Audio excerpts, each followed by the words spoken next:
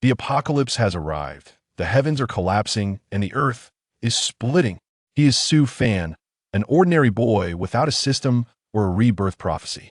When the gods look down, demons run rampant and all beings are sinking. What can he rely on to reverse the situation and save the world? Let's see how this mortal body steps out of hell to forge a path of redemption for all humanity. Chapter 1. Crossing into the Apocalypse. Huh. I've cleared the level again. A sharp voice came from Su Fan's room. Dude, how did you clear it again? Didn't we say we'd take turns dying? You can't die at all. When will be my turn? Don't be anxious. It's just the beginning. It'll be your turn soon. Su Fan's room was not big, with just a bed, a desk, and a computer that was his daily life. Along with him was his good buddy, Hu Lang. Hu Lang's parents were strict and didn't allow him to play on the computer. Coincidentally, Su Fan's parents were on a business trip, so every day after school, Hu Lang would visit Su Fan's house. Rather than visiting, it was more accurate to say he was there for the computer, as he and Su Fan were both crazy console gamers. Quick, quick, quick! The third round is about to start. Su Fan rubbed his hands together, feeling excited. As the game was about to ramp up in difficulty, Su Fan was playing a wildly popular game, Apocalypse Survival. It was a game where players continuously teamed up, upgraded their abilities, and eliminated zombies. The game had a high level of difficulty, and Su Fan just happened to be a super casual player of this game. If there were a professional league for this game, without a doubt, Su Fan wouldn't still be here. Dude, are we going to encounter a Titan this round? One of the game bosses. Su Fan stroked his chin.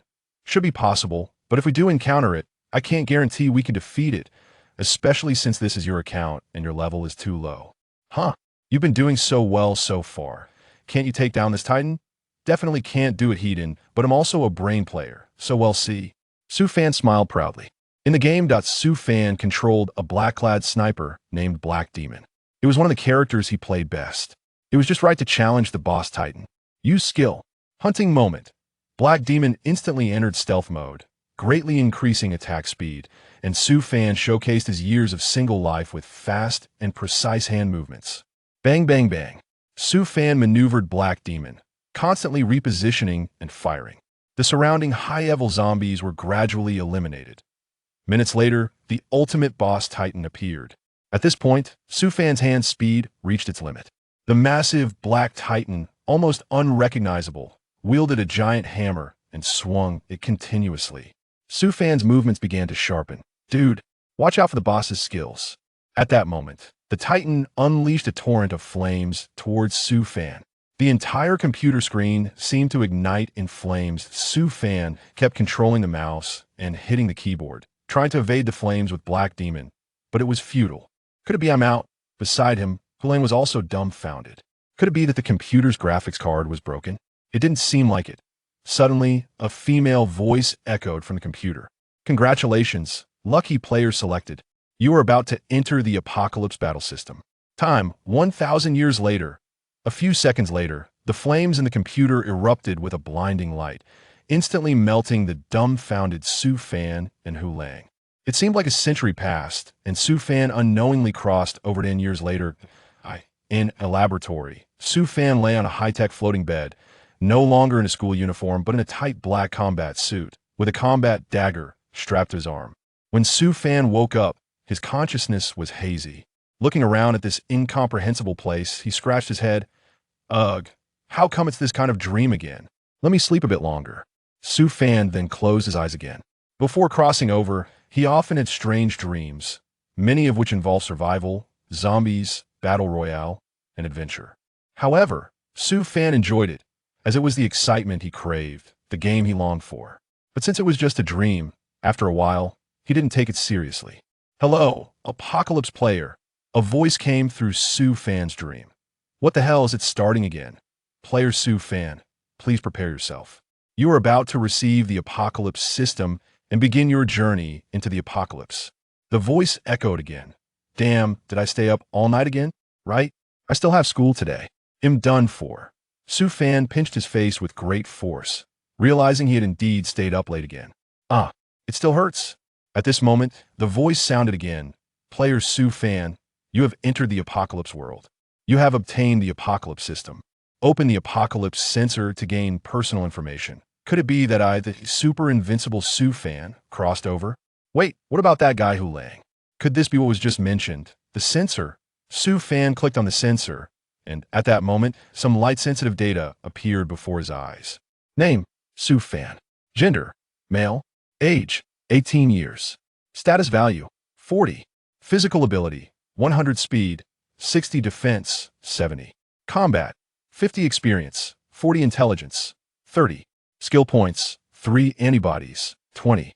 Damn, status is 40, experience 60, skills 3. What the hell is antibodies? This feels so low, and only 30 intelligence. I a fool. Sue fan couldn't help but roll his eyes. In novels, systems usually have powerful and high stats, but this one looked old-fashioned and felt weak. Could it be that he wasn't a protagonist? Sue fan scrolled down and examined the data carefully. He found that he was in a region called the Summer Nation, with a population of nearly 4 billion, but terrifyingly, nearly half were marked by the system as infected. Sue fan shuddered, realizing he had crossed into such a world with so many infected beings. It felt like his life was already in danger. Although he was very interested in this kind of game thrill, it was still a game here. It was a matter of life and death, and Sue fan was very afraid of dying. Wow, I can continuously level up and have skills. In the end, Sue fan discovered that his system was called the Apocalypse System, and the values represented his various abilities, which could be continuously improved with skills. A mysterious reward available to start. Sue fan's lips curled up. Could it be that the peak of his life was about to come? Chapter 2. Zombie Attack. Sue fan sat up, ready to thoroughly understand the Apocalypse System he possessed and those low stats that made him feel insecure, especially since the place he was in could vary. Likely have zombies lurking about. If he encountered them, he really didn't know what to do. He couldn't just fight them barehanded, right? This wasn't a movie, this was a matter of life and death. Open the Apocalypse System introduction. Sue fan controlled the Apocalypse sensor with his mind, and this control seemed to come naturally to him. Hello, Apocalypse player Sue fan. All data about the Apocalypse System will be transmitted to your brain shortly, and it will be completed in 5 minutes. Please wait. 5 minutes later, the entire data introduction of the Apocalypse System was transmitted into Sue fan's brain, including some combat knowledge and the situation of the apocalyptic world, which Sue fan understood clearly. The Apocalypse System would continually issue tasks, with task levels divided into 5 grades, SAPs. The higher the level, the greater the difficulty, and correspondingly, the rewards would also be greater. There was also an apocalyptic level task, but this was temporarily inaccessible. Sue fan glanced at his legs, feeling numb. An apocalyptic level task. Just the name sounded like the end of the world. System prompt. Player Sue fan, Apocalypse level 1.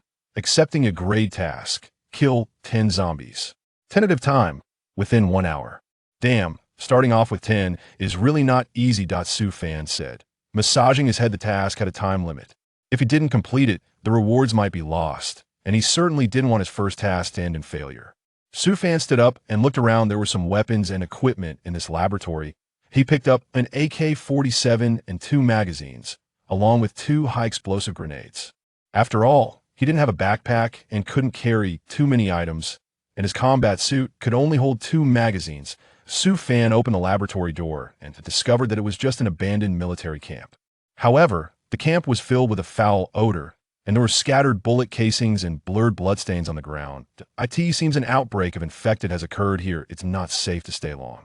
Sue fan opened the Apocalypse map and found that he was in a suburb not far from a place called Wuzhen, which was marked in red, indicating an infected area. Therefore, heading there would be quite suitable to in the unevenly distributed red areas on the map. Sue fan discovered a large green area, which was a safe zone located in the center, not small in size, named Dawn City. This is humanity's safe zone? Looks like I need to speed up. Sue fan thought to himself. This was nothing less than his paradise, but entering it wouldn't be easy. He had to pass through 3 infected areas. Bang! Suddenly, Sue fan heard the sound of glass shattering not far away. The surroundings didn't seem to have any survivors, so it appeared that the zombies were coming. Sue fan quickly climbed onto a rooftop to see how many targets there were. This was experience from his previous days of playing apocalyptic survival, and he didn't expect it to come in handy now. Sure enough, a zombie smashed the glass, and there were about a dozen zombies around him, moving sluggishly as if they hadn't eaten prey for days. Fortunately, these should be ordinary zombies. They shouldn't be hard to deal with. Su Fan said, having learned from the apocalypse system that zombies were also categorized. Ordinary zombies were the lowest level, lacking awareness and moving slowly. These zombies needed to eat prey to level up. Although weak, dealing with dozens of them unarmed wouldn't be easy. Su Fan picked up several glass bottles from the ground and smashed them, producing a sharp sound that attracted the nearby zombies. Ordinary zombies had the ability to lock onto prey by sound, a characteristic of all infected beings. Su Fan also pulled the pin on a high-explosive grenade. With a loud boom, the group of zombies approaching Su Fan was instantly blown apart. Multiple zombies let out horrific cries as their limbs flew through the air in the explosion. Looks like it has good power. Su Fan felt exhilarated, and the nearby horde of zombies surged toward him. Su Fan climbed back onto the rooftop, holding the AK-47, and began to spray bullets at the zombie horde. The powerful recoil caused him to miss many shots, but being elevated still gave him an advantage. Apocalypse player Su Fan, you have completed your first grade task. Rewards received: 2 skill points, 20 experience points, 10 intelligence points, 20 status points, 20 stamina points. Unbeknownst to him, Su Fan felt some changes in his body. His stamina had increased, his mind felt clearer, and his limbs moved more nimbly. A minute later, Su Fan had eliminated all the zombies and emptied both magazines, having taken down a total of 31 zombies. Fortunately, these zombies were low-level. I didn't expect to run out of bullets, leaving only 1 grenade. Damn! Su Fan was a bit frustrated. He still needed to cross many infected areas, and with this little supply, he couldn't get through, especially now that he was out of bullets. At that moment, the apocalypse system once again sounded with a savior-like voice. Player Su Fan, skill points have reached 5, obtaining the beginner skill. Flame explosion. Damn! Su Fan was immediately ecstatic, not expecting to awaken a skill at such a crucial moment. Sounds pretty awesome.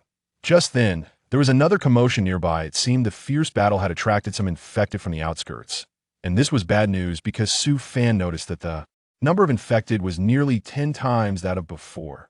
Damn, how can there be so many zombies nearby? I'm out of ammo. I have to break out. Su Fan said, spotting a military truck parked not far away, but it was about to be surrounded by zombies. Su Fan hurriedly took off running, trying to reach the truck before the zombies, but he was still too late. Use. Flame explosion. Su Fan shouted toward the zombies, and instantly, a surge of scorching flames erupted from his mouth, rushing toward the horde near the truck. The moment the flames touched the zombies, they exploded with a dazzling light. Immediately, the zombies near the truck were engulfed, leaving only melted skeletal remains. What the hell, this? So powerful. Su Fan was stunned by his own ability. Such flashy skills from novels were actually coming out of his mouth, which was simply jaw-dropping. But he had no time to be surprised. More and more zombies were closing in on him. He quickly got into the truck and started the engine. Boom. With the engine roaring to life, Su Fan drove the military truck away at high speed. Chapter 3. The Mysterious Sniper. That was close. That skill just now was so cool. Su Fan looked at the map. The current destination was Wuzhen, which was only 10 kilometers away. It was the largest area within 100 miles. Although it was an infected zone, Su Fan felt that there must be some good fortune waiting for him there. And since he wanted to head to the City of Dawn, Wuzhen was a necessary stop. As the truck drove along, there were decaying bodies of animals and people everywhere, and the air had become foul, with occasional encounters with infected beings. The world had long since changed from when Su Fan first crossed over. This world not only had terrifying zombies, but also many novel things that did not exist in Su Fan's time, such as the special combat suit he was wearing, the floating beds he saw in the military laboratory, high-tech invisible computers, and some bullets that were of new designs. However, even so, the apocalypse system would help Su Fan gain insight into all of this in a very short time. Otherwise, how could a small student like him drive the multifunctional military truck he was currently operating? After about 20 minutes of driving, Su Fan had arrived at the outskirts of Wuzhen. He did not dare to rashly enter the town center without understanding the situation. Speaking of Wuzhen, it could be better described as Wuching. There were high-rise buildings, and there was a large hospital. Su Fan saw a sign for a school, indicating that Wuzhen was not small in scale. However, compared to the prosperous City of Dawn, it was nothing to compare. Otherwise, it wouldn't have fallen so easily. Su Fan opened the map, and the apocalypse system detected a significant data fluctuation in the town center. Due to the remote location, Su Fan had no idea what was happening at the town center. Just then, the apocalypse system sent another task to Su Fan. Player Su Fan, please accept the D-level task. Rescue the survivors. Time, within 3 hours. D-level task, 3 hours? Survivors? It seems this task won't be simple. Su Fan thought to himself, could it be that there are still surviving humans in Wuxian? Since Su Fan traveled to this world, he hasn't encountered a single normal person. Since the task indicates so, it's very likely that the survivors are at the town center. Sigh. Su Fan sigh. If there were more than 1 or 2 survivors, how could he possibly save them all with just himself and a truck? Wasn't that just nonsense? Moreover, there was a time limit. Just when Su Fan was racking his brains, a gunshot rang out not far away. Bang! Is that the sound of a Magnum sniper rifle? Su Fan did not expect to hear the sound of an AWM sniper rifle, and the sound came from the direction of the hospital. If that is the case, then there really are survivors, and it is very likely that they are military personnel. Su Fan hurriedly drove towards the sound of gunfire. In the building of Wuxian Hospital, a man dressed in a hoodie and military boots, wearing a camouflage headband, was holding a sniper rifle and shooting at the zombies at the hospital entrance. The number of zombies was gradually increasing, and he was running low on bullets. At that moment, a loud bang erupted from the dense crowd of corpses at the hospital entrance. The horde was instantly flattened. A grenade. The man looked outside the hospital in surprise as a truck rapidly swerved in, crashing into the zombies on both sides. Su Fan parked the car at the inner door, just blocking the remaining corpses. Hey, those who are alive, hurry up and get down. Su Fan shouted loudly, and the man with the headband hurriedly jumped down from the 3-story building. It was evident that he had received military training. Who are you? The headband man asked Su Fan. If you want to live, hurry up and get in the car. The headband man picked up the backpack he was carrying and stepped into the truck. Su Fan turned the steering wheel, and the truck swerved violently and rushed out of the hospital, gradually leaving the area where the corpses had gathered. Inside the truck, the headband man said, "Thank you for saving me. May I ask who you are?" He asked Su Fan again. "My name is Su Fan. I'm just an ordinary person. By the way, are you from the military?" "That's right. My name is Lu Chi, and I used to be part of the defense department of Dawn City." "What? You're from Dawn City? Isn't that a safe zone? How did you end up here?" Su Fan asked Lu Chi in surprise. "Why are you here in this ghost place instead of staying in the safe zone?" Lu Chi replied, "Well, our defense department was originally executing orders outside the city, but we were ambushed by the Shadow Legion along the way, and our squad was completely scattered. I was lucky enough not to get caught, but I was infected with corpse poison, so I had to come to the hospital for medicine." Lu Chi said as he touched his backpack, which was filled with potions that could alleviate the corpse poison. "Oh, can that medicine completely eliminate the corpse poison?" "This ordinary medicine can only alleviate the onset of corpse poison. At most, it can last for half a month.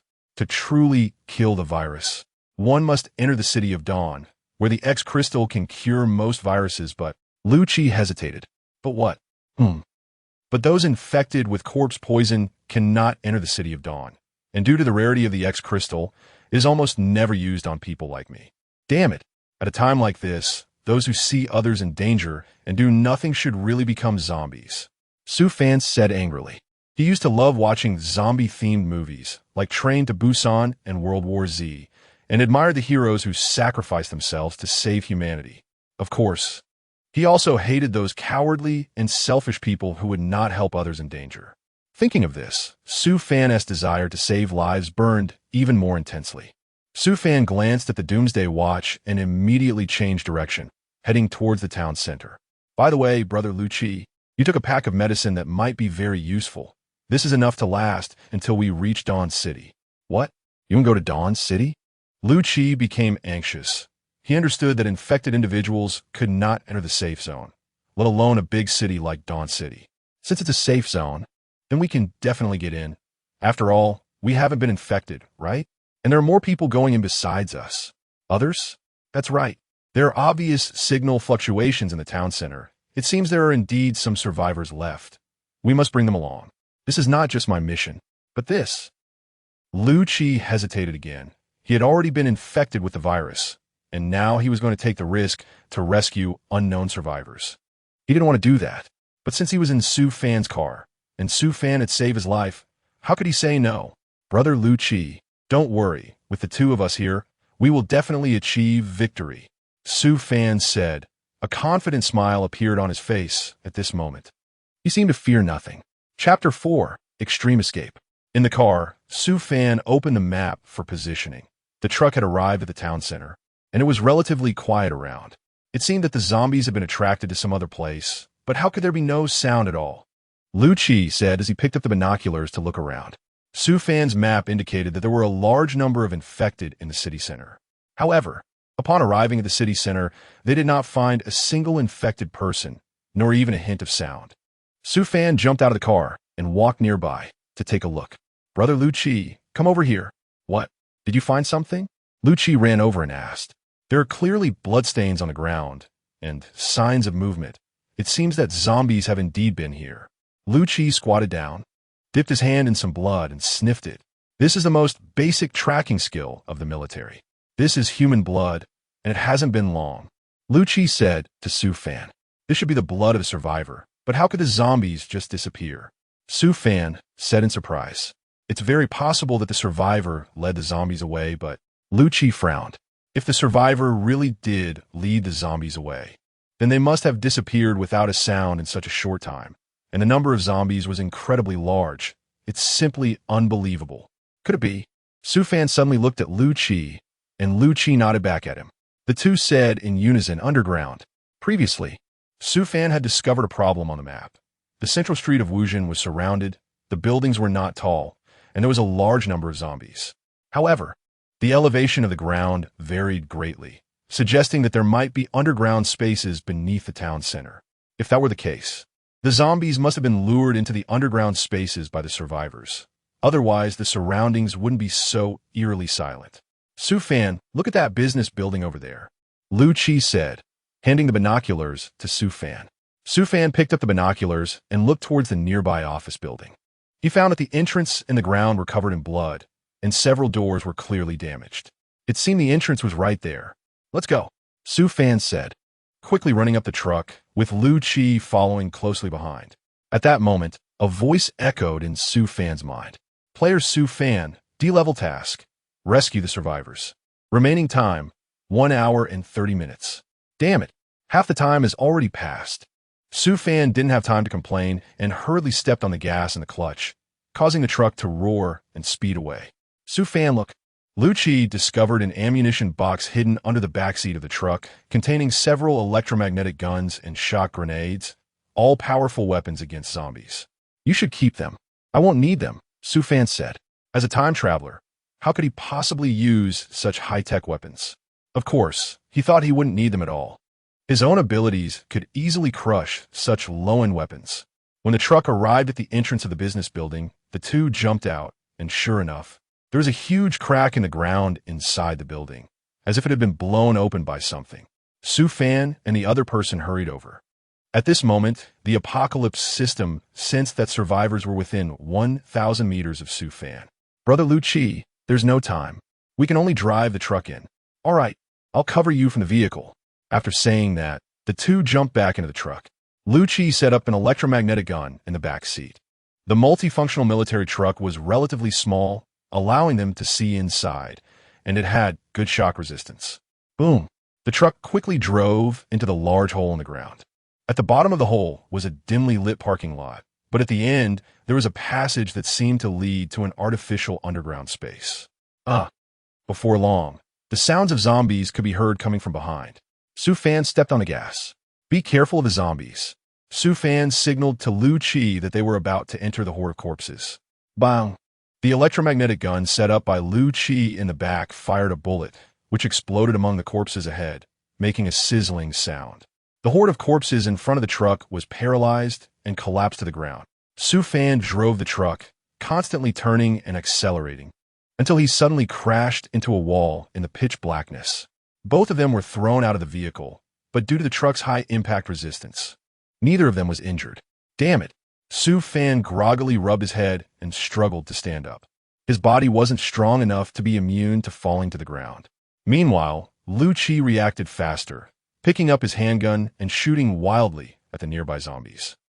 Su Fan quickly got up and snatched the gun from Lu Chi's hand. "You go find the survivors, I'll cover you." Su Fan shouted. However, Lu Chi hesitated for a moment. "No buts, just hurry and go." "All right, but be careful. Signal flares for contact."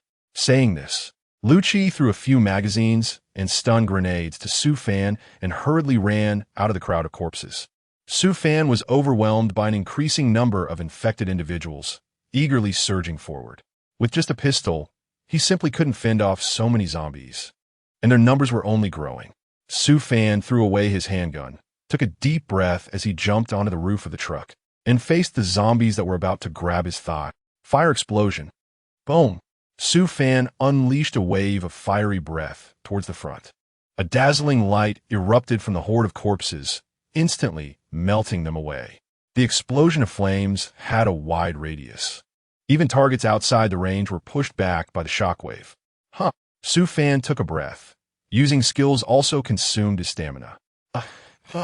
Su Fan looked at the passage in front of him, which had just been blown open by his fiery explosion, and another wave of zombies rushed in, coming even more fiercely than the last wave. "Damn, these zombies just won't quit," Su Fan said as he ran, and threw the shock grenade that Lu Chi had given him into the passage. "Damn it, no reaction. Did I forget to pull the pin? I didn't see a pin on it either. What a mess."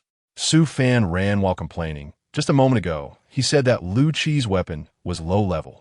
But even if it's low level, he couldn't use it properly and ended up wasting a dummy grenade. Sigh, if it weren't for the cooldown on my skills. Would I, Su Fan, be afraid of you insignificant minions? Bring as many as you want. I'll take them all down, Su Fan said, and the zombies behind him quickened their pace, jogging at a speed that was no slower than Su Fan. "Damn, you guys are still pumped up. Am I wrong or what?" Su Fan hurriedly took big steps, as he did not want to be caught by the large wave of zombies behind him. Otherwise, this thrilling and exciting game would come to an end. 2 minutes later, Su Fan got lost. In front of him was a dead end. To the left was a wave of zombies, and to the right was another wave rushing in, and behind him there was yet another large wave. Oh no, it's over. That guy Lu Chi isn't firing any signal flares either. Am I really going to be done for? Chapter 5. Inspector Emma's Su Fan took a deep breath. He absolutely could not give up in this situation. Although the System S skills had unexpected risks when used repeatedly in a short time, any risk was much better than becoming a delicacy in the mouth of a zombie. Forget it, he would go all out. If Su Fan didn't succeed, he would perish. "Su Fan, we're coming." At this moment, Su Fan saw a War Mastiff off-road motorcycle approaching. The rider was a cold-looking woman with long hair, dressed in special operations gear, appearing to be around 30 years old. Sitting behind her was Lu Chi, who was continuously taking aim at the zombies with an AWM. Can you headshot them while sitting on the bike? Su Fan thought to himself that this guy's shooting skills were really accurate. Su Fan hurriedly got on the bike. There was no time to explain. Su Fan heard Lu Chi speaking, wanting to say something but hesitating. He hurriedly jumped on the motorcycle, and the cool and elegant woman accelerated with a sharp turn. Her riding skills were impressive as well, and soon, the off-road motorcycle sped away, chasing the corpses. After escaping the predicament, the motorcycle slowed down. There were still a few zombies around, but not many. She was one of the survivors. "I just found the place where the survivors were located. There were more than 20 people in total, and they had some weapons. I just found them to come and rescue you." Su Fan heard this and sighed, feeling that he had gone to save others, but ended up in a situation where he needed to be rescued himself, which was quite embarrassing for him. "I am Emma, a search officer from Dawn City. Are you okay?" The cold and elegant woman suddenly spoke, her voice also carrying an air of arrogance. "Oh, I'm fine. I'm Su Fan. You're a search officer from Dawn City?" Lu Chi, noticing Su Fan's confusion, explained, "The search officers from Dawn City are tasked with external rescue missions, and they're all former Special Forces soldiers." "Then why are you trapped here?" Su Fan asked curiously. "We detected that there were important surviving scientists in this area, so we came for the rescue, but the situation here was beyond our expectations. Our signal was also cut off, and we don't have much ammunition left. So we can only be trapped here, Emma said. How many of you are there? Sufan in Guit, a small team, and 2 have already died in battle, Emma said, a hint of sadness appearing in her eyes. She was a very strong person, but losing comrades was a bitter experience. A small team? Su Fan did not understand the various formations of the Dawn City troops. A small team usually consists of 5 to 7 people, led by a captain to carry out missions. Next to him, Lu Chi carefully explained to Su Fan, as he seemed to know nothing. By the way, where are the survivors? We need to break through quickly. Su Fan suddenly remembered the main issue. It's right ahead. The motorcycle gradually slowed down and stopped at an elevator door, but there were no infected nearby. Emma took Lu Chi and Su Fan into the elevator, with the target on the 6th floor, which was the top floor, the highest level of Wuxin. Su Fan saw a dense crowd of zombies from the gap in the elevator, from the 2nd floor to the 5th floor, feeling that the entire building was filled with zombies. He didn't expect there to be so many zombies in the basement and so many on the floors. What about the 6th floor? All the entrances from the 5th floor to the 6th floor have been tightly blocked by us. The 6th floor is currently safe, and the survivors are inside, Emma said. By the way, Brother Lu Chi, how did you find the survivors? Su Fan asked Lu Chi. In this situation, it would be even harder for Lu Chi to find survivors than for him. Lu Chi hesitated for a moment. I was saved by Emma by chance. Su Fan couldn't help but roll his eyes. Great, they hadn't rescued the person, but they had already lost face for both of them. Ding! The elevator had reached the 6th floor. The area of the 6th floor wasn't large, but the passages to the 5th floor and the outside window were tightly locked with iron plates, leaving only one open window. The iron plates were constantly making a banging sound, which was obviously the noise made by zombies. At that moment, Su Fan saw the survivors, a total of 21 people, including civilians, doctors, students, and 2 soldiers armed with rifles, who seemed to be Emma's teammates. Captain, are you okay? Emma's teammate asked her. I'm fine, what about you? Was there anything unusual just now? Emma replied, No, but, quick, say it. But what? Emma said anxiously, as she hated it when her teammates were hesitant. Professor Bai has contracted zombie cold and suddenly fainted. He urgently needs medication to suppress it otherwise. Upon hearing this, Emma felt utterly helpless. Those who contracted zombie cold had been in close contact with zombies, but since they weren't harmed, they wouldn't get infected. However, if they didn't receive treatment in time, they would die slowly. The higher-ups had given Emma the task of rescuing Professor Bai at all costs. But now she not only had to save dozens of people, but also ensure Professor Bai's safety, which was extremely difficult for her. By the way, we have some medicine here. Do you think it can treat zombie cold or something? Su Fan suddenly said. What medicine? Let me see. Immediately, Lu Chi beside him took off his backpack and pulled out an antibody medication, saying, Here, it's this. Emma picked up the small vial and looked at it. Lon, come over and see if this medicine is useful. One of Emma's teammates, Lon, took off her helmet, revealing her purple hair, and walked over to take a look. Su Fan watched, surprised to find that Emma's teammate was also a woman. It wasn't that he looked down on women. It was just that he felt a bit unwilling to accept that he and Lu Chi had been saved by a group of women. This medication is indeed useful, but what? Emma's temper started to show. This is a sedative. It can't cure it, only delay death, so hurry up and say it. So what? In their current predicament, Emma wasn't as calm as usual, especially since Lon kept stuttering, which was driving her, as the captain, to the brink of explosion. So we need to break through immediately. At that moment, Su Fan suddenly interjected loudly. Exactly, we must break through immediately. We can't wait any longer. Lu Chi beside him echoed Su Fan. What? Breakthrough. Chapter 6, Breakthrough. After Su Fan and the others finished speaking, everyone present, except for Emma and her team, began to murmur restlessly. What? Breaking out is just looking for death. Exactly. How can we break out with just these people? Right? We must wait for rescue. The survivors present did not want to take the risk of following Su Fan, as they felt it was nearly impossible. And they had already sent out a distress signal, believing that help would arrive soon.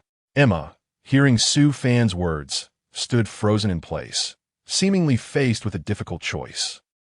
Breaking out, with just these few people, Lacking ammunition and having too many personnel, it was almost impossible to fight their way out of the zombie horde. Waiting for rescue. Emma knew very well that the signal here had already been cut off, and even her superiors did not know where she was. Who had received the distress signal they sent? Moreover, this place had already fallen. Su Fan also knew very well that time was running out.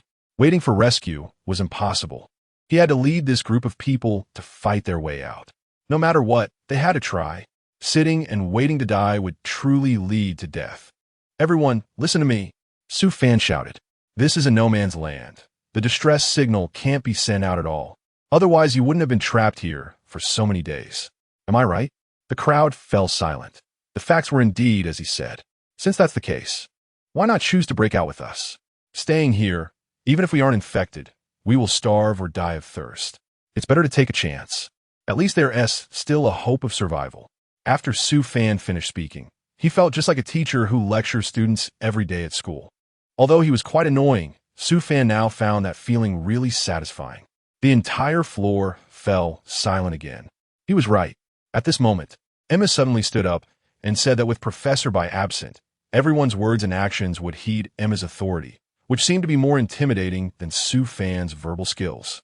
I know everyone doesn't want to die, and of course, I don't want to either. Since that's the case, we need to choose to break through.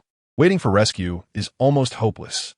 So, those willing to break through will join us, and those who want to stay and wait for rescue can stay. No one will be forced. As soon as Emma said this, the silent crowd began to discuss again. Let's go. Captain Emma has spoken. That's right. We probably won't wait for rescue. Forget it. Let's take the plunge. I agree to break through. I'm willing to. Break through. Break through. Everyone present shouted about breaking through, and the momentum was overwhelming. Emma's anxious heart finally calmed down a bit. Wow. In this era, women are indeed more intimidating than men. Su Fan couldn't help but sigh. Being saved by others and still not being as useful as them was simply embarrassing. Su Fan cared a lot about his pride. After all, he used to be a master in the art of showing off. All right, since everyone wants to survive, please trust us. Lon, go prepare a bit. Yes, Captain. Meanwhile, Su Fan and Lu Qi also began to prepare. Big brother Lu Qi, do you have any more stun grenades? Can you give me a few more? Su Fan said to Lu Qi, we lost a dummy grenade ahead, and I'm really not happy about it. There's another one. You can use it. By the way, Su Fan, you shouldn't call me big brother anymore. It just sounds uncomfortable. Lu Qi was 22 this year, although he was 4 years younger than Su Fan. Being called big brother still made him feel old. All right, then I'll just call you Lu Qi. Are you ready? We're about to break out. Emma walked over and said. The three of them wore combat helmets and held rifles, looking impressive. Su Fan watched with envy. Once they reached the safe zone, he wanted to join a team like Emma's. It looked so cool, especially with beautiful women around. Let me explain. There's zombies from the 4th floor to the 2nd floor, and the elevator can only carry a maximum of 4 people at a time. The 1st floor is definitely filled with zombies as well, and due to their large numbers, someone has to lure a lot of zombies away first. Are you willing to go? Emma looked at Su Fan and Lu Qi, her eyes showing a hint of disdain. With the current manpower shortage, she could only use provocation tactics because Su Fan and Lu Qi might not be willing to cover for them. How about this? Just the 2 of us will go. You stay back to protect everyone. Su Fan said that this time he couldn't let Emma and the other women save him again. After speaking, he looked at Lu Qi to ask for his opinion. Then it's settled. Lu Qi responded decisively. You 2 are too few. Shaw, Lang, you go with them and make it quick. Emma said to Lon. Yes, Captain. Su Fan thought for a moment and decided to go with this plan. He hoped that Lon wouldn't hold him back. All right, let's act quickly. As Emma finished speaking, Su Fan, Lu Qi, and Lon boarded the elevator. Their goal was to attract the zombies on the 1st floor outside, luring them out one by one, while also drawing the infected on the 2nd and 3rd floors out as well, creating space and time for the survivors to escape. Moreover, Su Fan's apocalypse system mission had less than 30 minutes left. Ding! The elevator reached the 1st floor, and the moment the doors opened, the surrounding zombies spotted their targets and charged at Su Fan and the others. Hurry! Run! This time, the shockwave grenade didn't fail upon hitting the ground. It exploded into a magnetic field, sending the zombies at the door flying outside the magnetic field.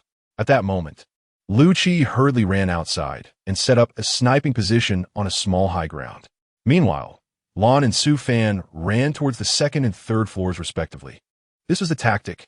The shockwave grenade provided Lu Chi with a breakout space while he continuously attracted the zombies from the first floor with gunfire.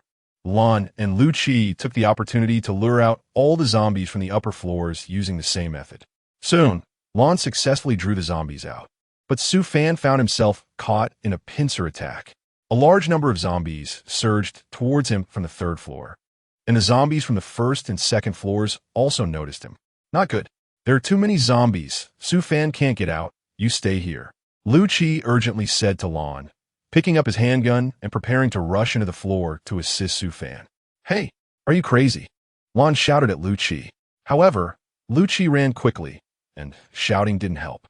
The zombies had almost blocked the door completely, making it impossible for Lu Chi to enter even if he stood there. Just when everyone was worried about Su Fan's safety, a brilliant light suddenly burst from the doorway. Then a wave of airflow directly blew away the zombies at the door, and Lu Chi also felt this powerful airflow being thrown outside. Chapter 7. The Savior of the Apocalypse? Boom! After a loud noise, Su Fan appeared riding the previous off-road motorcycle, speeding out. Hurry, get in the car. Su Fan called out to Lu Chi, who was on the ground. Lu Chi had no time to hesitate and quickly climbed onto the vehicle, followed by Lan, who also jumped onto the motorcycle. The zombies from the first to the third floor had all been lured out, leaving only a few on the fourth floor, but Emma could handle them without much trouble. However, Su Fan and the other two still had not completed their task. They needed to find a nearby bus or large truck to rescue Emma and the others. Damn it, the surrounding zombies have surrounded us. What should we do? Lan said. Look, Lu Chi pointed to a school not far ahead, where a bus was parked. The size of the bus could easily accommodate more than 20 people. At this moment, Su Fan turned the handlebars, steering the motorcycle towards the bus, plowing through many zombies along the way. Fortunately, this off-road motorcycle had strong performance. Otherwise, it would have been wrecked long ago. Lu Chi, you and Lan go drive the bus to pick up Emma and the others. I'll help attract the zombies away. Be careful, Lu Chi said as he and Lan jumped off the vehicle. Both were from the military, and their movements were very skilled. If it were Su Fan, he would probably have stumbled. Meanwhile, Emma was fiercely battling the zombies on the fourth floor alongside the survivors. There weren't many zombies left on the fourth floor, and since the survivors were united, it wasn't difficult for them to charge at the zombies. Soon, Emma and the others reached the bottom of the building. Over here, Lu Chi and Lan also managed to drive the bus over with difficulty. Everyone, hurry up and get on the bus. The zombies are about to surround us. Emma hurriedly organized everyone to get on the bus, while Lan ran down to cover them. Su Fan rode his motorcycle in circles, crushing corpses along the way. His combat suit on his arms and legs was torn to shreds by zombies, and logically, Su Fan was very likely to be infected with corpse cold. However, just before that, Su Fan's zombie kill count had surpassed 100, earning him a boost in combat power.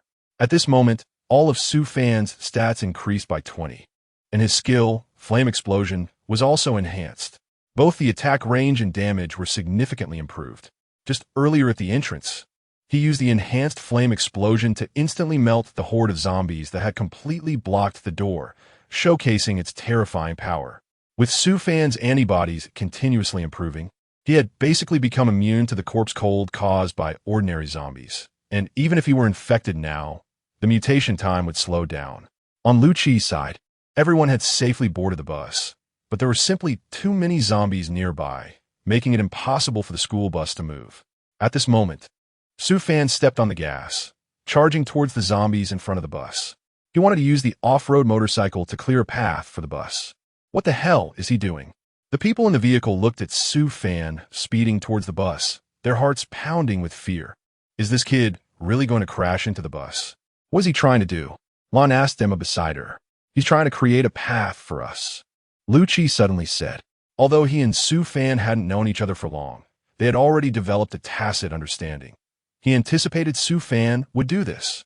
The motorcycle was bouncing continuously, and the speed was decreasing. At this rate, not only would he not break through anything, but he might also end up right in the zombies' mouths. Su Fan. Lu Qi in the vehicle shouted loudly at Su Fan. But the sounds inside and outside the vehicle couldn't be heard by each other. Just when everyone thought Su Fan was going to die, he suddenly stood up on the motorcycle and leaped. His height even surpassed the top of the bus. Strengthened. Blazing explosion. With Su Fan's shout, a burst of flames surged forth once again. Boom! Su Fan forcibly used the enhanced version of the flame explosion again, instantly reducing the zombies within several meters in front of the bus to nothing. The people inside the vehicle were blinded by the bright light, and when they opened their eyes, the zombies had been engulfed by the flames, turning them into stick figures. Su Fan fell unconscious on the roof of the bus due to forcibly using a skill. What is happening? The people inside the bus were dumbfounded. Su Fan is on the roof. Hurry up and drive. Amy slapped the dazed Lu Qi. At this moment, there were no obstacles in front of the bus. Boom! Lu Qi stepped on the gas. The bus immediately sped 100 meters away, and the zombies chasing from behind gradually fell further away from the bus. In Su Fan's consciousness, congratulations to player Su Fan for completing the first D-level mission. Reward: 5,000. Universal currency of the apocalypse. Skill acquired. Lightning stimulation. Electrocutes the target, causing paralysis, reducing speed, and lowering attack and defense. Enhanced data. Physical fitness. 180 speed. 95 defense. 95 combat. 75 experience. 80 wisdom. 60 skill points. 13 antibodies. 45 compared to the data from the first time. Su Fan has nearly improved by 80 this time. After this, Su Fan is likely to undergo significant changes, and his combat experience has already been elevated. Huh, who would have thought surviving great calamities brings great blessings? I, Su Fan, am about to become a great demon king. Su Fan couldn't contain his joy, as if he hadn't just fought for his life against the zombies. Inside the car, everyone was relieved to be rescued, and they were also very grateful to Su Fan, as this person, who had originally seemed untrustworthy to them, had become their savior. Captain, could it be that Su Fan is a hunter? Lon asked Emma, in surprise. I don't know, but he did save us just now. In my opinion, even a hunter might not have the ability he just displayed. In a battle against zombies in the apocalypse, there are some individuals with extraordinary abilities and talents, known as hunters. Those with abilities must take on the heavy responsibility of saving humanity, but such people are rare in the apocalypse. Emma was also contemplating Su Fan. Given Su Fan's actions just now, everyone had every reason to believe he was a hunter, as only a hunter would possess abilities different from those of ordinary humans fighting zombies. Hunters are also referred to as the saviors of the apocalypse. Even Emma, one of the investigators in the City of Dawn, had never seen a true hunter. It is said that only in the mysterious force known as the Eye of Dawn in the City of Dawn are there very few hunters. If Su Fan is indeed a hunter, then it is very likely that he is from the Eye of Dawn, especially since Emma doesn't know the true origins of Su Fan and Lu Qi. Cough, cough, cough. Su Fan coughed and woke up. The people around him erupted in excitement upon seeing him awake. Hero, could it be that you are the legendary savior of the apocalypse? The crowd looked at Su Fan with envious eyes, making him feel a bit embarrassed. Chapter 8. Su Yinchi, were you all talking about? Who are we saving? Su Fan asked in confusion as he scratched his head. Saving us? It seems you really are the legendary Shadow Hunter. Shadow Hunter? What is that? Su Fan pretended not to understand what they were talking about, but it seemed like they were really admiring him. Su Fan, are you okay? Emma walked over to ask Su Fan. I'm fine, no problems. Hearing Su Fan say this, Emma breathed a sigh of relief. They had finally brought everyone out unscathed, all thanks to Su Fan. It was best if nothing happened. Speaking of which, Emma suddenly remembered Professor Bai, who was infected with the corpse cold. He was the one who couldn't have any issues. Their mission this time was to bring Professor Bai to Dawn City.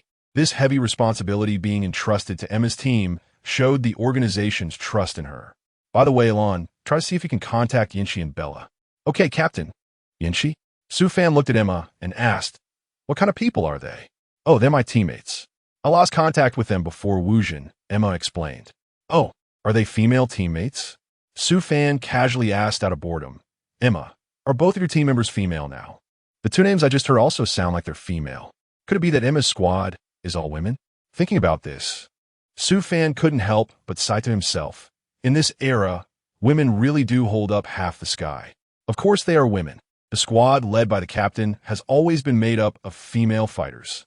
Lan's teammate, Een, said from the side, as she hadn't spoken for a long time and felt quite insignificant. Captain, we found the signal. At that moment, Lan suddenly located the signal of the missing teammates. Where are they? At the Sea City Transportation Station, 50 kilometers away from here. It's a safe zone. Our people should be there. All right, let's head to the Sea City Transportation Station right away. After Emma finished speaking, Lan sent the address to Lu Chi, and the bus sped towards Sea City. Su Fan looked at the map in his mind. Sea was only 100 kilometers away from Dawn City, but there was nearly 70 kilometers of infected zone between the two cities. It seemed that reaching Dawn City would not be easy. Mission: enter Dawn City. After a night, the truck arrived at Area C. Although they encountered more or less zombies along the way, it did not cause much obstruction. Everyone got off the vehicle, and at the transportation station, there were some soldiers in uniforms similar to Emma's, armed with various firearms. Su Fan got out of the car, breathing in the fresh air of City C, and looking at the dazzling sunlight in the sky. He couldn't help but feel a bit homesick. After all, having crossed over to this time, it was his first time entering a human safety zone, which made him feel very comforted. Su Fan thought of Hu Lang, who was with him at that time. They should have crossed over together. Why weren't they together? Could it be that Hu Lang had crossed over and turned into a zombie? Su Fan also smiled, as he always felt that the two of them would meet again after the time travel. Captain, are you all okay? A woman draped in black hair, with delicate features and an enchanting beauty, asked Emma. It seemed that she should be a member of Emma's team. Su Fan watched the woman beside him. Whether it was Emma or Lan, both were strikingly beautiful, but in front of this woman, they appeared rather ordinary. At least to Su Fan, it was like that. The woman in military uniform with black hair gave off an elegant yet valiant aura, making Su Fan unable to help but glance at her a few more times. We're all fine, and we owe it to you for finding our people. Otherwise, we wouldn't even know where we would be now, Emma said, her eyes revealing a sense of joy, as if she had seen her proud disciple. By the way, everyone has just gone through a lot to get here. So let's take a good rest for a while, said a short-haired woman named Bella, who was also a member of Emma's team. After that, everyone dispersed. In City C, only the area near the transportation station was completely safe, as it was guarded by the garrison of Dawn City. Other places had unclear signal fluctuations, which could indicate the presence of zombies, so everyone took a brief rest at the transportation station. Su Fan felt a bit tired and wanted to find a place to take a good nap, but at that moment, Emma suddenly walked over. Su Fan, come with me for a moment. Oh, is there something wrong? Su Fan asked as he walked, but Emma did not respond. Lu Chi watched as Su Fan and Emma left. With nothing else to do, he could finally get a good sleep since he had been the one driving all night. In the lounge, Emma said, Su Fan, I have a question for you. What question? Su Fan replied. Who exactly are you? Emma suddenly asked. Su Fan felt a bit at a loss. It seemed that his previous actions had raised suspicions among everyone. However, he couldn't just tell the truth that he had traveled through time, right? Who would believe such a thing? I am a shadow hunter, Su Fan said. He didn't know if he was truly the Hunter Shadow, but since he had the Doomsday system, he must have the abilities of the Hunter Shadow, and even abilities far beyond that. Moreover, he didn't want to keep it a secret any longer. As soon as he said this, Emma was also taken aback. Since she had seen it with her own eyes and heard it with her own ears, she had no choice but to believe it. No wonder you were able to save everyone. At that moment, the black-haired woman from before pushed the door open and said to Su Fan. Su Fan was also stunned for a moment. You know everyone was saved by me? Of course, I just asked the captain. Hello, my name is Su Yinshi. Nice to meet you. Su Yinshi gestured for Su Fan to shake hands, her lips slightly curling up to reveal an angelic smile. Su Fan was mesmerized and quickly shook hands, saying, Hello, my name is Su Fan. Nice to meet you. Emma, who was watching from the side, felt very pleased. If they could bring someone like Su Fan into the Dawn team, it would surely be a true Dawn. She believed that Su Fan was not just someone with abilities. She valued his youthful courage and wisdom. After all, her most favored teammate, Su Yinshi, was also like that. In the infirmary, the unconscious Professor Bai had also awoken. The transportation station had a medical team dispatched from the City of Dawn. Not only Professor Bai, but many others who escaped were also affected by the corpse chill. But they had all been treated. Professor Bai, are you okay? At this moment, Emma and Su Yinchi walked in, and Su Fan followed them, wanting to meet this great scientist. I'm fine now, and I have to thank you for saving us all, Professor Bai said gratefully. You're too polite. This is our duty. We should thank him instead. After all, without him, it would have been difficult for us to escape. Emma pointed at Su Fan. Professor Bai looked at Su Fan and felt that he had an extraordinary presence. Young man, how old are you this year? Professor Bai suddenly asked Su Fan. Oh, I'm 18. Just like me? Su Yinchi exclaimed in surprise. She had always thought that someone with Su Fan's abilities should be around the same age as Lan. Su Yinchi entered the preparatory team of the City of Dawn at 16 and became the vice captain of Emma's team at 18. Such qualifications were extraordinary in the City of Dawn. Moreover, she had an exceptional aura and appearance. Walking down the street, no man would fail to look twice, and women would glance at her out of envy and jealousy. Haha, I didn't expect someone so young to have such courage. It seems that Captain Emma's team is indeed full of talent. Emma smiled politely upon hearing this, but she truly hoped Su Fan was one of her subordinates. However, Su Fan's status was not ordinary. He was an ability user in the Dawn I team. By the way, Professor Bai, Emma brought up the main topic. When the Dawn Military Command sent me to pick you up, they also mentioned another matter. Has the professor developed? As Emma spoke, she glanced at Su Yinchi and Su Fan, signaling them to step outside. Su Fan still wanted to ask what was wrong, but Su Yinchi came over and pulled Su Fan out the door. Captain Emma, the X capsule has been developed, and I need to deliver it to Dawn City as soon as possible. Professor Bai, don't worry. We will do our best to ensure your safe entry into Dawn City. All right, Captain Emma, but you all need to be careful. The Shadow Legion has also been secretly watching the X capsule, and getting into Dawn City safely won't be easy. The X capsule is the latest achievement developed by the Summer Country Research Bureau. Its medicinal effect can effectively neutralize the virus within zombies, and half-infected individuals will gradually return to normal after taking the capsule. This thing can effectively increase the instant infection rate. Of course, the Shadow Legion, humanity's enemy, has also set their sights on the X capsule. Once they learn that the X capsule is with Professor Bai, they will have already taken action. At that time, Su Fan would have no chance against them, as the Shadow Legion is incredibly powerful, capable of opposing all of humanity in Summer Country, and they must have tremendous strength behind them. Outside the door, Su Fan secretly listened to the conversation between the two. The Apocalypse system provided Su Fan not only with combat power and skills, but also with growth in bodily organs and mental strength. For example, Su Fan's attention and hearing have improved. Previously, he had 3 myopia, but now he can see things clearly within several hundred meters. Su Fan, what are you thinking about? Su Yinchi suddenly said beside him. Oh, it's nothing. I was just thinking about how long it will take for us to enter Dawn City. It's very difficult. Just because you escape from Wuzhen doesn't mean you can safely reach Dawn City. Could it be that there are hordes of zombies in between? Su Fan casually asked, and he knew that there was indeed a large area of infection outside the transportation station. This is one reason. If we encounter them, we probably won't be able to get out on our own. Su Yinchi said, letting out a sigh, her expression becoming serious. After all, she had already lost many comrades because of the Shadow Legion, and she realized the current strength of the Shadow Legion and their own weakness. Them? Are you talking about the Shadow Legion? Su Fan asked. He had seen the Shadow Legion mentioned in the brief introduction to the Apocalypse.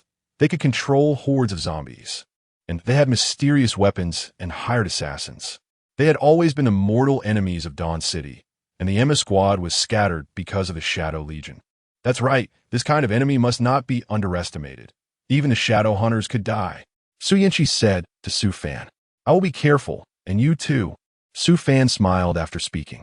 It was the first time he had feelings for a girl, but it seemed that she didn't feel the same way about him. 2 days later, everyone had rested well. Emma gathered Su Fan, Lu Qi, and the members of the Dawn Squad together. Even though they were currently in a safe zone, it was not truly safe, as the X capsule and Professor Bai were the key figures. If they delayed any longer and were targeted by the Shadow Legion, it would be disastrous. At the transportation station, in the metal shed, Emma asked, Does everyone understand? We must quickly ensure that Professor Bai is safely sent to Dawn City. She assigned a task to everyone. It's difficult for us to reach Dawn City safely on our own. Can we contact the Dawn Military Command for assistance? Su Yinchi was also thinking of a solution. He was the brains of Emma's team. The long-range communication channel had been disrupted, and they could not send a signal to Dawn City. How about using an electronic signal flare? A soldier suggested. No, firing a signal flare would likely expose our location. The signal disruption indicates that there are definitely people from the Shadow Legion nearby. Emma demonstrated the sharp perception expected of a captain. What should we do then? We can't retreat. Calling for help is equivalent to seeking death, and moving forward seems hopeless. We can't just stay here and waste time. Everyone fell silent. The situation was urgent. The longer they delayed, the worse it would get. However, taking the initiative was also extremely difficult, placing them in a dilemma. Do you have any ideas? Emma suddenly turned to Su Fan and asked, after all. It was Su Fan who had come up with the escape plan from Wuzhen last time. Well, rather than taking the initiative, it might be better to lure the wolf into the den. What? Is this guy crazy? Everyone began to discuss among themselves, questioning whether this unknown individual was mentally stable. Sure. Emma signaled for everyone to be quiet and wait for Su Fan to explain. Since there are people from the Shadow Legion nearby, they must be looking for the X capsule, but they don't know who really has it. If we lure them to a fake capsule and confront them head-on, the real capsule might have a chance to escape. You mean to create a decoy and intentionally expose a flaw? Emma asked Su Fan. Exactly. We expose our position here, and when the Shadow Legion approaches, part of us pretends to escape while the other part seizes the opportunity to break out. At this point, everyone understood Su Fan's idea. Simply put, it was to draw the Shadow Legion in, have a suicide squad pretend to break out, and create time for the real breakout team. However, it seemed that the suicide squad might truly end up dead, and the breakout team would have to continue escaping from the infected zone. But this was currently the most advantageous plan. Chapter 10. Shadow Assassin, what do you all think? Emma asked for everyone's opinion. I think it's feasible. Lu Qi stood up and said, after following Su Fan for so long, he wasn't too afraid of death. I also think it's workable, Su Yinchi added, as he had considered the same idea. What about you all? Everyone fell silent. Since this plan was feasible, a suicide squad was necessary. But the idea of willingly dying was not something they would agree to so easily, especially since they hadn't all gone through the same life and death experiences as Emma and her team. Bang! The door of the metal shed was suddenly slammed open by a soldier. Emma shouted angrily, "This is so reckless, especially when we were discussing important matters." What? Captain Emma, it's very likely that this was done by the Shadow Legion. Su Fan immediately said, Captain, we may have already been exposed. We must act immediately. Following Emma's orders, everyone began to take action. Lu Qi, you still have sedatives and weapons on you. Go protect the breakout team transfer. Su Fan said to Lu Qi, no way. This time I'm going with you. It's too dangerous for you to go alone. Su Fan didn't have time to argue with Lu Qi and immediately rushed out. The situation was dire, and only he had the ability to confront the Shadow Legion. Boom! A few minutes later, an explosion occurred at the perimeter of the transportation station. Soon, zombies began to flood in one after another. As expected, the Shadow Legion had arrived. Several people dressed in black trench coats, with short knives strapped to their arms, pounced from the surrounding crowd of zombies. What was that? Before a few guards could figure out what the shadowy figures ahead were, they were taken down in an instant. At this moment, Emma and the others had already hidden Professor Bai and were waiting for Su Fan's feint attack. Although Emma felt a bit guilty towards Su Fan, the urgency of the situation made the task assigned from above more important. At this time, Lu Qi drove a truck, leading Su Fan and several soldiers to break through towards the west where there were fewer zombies. Su Fan wore a white coat on the outside as the truck raced wildly westward. Everyone go. A leader with a scarred face in black pointed his knife at the truck Su Fan was riding in, indicating that the target was right there. Lu Qi, speed up. I'm already at maximum speed. The truck slammed into the zombies, but its speed kept decreasing. Follow my command, jump out of the truck later, and run in different directions. After Su Fan finished speaking, he took off his white coat, leaving a smoke bomb in the car. Jump out of the car. With Su Fan's command, everyone jumped out of the smoke-filled vehicle and scattered in all directions. You all split up and chase. Better to kill than to let go. The man in black with a scarred face shouted angrily. He himself charged towards Su Fan's direction. On Emma's side, they were hiding with Professor Bai and the refugees in an underground warehouse. Although it was concealed, they could hear the sounds of zombies coming from above. Captain, why can't I go? Su Yinshi asked Emma why she wasn't allowed to go and draw the enemies away. Watching her peers fighting outside, her competitive heart was pounding nonstop. Yinshi, don't be reckless. You have a very important mission. Follow orders. Emma glared at Su Yinshi, not wanting her to risk her life. As her teammate, they had been partners for 3 years. Su Yinshi had always regarded Emma as her mentor, and Emma valued Su Yinshi as a team member, as her future was very promising. 10 minutes passed, in the jungle west of the transportation station. If I remember correctly, you're that Professor Bai, right? The man in black with a scarred face looked at Su Fan with a vicious glare, as if he was about to devour him in the next second. Sigh. I didn't expect to be caught after all. Su Fan let out a sigh and continued to play the game. Even though his opponent was a small leader of the Shadow Legion, he was not afraid because his combat strength and condition had reached their peak, and his skills were becoming increasingly powerful. It was just the right time to test his abilities on someone. Hand over the X capsule, and I'll give you a way out, said the Scar-faced man. You really underestimate people, don't you? The capsule is in my hands, so it all depends on whether you have the ability to take it. Su Fan smiled provocatively at the scar-faced man in black. Upon seeing this, the scar-faced man was instantly filled with rage. How dare he provoke him like this? He must be killed. Then you can go die, he shouted, as he lunged forward in a swift motion, the short knife in his hand glinting with silver as it stabbed towards Su Fan's throat. Su Fan turned around and dodged the attack. His fighting skills and physical agility had improved significantly. The scar-faced man realized he had missed, but still had some awareness left. He pulled out another short knife and lunged at Su Fan again. His speed was even faster than before. The mercenary assassins of the Shadow Legion possessed exceptionally strong combat skills and astonishing speed. Su Fan quickly drew the dagger from his body, turned to the right, and thrust it backward with his right hand. Scarface reacted swiftly as well, turning around to block Su Fan's counterattack. Scarface was also stunned.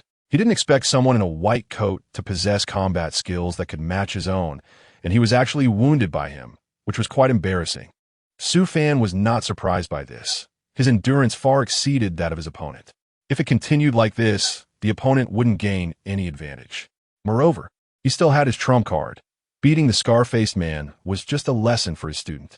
At that moment, the scar-faced man took out a small vial from his body and drank its contents. Su Fan looked on and noticed something was off. The scar-faced man tore open his shirt, his veins bulging and muscles swelling, his eyes becoming even more cold-blooded. What the hell? How could this be? Is he on drugs too? At that moment, the scar-faced man charged at him again, faster than before. Su Fan quickly dodged, but the scar-faced man still collided with Su Fan's right shoulder, causing Su Fan to be knocked back several meters. Su Fan's defense value increased relatively slowly, and this collision was a bit too much for him to bear. Blood flowed down from his right shoulder. Damn, I didn't expect it to be so fast. Su Fan propped himself up with his left hand. Since he could withstand so much, let's give this a try. Chapter 11, Repelling Scarface. With a thought, Su Fan conjured a black grenade in his palm and forcefully tossed it forward, quickly retreating afterward.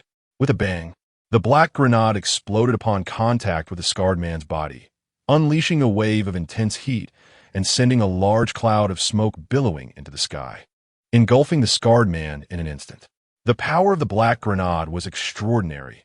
Even with the drugs he had taken, the scarred man likely couldn't withstand it. Soon, as the smoke cleared, the scarred man's figure reappeared in Su Fan's line of sight. Is this drug really that powerful? Su Fan's eyes twitched slightly as he noticed the scarred man's body faintly glowing with a bronze hue. After being hit by a grenade, the man only had some torn clothes and visible flesh wounds.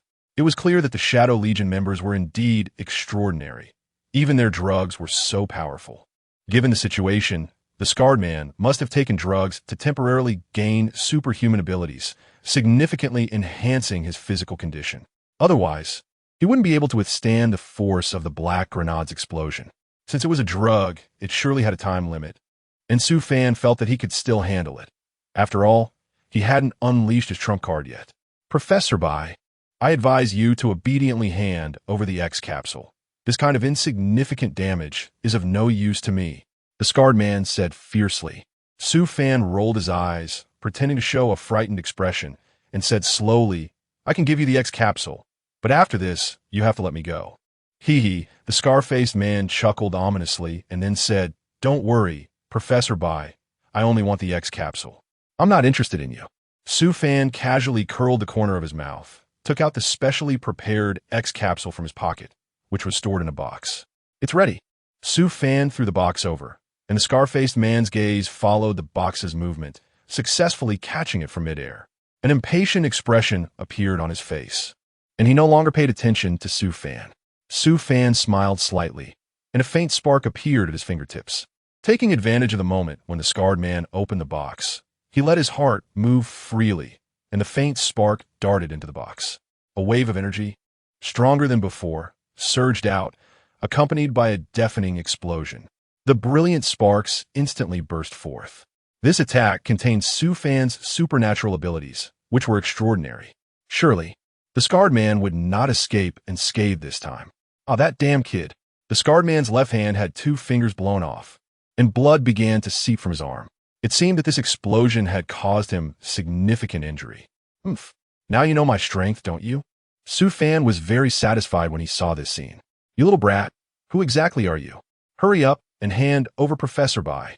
The destruction of the X capsule made the scarred face realize that this was a fake, and he understood that Su Fan was not Professor Bai at all.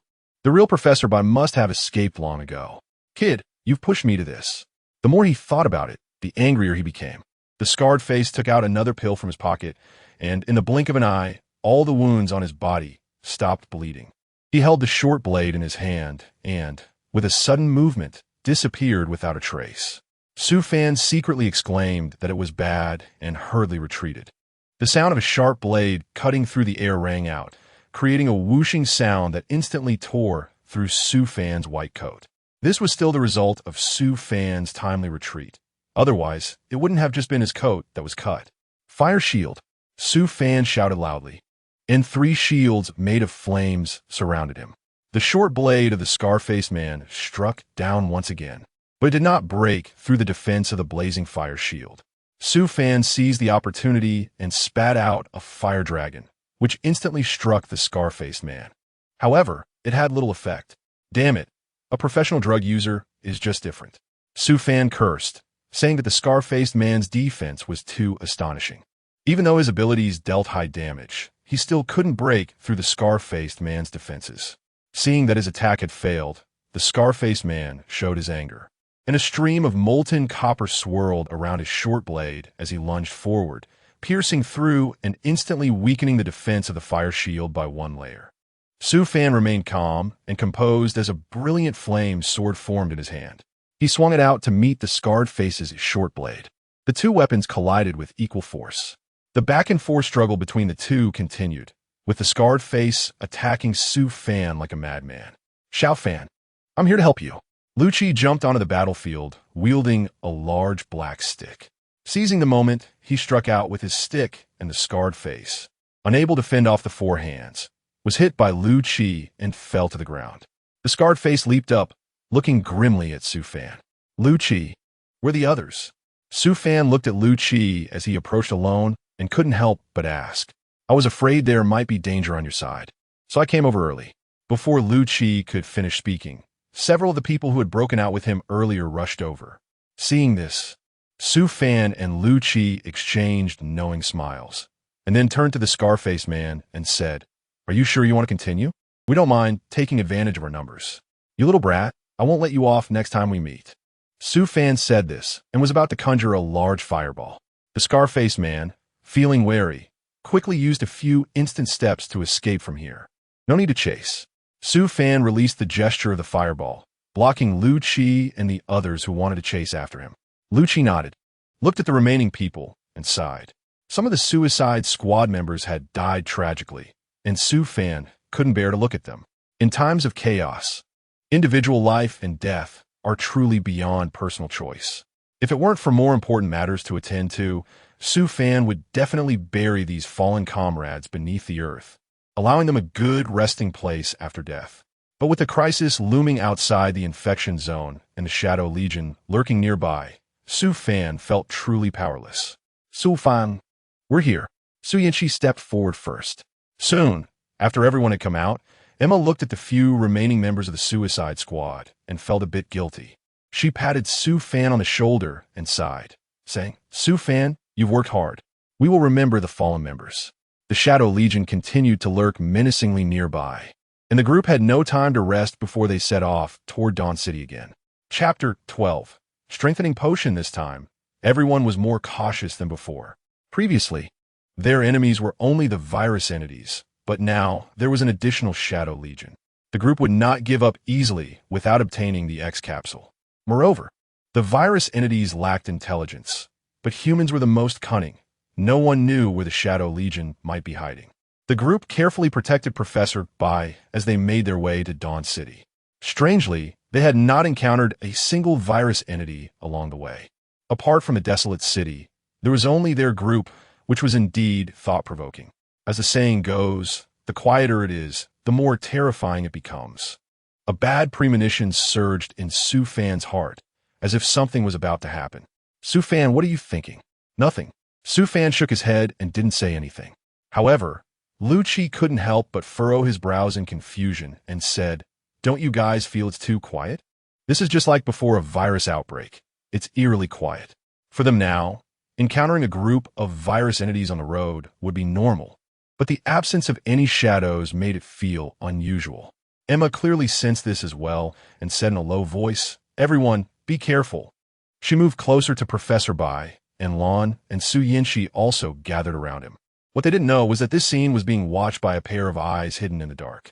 Almost as soon as Emma's voice fell, an unpleasant low growl echoed in their ears.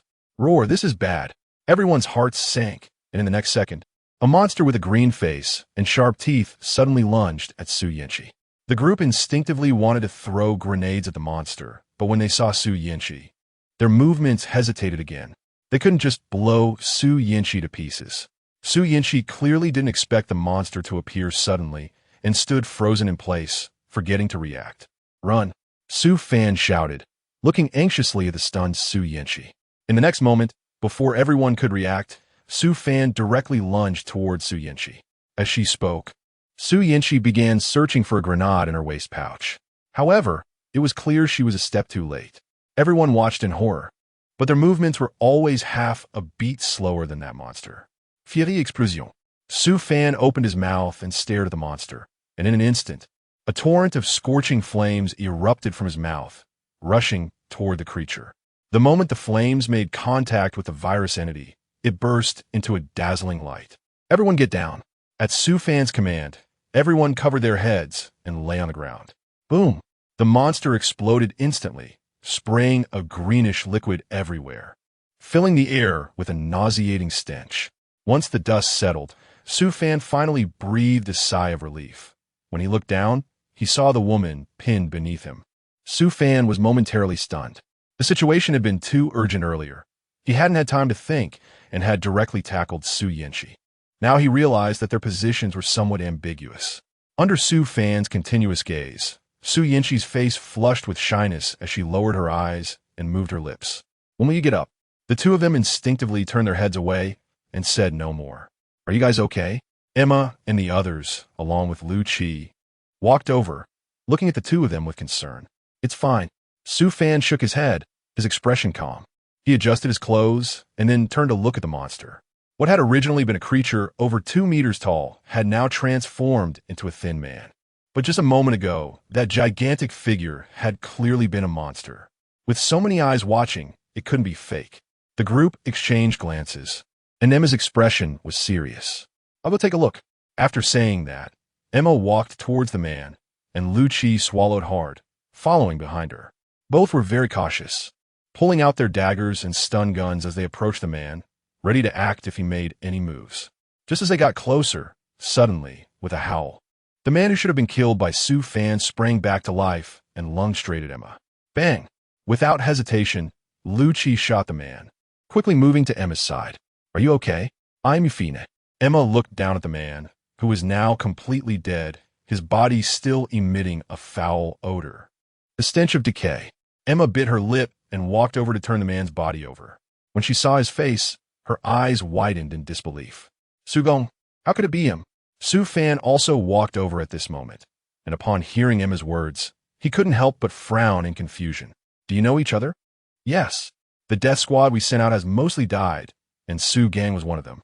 However, they never expected that Su Gang, who was supposed to be dead, would turn into a monster to attack them. The few of them looked at each other in disbelief, as this was the first time they had encountered such a situation.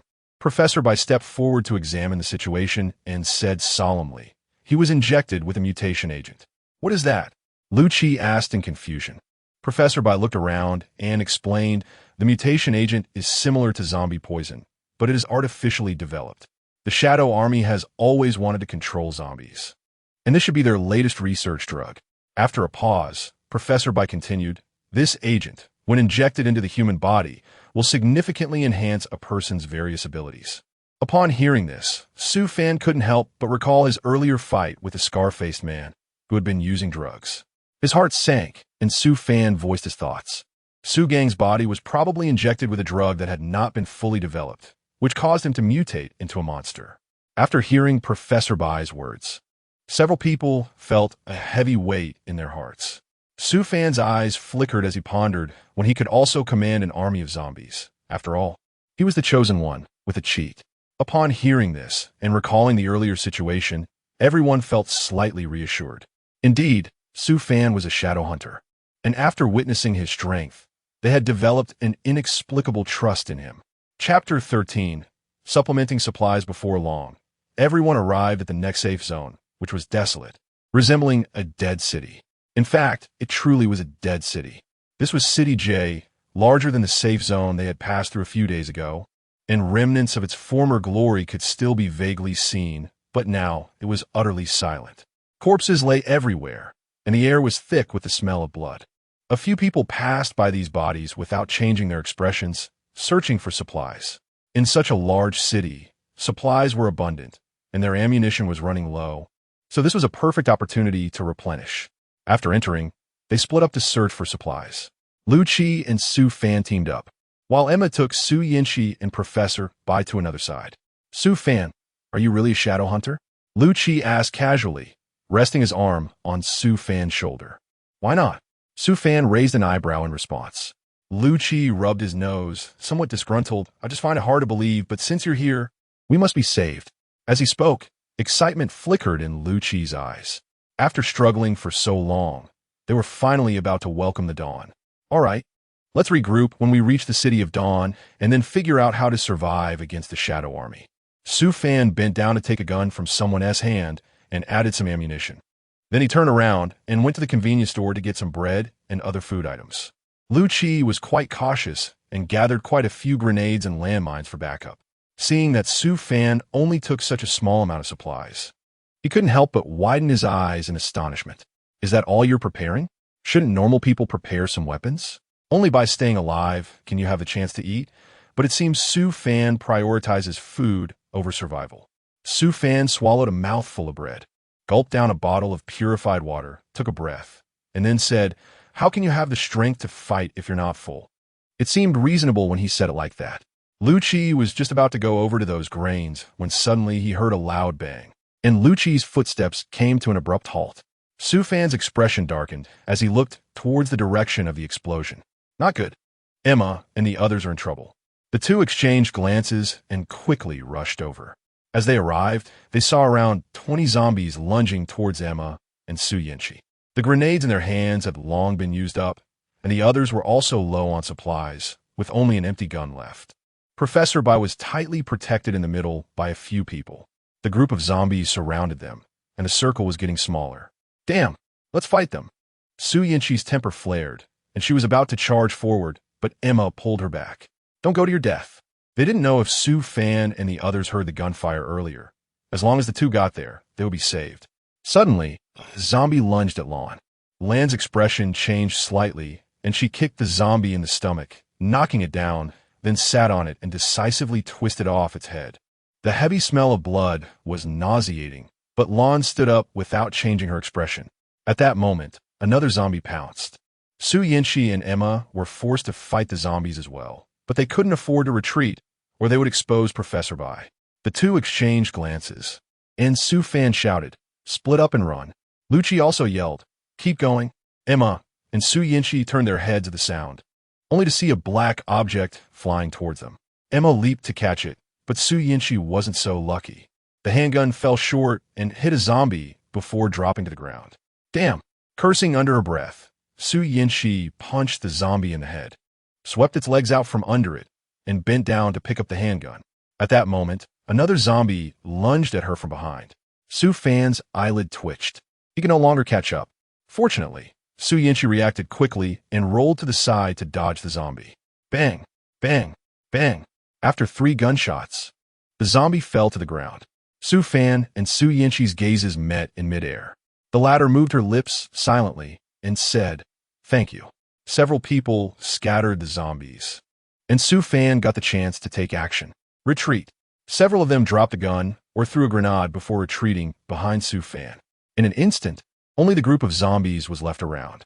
Su Fan's eyes flickered as he took out 2 black landmines from his bag and threw them over. Boom!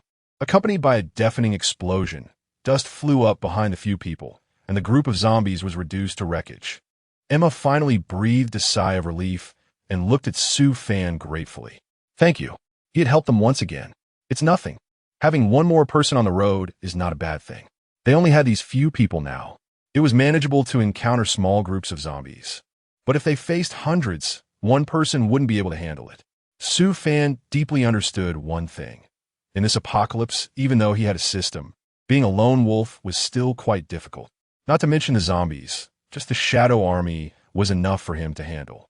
As the sky grew darker, Emma and the others quickly replenished their supplies and found a relatively safe place in the city to stay for the night. Late at night, Su Fan lay on the hard ground, looking at the ancient moon in the sky, and sighed deeply. The system required them to reach the City of Dawn within 3 days, and now a day had already passed, which meant they had to speed up their journey. Su Fan, what's wrong? A familiar voice came, and Su Fan felt someone leaning closer to him. It was Su Yinshi. He didn't turn his head, still resting on his hands while gazing at the starry night sky, and said softly, "I really don't know when this kind of life will end." He truly didn't want to keep facing challenges in the apocalypse like this. It could be said that this level was almost a dead end. The number of humans was decreasing while the zombie population was increasing, and they simply couldn't kill them all, unless they found an oasis. Hearing Su Fan's words, Su Yinshi paused for a moment and said with a bitter smile, "I've been living this way since I can remember. My parents were both killed by zombies. I must kill all the zombies to avenge them." Speaking of this, Su Yinshi's words were filled with immense hatred. She could never forget the scene of her parents turning into zombies and ultimately committing suicide in front of her. Su Fan's eyes flickered, and he didn't speak. The air immediately fell into silence. Just when Su Fan thought Su Yinshi had fallen asleep, he heard her ask, "Are you really the Shadow Hunter? Were you sent by heaven to solve our problems?" Su Fan tukka silenti. Maybe. The next day, when the sky faintly showed a hint of dawn, Su Fan opened his eyes. He had hardly slept well that night, as he was preoccupied with the system task. As soon as he opened his eyes, he found that everyone was awake. "Let's eat something first before we set off," Lu Chi said, handing over a bag of bread. After the group finished eating, they continued on their way. Along the route, they occasionally encountered some zombies, which they dealt with easily. Just when they were about to cover the last 100 miles, the group faced another crisis. Chapter 14. Crisis-ridden. The blazing sun hung high in the sky, scorching the parched earth. Emma and her group paused to rest on an open street. Since this was not a safe zone, several soldiers took turns keeping watch in the vicinity. Su Fan leaned against the broken advertisement board, rubbing his brow. He was really exhausted lately, constantly in a state of mental tension, and hardly had any proper rest. "Report. There's a situation," a soldier shouted, raising the alarm. Everyone quickly stood up from the ground, and Su Fan gathered his spirits. looking around as the green monster they had encountered before reappeared. "Su Fan, what should we do?" Emma shouted from the side. Everyone huddled together. These green monsters were not easy to deal with. With the experience from last time, Su Fan knew that it would still be a bit challenging for them to handle these green monsters. They formed a circle, protecting Professor Bai in the middle, while Su Fan, Emma, and others stood on the outskirts to protect everyone. Roar! One monster charged forward first. Su Fan reacted quickly, wielding a short knife to strike at the green monster's head. Liquid splattered as he swiftly swung a few more times, and the green monster fell to the ground. The head is the weak point. Let's spread out and deal with these monsters, but be careful. As Su Fan's words fell, he charged forward to confront the green monsters. Emma and Lu Qi swallowed hard. Just because Su Fan could instantly kill these green monsters didn't mean they could do the same. However, with the crisis at hand, they couldn't think too much about it. Their eyes met, and Lu Qi rushed to the other side to fend off the green monsters, while Emma took out her handgun. Bang! Bang! 2 shots rang out, hitting one green monster in the head, but it didn't fall. Instead, it lunged at Emma. "Watch out!" Fortunately, Su Yinchi arrived just in time, delivering a sidekick that sent the green monster flying to the side. Emma didn't expect that 2 bullets would fail to take down the green monster. If it weren't for Su Yinchi's intervention, she feared the outcome would have been dire.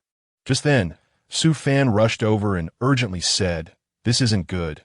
These green monsters are coming at us fiercely, and there are many more than last time. They're also different from ordinary zombies." Emma looked around as the green monsters had already surrounded them in a circle, her brows tightly knitted as she asked, "What should we do?" Su Fan's mind was racing, trying to find a way to break through the encirclement, but for the moment, he couldn't come up with a good plan. Remembering the system's task, he gritted his teeth and said, "You all prepare, and if it really doesn't work, I'll cover your escape." Emma wanted to say something else, but was interrupted by Su Fan. "Stop with the nonsense. I'm still the Shadow Hunter no matter what." Su Fan hurriedly left, a few black grenades appearing in his hands. He threw one into the air, tracing a straight parabolic line as it landed in the pile of green monsters. Boom! The explosion sounded, scattering the green monsters everywhere, but it didn't make much difference. There were still many monsters left. People in other directions were also continuously fighting against the green monsters, but there was no sign of the monsters decreasing. If this continued, the moment they ran out of ammunition would be the end. Roar! Roar! Roar! Intermittent, strange sounds echoed from all directions. These green monsters surprisingly stopped attacking Su Fan and the others, all turning to leave. In no time, the green monsters completely disappeared. Even the strange sounds ceased. The sudden departure of the green monsters allowed everyone present to catch their breath. "Su Fan, come over here," Emma shouted. Su Fan walked up to Emma and saw her holding a small green bottle. "What is this?" At that moment, Lu Qi also approached. It looked like a medicine bottle, but they didn't know its specific purpose.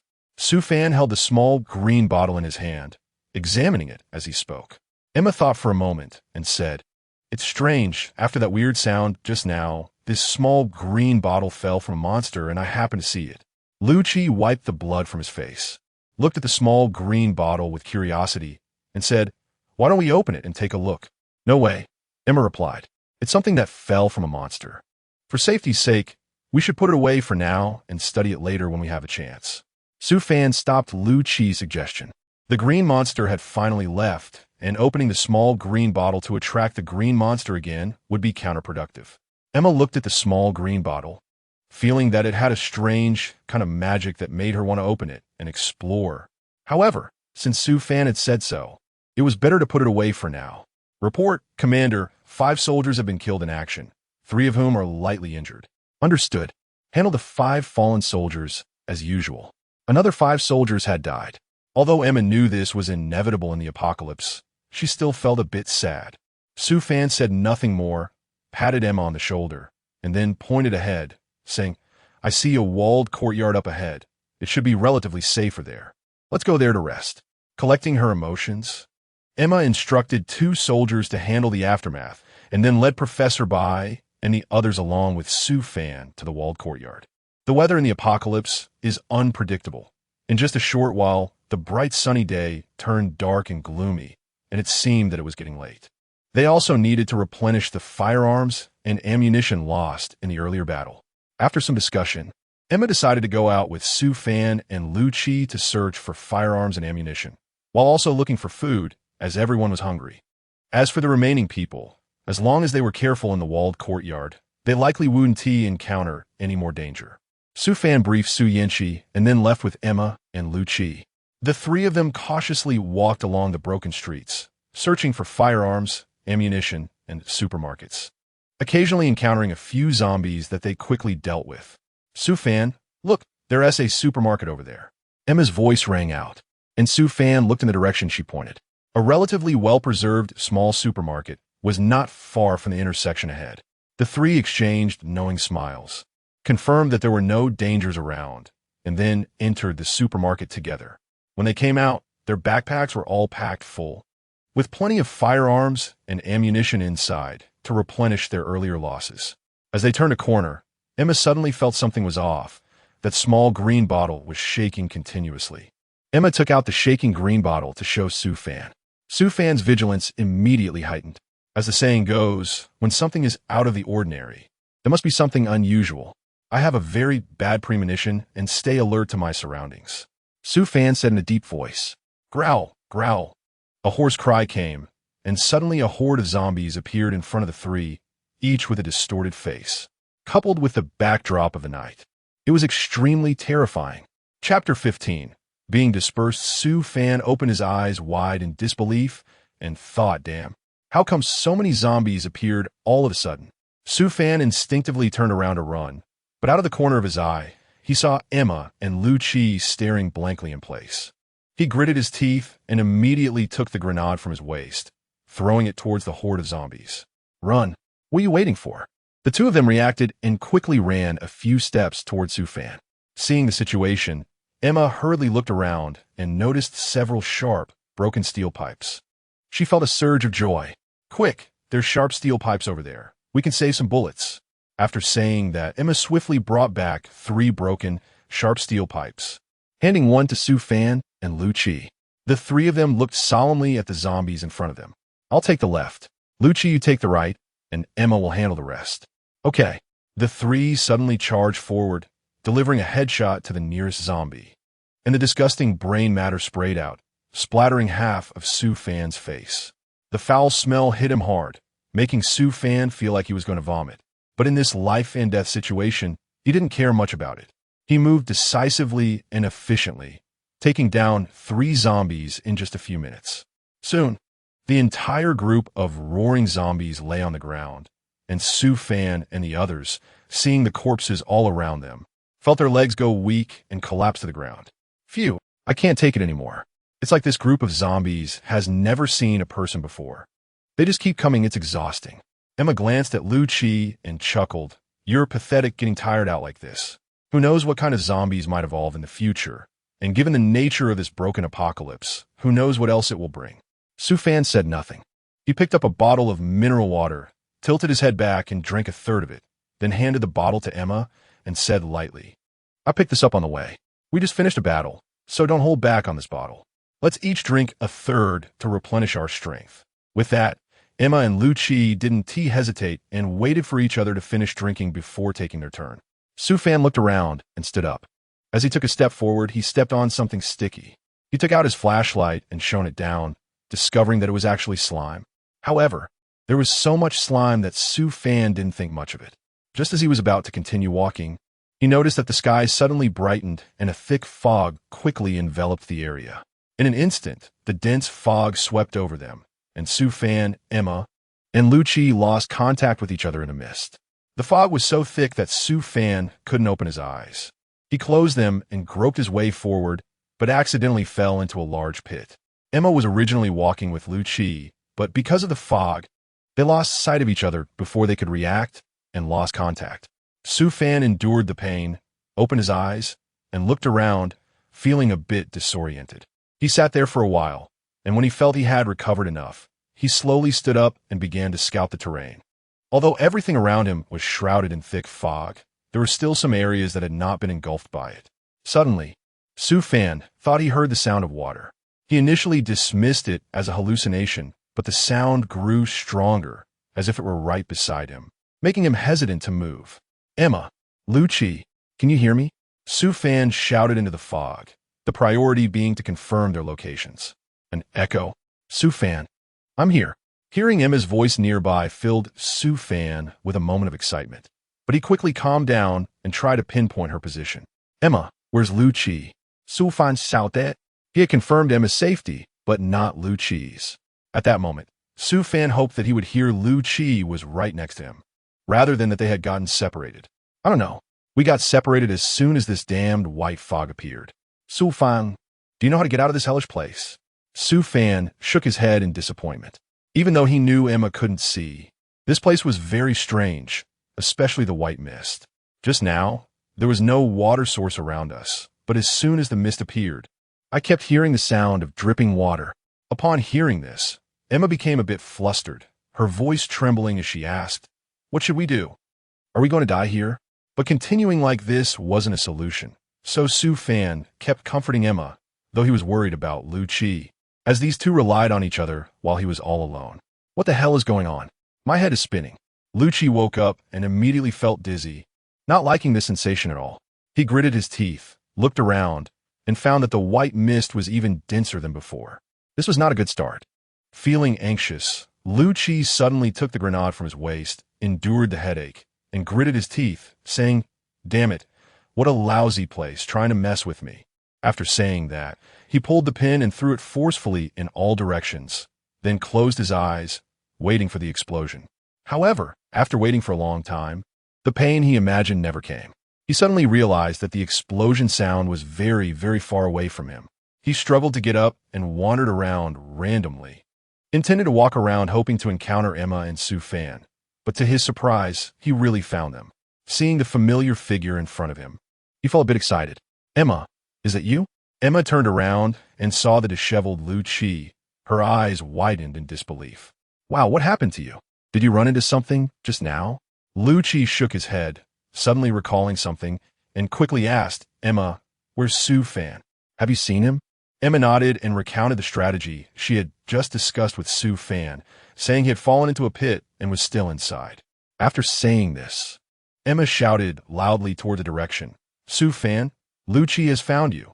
Lucci listened carefully and heard Su Fan's voice coming from the direction Emma called. Feeling relieved, having found his teammate, Lucci suddenly felt weak all over, almost unable to stand and about to fall. Luckily, Emma in front of him didn't notice. Otherwise, she would say he was foolish again. However, at that moment, a huge explosion sound came again. Chapter 16.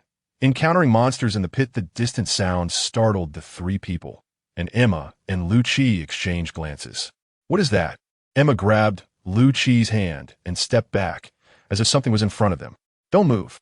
Su Fan, who had fallen into the pit, said to the two standing at the entrance. The explosion just now was too strange. "Come up quickly." Emma felt something was off, half squatting at the entrance of the pit, stretching out her hand to signal Su Fan to come up quickly. The explosion had obviously awakened something, and they needed to leave quickly. The pit didn't seem deep, but it was a bit high.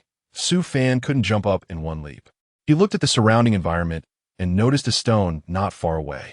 Without saying a word, he walked over, moved the stone to the entrance, secured its position, and stepped on it. The stone was a bit unstable and swayed slightly. Su Fan instinctively reached out to steady himself against the wall, which was covered in a foul-smelling, sticky slime. Crack! With a sound, Su Fan's brain quickly processed the situation as he thought to himself that something was wrong. He had triggered some kind of mechanism. "Be careful of the mechanism." Su Fan shouted loudly towards above, and before his voice had faded, the sound of metal clashing came from above. Before he could confirm what had happened, dozens of sharp arrows flew towards him at high speed. He leaped and jumped onto a nearby rock, thinking he had escaped, but unexpectedly, another dozen arrows came flying at him. Su Fan reacted quickly and crouched down, pulling out the Swiss Army knife hidden next to his boot. He sidestepped to avoid several flying arrows, and as he turned around, a sharp arrow was flying straight towards him. Su Fan didn't even blink as the arrow flew right in front of him, and just as it was about to pierce his body, He swung his military knife and chopped the arrow in half. Su Fan, are you okay? Emma leaned at the cave entrance, trying hard to find Su Fan.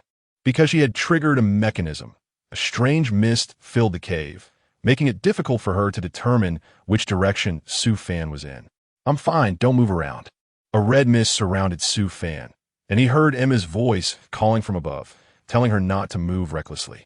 Everything was extremely abnormal, and a small mistake could lead them into an irretrievable abyss. What should they do now? Emma crouched at the cave entrance, afraid to move carelessly. Things were becoming increasingly bizarre, and she could clearly sense a massive creature approaching them. Boom!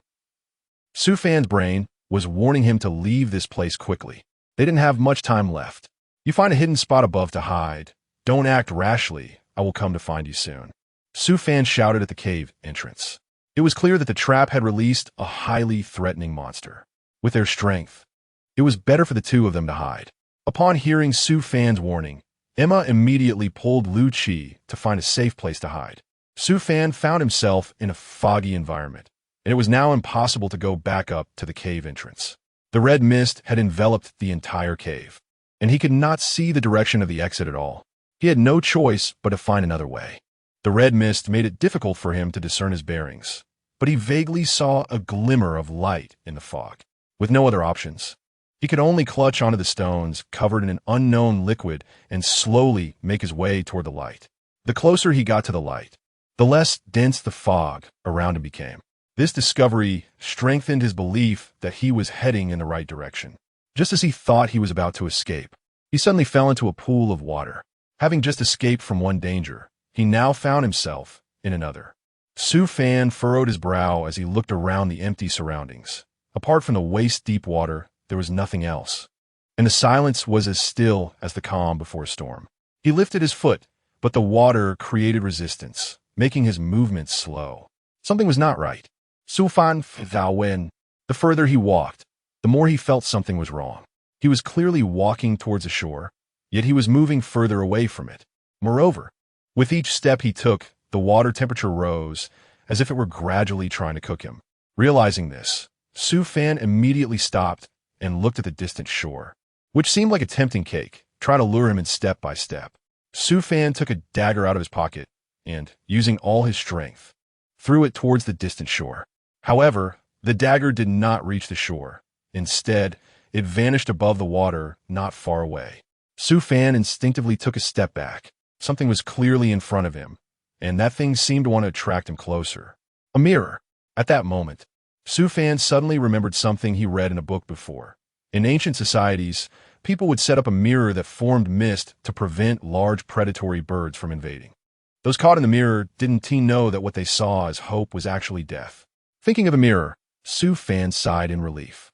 Since hope was death, then a dead end must be a chance for life. Su Fan looked at the swamp on his left without any hesitation and walked towards it. Indeed, the swamp did not trap him. Instead, it led him out of the water pool. After exiting the illusion of the water pool, Su Fan found himself still in the cave, but the cave in front of him was free of red mist, and the unknown liquid on the rocks had increased.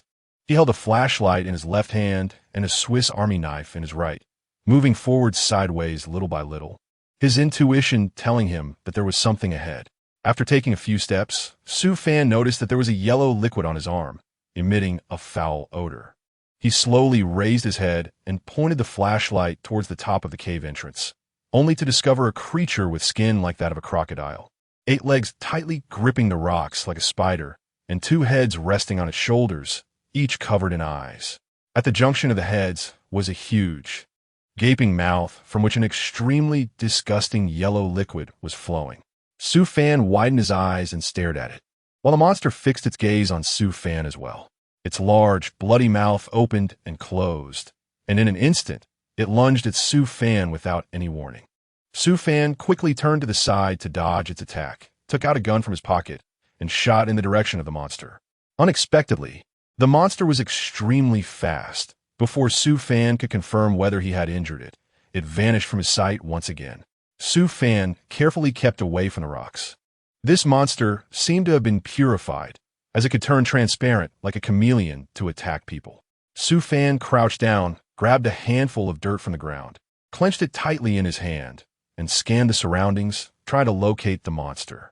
However, it seemed as if the monster had vanished, making not a sound. Just as Su Fan was feeling anxious, he caught a whiff of a strong stench at the tip of his nose. Without a second thought, he swung the dirt in his hand and turned to throw it away. The monster was right beneath Su Fan's feet, now sporting a gaping mouth, ready to bite off his legs. Su Fan quickly retreated, but the monster was faster.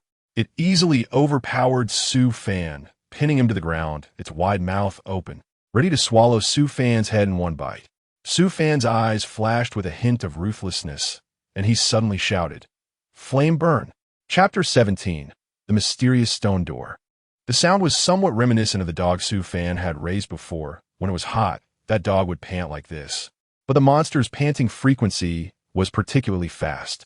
God knows how many days the monster had been hungry. It looked at Su Fan with drool dripping, seeing him not as a human, but merely as a piece of moving meat.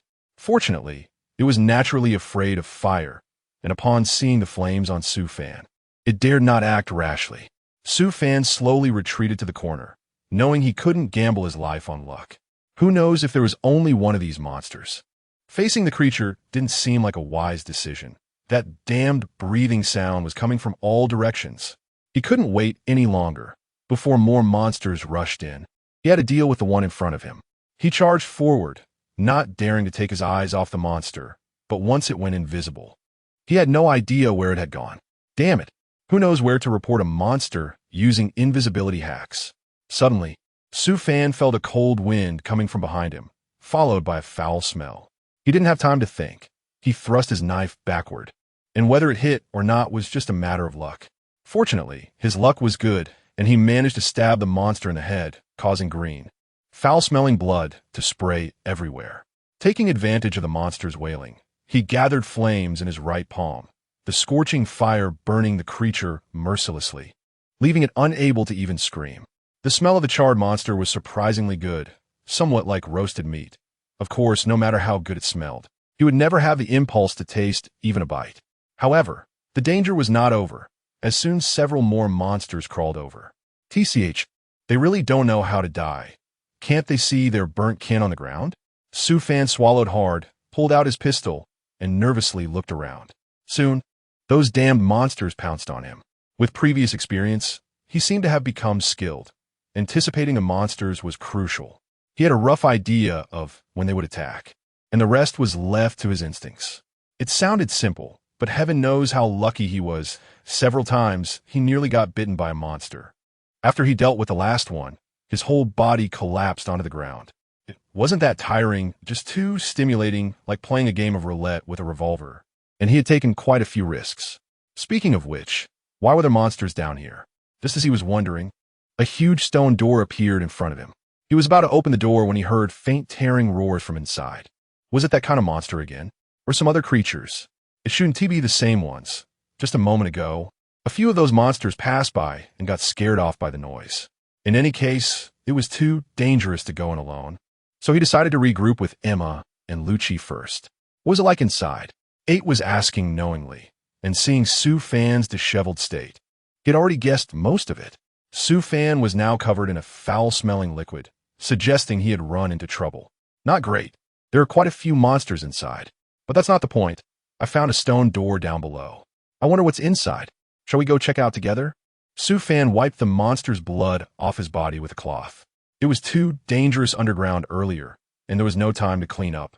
Emma and Lucci nodded, both feeling puzzled about how there could be monsters underground. What did those monsters look like? Were they very powerful? Out of curiosity, Lucci asked Su Fan about the situation with those monsters. They weren't particularly powerful, but they were very troublesome. They could become invisible, so be careful when going in. Su Fan reminded the 2 girls that those monsters were definitely not the strongest he had ever seen, but they were definitely the most cunning. After hearing Su Fan's words, Lucci touched her neck, feeling a chill there. If they were invisible, wouldn't it mean that they wouldn't even know when the monsters were right in front of them? Would that mean there was no way to deal with them? Once they turned invisible, would they be completely undetectable? Emma frowned. If they were truly invisible, wouldn't that make them invincible? After all, They wouldn't even know when they were attacked. But it wasn't entirely the case. The smell on those monsters was quite strong, and once they caught a whiff of the foul odor, it meant they had arrived. Su Fan summarized his experience, and the two listened, nodding their heads. Although they felt slightly reassured, the fear in their hearts could not be completely dispelled. However, this was better than underestimating the situation and losing their lives. The three of them went underground, and the journey was not peaceful. Those monsters were indeed not just the ones Su Fan had dealt with. Although they no longer encountered groups of monsters, even the lone wolves made the three feel terrified. After all, dealing with these monsters required utmost caution, as a slight mistake could cost them their lives. It's really unbelievable. I didn't expect there to be so many. Speaking of which, there shouldn't be much food here, right? What do these monsters eat to grow? It's incredibly heavy. The stone door doesn't look that heavy, yet it's surprisingly hard to push. Is there some kind of mechanism or something? Su Fan found that he couldn't push the door open, so he stopped wasting effort and began to carefully observe the stone door. The stone door had no keyhole and looked quite ordinary, apart from some scratches. There was nothing special about it. Could he have been mistaken? Was it just an ordinary stone door? Wait, scratches? Hand me the flashlight. He took the flashlight from Lu Qi and confidently examined the scratches, surprisingly discovering that they seemed to form a hidden puzzle. Could it really be a puzzle? But can this thing move? He placed his hand on a triangular scratch and tried to drag it to the empty space below, and to his astonishment, it actually worked. Although he didn't know the principle behind it, it was quite magical, like using a phone. The puzzle was unexpectedly not difficult, and after he completed it, he couldn't help but gasp, his hands starting to tremble. It was a mural of a human face, and the face in the painting was one he was very familiar with. It was his own, just as Emma and Lu Qi sat down to catch their breath. The stone door creaked open, which delighted the two of them. Wow, Su Fan, you really have some skills. How did you do that? Emma excitedly patted Su Fan on the shoulder, but he didn't respond. She waved her hand in front of Su Fan's eyes, and only then did he come back to his senses. I don't know, it was just a random mess. Su Fan didn't tell Emma about the mural he had just seen. It was too strange here, and it was better to say less about frightening things. Emma felt that Su Fan was hiding something, but she didn't ask further, just gave a slight acknowledgement. Once the stone door was fully opened, a dark corridor appeared ahead. The corridor was deep, and even with a military flashlight, they couldn't see the end. The strange calling sound was still present, now sounding like an invitation from the abyss.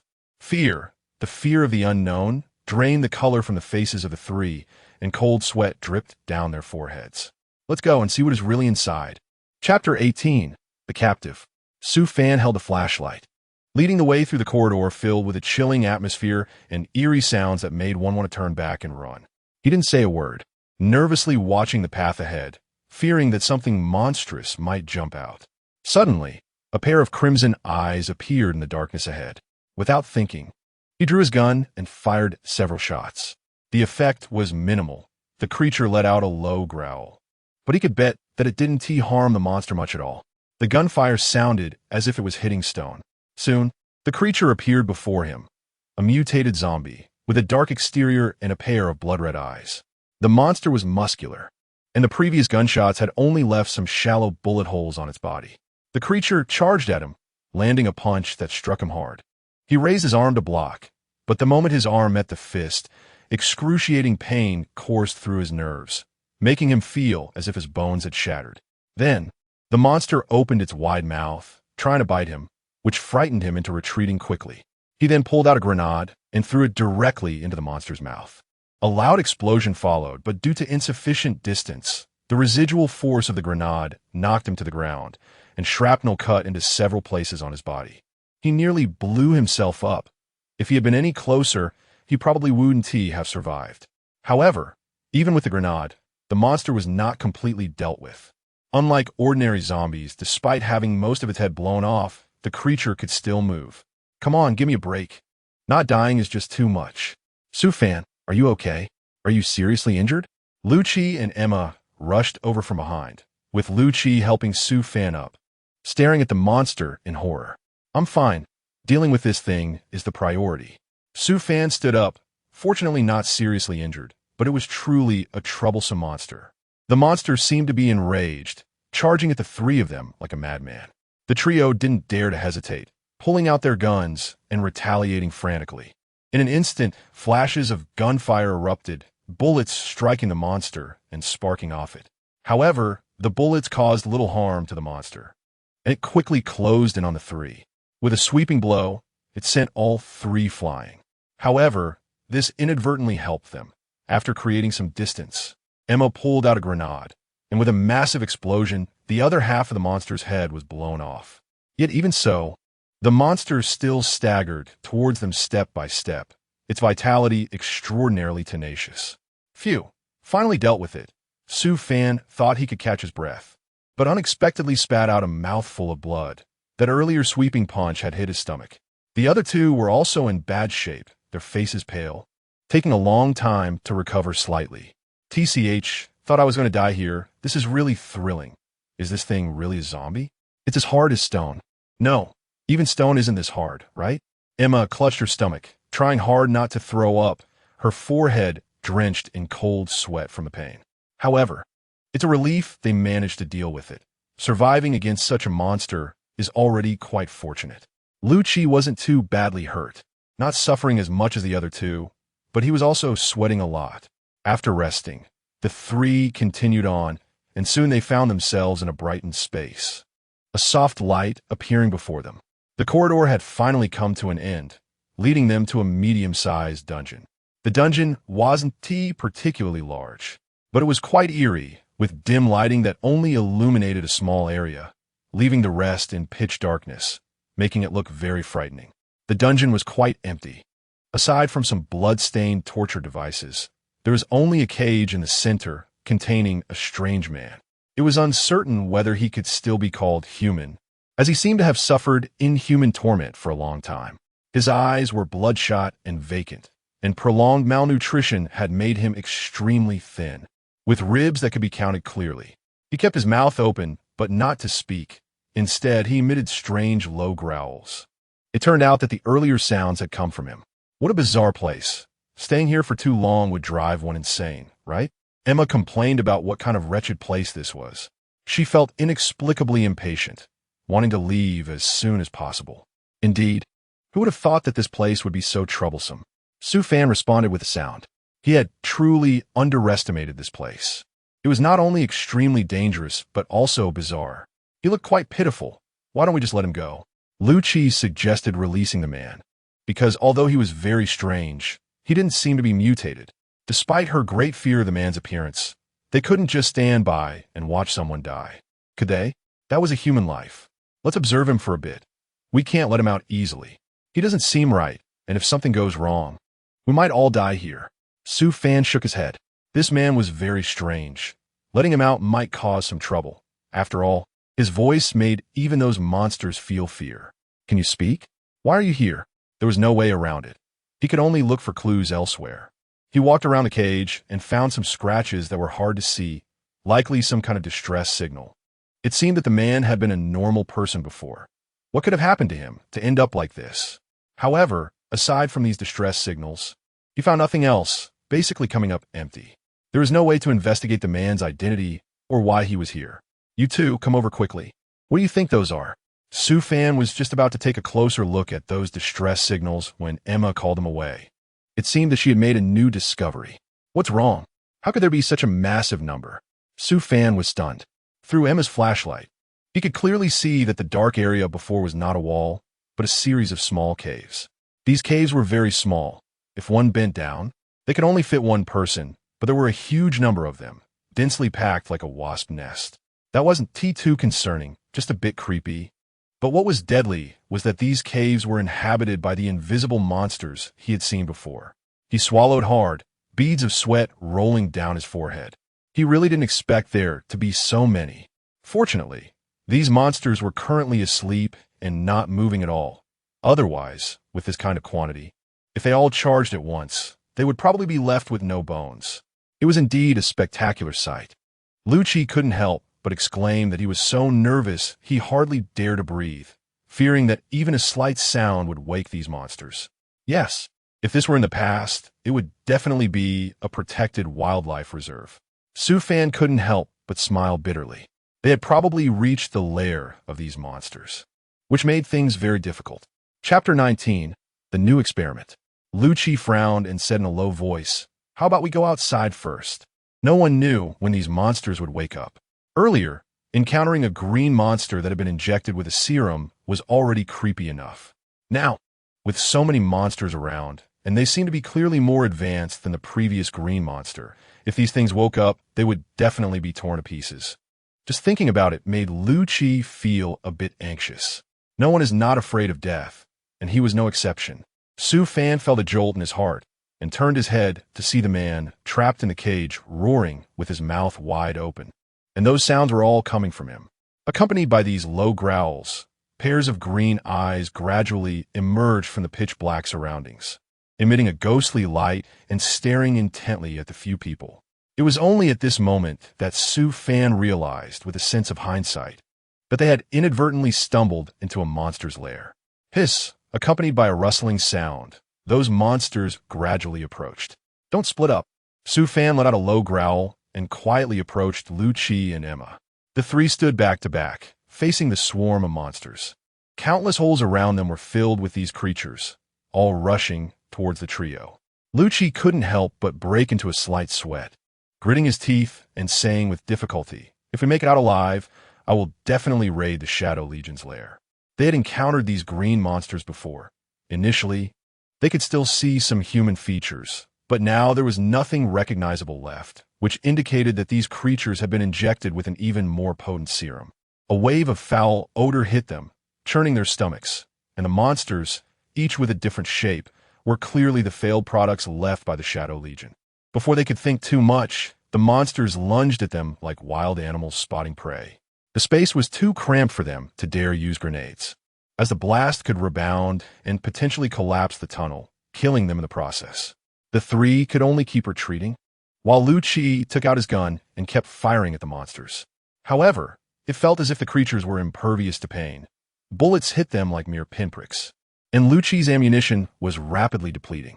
Emma, who always carried a dagger, decided to switch tactics when the gun proved ineffective and began to engage in close combat. Before long, she realized that these monsters seemed almost invulnerable to blades. The weakness of zombies was typically their heads, but these creatures had no apparent weak points. Their muscles were rock hard all over. Only someone with immense strength could inflict even a minor wound on them. Otherwise, their attacks were nothing more than a tickle. Su Fan's expression was grave as he secretly calculated how much damage he could inflict on these monsters with fiery flames. In the moment, he was lost in thought. A monster suddenly charged straight at Emma. Flame shield. As Su Fan's voice fell, a shield emitting firelight appeared out of nowhere in front of Emma, blocking the monster's attack. Su Fan's thoughts stirred, and immediately two fiery shields appeared out of thin air, blocking the way between him and Lucci. Everything around seemed to be shielded, becoming quiet. Strange, is this thing hot? Lucci looked at the fiery shield in confusion and tentatively reached out to touch it. As if sensing Lucci's touch, Su Fan clearly saw that when Lucci was about to make contact with the shield, it emitted a scorching light. Damn, so hot. Lucci winced in pain, momentarily forgetting about the monsters outside. Aima frowned and asked in confusion, "Where is it hot?" Then she directly placed her whole palm on the fiery shield, murmuring, "It's really warm. Can this thing really block those monsters?" "What?" Lucci's eyes widened in surprise. This shield seems to have preferences. It's even selective about people." Lucci's nostrils flared in anger, and just then, he heard Su Fan say in a deep voice, "Don't make noise." Now, he instinctively obeyed Su Fan's words and immediately quieted down. "What's wrong?" Lucci looked around and asked in a low voice. "You all listen carefully." Su Fan looked around and saw that the two people had perked up their ears to listen to him. He explained in a deep voice, "Have you noticed that these monsters are being controlled by someone?" "You mean?" Emma's pupils widened. She remembered that it seemed like the man in the cage had started to growl, and that was when these monsters awakened. "That's right." Su Fan nodded and cast an appreciative glance at Emma. "I believe these monsters are being manipulated by that man. This is the same theory as the Shadow Legion controlling zombies. And we just need to make that man shut up." Lucci interjected at the right moment. Almost as soon as he finished speaking, The unpleasant growling sound beside them vanished. This is the first time I've encountered such a monster that retreats on its own. Lucci and Emma exchanged glances, their eyes filled with confusion. Collect. Snap. Who exactly are you? Su Fan stared intently at the man. Hearing his words, Lucci and Emma exchanged a look of doubt, and Lucci instinctively spoke up. What are you talking about? This person is clearly asleep. Before he could finish, he saw the man trapped in the cage slowly raise his head, revealing a pale face devoid of any color. The man's eyes were blood red, no longer resembling a human. The crimson gaze shot directly at Su Fan, and the man slowly spoke in a harsh, difficult voice. I am from the City of Dawn. You can call me Meng Qi. During a mission, I accidentally fell into the hands of the Shadow Legion, and since then I've been locked up here. Be careful, they want. Before Meng Qi could finish a sentence, a strange flute sound rang out, causing him to abruptly stop speaking and stare blankly ahead. Su Fan and the others frowned. Following his gaze, they turned their heads in confusion and saw a person in a black robe who had appeared in front of them at some unknown time. The figure in the black robe held a flute and stood not far away, slowly playing a tune. Chapter 20. The Black-Robed Man. As the sound of the flute began, Meng Qi fell completely silent, his eyes fixed intently ahead. The three of them tried to call out to him, but there was no response. So they had no choice but to give up. Su Fan sensed that something was wrong as strange sounds began to emanate from around them, and the green monsters surged back to life. Previously, these green monsters could only be driven by Meng Qi, but now they were directly controlled by the sound of the flute. Furthermore, they still did not know the origins of the black-robed figure, making the situation even more complicated. There was no way to restrain these green monsters. Earlier, Su Fan had used a shield to block them, but now the surrounding green monsters were getting closer and were about to attack the group.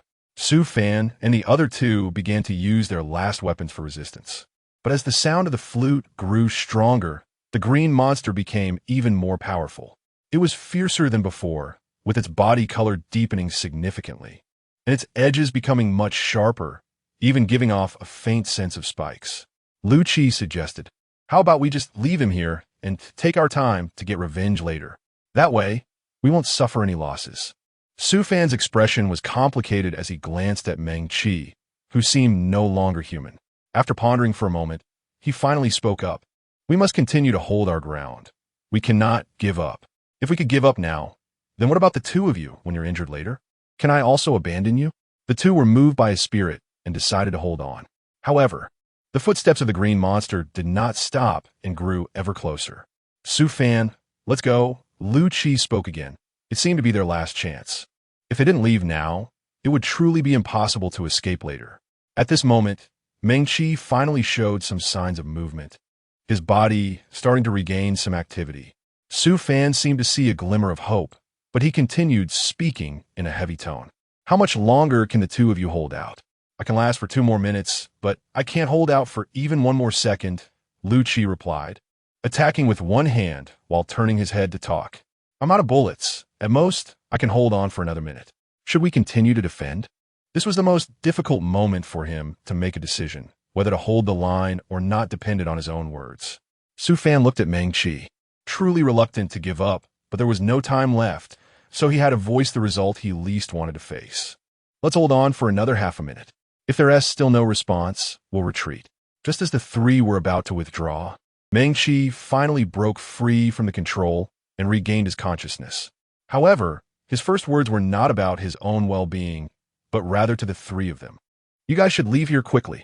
I'll handle this. Upon hearing him say such things, the three were even more unwilling to leave.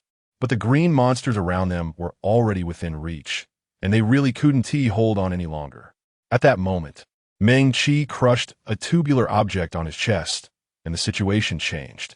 In an instant, Meng Qi transformed into a massive 2-meter-tall monster, and his consciousness fell again, beginning to rampage. The surrounding green monsters could not withstand his bulk and were sent flying, while the walls around them were smashed, creating passageways. Meanwhile, the cloaked figure stood in front of the three, silent, picking up the flute in his hand and began to play again. As the flute sounded, Meng Qi's eyes gradually turned crimson.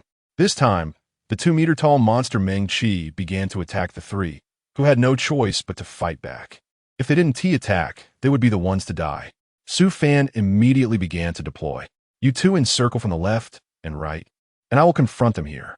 If there is an opportunity, quickly change formations and don't give them any chance to exploit. The man in the black robe did not join the battle. He was quietly playing the flute from a distance, continuously directing Meng Qi's every move. At first, the three of them could freely switch formations and keep consuming their energy, but they were still human after all, and Emma soon started to breathe heavily. The originally well-organized formation suddenly slowed down, giving the enemy too much of an opportunity. Meng Qi had already lost consciousness and no longer cared about any principles, directly attacking. Su Fan thought that hiding like this was not a solution. Although he was really reluctant, he still had to take action. If he didn't eliminate this huge threat, he couldn't feel at ease. You two flank from the sides, and then the three of us will attack together. I'll go for a headshot. After all, they had been coordinating for so long. As soon as he finished speaking, they immediately began to change formations, continuously surrounding Meng Qi. The two on the sides launched their attacks, while Su Fan quietly waited, looking for the best opportunity to strike. However, at that moment, an accident happened. Emma, unable to keep up due to exhaustion, accidentally crashed into Meng Qi's hand. If it had been an ordinary person, it wouldn't have been a big deal. But now that Meng Qi had transformed into a 2-meter-tall monster, the potential damage was unimaginable. Su Fan saw that such a thing was happening and could no longer wait. He rushed over to start his actions. The man in the black robe saw what he intended to do, no longer paying attention to the two entangled, and directly commanded Meng Qi to charge forward, wanting to fight to the death. Godi! Su Fan charged straight ahead without changing his steps, while Meng Qi took advantage of his body and rushed forward as well. Although Emma was already injured, she had not lost her basic ability to speak and quickly tried to call out, Su Fan, danger.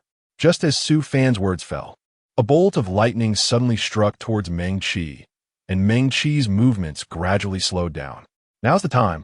Su Fan's eyes flashed with a dark glimmer as he continued. Flame burn. As soon as he finished speaking, a huge fireball suddenly spewed from his mouth and shot towards Meng Qi. The fireball collided with Meng Qi, rapidly igniting until his body was enveloped in flames.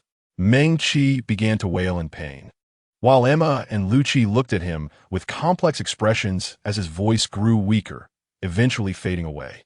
However, Su Fan did not let his guard down. He had not forgotten the true culprit. A day passed, and after experiencing the incident with the man in the black robe, Su Fan became utterly vigilant.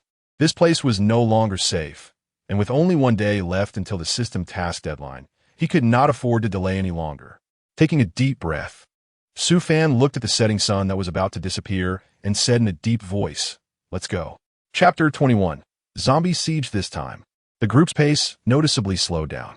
Emma was injured, and even though Su Fan wanted to hurry, he had to consider Emma's condition. Their journey was now slow. They moved painstakingly, falling significantly behind schedule. As time ticked away, Su Fan felt increasingly anxious. Ding dong. Task mode activated. Failure will result in random penalties. Damn. At that moment, Su Fan really wanted to curse, but he had no choice but to keep moving forward. Everyone was on high alert. Protecting Professor Bai and delivering the X capsule to the City of Dawn was a crucial task. After much effort, they finally reached the next safe area, City K. They thought they could relax and rest for a moment before setting off again. Su Fan looked at Emma's pale face. He walked over and helped her sit on a stone, asking her, "How are you? Are you okay? Can we continue on our journey?" Emma wiped the sweat from her forehead, looked at Su Fan, and smiled reassuringly, telling him not to worry. "It's fine. You don't need to worry. I can do it." Lu Qi and Su Yanqi were protecting Professor Bai and the X capsule, so he wasn't too worried. However, Emma's current physical condition was indeed concerning. Su Fan furrowed his brows slightly as he looked at Emma, his lips pressed tightly together. The journey had been unusually calm. Not a single member of the Shadow Legion had appeared. This was too strange to ignore. After Su Fan asked Emma, he absent-mindedly stroked his chin with one hand, watching Professor Bai not far away wiping away sweat while he was deep in thought. Seeing his troubled expression, Emma asked, "What's wrong? Do you think something is off?" Su Fan shook his head, still frowning, with an ominous premonition in his heart. He called the team to gather around. "You all come here quickly." Everyone heard his call and hurried over, surrounding him and Emma. Lucci was the first to speak, asking, "What's wrong? What happened?" Su Fan looked at him and said, "Everyone, don't let your guard down. I feel that the Shadow Legion is too quiet. This is all too unusual." Su Yinshi also frowned and echoed, "Yes. We haven't seen any sign of them along the way. It's really strange. I think everyone should be extra careful." Emma nodded in agreement with their viewpoint. But just at that moment, the Shadow Legion drove the zombies to slowly approach them. When they heard a faint rustling sound, they turned around to see that they were surrounded by large groups of zombies. Su Yinshi quickly drew her weapon from her waist, while Su Fan furrowed his brows and scanned the number of zombies around them. Professor Bai was already trembling in fear. Lucci cursed loudly, "Damn it, you jinx! Whatever you say comes true. With so many zombies here, we're probably done for." Emma also stood up, looking at the zombies getting into a fully armed state, and joined everyone in protecting Professor Bai. "All right, stop complaining. Just be careful yourself and don't get eaten by the zombies." After Su Fan finished speaking, he engaged in battle with the zombies. However, their team was simply too weak and couldn't match these zombies at all. Everyone gradually succumbed to the overwhelming numbers, and Lucci shouted and cursed, "What are we going to do? We can't fight back. We can't even run away. Su Fan, think of a way quickly." Su Fan was exhausted from fighting the zombies and had no time to think of a way to escape. Emma and Su Yinshi were also struggling, and just when they were about to despair and prepare to die here, devoured by the zombies, a small team suddenly broke through the outer circle of zombies. They were very powerful and quickly joined forces with Su Fan and the others to repel a large number of zombies. After the battle, everyone was not only exhausted but also in a very sorry state, sitting on the ground panting. Emma looked at the leader of the team and asked, "Thank you. If it weren't for your arrival, we might have died here. By the way, what should I call you?" The man wiped the large beads of sweat from his forehead, smiled at Emma, and said, "Linley, it's actually fate. When we arrived here, we saw you being attacked by zombies. So we came over to join forces with you to fend off the zombies." "Fate, fate. There's no need to be so polite." Emma smiled and nodded in acknowledgement. She looked at Linley and wondered where he was leading his team, not knowing their destination. So she continued to ask, "Since you appeared here, so coincidentally, are you also heading to Dawn City?" Emma boldly guessed that they were likely also going to Dawn City. Su Fan looked at Linley, equally curious about whether he was also heading to Dawn City. Upon hearing her mention Dawn City, Linley was surprised for a second, but then felt it was normal. Anyone they encountered here was probably also heading to Dawn City. Thinking of this, he nodded and said to Emma, "Yes, we are also going to Dawn City. What about you?" Emma was very grateful for their life-saving assistance, and after her initial understanding, she learned that they were also going to Dawn City, which made her very happy. With the two teams possibly joining forces, they wouldn't be so afraid of the Shadow Legion's sudden attacks. "That's great. How about this? We can travel together. What do you think?" Emma invited them to go to Dawn City together, and Lin Li's expression remained very ordinary, showing no signs of anything unusual, as if it were a perfect performance. Su Fan looked at him and Emma, feeling that things were not as simple as they seemed.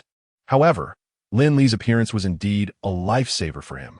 Without their team, he couldn't even imagine what the consequences would be now. Lin Li listened to Emma's invitation and glanced around at the members of Emma's team, who were all sincerely smiling at him. It seemed like they all agreed with Emma's decision. Seeing Lin Li looking at them, everyone spoke up. "That's right, Brother Lin, just join us. With both teams going together, there will be some mutual support. Don't hesitate. Quickly accept our captain's invitation." Lu Qi was the kind of guy who wouldn't let go of his presence, and Su Fan shook his head at him, but he didn't say anything more. Seeing everyone so enthusiastic, Lin Li felt it would be inappropriate to refuse, so he nodded in agreement. "All right." When Lin Li agreed, everyone finally breathed a sigh of relief. At that moment, they needed to rest well. The recent battle had left them exhausted. Moreover, they had just nervously invited Lin Li, which was indeed tiring.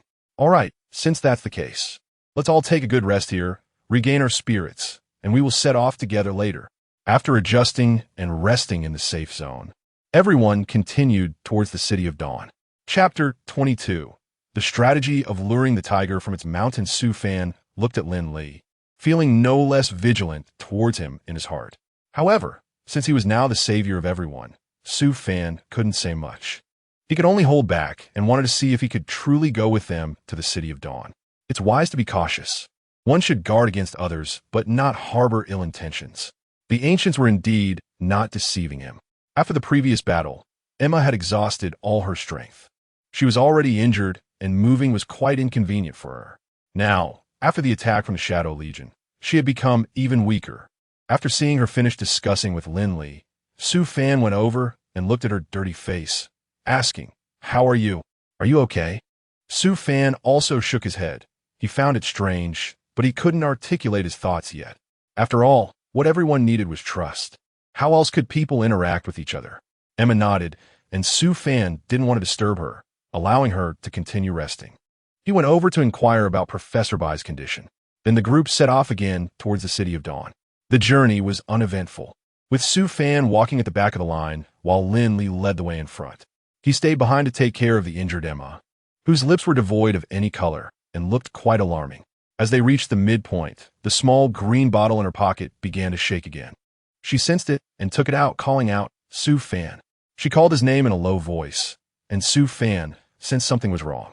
He quickly jogged over to her side and asked, "What's wrong? Is something going to happen?" Emma squinted at her surroundings and quickly explained to Su Fan, "The small green bottle in my pocket is shaking again. You need to warn everyone to be careful." In the thick fog, everyone lost visibility and couldn't see each other, relying solely on sounds to determine their positions. Su Fan realized the situation was dire and loudly shouted, "Lin Li, quickly call out your team's name to gather everyone together." "Our team, if you hear my shout, come over." Everyone responded affirmatively. Su Fan shouted again, "Right? You must not move now. Everyone just stand still and listen to my command, understood?" Upon hearing this, the crowd responded to his call, not moving, but standing in place waiting for his summons. After Su Fan called out everyone's names, the members of their team slowly moved towards him, but when he called out for Su Yinshi, no one responded. "Su Yanxi, Su Yinshi, Su Yinshi." Su Fan did not hear Su Yinshi's voice. This team of people had just gathered together, and they couldn't disperse again because of this. So he thought for a moment and said to everyone, "You all wait here. I will go find it myself. Don't move, or it will be easy to get lost in the fog." Everyone nodded in agreement. "Be careful." Su Fan nodded and then went off alone to look for Su Yinshi. He jogged while shouting and calling out, constantly looking around, hoping to find Su Yinshi as soon as possible. Unfortunately, in an instant as he turned his head, he ran into a group of men in black surrounding Su Yinshi. They were holding syringes, intending to inject her with a drug. "Stop right there." Su Fan saw this and quickly ran over, loudly scolding them and pushing the man away. The man in black realized he had been discovered, and the situation was exposed. They exchanged glances without saying a word and quickly moved to deal with Su Fan, wanting to eliminate this trouble. "Emma, be careful behind you." Seeing this, he understood that all of this was a ploy by the Shadow Legion to draw them out. Lin Li was also completely exposed, smiling sinisterly as he aimed to attack Professor Bai. "Ha! Now you're already in our grasp. What are you resisting for?" Professor Bai hid behind Lu Qi. They were already being besieged by zombies, and now with Lin Li attacking, they were outnumbered and it seemed very difficult for them to escape. Su Fan put Su Yinshi down and hurried over to try to stop Lin Li and the others' actions. "Lin Li, I knew you weren't that simple. Pretending to be our savior while waiting for the chance to infiltrate our ranks? Hee, your method is indeed a good one, and adding the distraction tactic is quite clever." Su Fan saw that his warning had no effect at all, and instead, Lin Li sent someone to hold him back. He was suddenly at a loss, and Lu Qi had already been captured by them. At this moment, they were completely unable to move and could only watch helplessly as Professor Bai fell into the hands of Lin Li and others. "Lin Li, if you have the ability, why not fight me? Is it interesting to meticulously plan to capture us? Or do you think it's glorious to be a lackey of the Shadow Legion?" Su Fan wanted to use provocation to stimulate Lin Li, but it was completely ineffective. Lin Li laughed heartily as he looked at Su Fan and his group. "What's the matter? Have you run out of ideas? Or did you only come up with this lousy idea of provocation after realizing you had no power to fight back? At first, I thought you weren't that honest. That's why I used the strategy of luring the tiger away from its mountain. I didn't expect you still wanted to struggle. Su Fan looked at him with disdain. He was simply winning without a fight. Emma had also been captured, and everyone was at a loss. However, a high-level zombie that could be controlled suddenly appeared here. Its appearance brought a turning point for Emma and her group, as ordinary zombies were no match for it. Chapter 23. Seizing the X-Capsule. The zombie stumbled towards the group, its eyes fierce, half of its nose missing and dripping with blood, lips turned inside out, tongue hanging out, bright red and terrifying.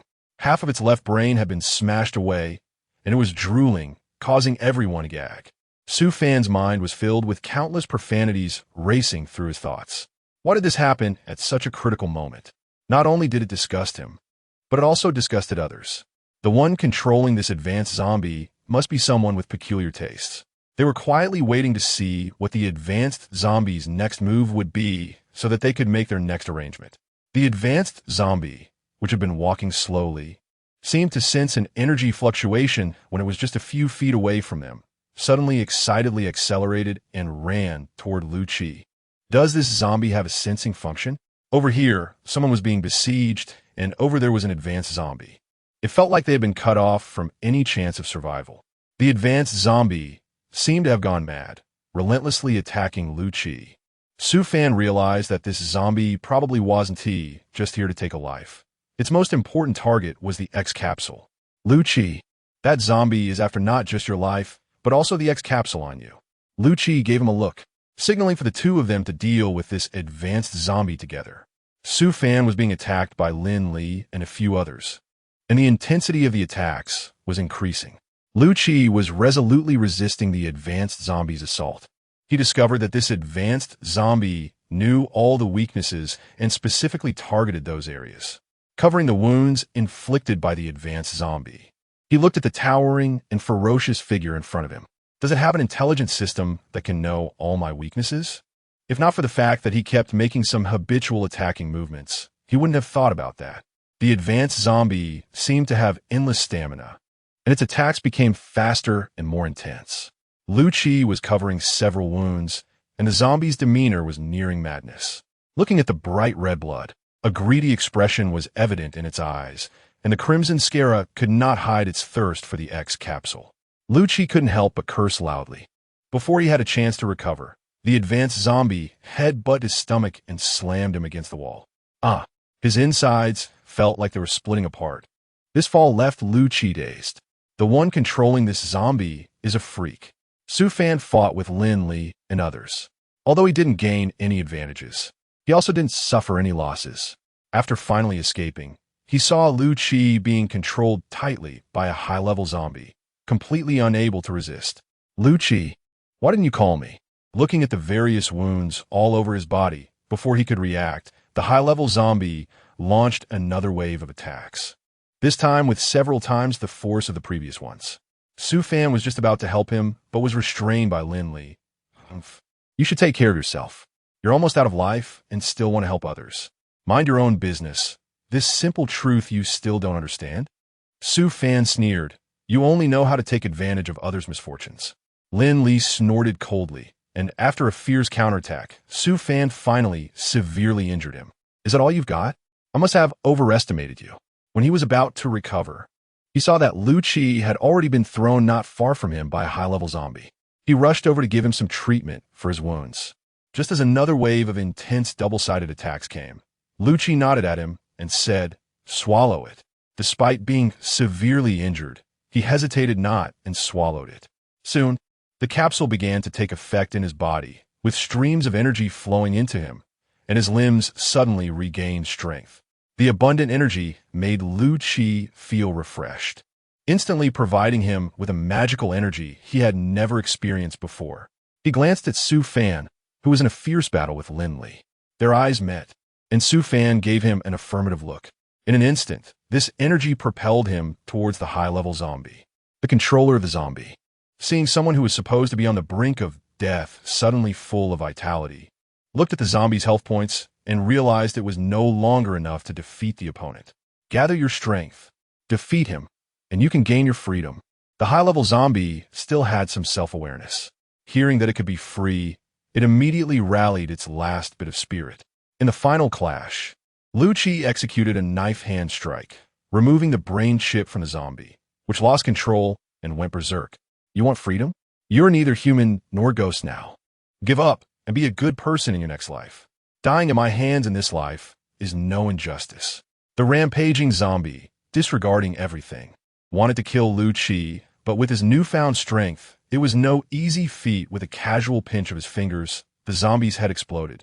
With a punch, its entire body fractured. With a kick, it turned into mush, releasing a foul odor. Lu Chi, be careful. Eleni. Watching the high-level zombie he had painstakingly cultivated being defeated, felt 100 million grievances in his heart. He changed targets and charged at Lu Chi, wielding a deadly weapon. Thanks to Su Fan's reminder and the mysterious energy, his sensitivity greatly increased. Lin Li's strike, though not hitting a vital spot, still injured both of them to varying degrees. Seeing that he was outnumbered, Lin Li decided to regroup with the shadow team before making further plans. He didn't intend to chase them. After reuniting with Su Fan and the others, they immediately discussed strategies. If they release another high-level zombie, we lose. Lu Chi had a heavy psychological shadow regarding this high-level zombie. It's okay. No matter what they release, we can defeat them, Su Fan reassured them, and the others nodded firmly. When Lin Li regrouped with the shadow team, there were only 4 of them left, including himself. They exchanged glances, all looking at Lin Li, hoping he would come up with a good idea. He slowly took out the last life-saving syringe, and the others' expressions changed drastically. This is our last resort. We have to try it no matter what. Lin Li was the first to inject the syringe, and the other 3, being somewhat loyal, also injected it desperately. A cloud of smoke spread, accompanied by a wave of foul odor. Although Su Fan and the others' faces changed dramatically, they managed to endure it due to their strong mental fortitude. I can handle it alone. Su Fan took out the same capsule and stuffed it into his mouth. He also gained the same magical powers. The 3 of them slowly walked out from the smoke, now half human and half corpse. Hee, is that all? Not enough to fill my gaps, huh? Just wait to die. I will kill you one by one. Although the 3 did not recognize anyone, they only recognized Su Fan, and they went berserk. 1 against 3? Su Fan didn't take them seriously at all, but after a few encounters, he found that their strength was not bad, and the power they had actually increased several times. However, for Su Fan, who also possessed energy, they did not pose a significant threat.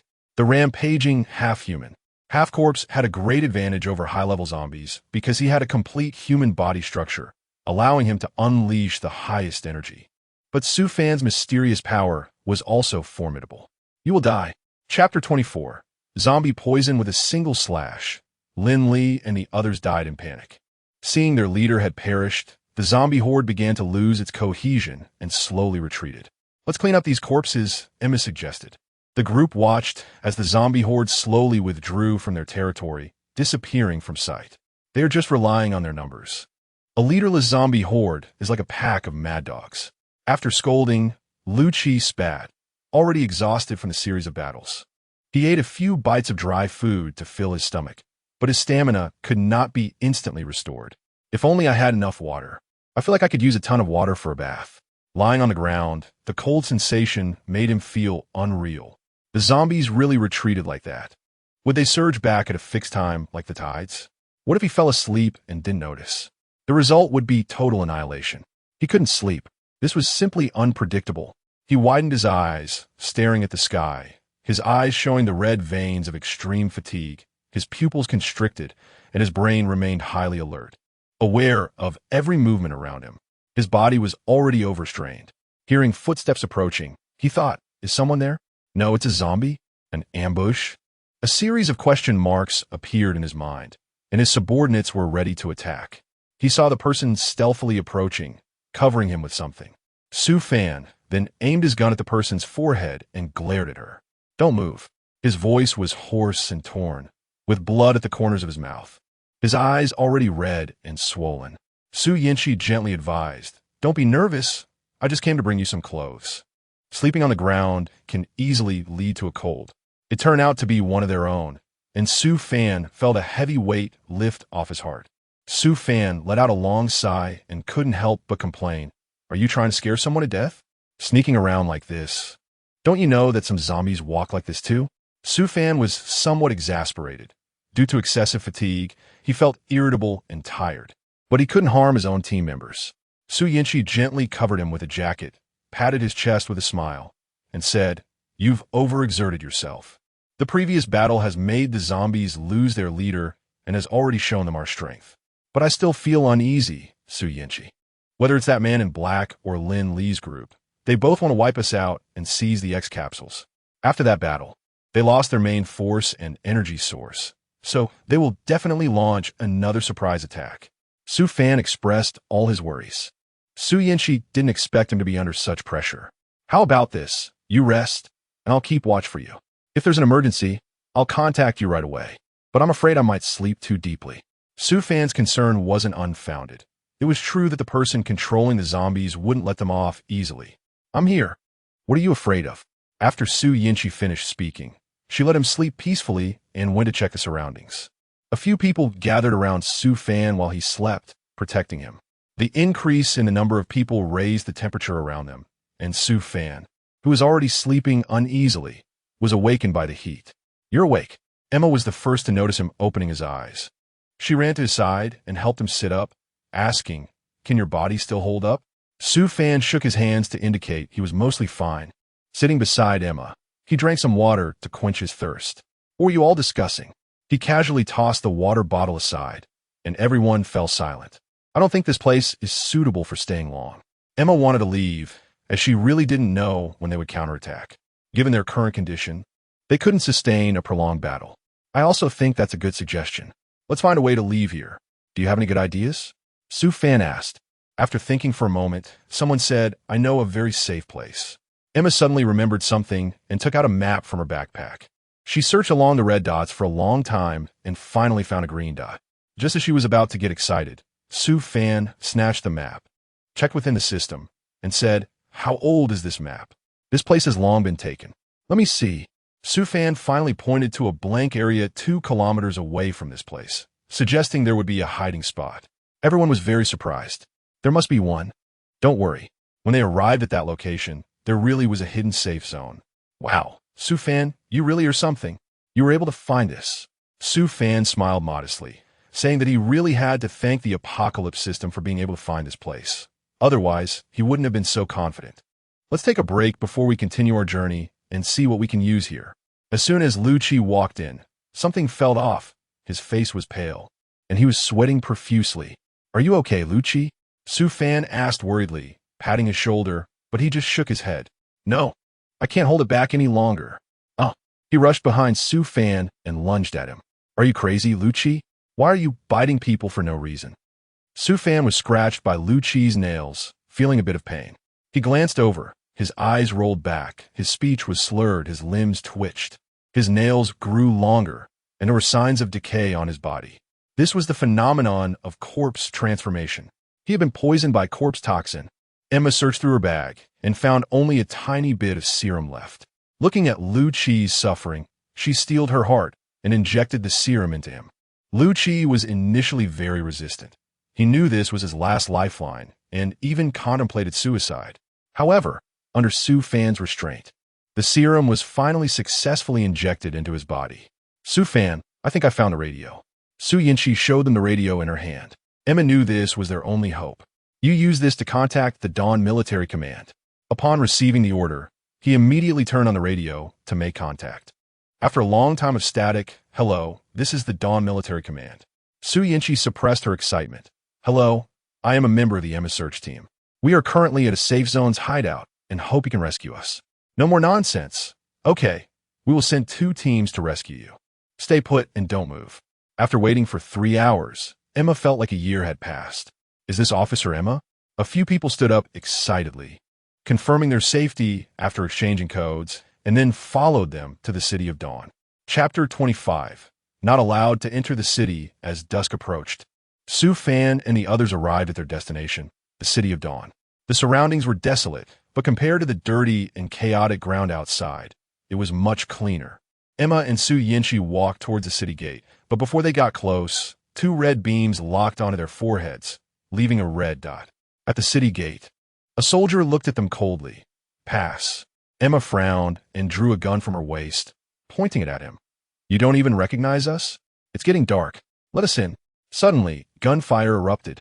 Emma's expression changed as she shielded Su Yinshi behind her. The two retreated a few steps, and Su Yinshi looked uncertainly at the bullet marks on the ground. Su Fan followed closely behind, stopping beneath a dead tree. He raised an eyebrow and glanced up at the soldiers on the city wall. The soldiers, however, remained unmoved, coldly staring at them. Open the gate and let Professor by in. A few people's faces lit up with joy, but the subsequent situation caused their expressions to change drastically once again. The person escorting Professor by entered the city, and just as they were about to enter, the gate slammed shut with a bang. What do you mean by this? A cold, emotionless voice rang out from above. What? Emma's face turned ugly, her grip tightening on her gun, but she was stopped by Su Yinshi, who shook her head worriedly at Emma. Forget it. Don't conflict with them. Perhaps this isn't their intention. Su Fan walked over at that moment and nodded to the two of them. Their weapons are stronger than yours. It would be disadvantageous for us to get into conflict with them right now. Let's set up camp first. It's getting dark and so far. The danger level near Dawn City seems to be the lowest. On the way here, Su Fan had been observing. The few people took out tents from their packs, but did not start a fire. Creating light in such a dim environment is like lighting a lamp in the deep sea, a sure way to invite death. The group took some biscuits and sausages from their packs to fill their stomachs, and after eating, Emma suggested they take turns keeping watch. Lon also came out of the tent and patted Su Yinshi's shoulder in comfort. Su Yinshi made a shushing gesture to her and hurriedly said, Shoo, keep it down. If Emma hears, she'll be upset again. Aren't you angry? Lon looked at her suspiciously, then shook her head and turned back to look at Dawn City. Anyway, since these people dared to provoke us and trap us here, I'll remember this debt. A bunch of heartless scoundrels. Lon was also furious and couldn't find any suitable adjectives to curse them. Su Fan just used a stone to hammer the nail in, and the tent was set up.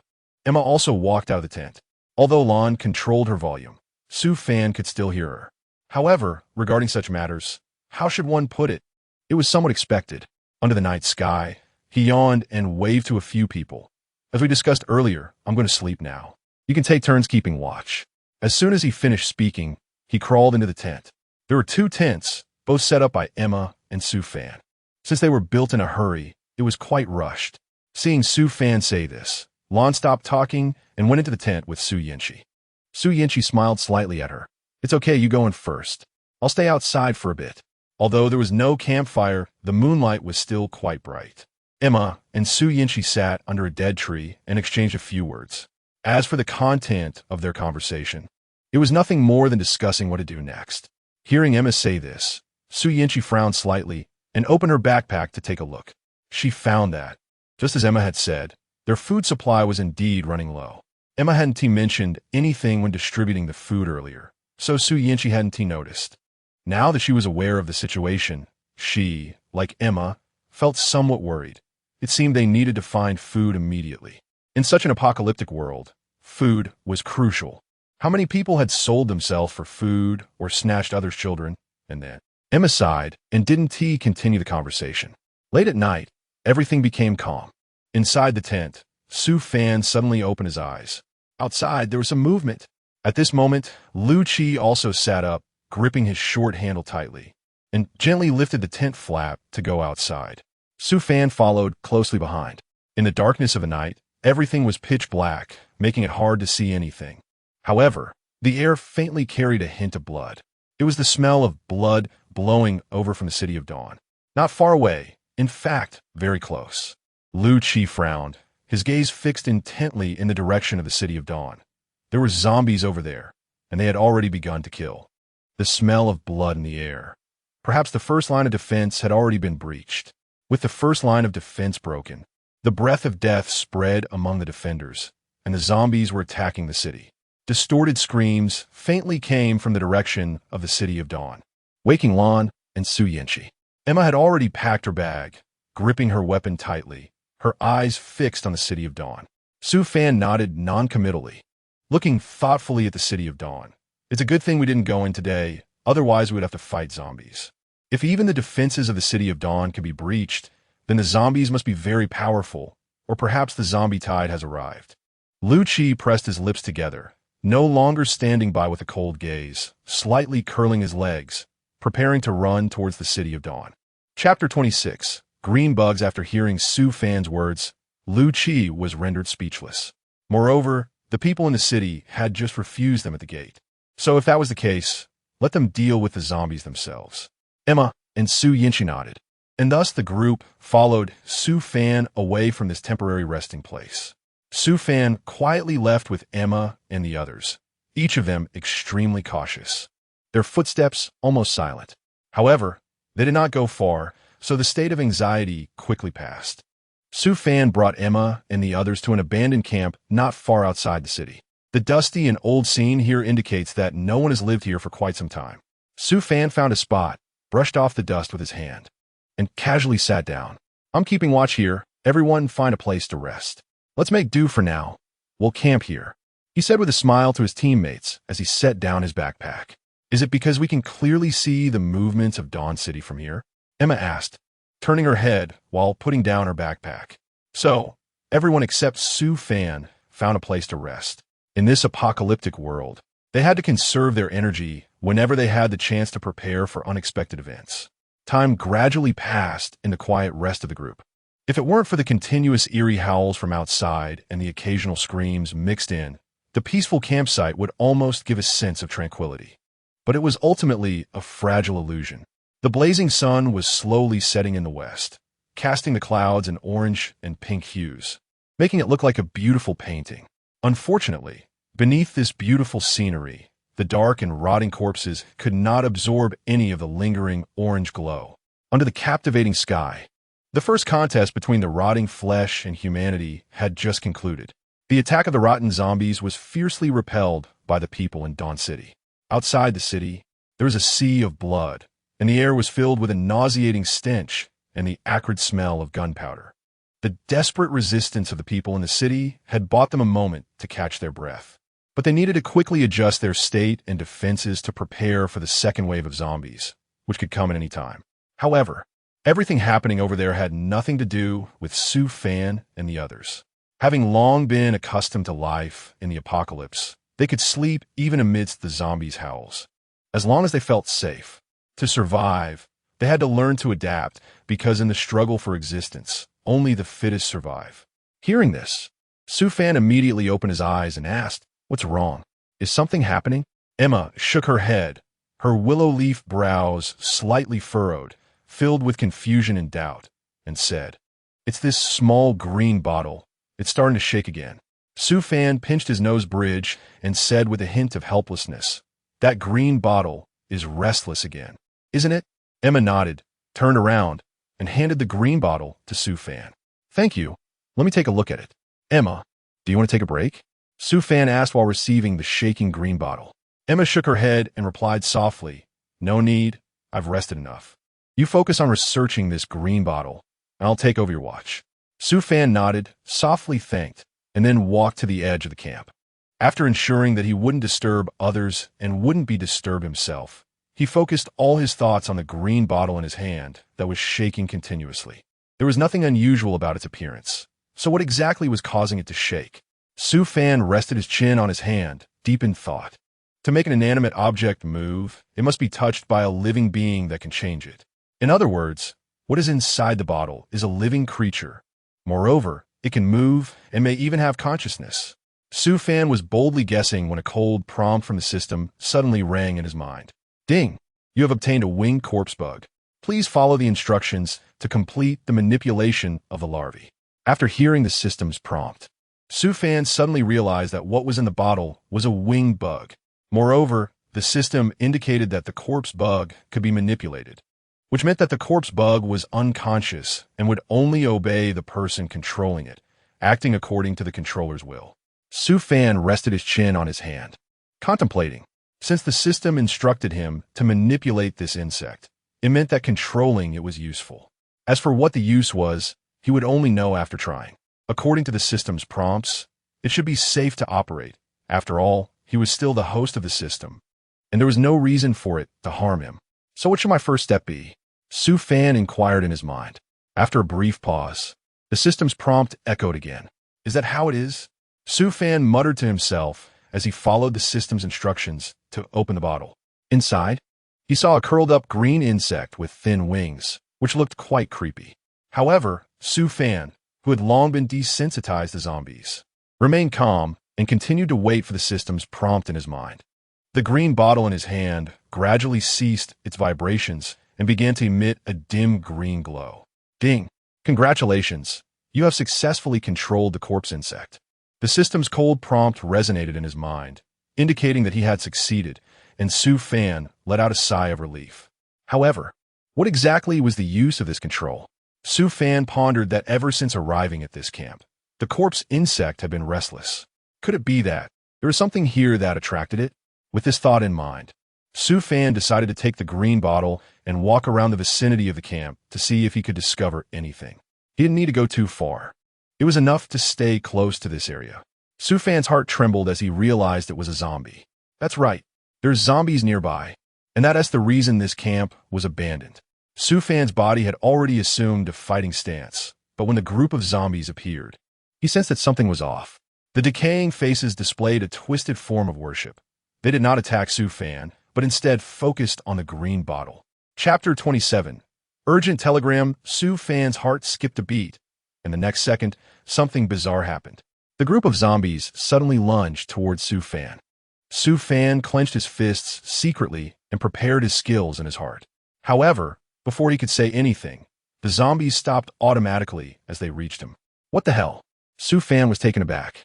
What is going on? These zombies seem to be under someone's control. Then, an even more astonishing scene unfolded. The zombies, as if controlled, actually began to turn their bodies in the direction of the green worm's movement.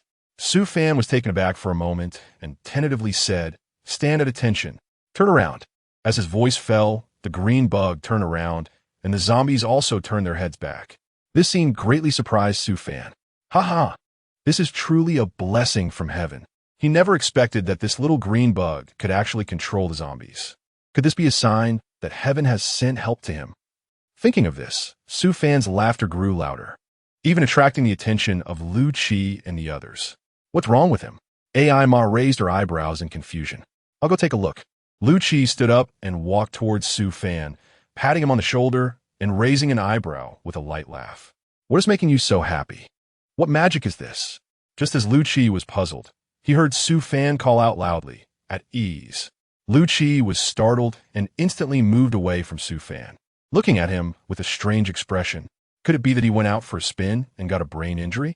Seemingly knowing what Lu Qi was thinking, Su Fan shot him a glare and said irritably, "You turn around first. What are you doing?"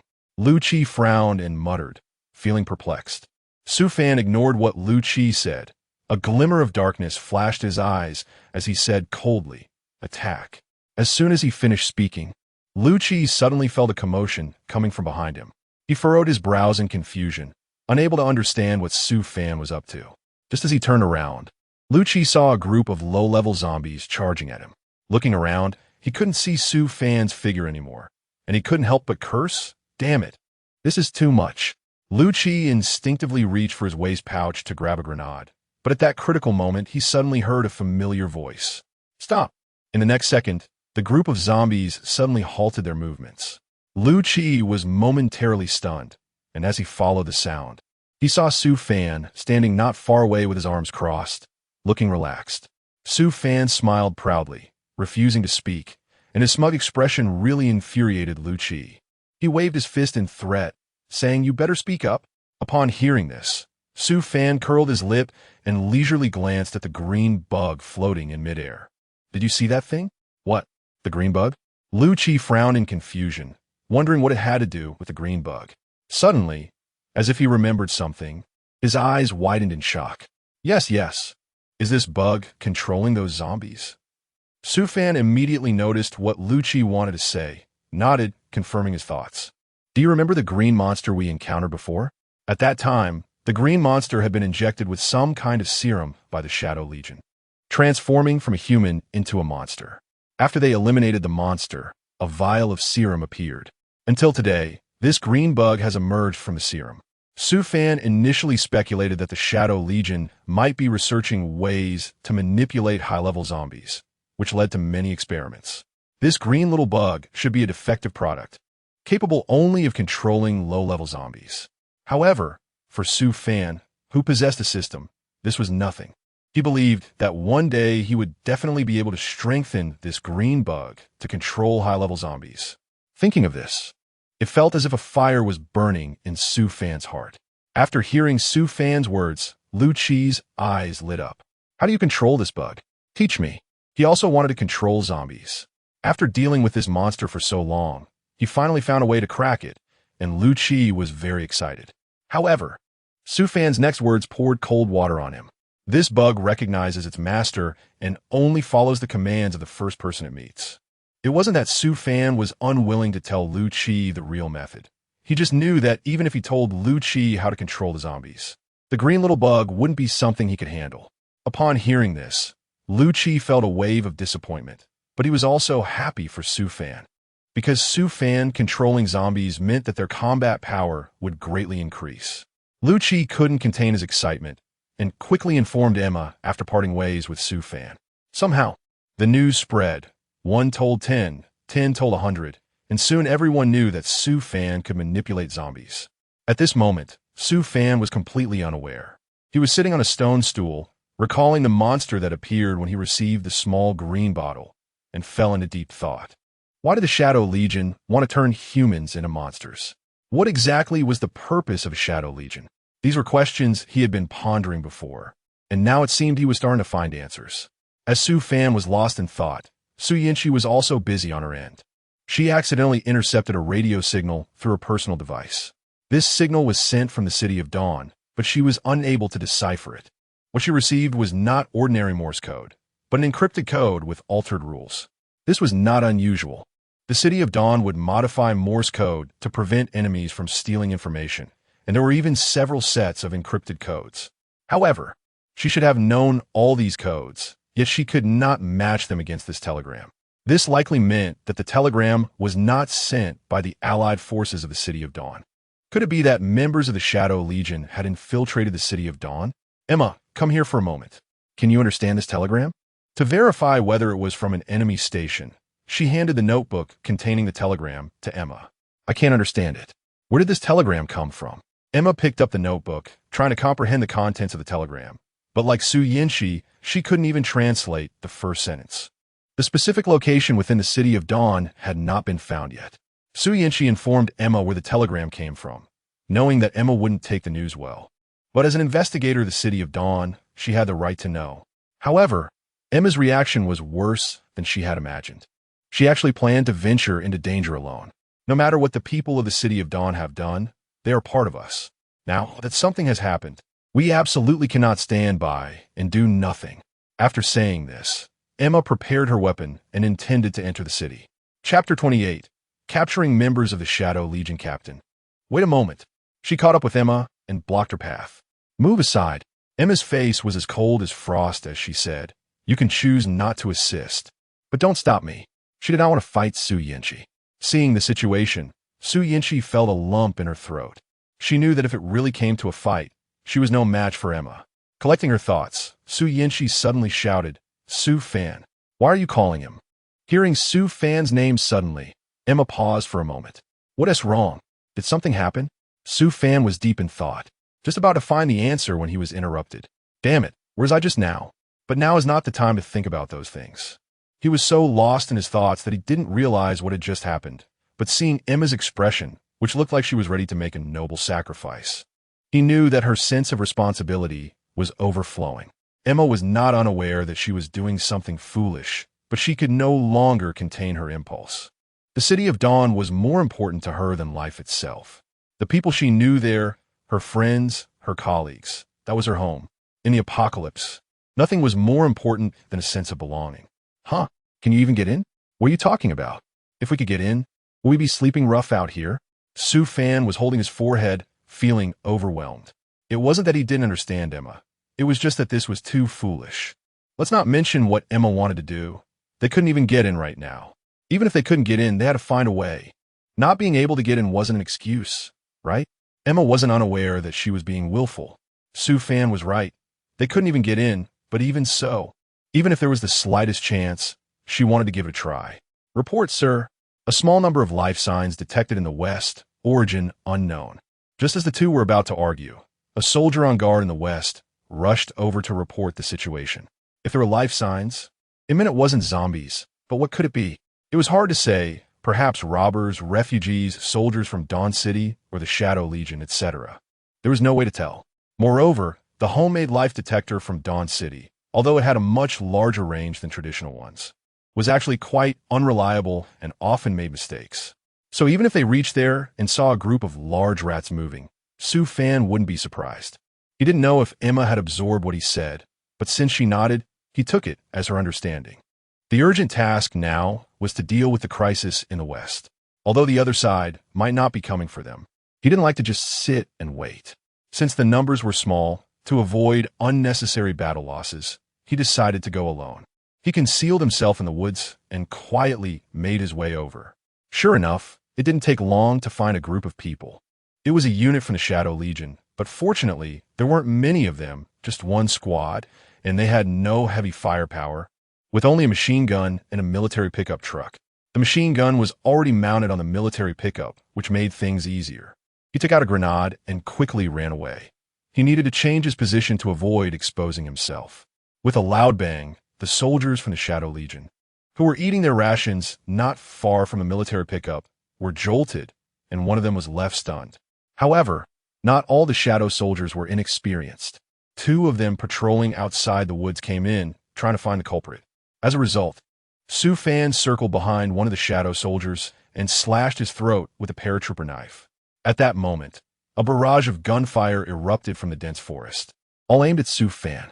Luckily, he reacted quickly and managed to dodge, sustaining only a scratch on his shoulder. The situation was becoming a bit dire. Although they were just some small fry, they all had guns, so it was better to hide. He used the trees in the dense forest to navigate deeper, disappearing without a trace again. If at this moment the Shadow Squad leader had backed down and retreated with his troops from the forest, there might have been a chance to survive. But he made the worst decision of his life. He led his troops into pursuit. This wasn't Tia's fault. Su Fan was just one person, and of course, they wouldn't take him seriously. The Shadow soldiers entered the depths of the forest cautiously, but unfortunately, they encountered Su Fan. As soon as a few of them entered, they sensed something unusual. Before they could react, Su Fan suddenly emerged from the shadows and said in a deep voice, "Lightning strike." As soon as he finished speaking, a bolt of lightning shot across, striking the few Shadow Legion members directly, and their movements became stiff. The opportunity had come. Su Fan narrowed his eyes, excitement flickering within them. Taking advantage of the lingering effects of the lightning strike and the dazed state of the few individuals, he suddenly emerged. Like a ghost, he glided past them, and one by one, they fell as his figure vanished. A wave of fear swept through the group, and someone in the crowd shouted, "Let's form a circle." By gathering together, they believed they could avoid being ambushed. As soon as those words were spoken, the remaining 10 quickly formed a circle, with one of them shouting, "Hey, you, come out. If you have the guts, face us in a fair fight." The leader drew his weapon and scanned the surroundings, terrified for his life. He wanted a fair duel, but that naturally meant he was inviting an ambush. Su Fan curled his lips into a cold smile and walked out slowly. Those few people were clearly not expecting Su Fan to be so straightforward, and for a moment, they were taken aback. Su Fan lazily ignored the 10 people in charge and suddenly burst into a ghostly laugh. In the next second, before those few had reacted, Su Fan suddenly shouted, "Flame blade." As soon as the words fell, a curved blade appeared out of thin air, engulfed in blazing flames, and, following Su Fan's command, charged directly at the group of people. 1, 2, 3, 9? Wait, why is one missing? He searched around in the forest, but couldn't find anyone. When he finally exited the forest, he discovered that the big brother who had just eaten a box meal was still standing there in a daze. Is a recruitment standard for the Shadow Legion this low? With such mental fortitude, can he really be a soldier? Big brother, choose one. Should I tie you up? Or will you tie yourself up? He threw the rope to the Shadow soldier and then tapped the soldier on the shoulder. The Shadow soldier, coming back to his senses, was surprisingly obedient, not resisting at all, and tied himself up. For him, being a soldier was just a way to get a meal. Chapter 29. Beyond human limits. When they reached the camp, Su Fan roughly threw the shadow soldier to the ground. The shadow soldier was still trembling, unsure of his fate. In the post-apocalyptic world, there was no policy of preferential treatment for prisoners. Whether captured enemy soldiers would be mistreated or even massacred depended entirely on the conscience of the officers. "Leave him to me. I think I have a lot to talk about with him." Emma signaled her subordinates to take the soldier to her camp. She needed to find a way to pry open the shadow soldier's mouth. Maybe she could figure out something about the radio station. Within 10 minutes, she emerged from the camp, looking very bad. "Did you not get any information? Was your interrogation too gentle? I'm not saying I advocate for torture, but a little appropriate violence can be effective." Su Fan was squatting in the corner drinking coffee, and it was rare for him to be so leisurely for a while. Drinking coffee in the apocalypse, even if it's instant, is still a kind of enjoyment. After all, many places can't even have a proper meal, and aside from the military, there's no place left that produces coffee. No, he was so honest that I could hardly believe it, and I think you wouldn't guess either. He belonged to the Shadow Special Forces, but he was very loose-lipped. Before I even spoke, he eagerly told me everything he knew. Emma shook her head. There was no problem with the interrogation, except that it went too smoothly, which made her suspect it was false information. Su Fan poured 2 cubes of sugar into the lunchbox, then stretched his shoulders. The shadow soldier was heavy as a pig, pressing down on him to the point where his shoulders were now in pain. There was a significant difference between capturing low-ranking officers and ordinary soldiers. After all, no commander would casually share the list of spies with all the soldiers. In fact, on the battlefield, during some important campaigns, not to mention soldiers, even low-ranking officers often didn't know where they were going to fight. Sometimes, the higher-ups would inform the soldiers that they were going for drills, but when they actually arrived, it could very well be to send them off as cannon fodder. I just didn't want to accept reality for a moment. My previous suspicions were not unfounded. There were indeed traitors in the city of Dawn, and I had to find out who was behind this. Emma knew very well that this would be the outcome, but she just couldn't accept it. Although the shadow soldier didn't know much, he didn't know the names or the exact number of spies. At least it was confirmed that there were spies. This was already quite troublesome. Spies generally wouldn't be of low rank and could even infiltrate the most core areas. What was there to not accept? Aren't spies quite common on a battlefield? Look at it from a different perspective. Don't think about going alone. Let's pack our bags, and while there are no zombies around, we can try to negotiate. Su Fan patted Emma on the shoulder, telling her to relax, even though he himself couldn't ease his mind. The destructive power of spies was simply too formidable, like a nail in the eye that everyone wanted to pull out quickly. Should I become heartless, like you? Speaking of which, where did your coffee come from? Did you open a coffee bag from the military rations? That's meant for night shifts, not for your enjoyment. Emma gave Su Fan a roll of her eyes. She somewhat envied his composure in such moments. After quickly organizing their luggage, the group headed to the city of Dawn, hoping that with such significant intelligence in hand, they could persuade the guard officer to let them in. However, it was unclear whether the officer was just stubborn or intentionally making things difficult, as they still couldn't enter the city. Who is this bookworm? Is he just going to say this doesn't comply with the regulations? Can we really rely on someone like him to guard the city? Su Yinshi couldn't help but complain about the officer's attitude. She greatly disliked young officers who spoke with an air of authority, treating even the smallest matters as if they were orders from above. Even if that officer had little power, shouldn't he at least report this up the chain? To directly refuse such a significant matter? He might be under pressure too. Well, let us think of another way. Emma sighed. Although she was anxious, she still needed to comfort her subordinates. It wasn't just Su Yinshi who was feeling down. Everyone was in a bad mood, their heads hanging low. Though they didn't speak up, it was clear they were dissatisfied. Food was running low, and with exhaustion and tension mounting, they desperately needed to rest. Now, they thought they could enter the city to take a break, only to be rejected again. Su Fan didn't say anything.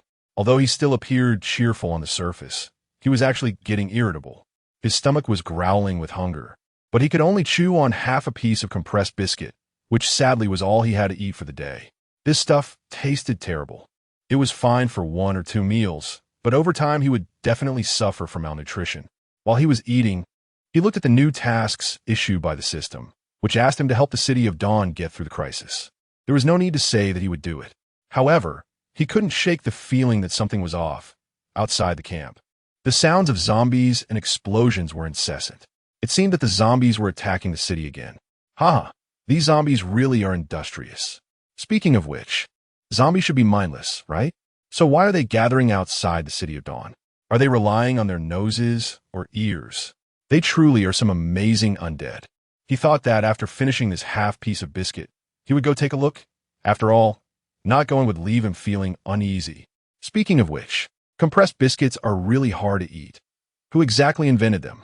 He even started hallucinating after finishing, seeing a figure in black with a mask quietly approaching the camp. Damn it, this hallucination. The figure in black is real. This is an enemy attack. He quickly stood up and drew his pistol, but the figure in black spotted him first and drew his own gun to shoot. At that distance, there was no way to dodge.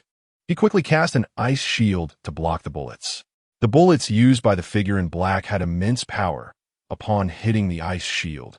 They erupted into huge flames, and with a loud bang, the ice shield shattered. 50A, although he wasn't harmed, Su Fan was still startled. No way. He absolutely couldn't let the figure in black fire a second shot. Taking advantage of the moment the figure was shooting, he rushed forward and kicked the figure's gun away. The figure was taken aback. How could this person be so fast? He had already surpassed human limits and was in front of him in the blink of an eye.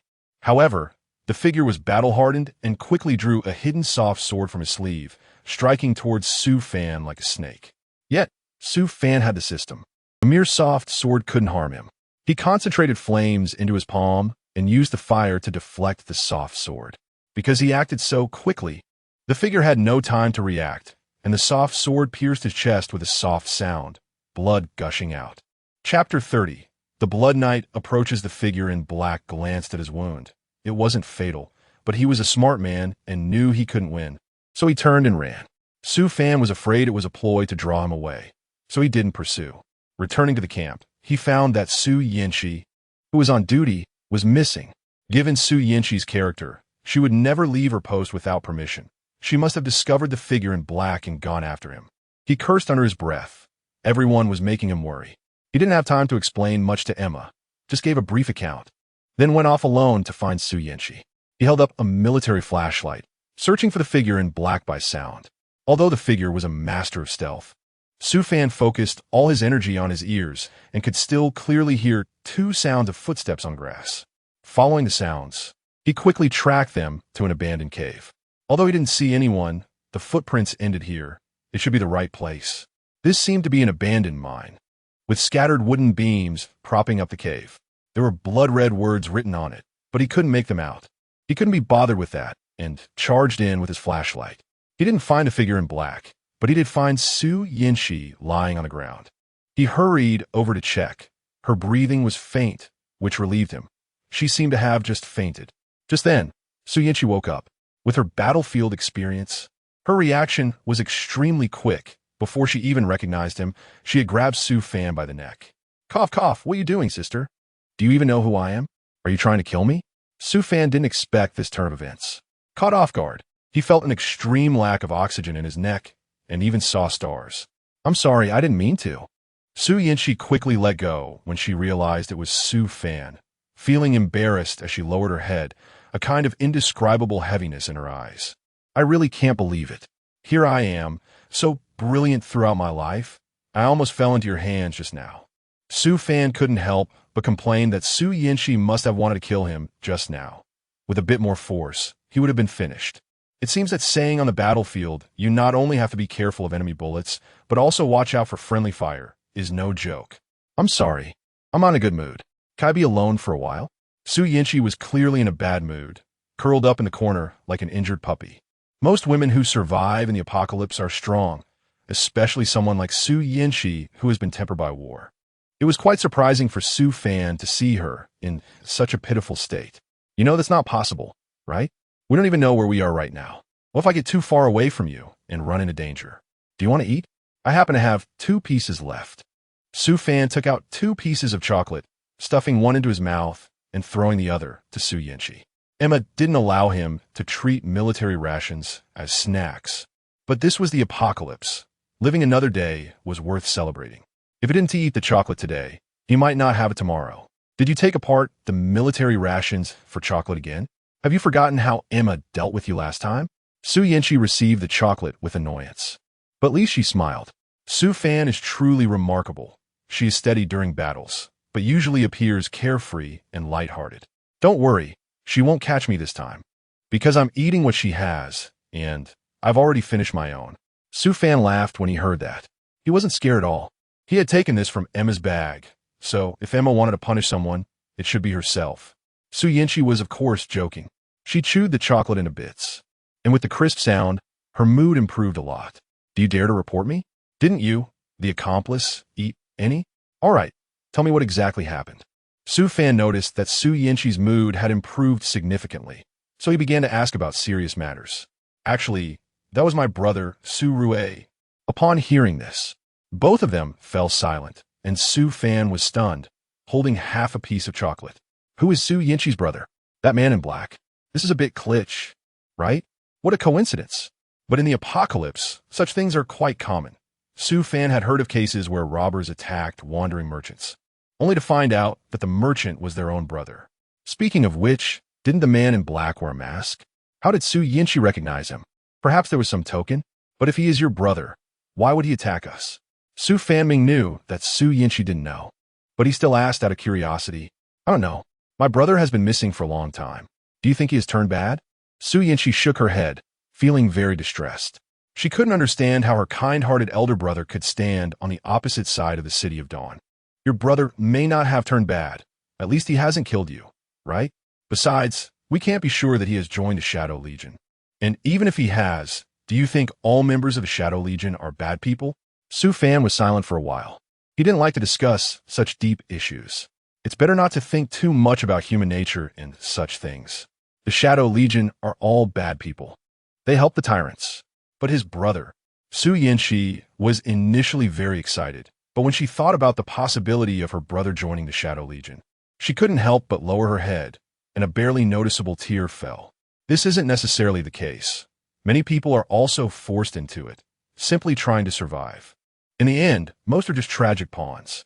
Don't think too much about it. Don't you know the Shadow Legion? They often go around conscripting people. Maybe your brother was just taken away to be a conscript, and he might escape at the first opportunity. Su Fan could only comfort Su Yinchi like this. The lower ranks of the Shadow Legion were actually quite pitiful. Most of them were victims who had been turned into executioners by the upper echelons. Of course, this is not an excuse for the evil deeds of the Shadow Soldiers. Evil is evil, no matter how helpless the circumstances may be. One can sympathize, but there will be no mercy. Perhaps, just perhaps, her brother has some unspeakable difficulties? Yes, he must have his own reasons. Such a good person wouldn't assist in wrongdoing. Su Yinchi nodded, deciding to believe this, as it made her feel much better inside. Does the truth really matter in the apocalypse? Suddenly, the cave was filled with the cries of zombies, and a group of them with red eyes charged out. Su Fan and Su Yinchi quickly drew their guns and started shooting. Although they were currently facing ordinary zombies, both of them instinctively chose to retreat. Something fell off. Why were these ordinary zombies so fast? Had these slow turtles been stimulated by something? By the time they retreated outside, Su Fan was completely stunned. Su Fan shot while running towards the camp with Su Yinchi. The sounds of zombies around him made his head buzz. Something big was bound to happen. Not to mention the City of Dawn, even the two of them staying in the wilderness would likely be in grave danger. Chapter 31.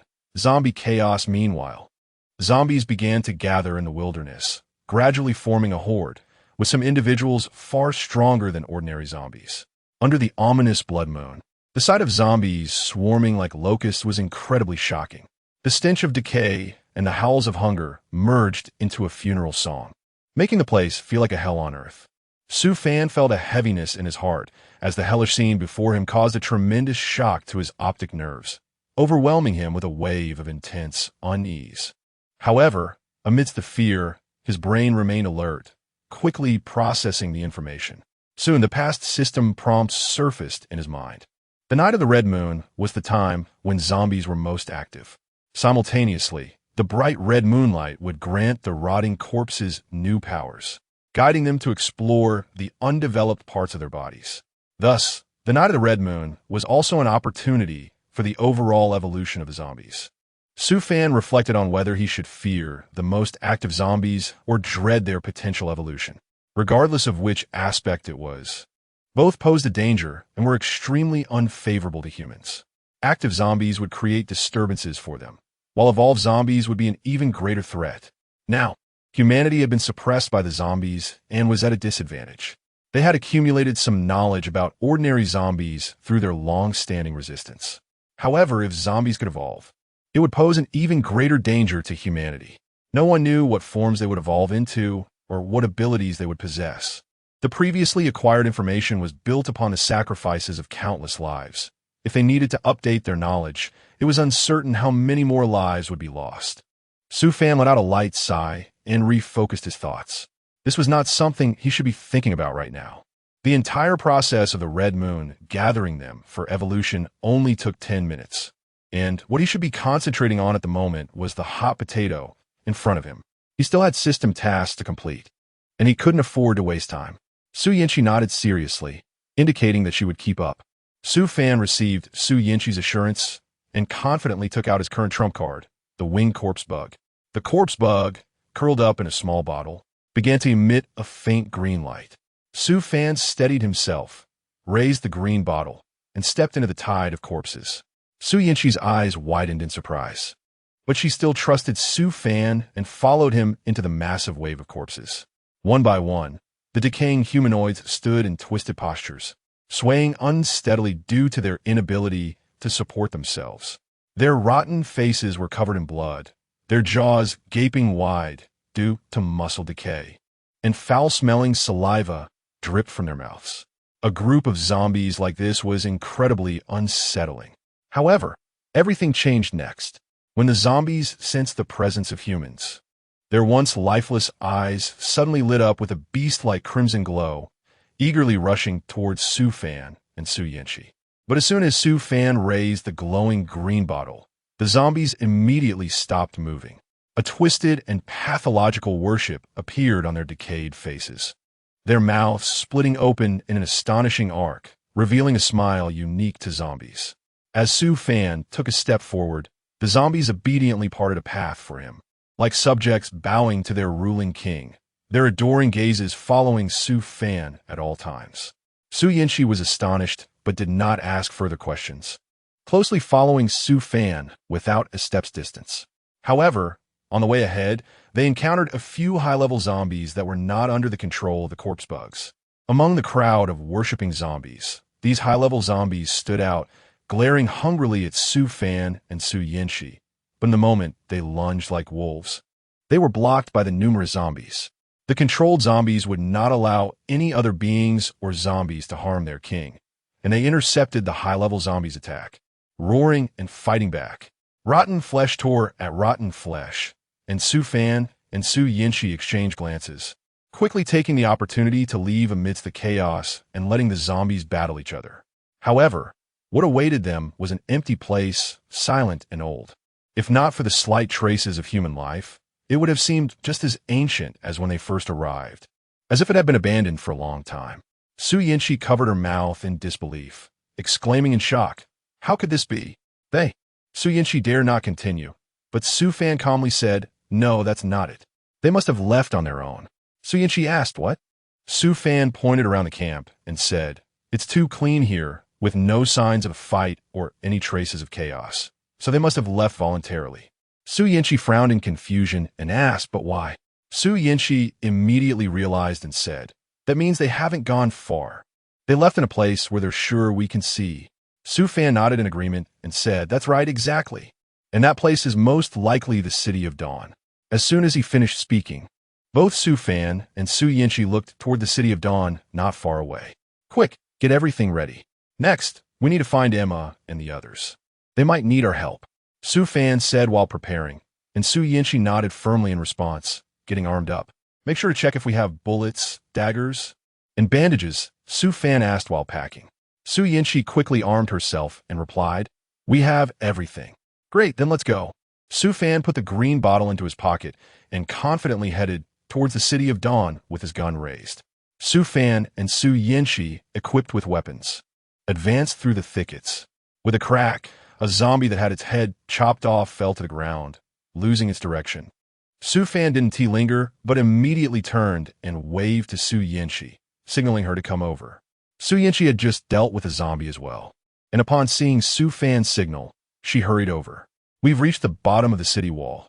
Let us quickly look around," Su Fan said in a low voice. Su Yinshi nodded in understanding. The two of them moved along the wall, constantly turning their heads in search of a place to land, but found no one. "What should we do? There's no trace of them here. If they haven't turned this way, then where could they have gone?" Su Yinshi asked, frowning with concern. Su Fan waved his hand to signal her to stay calm, carefully speaking. "Don't panic yet. We haven't finished searching. Emma and the others are not ordinary people, so there's no need to worry too much. They may not necessarily be in trouble." Chapter 32. Entering the city of Dawn, the reassured Su Yinshi nodded, and the two decided to continue forward, but in the next moment, a sudden change occurred. The deafening sound of an explosion echoed across the sky. Su Fan instinctively crouched down and covered his ears, not forgetting to pull Su Yinshi down with him. A massive cloud of smoke shot up into the sky, and the light from the explosion illuminated much of the sky, turning the night into day. This enormous explosion happened at the other end of the city of Dawn. "Cough, cough. What happened in the city of Dawn?"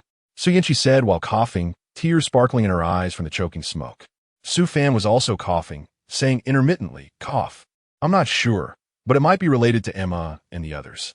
Then we need to hurry and find them," Su Yinshi said as she prepared to get up. Su Fan grabbed her and said, "Wait a moment, don't act rashly. The thick smoke hasn't cleared yet. We should crouch down and move." "Cough, you're right. By the way, I have 2 handkerchiefs here. Cough. Wait for me to wet them a bit." While speaking, Su Yinshi took out 2 handkerchiefs, wetting them with a little drinking water from a bottle before handing one to Su Fan. "Thank you." Su Fan immediately covered her mouth and nose with the handkerchief after receiving it, bending over as she moved towards the direction of the explosion, with Su Yinshi closely following behind. With the wet handkerchiefs, the two quickly reached the vicinity of the explosion. Upon getting closer, they realized that the seemingly indestructible city walls of Dawn City had actually been blown apart, creating a large gap that led straight outside. Outside was wave after wave of zombies. Without the protection of the sturdy walls, everything inside seemed like a piece of delicious meat, enticing the mindless corpses controlled by hunger and the virus. "Su Fan, what are you doing here? You weren't affected, right?" It was Emma's voice. Su Fan looked up and saw Emma, her delicate face now gray and covered in dust, but her eyes remained clear and bright, staring directly at them. "Don't worry. We're fine. How about you? How did you end up here?" Su Fan asked as she lowered the handkerchief. "We're fine, but there's a lot to explain. We're in big trouble now. There are undercover agents from the Shadow Legion infiltrating the city, and they colluded with the outside to blow up the walls. The zombie tide is still ongoing, and the undercover agents have taken the opportunity to cause chaos," Emma said urgently, her eyes filled with intense anger. Su Yinshi widened her eyes in disbelief and said, "What? Undercover agents? How despicable." Su Fan got up, his mind racing with strategies to cope with the situation. But the riots in the city were becoming increasingly intense. Damn it, Su Fan cursed inwardly. How could he ignore such a thing happening before his eyes? Moreover, if the city of Dawn fell, they wouldn't necessarily fare well either. "All right then, Emma, Su Yinshi, you go and quell the riots first, and I'll take care of the walls," Su Fan said as he picked up his firearm. "No way," Emma and Su Yinshi said in unison. "With so many zombies outside, how can you handle alone, Su Fan?" Emma decisively rejected Su Fan's suggestion. Su Yinshi also worriedly echoed, "Yes, don't act impulsively, Su Fan." Su Fan confidently curled his lips and said, "Don't worry, just leave it to me. Don't you know me?" Seeing that Emma and Su Yinshi were still hesitating, Su Fan decided to bring out the corpse worms to persuade them. "Don't worry, I have a secret weapon," Su Fan grinned. "Secret weapon?" Emma asked with a puzzled look. But their discussion was interrupted by the screams coming from the chaos. The city was in turmoil, and outside, The zombies were glaring hungrily. Now, the City of Dawn was caught in a pincer attack, and they didn't have much time for hesitation. They could only give it a try and use a method that seemed ineffective. Emma held her gun and rushed towards the chaos, turning her head before leaving to say to Su Fan, "No matter what, don't be reckless. If you can't hold on, retreat. You need to protect yourself first." After Su Fan nodded, Emma and Su Yinchi turned and rushed to the battlefield together. With a shot, Emma killed a shadow soldier who was about to continue installing a bomb, and immediately went to disarm the bomb, while Su Yinchi stood behind her to guard her. A shadow soldier quietly approached, ready to ambush, but was knocked out with a shot from Su Yinchi. "Watch your back." As soon as Emma finished disarming the bomb and looked up, she saw a shadow soldier standing behind Su Yinchi. She quickly stepped forward and kicked down the shadow soldier who was about to strike. "You bunch of bastards," Emma said angrily, shooting him without hesitation. While Emma and the others were fighting with the shadow soldiers, Su Fan stood at the gap in the city wall. There were too many zombies. Su Fan frowned as he watched the zombies trying to climb up and took out the corpse worms hidden in his pocket. As soon as the corpse worms, emitting a faint green light, appeared, the group of zombies below displayed extreme admiration, just like before, and stopped climbing. Just like that, Su Fan thought, controlling the corpse worms to continue issuing commands to the control zombies. Suddenly, a wave of zombies turned around and pounced on the zombies behind them, pinning them down and hindering their advance. However, the uncontrolled zombies did not fight with them. To the people in the city, they were a delicious feast, completely controlled by the virus and their appetite, drooling as they disregarded the obstacles and continued forward. Su Fan frowned at this and continued to issue commands. The controlled zombies suddenly went mad, tearing at their kind and tripping them to block the path of other zombies. The green bottle swayed gently, as if the corpse bug wanted to stretch its wings.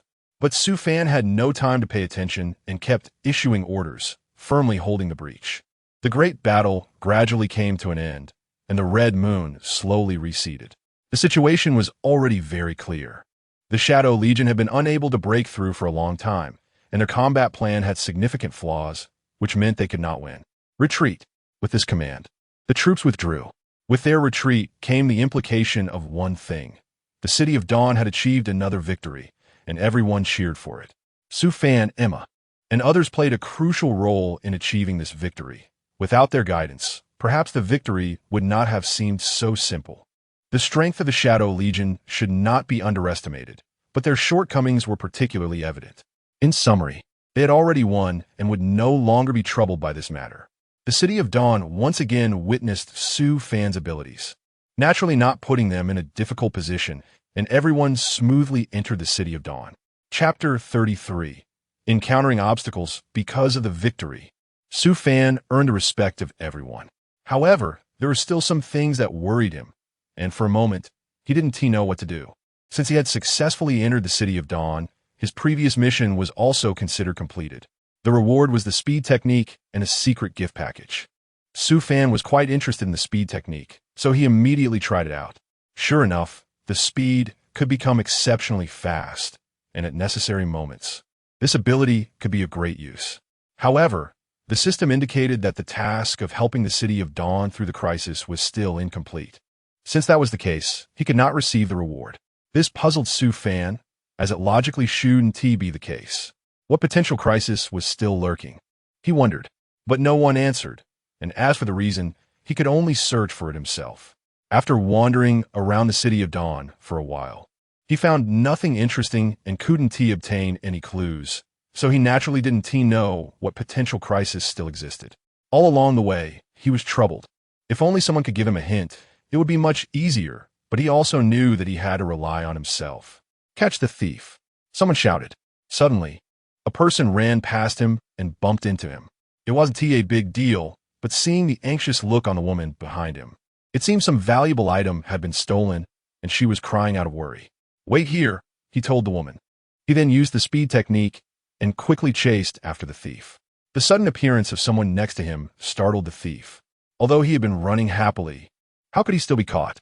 He knew very well what would happen if he was caught now. "Still running?" Su Fan asked. The thief quickened his pace, but he realized he could not outrun Su Fan at all. Moreover, he was already panting, while Su Fan appeared as if nothing had happened, which was quite strange. Soon, the thief was taken down by Su Fan. In order to keep what he had, the thief fought back, but he was no match for Su Fan. "Thank you so much," as she started crying. He expected the speed technique to come into play so quickly, but because of its obvious effect, he actually liked it a lot, as it was very practical. If it could be further developed, it would likely be even more effective. Lu Qi was still isolated outside the city, and he was close to being unable to suppress the zombie poison. Su Fan arrived shortly after, and his face looked very bad. He didn't expect the situation to become so serious. However, at this moment, they had no way to help. "Is he okay?" he asked. Lan, squatting nearby, shook her head, not particularly optimistic. Despite this, Su Fan still felt helpless. He couldn't just leave Lu Qi like this. He had to find a way to save him, otherwise, it wouldn't be a solution to let things continue like this. However, there were no medicines in the system. If there were, it should be able to help Lu Qi. So far, Su Fan hadn't seen any, which made him very worried and unsure of what to do. "I can't do anything either," he said helplessly. Su Fan was already very touched by Su Fan's concern for him. It wasn't what everyone hoped for him to end up like this, so this was already enough. He was very clear about his situation, but at this point, he didn't know what to do. "You don't have to worry about me anymore," he said. It wasn't that he didn't want to live, but he knew he might not be able to live much longer. If there really was a way, Su Fan would have already saved him. "No, how can that be? Su Fan fo mi li di saga." Lu Qi was his good friend. How could he just give up? As long as there was a glimmer of hope, they shouldn't give up. As long as Lu Qi could hold on, he would definitely think of a way. Lan, who was beside them, was also moved by their friendship. "I have a method, but I don't know if it will work," she slowly said. Upon hearing this, Su Fan quickly asked, "What method?" Originally, Lu Qi wanted to speak, but his consciousness was becoming increasingly blurry, and he no longer knew what to say. If possible, Su Fan would definitely do everything he could to save Lu Qi. But if there really was no way, then it could only be said that this was Lu Qi's fate. "I think the X capsule might be useful," Lan said, pursing her lips and speaking in a low voice. She had heard about the power of the X capsule a long time ago, so she thought it was worth a try. "Where can we get it?" Su Fan asked. "As far as I know, it's only available at the military headquarters." Su Fan already had an idea in his mind. He knew what to do. If there was only this one method, then there was nothing that could be done. "You stay here and keep watch. I will go to the military building to get it." Lan nodded in agreement, although she still felt a bit worried. But would they really give it to him? Everyone knew how precious the X capsule was, so it wasn't something that could just be obtained easily. Looking at Su Fan's confident demeanor, she wasn't sure what to say, but for now, this was the only method available. There were no other options left. "You must pay attention to safety." Soon, Su Fan set off. If it really worked and could save Lu Qi, then everything would be worth it. Even if everyone else had given up on Lu Qi, he would not give up on him easily. Looking at the military building in front of him, Su Fan didn't know what he would experience next, but he was very confident.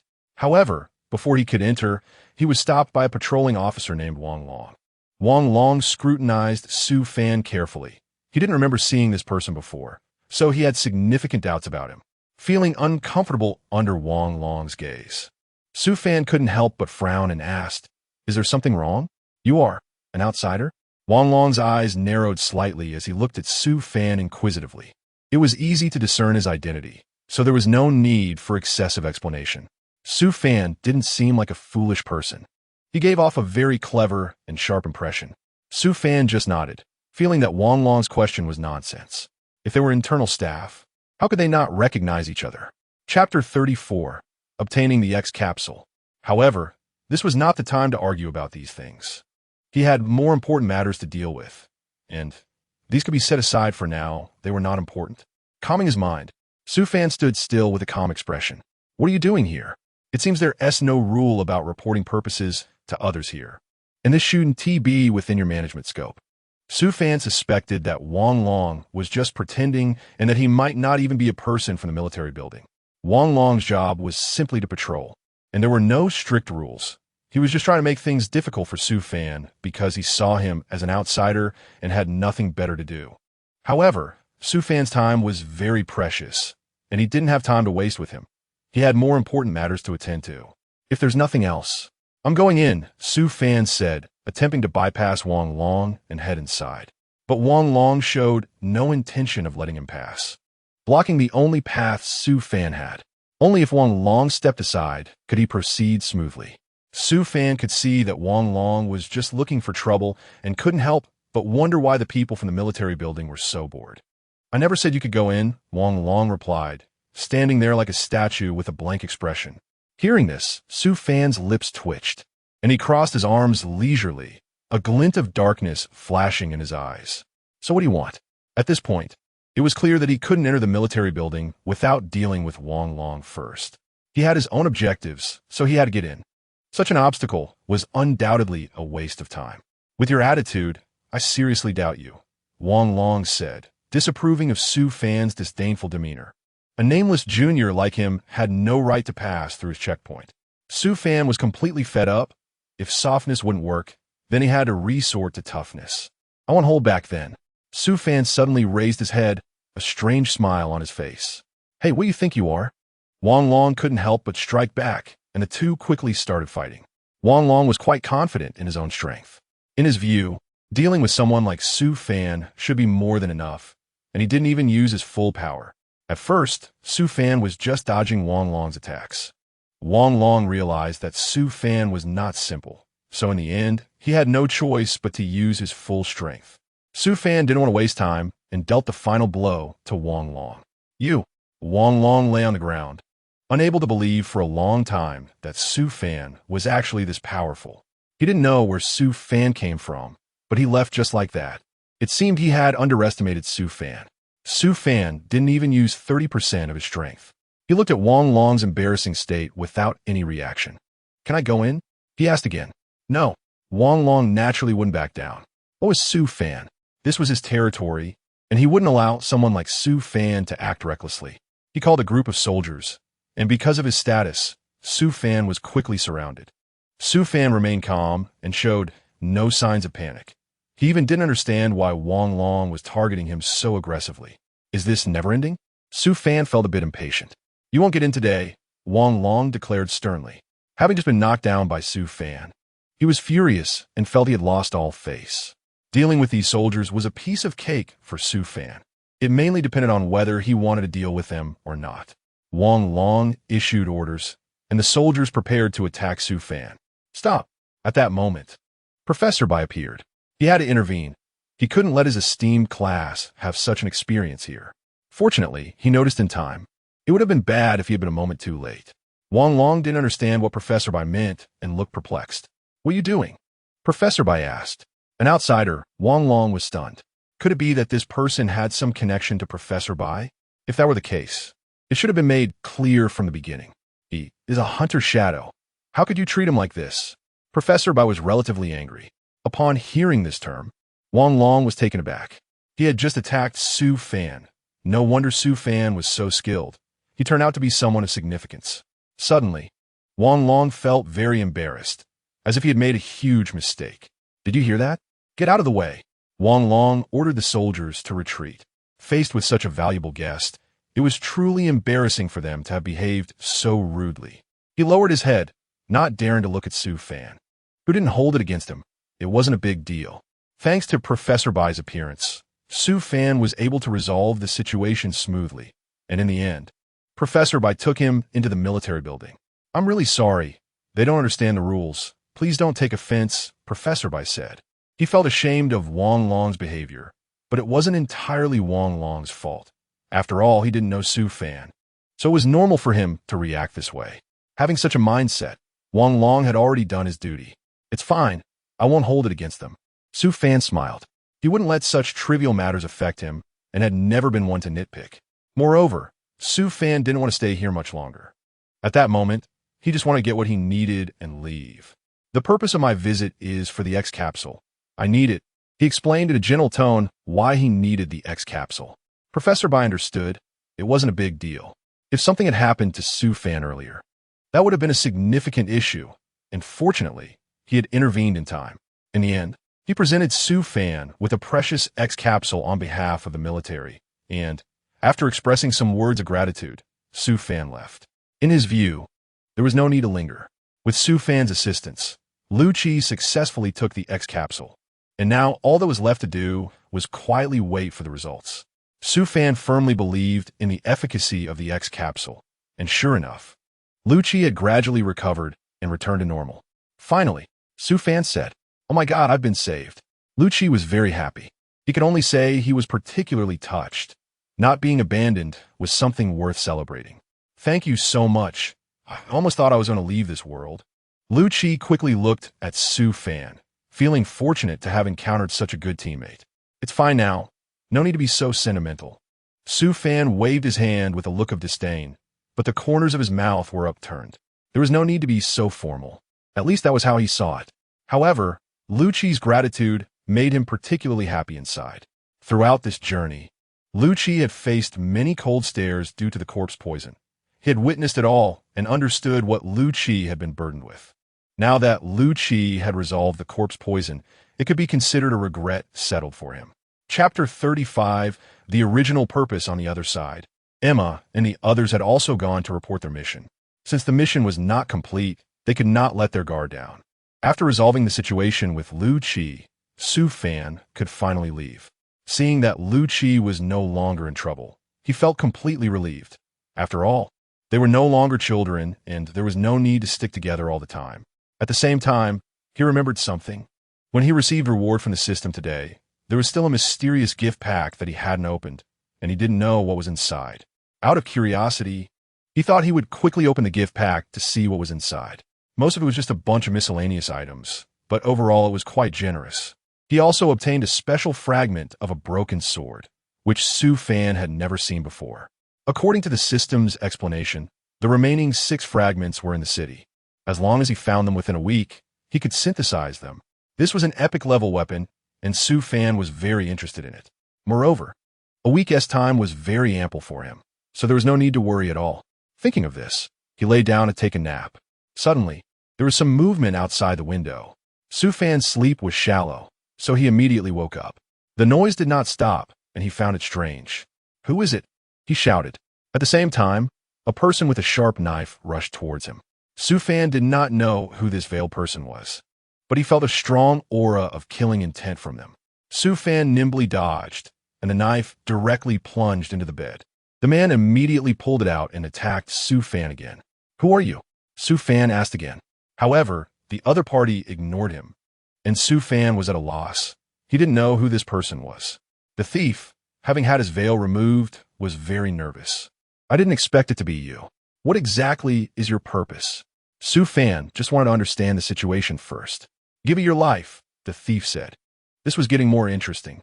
In that case, Su Fan could only accompany him well, and the two quickly began to fight.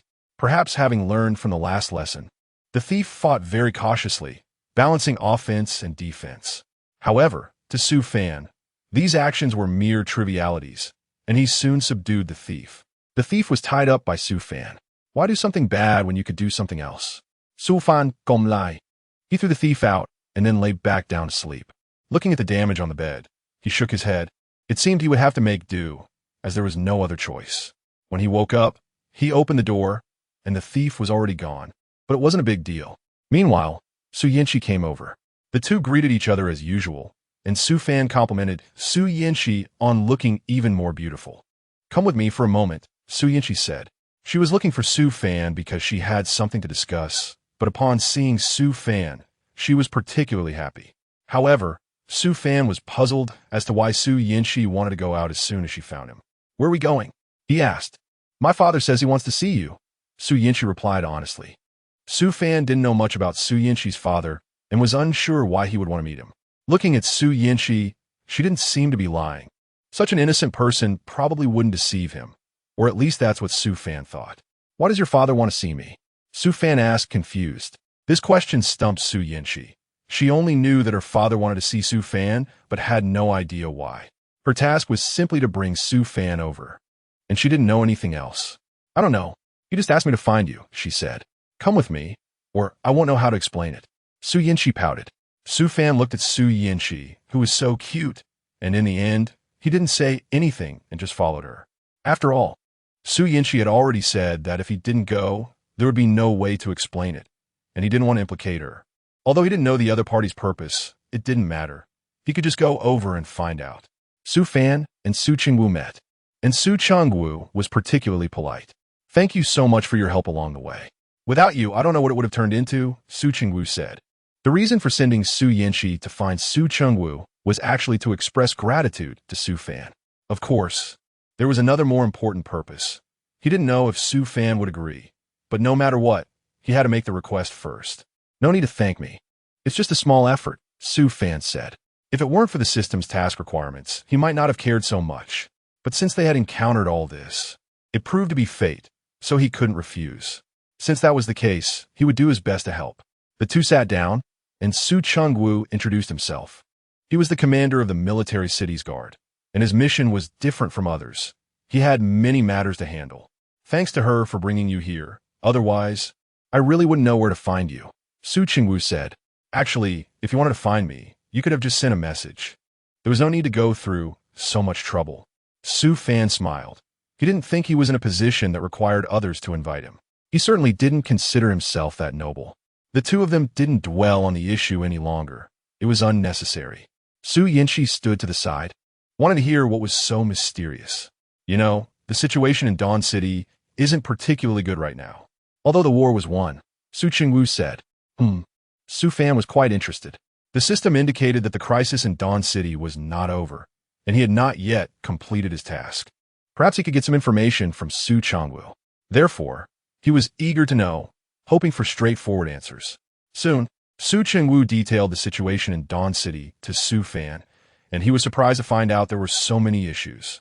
Even Su Yanqi, standing beside them, was astonished because these were things she had never known. I see. Su Fan had roughly understood. That's good to know. Since that's the case, Su Chengwu got straight to the point. He wasn't someone who liked to drag things out, so it was better to address everything at once. He believed Su Fan felt the same way. I hope you can help us. Chapter 36, 5 Fragments. After Su Fan listened to Su Chengwu's introduction, he also realized that Su Chengwu was trying to win him over. However, he did not show any reaction and just continued to listen, as the information about the city of Dawn still held certain value for Su Fan. Su Fan quietly listened, occasionally nodding in agreement. After a long time, Su Chengwu finally concluded his lengthy discourse and looked at Su Fan with a face full of joy. Su Fan did not express much, and simply stood up to bid farewell to Su Chengwu before leaving. Su Chengwu was left watching Su Fan's receding figure, unsure whether he had succeeded in winning him over.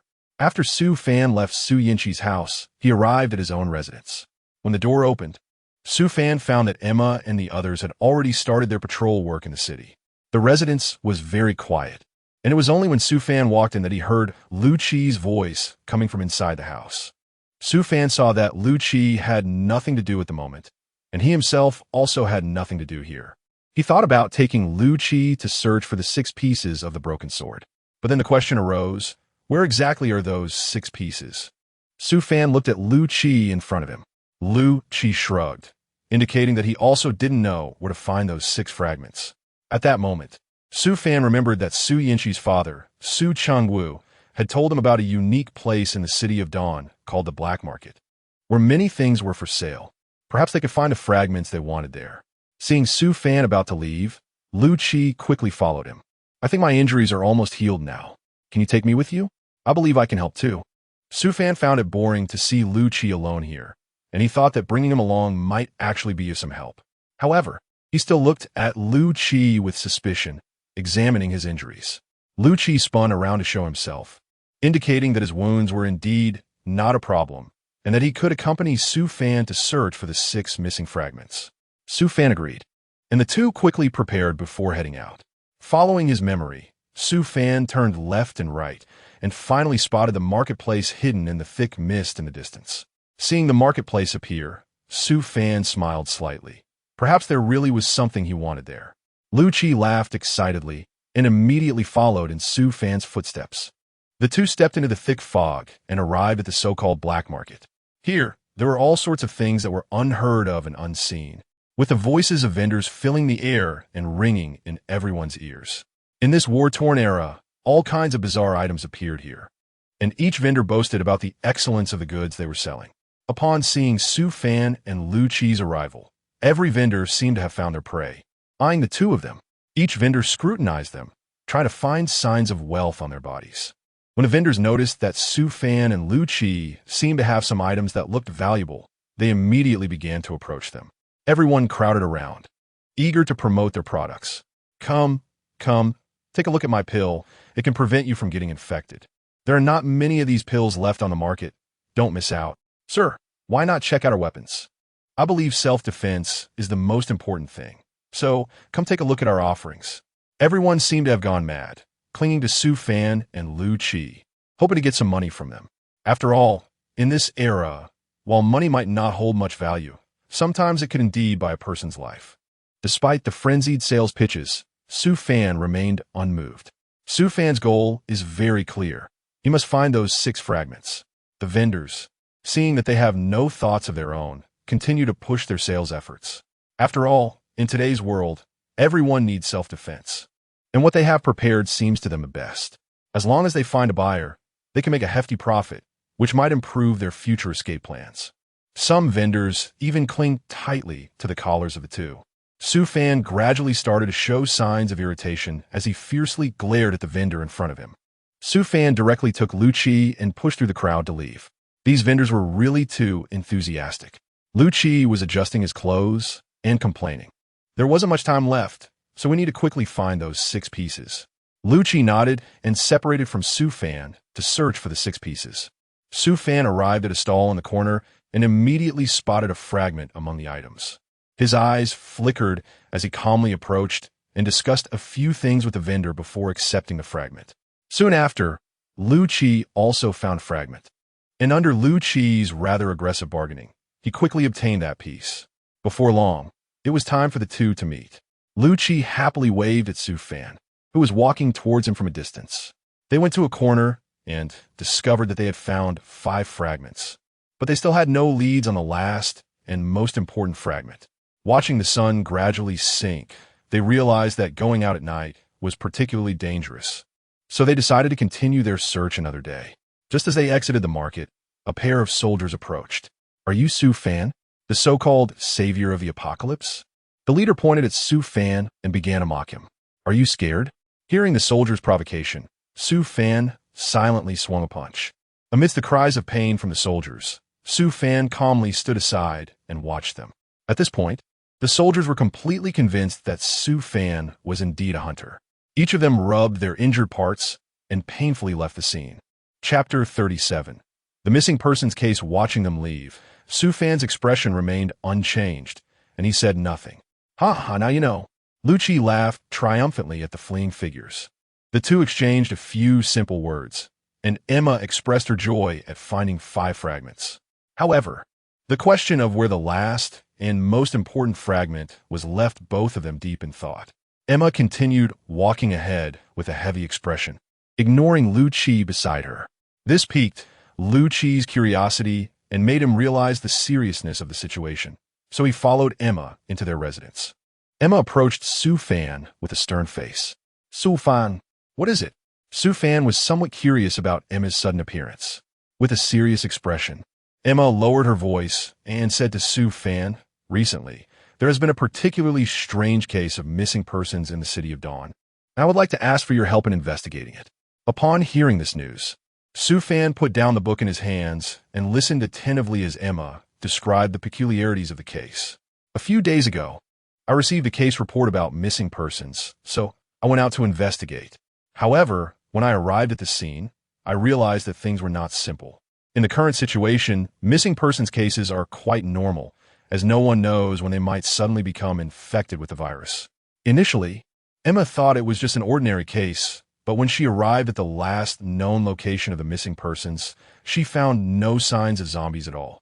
She continued her investigation for several days with no clues, as the scene was exceptionally pristine, and according to the families of the missing persons, they had no plans to leave the city at that time. After finishing her explanation, Emma sighed and looked up at Su Fan. "So I wanted to ask for your help." Su Fan's eyes flickered, and he slightly furrowed his brow, lost in thought. This matter was not particularly simple. Lu Qi, who was beside him, was also listening intently.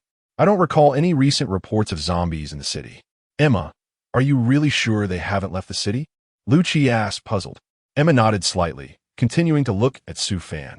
She hoped that Su Fan could use his abilities to help her find the answer to this case. Seeing this, Lucci turned to Su Fan as well.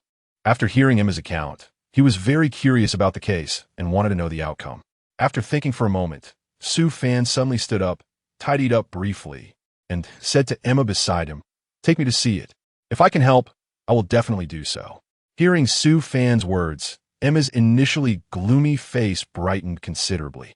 However, the case was still troubling her, so Emma immediately took Su Fan out the door. Lucci was about to call them to take him along, but they had already rushed out, and he could still hear Emma's voice coming from afar.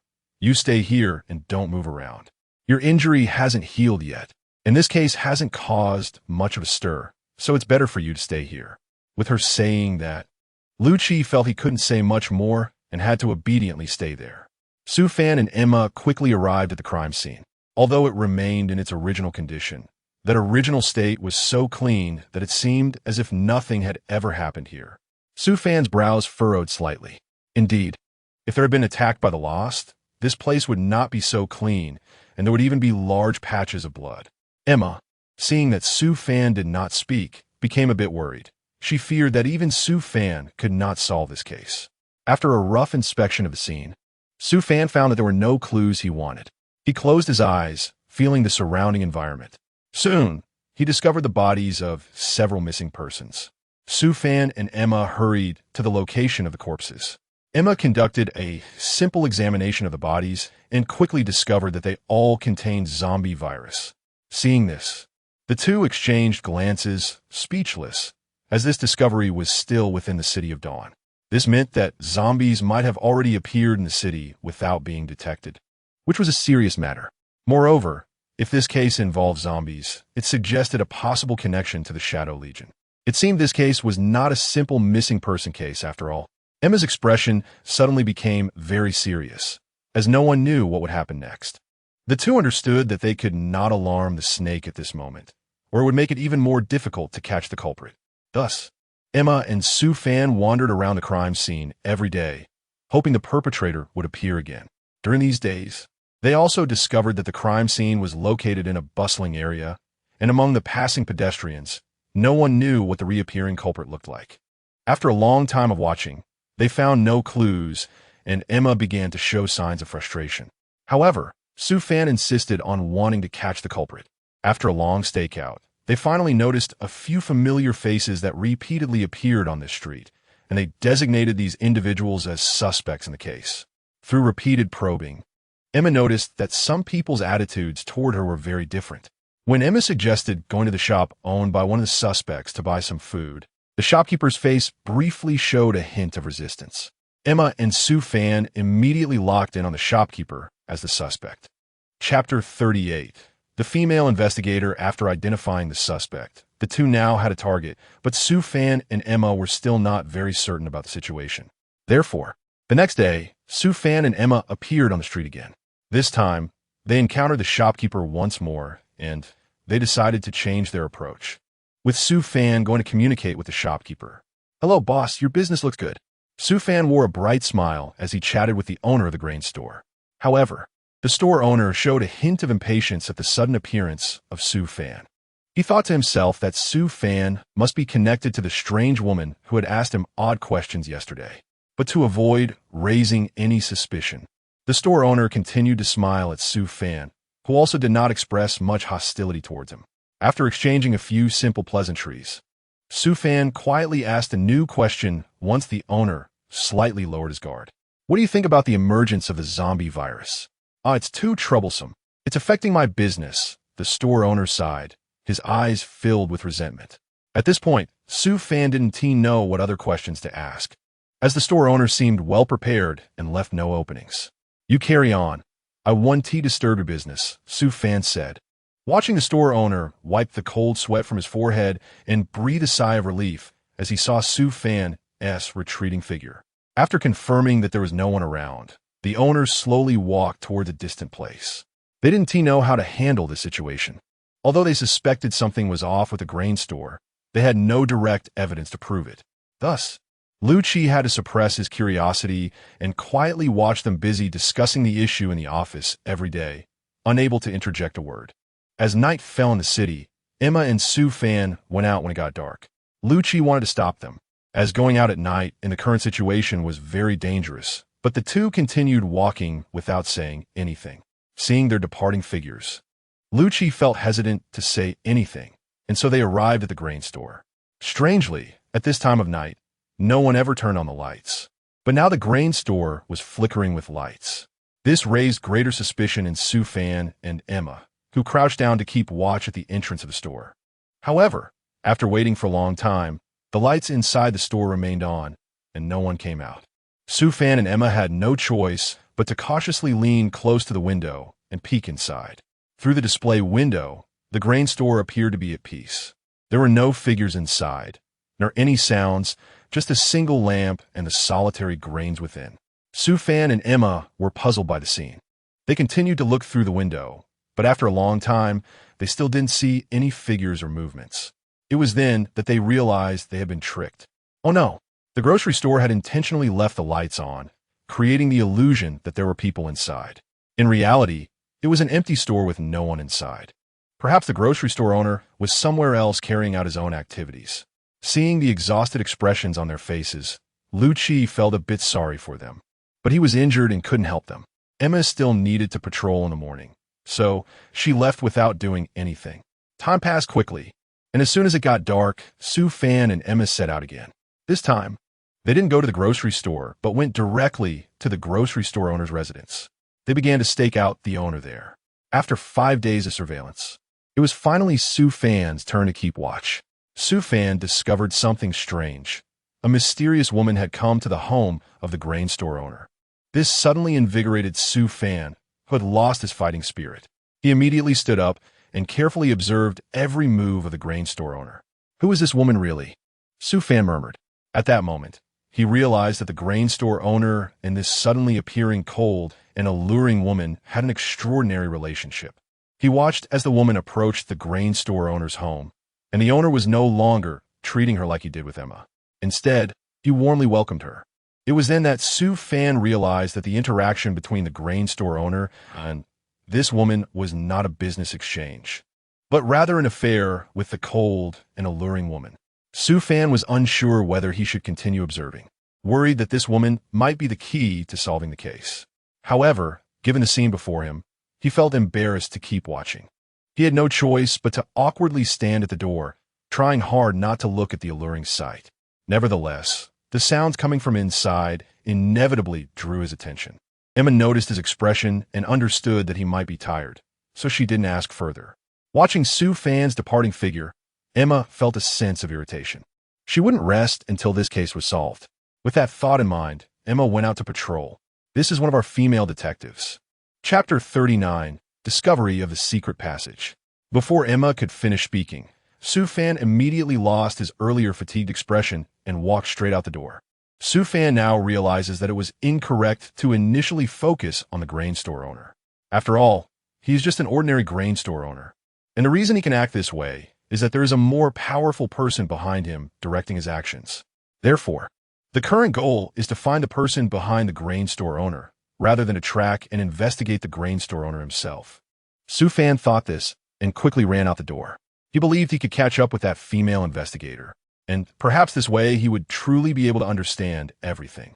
Sue Fan quickly ran to the door of the grain store owner's house, just in time to see the female investigator leaving the grain store owner's home.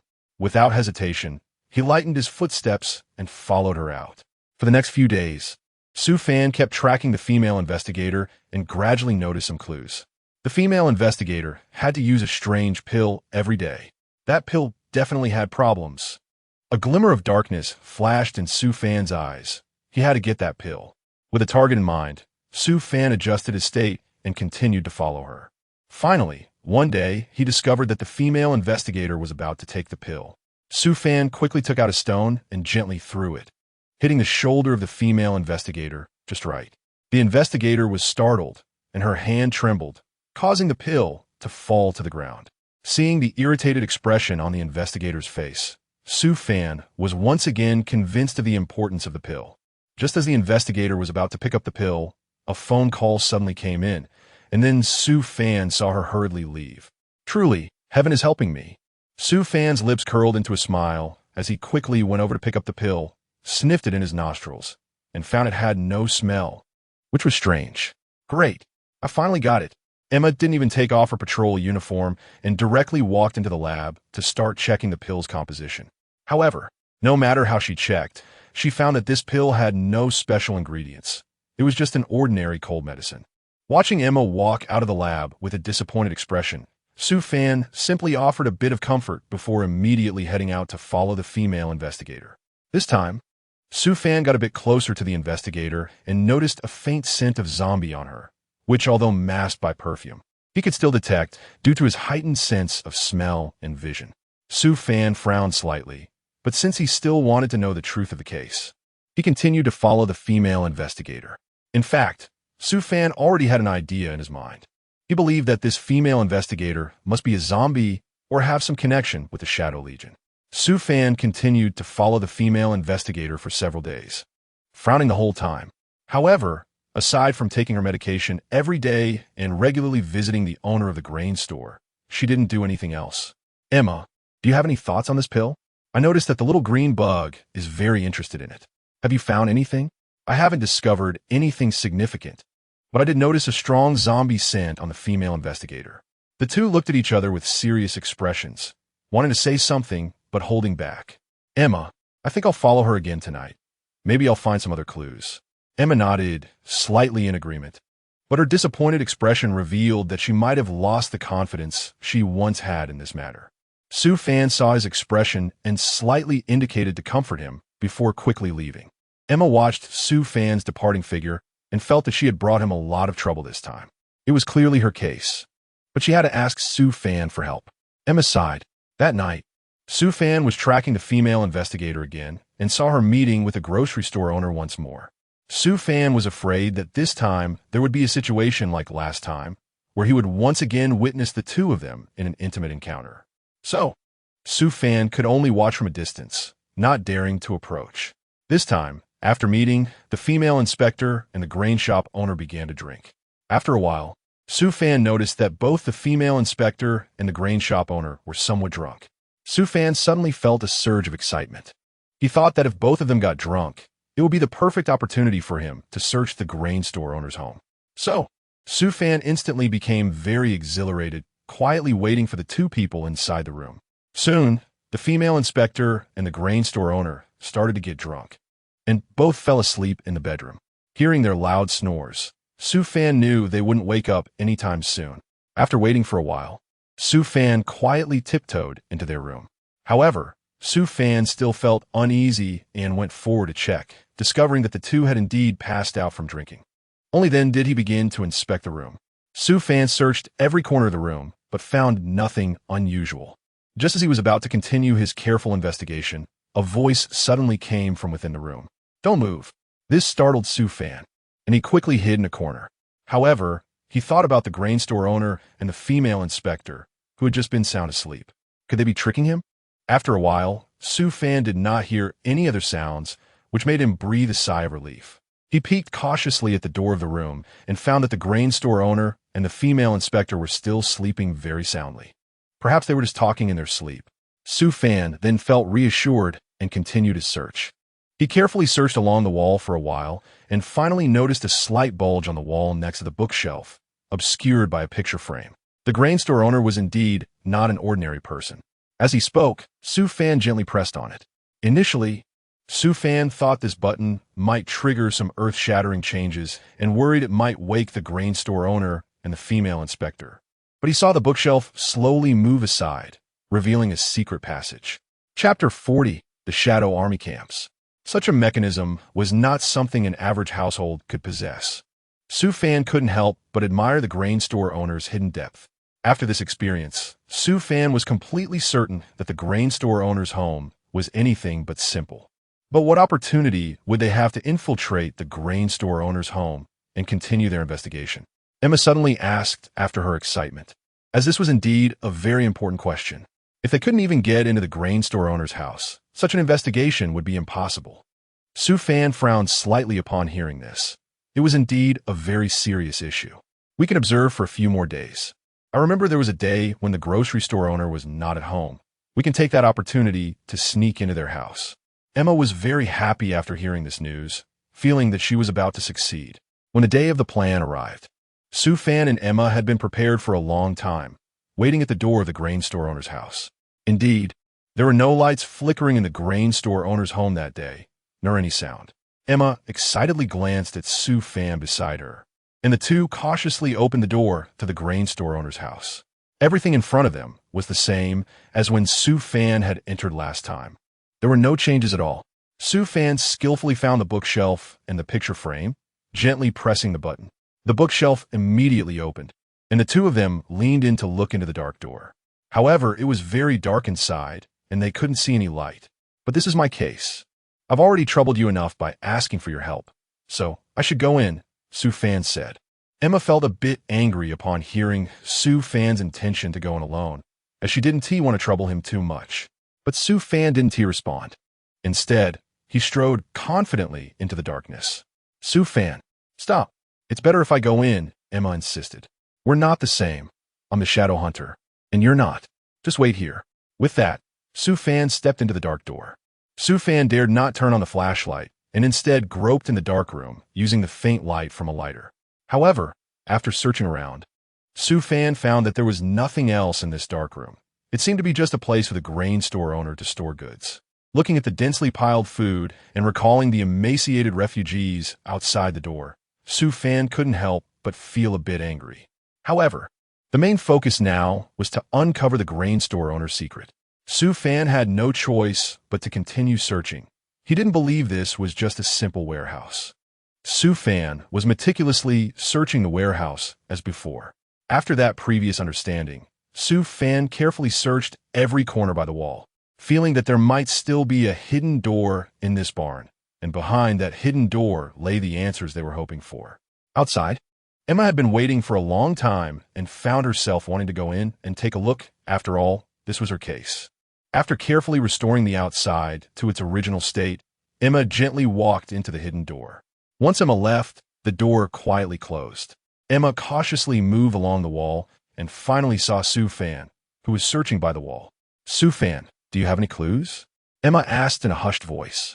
As soon as she finished speaking, Su Fan glanced at her but said nothing. It was unclear what dangers lay ahead, and Emma's casual entrance seemed too impulsive. But looking at Emma's determined expression, Su Fan ultimately acquiesced. Seeing that Su Fan had not discovered anything, Emma squatted in the corner and began to explore. Suddenly, Emma excitedly called out softly, Su Fan, come quickly. Hearing this, Su Fan quickly walked over to Emma. It turned out that Emma had discovered a protruding stone brick on the wall. Although this stone brick was not very obvious, it could be distinctly felt to be slightly raised compared to the surrounding bricks. The two exchanged excited glances and gently pressed the stone brick, and soon, a hidden door appeared in the ground. Let's go in, you follow me, Su Fan signaled to Emma and entered first. The two passed through a long corridor, feeling their way forward in the dark.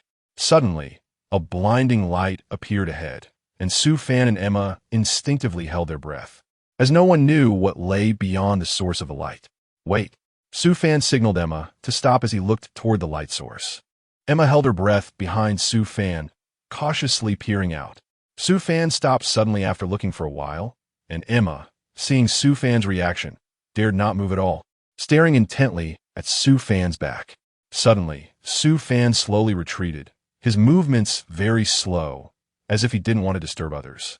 We're out of the city, Su Fan mouthed to the nervous Emma beside him. Hearing this, Emma felt a bit incredulous. Could such a short passage really take them out of Dawn City so quickly? Just as Emma was about to speak, Su Fan covered her mouth with his hand. There was someone outside just now. I almost got discovered, Su Fan mouthed again softly. At this, Emma was startled and nodded, no longer speaking. After a long time, the two realized there was no movement outside, and Su Fan quietly moved forward again. After confirming that there was no one around, he finally called Emma out. The two then discovered that outside was a temporary military tent. and those coming and going clearly belonged to the Shadow Legion. Emma's eyes widened in shock. She hadn't expected the Shadow Legion to be so audacious as to set up a military camp right outside Dawn City, which was even connected to it.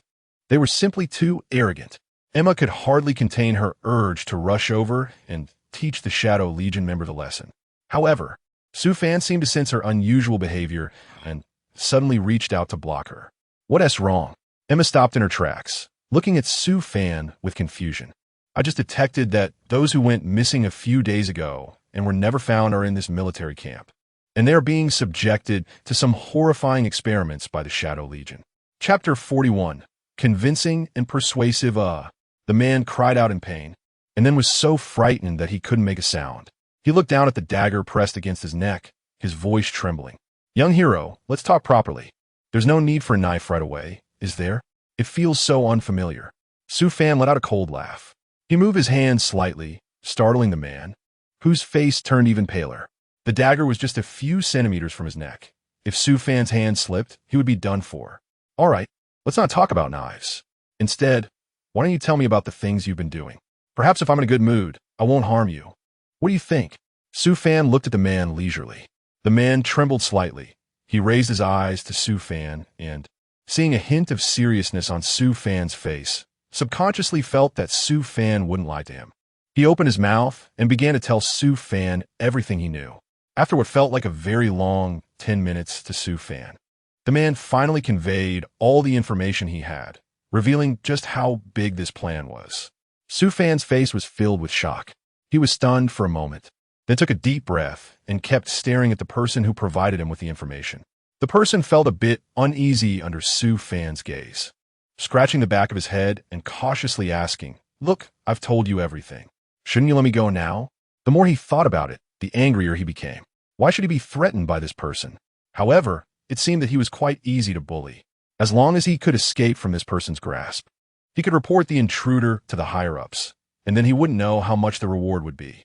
Su Fan smiled gently at the man, then expressionlessly plunged the dagger directly in his neck, blood spraying on a half of his face. Laughable. How could I possibly let you go like this? Such a simple-minded thought. No wonder you're just a small fry. Su Fan raised an eyebrow, bent down to deal with the corpse on the ground, and then pressed a button on the communicator in his ear. Emma, there's important information. He immediately relayed everything he had just learned to Emma, but suddenly thought of something and said with concern, "Prepare for action. Don't take everything I just said at face value. I can't guarantee that Small Fry told me everything. If there's any falsehood and we fall for it, that would be problematic." Emma suppressed her excitement and quickly nodded in agreement. After hanging up, she immediately informed her subordinates to carry out Su Fan's instructions. After giving the orders, Su Fan leaned against the wall to rest and regain his strength. He observed his surroundings and noticed that it was quite secluded, with hardly anyone coming here. Feeling reassured, he emptied his mind, relaxed his body, and collapsed directly onto the ground, closing his eyes to rest and waiting for Emma's arrival. After an unknown amount of time, he suddenly heard screams coming from not far away. Su Fan immediately opened his eyes and peeked around, seeing that some people had already fled. Obviously, Emma's people had arrived. He counted the number of Shadow Legion members still present, and, seeing there weren't many, the corners of his mouth lifted slightly as he muttered, "Is this it? Your death is not far off." After that, he rested for a moment, took a deep breath, and suddenly lunged at the nearest person, crashing into him. With a thud, both of them fell to the ground. The other Shadow Legion members, hearing the noise, turned around alertly, and as they saw the intruder and were about to reach for their guns, Su Fan shot one of them in the head with a single bullet. Su Fan knelt on the ground, suddenly pulling up the person he had just knocked down. As that person tried to struggle, he was immediately shot dead by his own partner. The members of the Shadow Legion were taken aback by this scene, some of them gritting their teeth and staring at Su Fan, saying, "Are you still a man? How can you do something so devious?" Su Fan shrugged helplessly and said lazily, "You're criticizing me, but what about you? You're outnumbering me, and all of you are men. Why don't you ask yourselves if you're real men?" His words immediately infuriated the group, and they all raised their guns to aim at Su Fan and began to open fire. Su Fan secretly cursed. Facing the corpse he was holding, he whispered, "Brother, I'm sorry. It's your brothers who are too fierce, always pointing guns at me. After saying that, the man continued to serve as Su Fan's meat shield, absorbing many bullets for him. The members of the Shadow Legion became even angrier. They suddenly felt that Su Fan was mocking them. Just as they were about to do something, they were all shot in the head by Su Fan. Su Fan blew the dust off his handgun, looked at the pile of corpses, and chuckled. Did you not inquire about my name, Su Fan? Who doesn't know I'm a sharpshooter? You dare to challenge me? Seeking death. He turned and walked outside, where he saw Emma directing people. He smiled and approached her, greeting Emma. How's the cleanup going? Emma shook her head, pointing at the others. Not too good. They actually let a few of the Shadow Legion escape. Quite a pity. Su Fan was taken aback for a moment, then smiled and said, Don't be so ruthless. She's just a girl. On the other side, the little green bug arrived at a place filled with experimental items. Seeing a pill on the table that looked exactly like the one before, it got excited and immediately rushed over, climbed onto the table, and swallowed the pill. However, its body began to undergo some changes. After a cleanup following a battle, Su Fan noticed that there weren't many casualties, which put his mind at ease. He had just reached a corner when a person stood before him. Looking up, he saw it was Emma, so he raised an eyebrow and asked, Is there something you need? After speaking, Su Fan suddenly noticed a group of people standing behind Emma, which puzzled him. Upon hearing this, those people began to shout loudly. Emma shook her head at this scene, but she admired Su Fan deeply in her heart. Only he could convince these people. After all, his strength was evident, and she was still far from him in that regard. Chapter 42. Relationship heating up besides you. Are there others? Emma didn't believe that the commander would be foolish enough to be captured with so few people. There must be others. However, the captured people wouldn't easily listen to her, so she decided to give them a warning. She grabbed the person farthest from her. Why choose the farthest person? Because she wanted them to know that some common rules didn't apply to her. Anyone who dared to remain silent would be pointed out. Speak, who else is there? The person never expected to be called out. Being in the last row made it unlikely for him to be picked. He widened his eyes in terror, looking at Emma, shaking his head. No, I don't know who you're talking about. I really don't know anything. Seeing his badge, Chief of Staff? Still stubborn. Huh? Not going to talk? Emma smiled. Look at your position, and you say you don't know anything? Are you joking with me? People around began to mock him. Yet he still bit his lip and remained silent. Slap. 2 slaps landed directly on his face. Are you going to talk or not? He could feel a cold, hard object pressed against his stomach, yet he still gritted his teeth and said he didn't know. Emma shot a glance, handing the person to her subordinate, and in a few seconds, he became a victim of the gunfire. You're not human. The captured person still had someone speaking for him. Emma was pleased. Oh, you're about to die, and you can still talk for your brother. What loyalty. But this is not the time for you to speak, huh? You just need to obediently tell us where the others are, and maybe we'll spare your lives. Someone snorted. You keep saying you'll spare our lives, but it's all fake. It seemed these guys were truly unafraid of death. As Emma pulled someone from each corner to question, and to her shock, they all remained loyal and didn't say anything. All right, if you want to talk, I'll make you. Emma pulled a person from the middle, glanced at his badge, and seeing his high position without saying a word, she pressed her gun against his temple. You know this point, right? The man stared at her without speaking. If you obediently confess, you won't have to suffer so much. Emma smiled, racking the gun as chamber. The man started off with confidence, but after nearly half an hour of pressure, he finally softened and collapsed to the ground on his knees. Bang! The gun went off, but the person on the ground didn't die. You're really lucky. Out of bullets. Emma casually took a gun from a nearby subordinate and pressed it against his forehead. This spot isn't so pleasant. He closed his eyes and revealed all the hiding spots of the spies.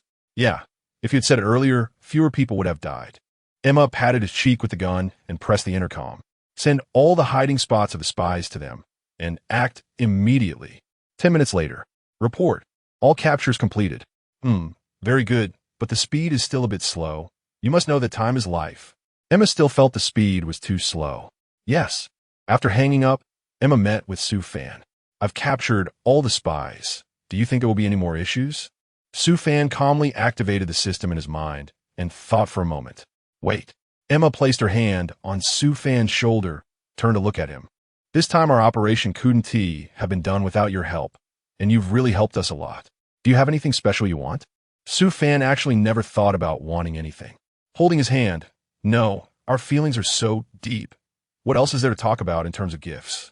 Emma felt it was inappropriate, so she decided to apply for a reward from the military for him.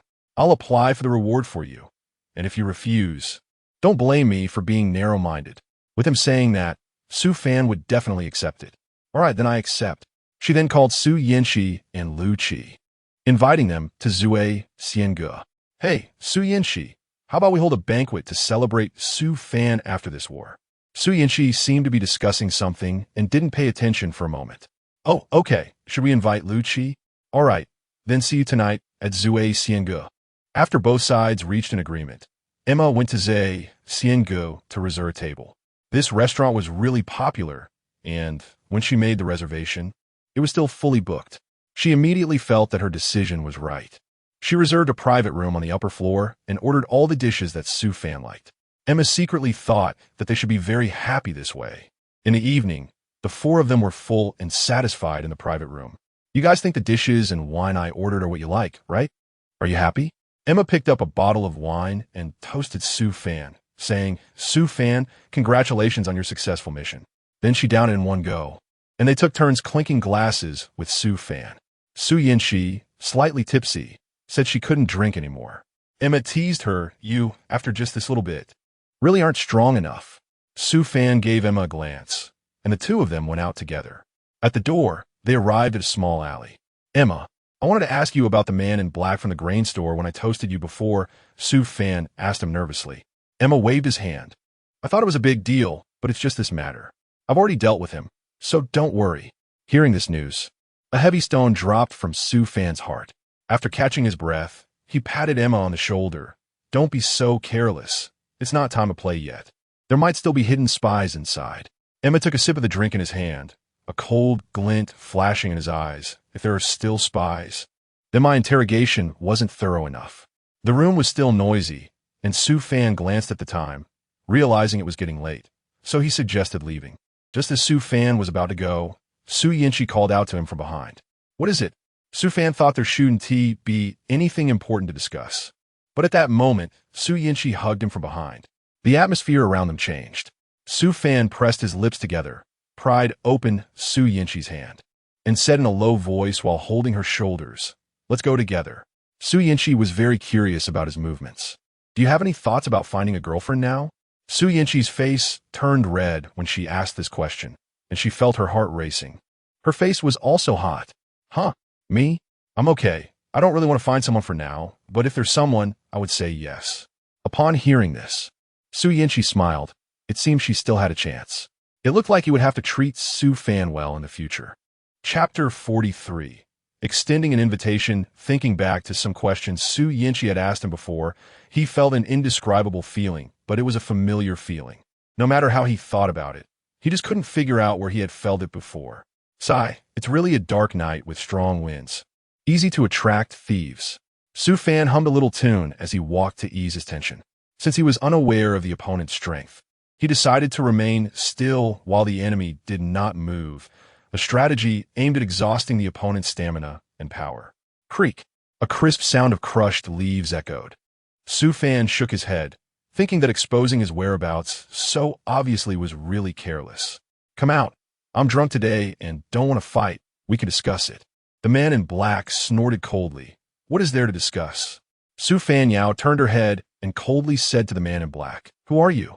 Why do you like to stalk me so much? If you have something to say, just say it. If you have something to let out, go ahead. The man in black felt a bit unhappy with her fierce tone. What do you want? Su Fan said, somewhat exasperated, preparing to fight him. The man in black remained unfazed. You are Su Fan. Well, he even used a voice changer, not wanting me to recognize his voice and identity. What hassle? Su Fan, yes, I am Su Fan. I still remember that you looked for me once before, and you lost. Why do you still want to hang around? The man in black laughed. I am not the same person I was before, so you should face me with a new attitude. The man in black believed that having improved his abilities should earn him respect from others. Are you crazy? You're blocking my way late at night, not allowing me to pass, threatening me, and you aren't even discussing anything serious. If you're not anxious, why should I be? The man in black's expression became quite interesting at his words. I don't want to waste any more time. The man in black stepped forward, extending his hand. Su Fan, your abilities are very strong. Upon hearing this, Su Fan was taken aback. After just having a fight, now he was being praised, which fell a bit off. He took 3 steps back, warily watching the man in black. Keep your distance. Don't act so familiar. We don't know each other. He never intended to get involved in some inexplicable relationship. Don't you want to know who I am? The man in black pressed closer, and Su Fan kept retreating until he didn't want to back up anymore. Hey, can you have a little shame? I really don't want to know or ask who you are. Just keep your distance, and that would be great. Su Fan was genuinely furious, almost ready to fight him. Don't want to know, huh? Fine, I'm from an organization, and because I admire your talents, I want to invite you to join our team. This time, the man in black was more polite and didn't seem so aggressive. Su Fan thought he was here to assassinate him, but it turned out he was inviting him to join. Of course, that was impossible. Brother, you know that I already belong to that side. You're still inviting me now. Are you afraid I'll refuse? Su Fan bluntly rejected him. Who doesn't he know that they want to uncover the secrets he knows? The man in black was polite for a moment, but then became increasingly rude. Since you refuse me so adamantly, I want to let you go. Su Fan really thinks this person has a problem, wanting to destroy what he can't have. What kind of logic is that? It's just that being recognized at night and then having to fight is something he has never felt before. Well, come on then. Let's have a fight. The man in black drew his weapon and charged at him. Su Fan, you will die. Why does he feel a bit like a spy? Hee. How could Su Fan hide? He would definitely confront him. After several rounds of battle, both of them still had good stamina. The man in black increasingly admired him. He had taken so many of his blows without falling and was instead getting stronger, speeding up his attacks. Are you crazy? If we keep fighting like this, the guard will find us. Su Fan kindly reminded him, but the man in black seemed not to hear, increasing his attack speed again. What are you doing? The city guard were alerted and arrived at the scene where both men were ready to fight the man in black, but he immediately fled when the guards attacked. Damn it, he got away. Su Fan briefed the guards on strengthening the city's defenses, ensuring that not even a fly would escape. After they parted ways, they immediately reinforced the defenses in the city. Su Fan had to find out who this man in black was, but he lost track of him halfway through. He stomped his feet in frustration, thinking about a small green bug he had that could track. He took it out of his bag, let it sniff the scent of the man in black's blood, and it immediately began to search for the smell. Finally, he spotted a black figure and followed them all the way, only to find that they had ended up in a suburb outside the city. How could they be in the suburbs? This person was too sinister. Su Fan concealed his presence and followed him to a base. He couldn't enter, but the little green bug followed inside. It's fine. Our corpse sect still has excellent talents, just not someone as extraordinarily talented as Su Fan. A rustling sound was heard, possibly the black-clad men changing outfits. How could there not be capable people? Moreover, our ultimate goal does not involve him. You bunch of fools. Exposing your whereabouts without fearing our secrets being discovered? Or do you think your remaining days are too long, wanting to end your life sooner and sleep earlier? A hot-tempered person approached and scolded them fiercely. Su Fan surprisingly found these words quite reasonable. They were indeed well said, as they had already exposed their location and had been overheard by Su Fan. So what do we do now? Some of the people looked dejected. We are here with a purpose, and now that you've exposed our whereabouts, it makes our plan more likely to fail. After a long silence, someone said, we can only move. After thinking it over, that seemed to be the only safe option. No, we are hiding in Dawn City to unite with them, to defeat them together. I know we need to join forces with the Shadow Legion to jointly sabotage Dawn City's defense system. They were all furious. But the problem is that our whereabouts have already been exposed, and it's no longer safe. Chapter 44 New mission at that moment. The system task was activated. Protect Dawn City. After hearing the cold mechanical voice finish, a slight smile appeared on Su Fan's face. I like this mission. It's also what I want to accomplish. This time, Su Fan resolved to completely destroy the Shadow Legion. Su Fan did not pause at all, nor did he inform his companions of his plans and decisions. He directly became invisible and followed the black-clad man he had fought with earlier. The black-clad man ahead cautiously looked around, and after ensuring that no one was around, he crouched down and hurriedly moved forward. Then, to cover up the injuries he had just sustained, he pretended that nothing was wrong and changed his clothes. Walking out onto the street, Su Fan quickly followed the man in black onto the street. To prevent being discovered by the crowd, due to his invisibility, he had to give up being invisible and followed behind the man in black. The man in black took several twists and turns, leaving the crowd and arriving at a small grove. Su Fan felt puzzled by the man's actions. The grove appeared so dense, with very little space between the trees, making it impossible to walk in. However, the man in black calmly circled around the grove. Su Fan sensed that something was wrong and hurried over. But before he could get close to the man in black, he suddenly disappeared from the edge of the grove. Su Fan, walked to where the man in black had been, but found no distinctive features in the area. The forest remained as dense as before, as if no one had passed through, and it seemed like not even the wind had blown through. Yet the man in black had vanished just like that. Su Fan's brows furrowed tightly. The man in black seemed to have vanished into thin air. He repeatedly observed every corner around him and finally discovered an active door on a patch of lighter-colored ground. A closer inspection revealed some loose surroundings. And Su Fan was fortunate.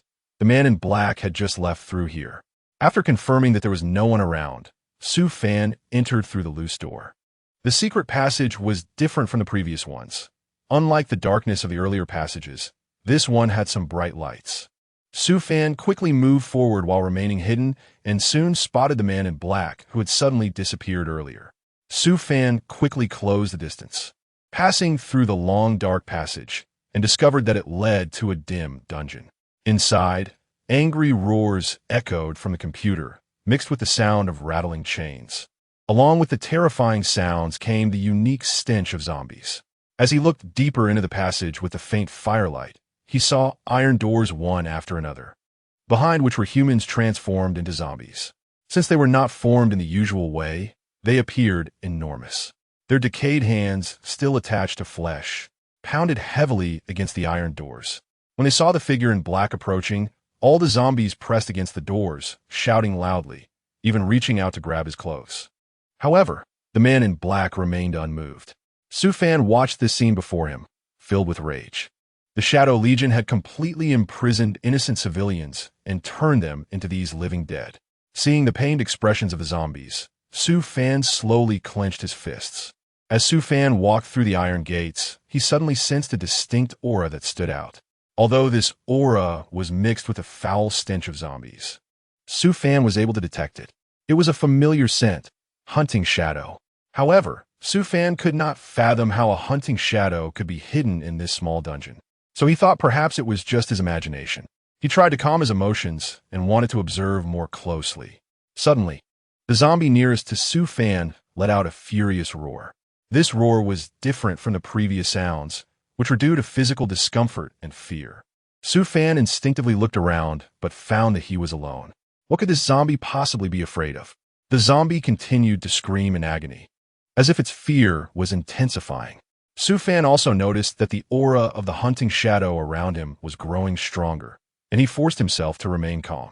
The zombie-esque screams intensified, filling Su Fan's ears with various shrieks, yet the figure in black ahead showed no signs of doubt. Su Fan felt he might have been discovered and had walked into a trap they had set. In the midst of his thoughts, the first zombie to scream suddenly stopped its cries, standing still as if it had lost its voice. This left Su Fan even more incredulous. After a short while, the enormous zombie suddenly collapsed to the ground silent. With the loud thud of the zombie falling, the other zombie sounds also ceased, and a person appeared beside Su Fan. This person revealed a cold smile towards Su Fan and, before Su Fan could react, threw a punch directly at his face. Su Fan immediately reached out his hand to block, and the heavy punch forced him to step back a few paces. "You're also a hunter." Although he already knew the answer, Su Fan still wanted to confirm. The other party didn't say much to him, only letting out a cold snort before continuing their fierce attack. Su Fan hurriedly defended himself, and soon the two were engaged in an intense battle. In a flash, Su Fan punched the hunter against the iron door, which let out a sharp sound under the pressure. The fight continued, and their battlefield gradually expanded. After an unknown number of exchanges, the heavy door of the dungeon that had been holding the zombies suddenly collapsed. The man in black finally reacted. He hadn't expected the original plan to be suddenly advanced, and the hunter also paused their attack due to this change. A large number of zombies were finally freed, roaring as they charged out of the iron door. This situation was still manageable for Su Fan and the hunter, but for the man in black, it was nothing short of a disaster. The zombies quickly spotted Su Fan rushing towards him. Chapter 45. Glass Room. Having gradually lost strength during the earlier fight, Su Fan knew he couldn't engage in combat with a horde of tall zombies, so he had to quickly run out of the dungeon. Headquarters, there's been an incident. The experimental zombies were released early, and the plan has been advanced. Seeing Su Fan run out, the man in black quickly accepted the change and swiftly notified headquarters, then followed the hunter out along with the zombies. Su Fan was running quickly in the long, dark passage, the roars of zombies growing closer behind him. He ran all the way until he reached the small grove again. The deep, angry roars of the zombies were gradually approaching, and Su Fan was at a loss about what to do. If he notified Emma and the others, it might lead to their injury. But if he let these zombies escape from the dungeon, the City of Dawn would be completely destroyed. While Su Fan was still thinking, a sound came from the grove again. This time, it was light. Su Fan cautiously looked around and discovered that many people in black were pouring out of the woods. Like a well-trained army, they all gathered next to the dungeon. Su Fan immediately found a place to hide and watched their every move. Confirming that the experimental zombies had all escaped, they began to act according to plan. As a large number of zombies surged out of the dungeon, the group of black-clad individuals, like trained soldiers, started to control the strong new type of zombies. Witnessing everything, Su Fan found the situation incredibly unbelievable. He never expected that the Shadow Legion could already control zombies.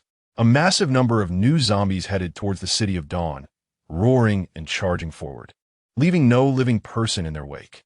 Soon, the horde of zombies grew larger, surging towards the City of Dawn like a tidal wave. The defending soldiers quickly noticed the anomaly. A large number of pre-prepared soldiers immediately joined the fight, resolutely defending the City of Dawn behind them. In an instant, the area outside the city gate was filled with the clash of blades and the splatter of blood.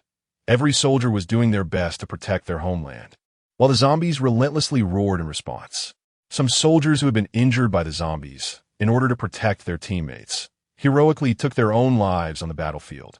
The sounds of crying, roaring, and cannon fire suddenly engulfed the entire City of Dawn. Just then, a shadowy figure suddenly rushed past Su Fan. Before Su Fan could react, a fist came close to his cheek again, and the moves of the shadowy figure seemed deadly. As a shadowy figure, why are you helping the Shadow Legion? My business is none of your concern. The battle between the two intensified. They were both already exhausted, but had no intention of letting up. During the fight, Su Fan kept paying attention to the battlefield outside, where the screams of soldiers grew louder, even mixed with the voices of civilians. Everything seemed to indicate that those new zombies were powerful and were continuously approaching the City of Dawn. Su Fan's reactions began to slow down as he was distracted. Meanwhile, the shadowy figure he was fighting did not miss this moment and threw a punch directly at Su Fan's face. Caught off guard, Su Fan was thrown against the wall behind the dungeon with a punch. Just as he was about to stumble to his feet, the shadowy figure quickly ran over and landed another punch on the other side of Su Fan's cheek. Blood trickled from the corner of Su Fan's mouth as he leaned against the wall, slowly standing up, enduring the pain, and reaching out to intercept the next incoming punch. Give up, you've lost. The shadowy figure's cold words came with a provocative tone. Su Fan stood strong, looking defiantly at the shadowy figure before him. I am different from you. I have my own land to protect and my own goals. Humph. After a cold snort, the shadowy figure threw another punch at Su Fan. Already in pain and lacking strength, Su Fan barely managed to dodge to the side. That punch struck viciously against the wall of the dungeon, and with the scattering of stones, a room behind the wall revealed itself. There was a hidden space behind this computer wall. The shadowy figure realized this mistake, and, before having time to rectify it, Su Fan ran directly inside. The shadowy figure chased after him, but did not attack again. The room inside seemed much more sophisticated compared to the outside. Su Fan noticed that the shadowy figure had stopped attacking him. He certainly thought that this secret room was very important to the Shadow organization. Su Fan strode around the room, while the unforgettable Hunter Shadow could only follow behind him with a frustrated expression, looking for an opportunity to strike.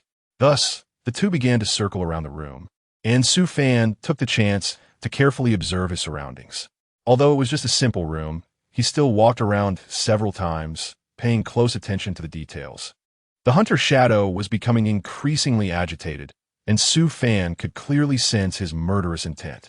However, as they continued to circle around, it seemed that the Hunter Shadow would not take any action against him in this room. Su Fan meticulously began to inspect the room. "Don't move. The consequences will be severe." A fierce warning came from behind him. However, Su Fan remained unfazed and soon discovered a button.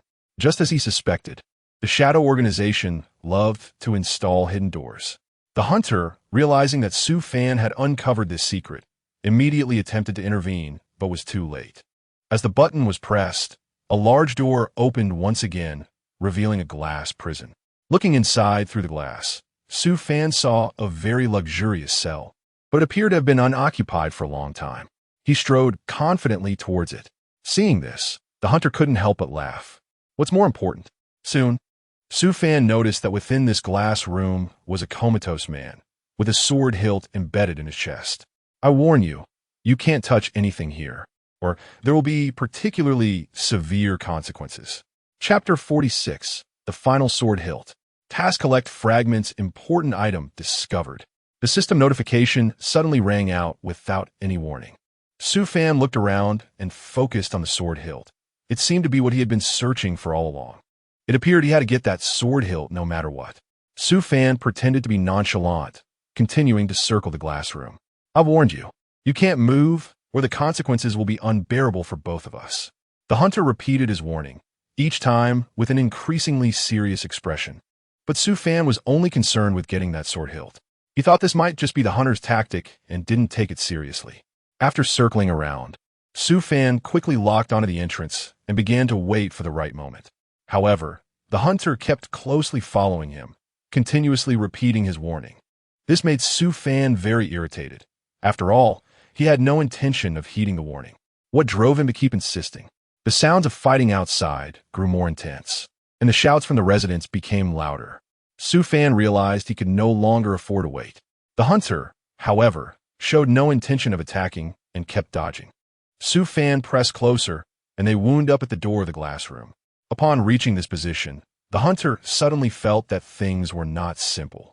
But before he could stop Su Fan had already punched open the door, rushed into the glass room, and quickly pulled out the sword hilt. "Stop!" As the sword hilt was removed, the hunter surprisingly knelt on the ground, completely at odds with his previously proud demeanor, even beginning to sob softly. The wall, which had already collapsed, suddenly started to shake violently, and the entire room collapsed with a loud crash. The falling stones blocked Su Fan's way out. But thanks to the sturdy support of the glass room, neither Su Fan nor the hunter was injured. The two were trapped there, which made Su Fan feel a bit regretful. It seemed the hunter had anticipated this outcome and had been trying to stop him. But upon reflection, it wasn't impossible to escape. Obtaining the sword hilt was more important. "We can't get out. We're done." Compared to his earlier calmness, the hunter now seemed completely flustered, mumbling frantically and starting to cry out. "I want to get out, I want to get out, I don't want to be here, I want to get out." While shouting, the hunter rushed to the corner of the wall and began digging through the rubble with his bare hands. He repeatedly moved the large stones until he was exhausted. His hands bloodied and bruised, yet he showed no signs of wanting to stop. "Calm down, it's okay." Su Fan finally intervened to stop his crazy behavior. Su Fan couldn't understand why he was being so reckless. They were just trapped here, after all, and it wasn't like they couldn't get out. However, the hunter continued to dig frantically, ignoring Su Fan's words. Seeing that his persuasion was useless, Su Fan stopped talking and began to survey the area where they were trapped. It seemed that the glass was very hard, perfectly protecting the three of them inside this glass room. Su Fan remained calm and started to pace in circles.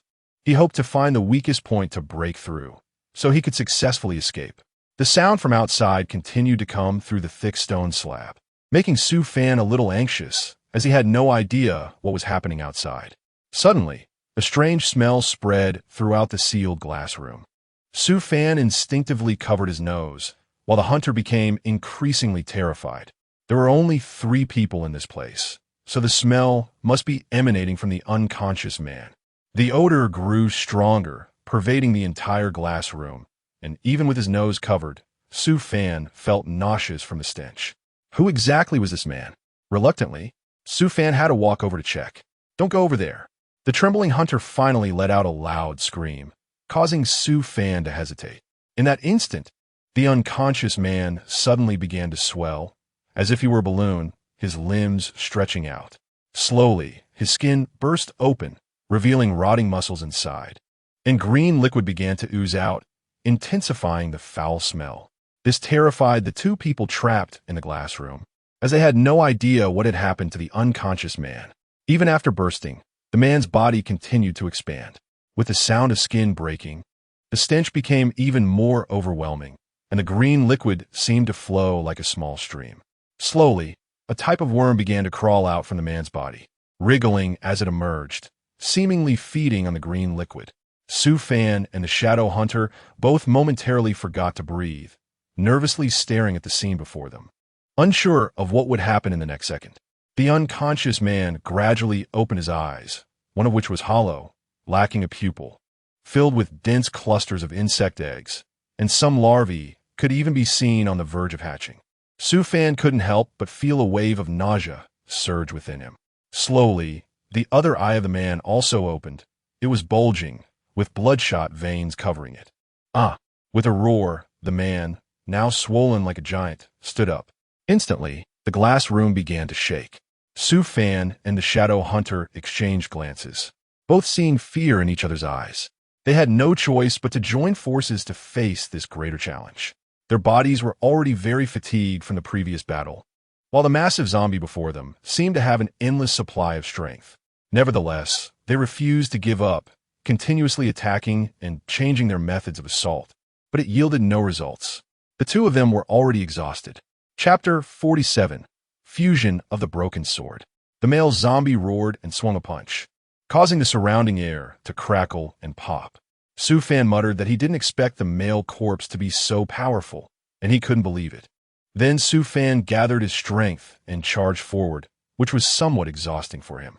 However, Su Fan was a hunter shadow, and although it was difficult, his stamina was much better than that of an ordinary person due to the system he possessed. Sometimes, he even managed to land a punch or 2 on the male corpse. But the other hunter's shadow wasn't as lucky as Su Fan. He was drenched in sweat, and it seemed like the male corpse had a deep-seated grudge against him, relentlessly pursuing him. Su Fan delivered a punch, but the male corpse, disregarding everything, insisted on giving this hunter a punch as well. This hunter was likely feeling quite distressed. After such a long battle, his body could no longer hold up. Before long, he was killed by the male corpse. Just before his death, his eyes were still wide open, but he wasn't staring at the male corpse. Instead, he was fixated on Su Fan. Meanwhile, upon seeing the hunter being killed by the male corpse, Su Fan felt a sense of dread. Just a moment ago, there was a poor soul drawing fire for him, and now things were a bit troublesome. Su Fan felt that he was the only one left to face so many male corpses, and his heart instantly became extremely heavy. As he looked at the increasing number of male corpses in front of him, he began to feel troubled. However, he also understood that he could only rely on himself now. No one could help him. So he secretly gathered his strength, prepared to fight to the death, putting everything on the line and giving his all to battle. At the same time, he carefully observed their weaknesses. Su Fan watched as the male corpse approached him, its moves ruthless and sinister. His face was marred with many scars from these vicious techniques. Gradually, Su Fan realized that although these moves were powerful, their agility was significantly weakened. Recognizing this, Su Fan began to counterattack. He swiftly dodged a punch from the nearest male corpse and kicked it in the head, knocking it to the ground. One after another, more and more male corpses were brought down, but the standing corpses seemed to remain unchanged. Su Fan's stamina was also running low. Finally, a male corpse charged at him and, taking advantage of Su Fan's momentary lapse in focus, kicked him into the corner. Su Fan gradually closed his eyes. In his mind, he recalled that these male corpses were people who had lost consciousness. If it weren't for those heartless individuals conducting those experiments, these people wouldn't have ended up like this. But now they were threatening his life, and he had no choice but to kill them. After all, they were ordinary people with family and friends. It wasn't their fault. Every time he thought of this, he would unconsciously lessen the strength in his hands, which also resulted in more male corpses coming towards him, and his stamina was quickly running out. Su Fan was deep in thought when the male corpse outside wasn't as contemplative as he was. One of the male corpses, watching Su Fan, closed its eyes and randomly picked up a rusty iron sword from who knows where, swiftly stabbing it toward Su Fan. Just as the rusty iron sword was about to pierce Su Fan's body, it emitted a ghostly green light. Su Fan, illuminated by this eerie green glow, opened his eyes, realizing that the sword had successfully merged at that very moment. In an instant, a bright, ghostly green light illuminated the world, blinding the group of male corpses and causing them to lose their direction, allowing Su Fan to escape death. Strangely, this light also healed Su Fan's injuries. Taking advantage of the male corpses being unable to see, he quickly performed a flip to get back on his feet. He assessed the situation in front of him and grabbed the glowing iron sword. Under the analysis of the Apocalypse system, he realized the sword was extraordinary. But as he listened to the system's gradual description, he couldn't tell if the sword's appearance was a blessing or a curse. According to the system's description, this rusty sword was named Dog, and it was exceptionally sharp, capable of cutting through everything in the world, both tangible and intangible. It was said that this sword was born from a stone that Nuwa used to mend the sky during the ancient wars. This stone was located at the peak of Kunlun Mountain, absorbing the essence of the sun and moon for 5,000 years. When the sword emerged, it coincided with the human race's Great War. The Yellow Emperor, armed with the Xianyuan sword granted by the Nine Heavens' mysterious woman, repeatedly defeated Qiyu on the battlefield. Qiyu, frustrated by his lack of a suitable weapon, sighed daily. One day, as usual, Qiyu sent his clansmen to scout for a weapon comparable to the Xianyuan sword. Suddenly, a Taoist in a black robe entered his tent, claiming to know that Qiyu had long been without a proper weapon and had come to present a weapon he had obtained.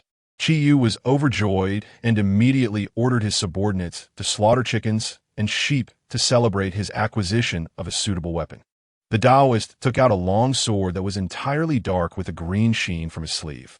Qiyu was ecstatic upon seeing it and immediately took it in his hands. The Taoist said, "Your Majesty, with this sword, you will surely achieve victory in every battle." And then he left without a word. Qiyu went to battle against the Yellow Emperor at Zhuolu. Seeing Qiyu's eagerness, the Yellow Emperor suspected he must have found a suitable weapon, so he sent spies to investigate. Soon, the spies reported back clearly about what had happened in Qiyu's camp the day before.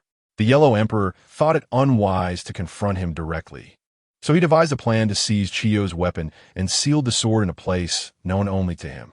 The outcome was predictable. Qiyu, lacking a suitable weapon to counter the Xianyuan sword, quickly faced defeat and lost his head.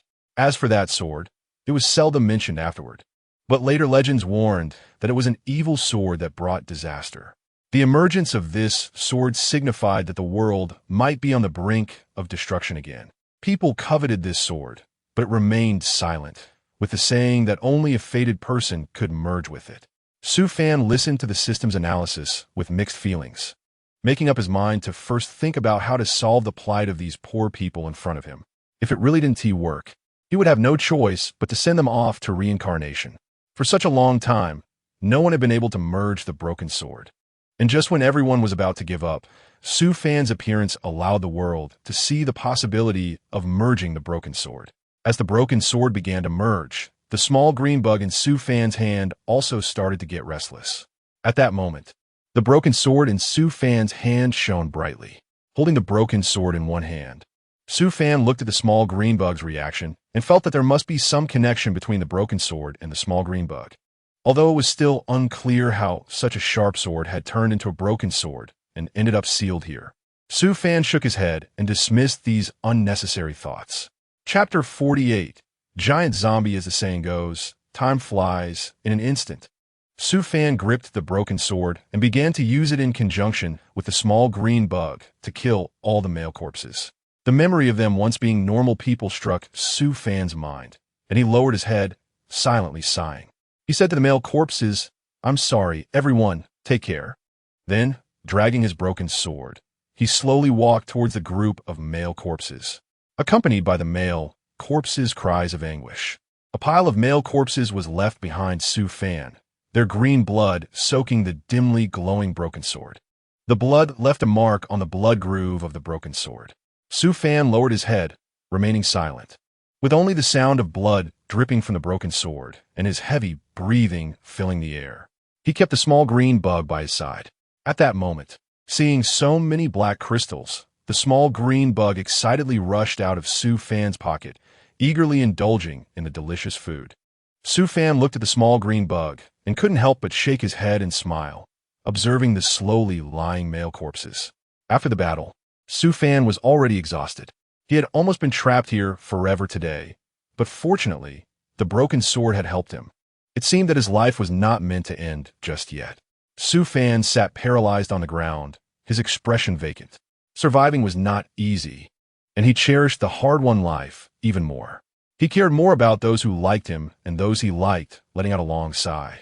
Next, he needed to find a way to leave this place. Otherwise, it would be difficult for him to survive under the hands of the male corpse. And he couldn't leave the world forever just because he couldn't find an exit. As he thought about this, he struggled to stand up, watching as the little green bug tidied up the black crystals. He was taken aback and helplessly walked to the stone wall, tossing down a grenade. Successfully, he blew a hole in the stone wall and managed to escape from the dungeon. As soon as Su Fan came out, he saw that the battle outside was equally brutal.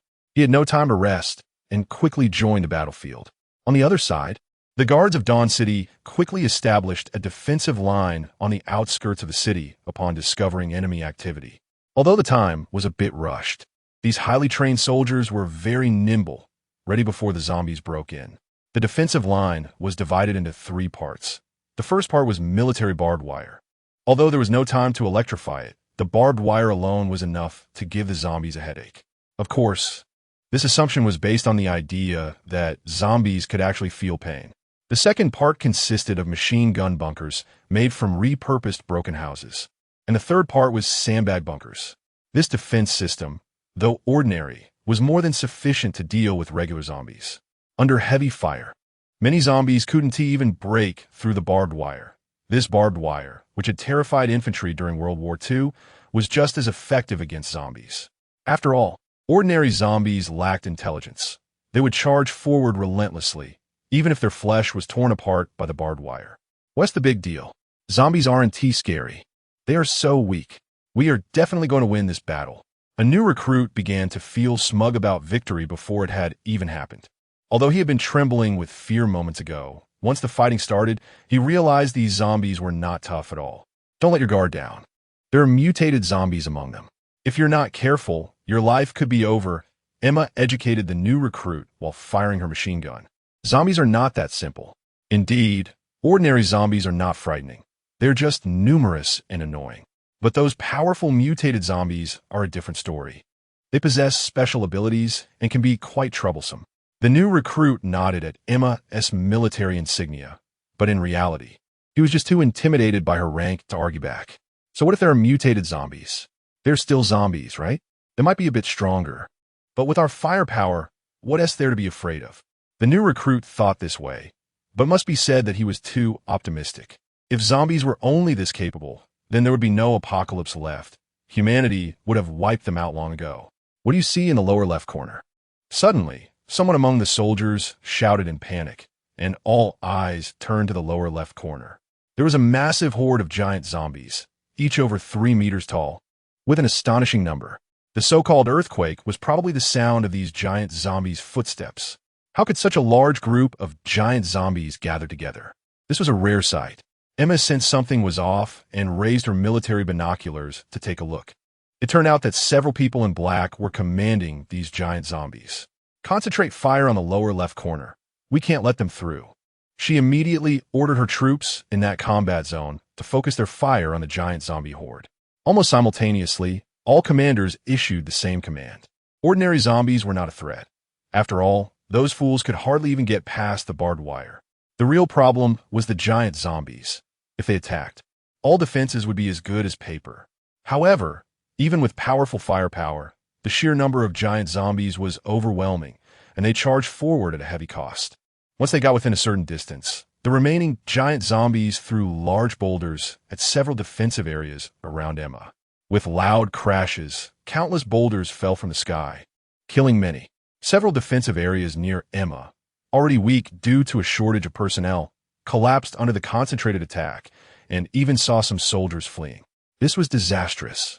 Although reinforcements were being sent to the area, the giant zombies took advantage of the gap to break through the defenses. After all, to the giant zombies, the barbed wire of Dawn City was no different from toothpicks. In an instant, the battle situation was reversed, and countless zombies followed the giant zombies through the breached defenses. Emma and the nearby defensive zones suddenly faced immense pressure. Despite the powerful firepower of Dawn City, the enemy's numbers were simply too great, and they could only watch as their defenses shrank bit by bit. In desperation, Su Yinshi, Emma, and the nearby commanders led an elite team to form a death squad, fighting bravely at the front lines to kill the enemy. This stabilized the morale of the troops, at least preventing any further desertions. In fact, most people were prepared for a last-ditch effort since once Dawn City fell. Where could they escape to? Emma stood at the forefront, clearing out ordinary zombies while using her submachine gun to provoke the giant zombies, ensuring they wouldn't target the remaining war vehicles in the rear. The giant zombies moved at a generally slow pace, not much faster than ordinary zombies, but their large size gave them a greater attack range. She barely dodged a giant zombie stomp, only to turn around and find a giant zombie swinging its arm towards Su Yinshi. Yinshi, be careful. The force behind that swing was immense, sending Su Yinshi flying. She tried to get up but felt intense pain all over her body and coughed up a mouthful of blood. It felt like her bones were shattered. She thought she resembled a cup of Oreo coffee, with the bones as Oreos and her blood and flesh as coffee, all mixed together. Emma wanted to save Su Yinshi, but she was in danger herself. Two giant zombies had locked onto her and launched a fierce attack. The giant zombie that had just sent Su Yinshi flying was now slowly approaching her, ready to stomp down. Come on, let us die together. Su Yinshi pulled the pin from a grenade, but her arms were broken and she couldn't throw it. However, she still had about 10 grenades left. If she blew herself up, she could take the giant zombies down with her. This world really doesn't deserve me. Goodbye. She took one last look at this cruel world and smiled, her vision gradually blurring from blood loss. She never expected to die here. Those who lived in the apocalypse had thought about death countless times. How many times had she woken up from nightmares, listening to the zombie cries outside her door, thinking that if this continued, it would be better to just die? But people are afraid of death. When it truly comes, they begin to feel reluctant. Whether this world deserves you, she didn't know, but she knew it wasn't time to say goodbye yet. This was not like her at all. Suddenly, a black shadow flashed by, and the giant zombie let out a tremendous wail, a perfect cut slicing it in two, its filthy blood spraying out like a fountain. I wish I could, but that side is more troublesome. Su Fan bit on a chocolate and carried Su Yinshi on his back. The priority now was to get Su Yinshi to the rear for medical treatment. Su Fan carried Su Yinshi and fought his way through, leaving a bloody path behind. The careless zombies along the way became victims under his blade, and the corpse dogs were sharp enough to cut through the zombies as easily as slicing vegetables. Emma wiped the sweat from her brow. At this moment, she was drenched in sweat and covered in the foul, rotten blood of the zombies. These giant zombies couldn't possibly be smart enough to plan, could they? Why did it feel like their movements were premeditated? When Su Fan entered, he discovered that only the barbed wire around Emma's area was severely damaged, which meant that these zombies knew how to focus their attacks. But do the giant zombies have that kind of intelligence? Although advanced zombies possess some wisdom, they are ultimately low IQ idiots. How could they possibly understand tactics? They certainly wouldn't understand. The reason they have become smarter is due to the actions of those men in black. Emma explained to Su Fan why these idiots suddenly became enlightened. Although she didn't know exactly how the men in black did it, it must be related to them. Su Fan was somewhat puzzled. Emma and the others surely understood the principle of capturing the leader first.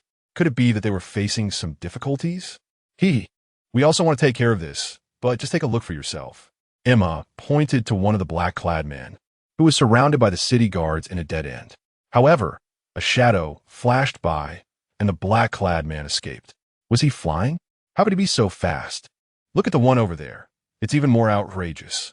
Emma pointed to another black-clad man who was being beaten up, seeing that he was at a disadvantage. The black-clad man actually became invisible.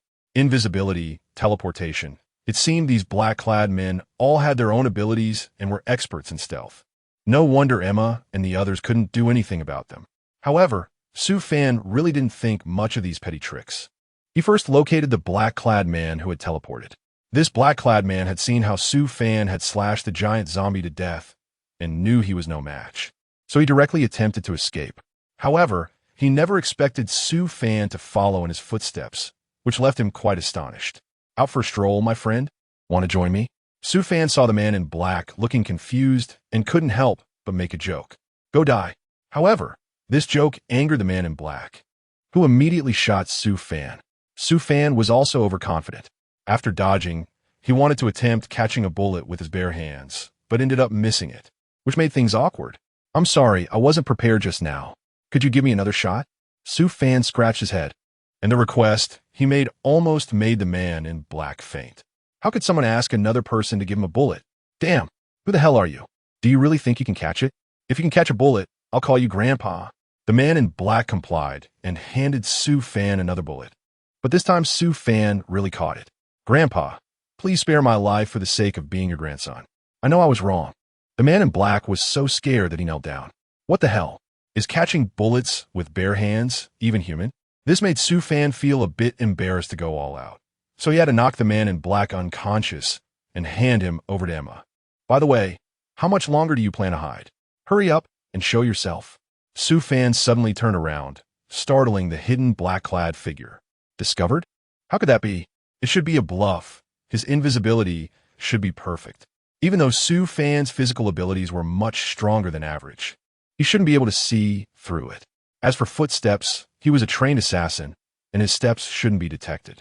With this thought, the black-clad figure steeled himself and pulled out a handgun, intending to shoot. Su Fan shook his head, unable to blame him.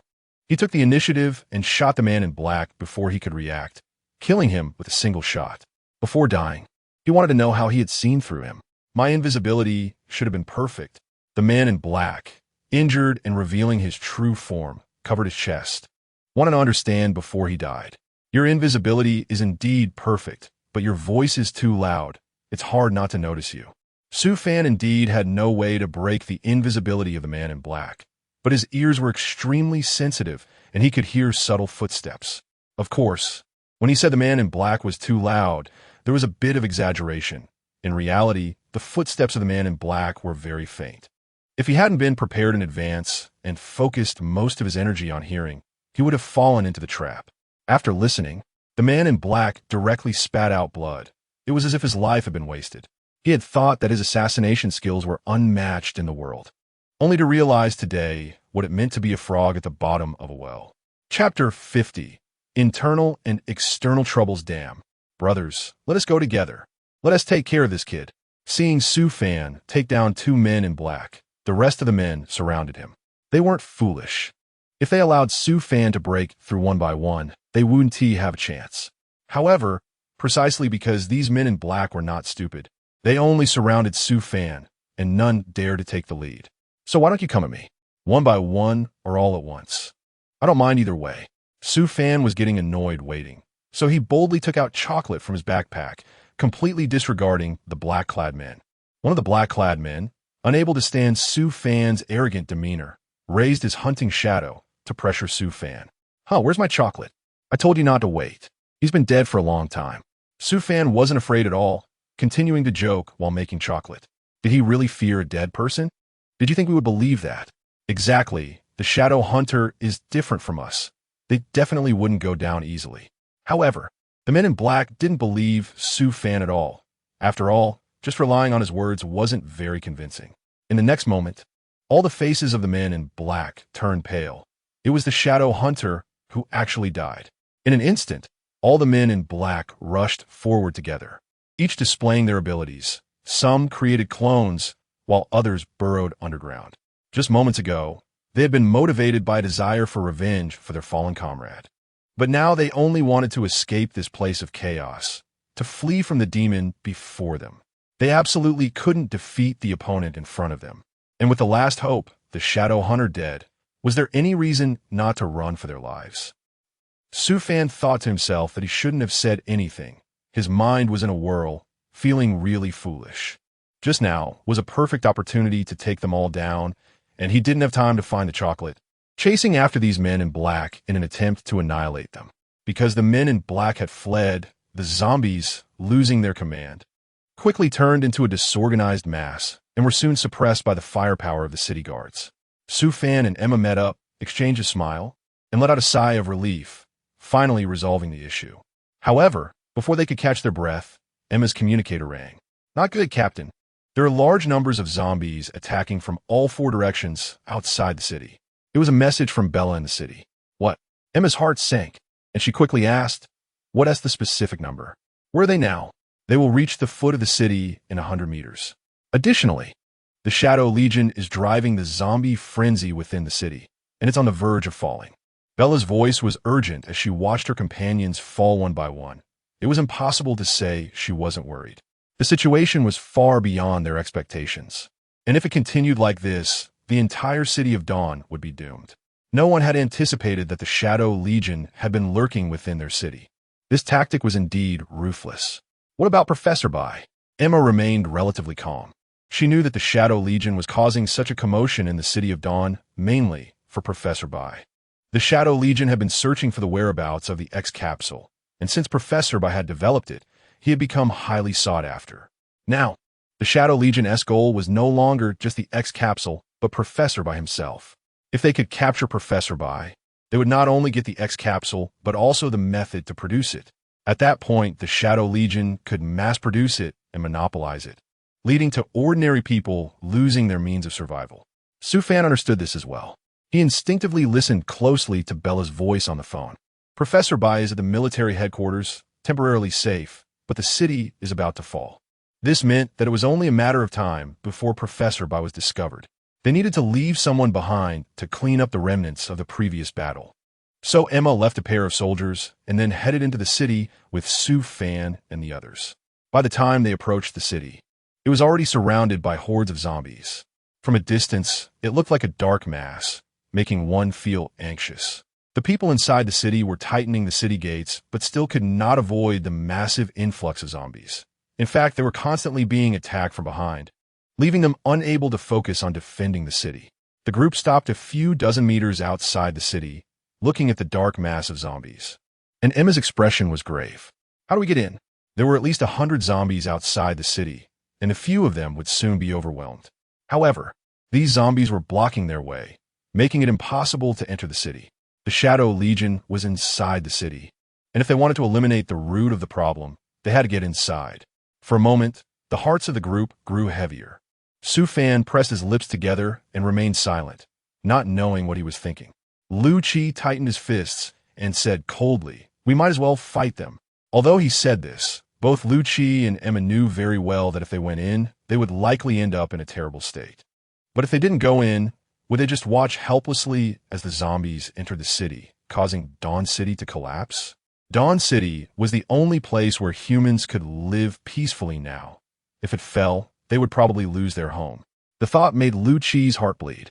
A sense of powerlessness washed over him, and he clenched his fists tightly, staring at the group of mindless zombies with bloodshot eyes, his chest heaving as he growled, "Forget it.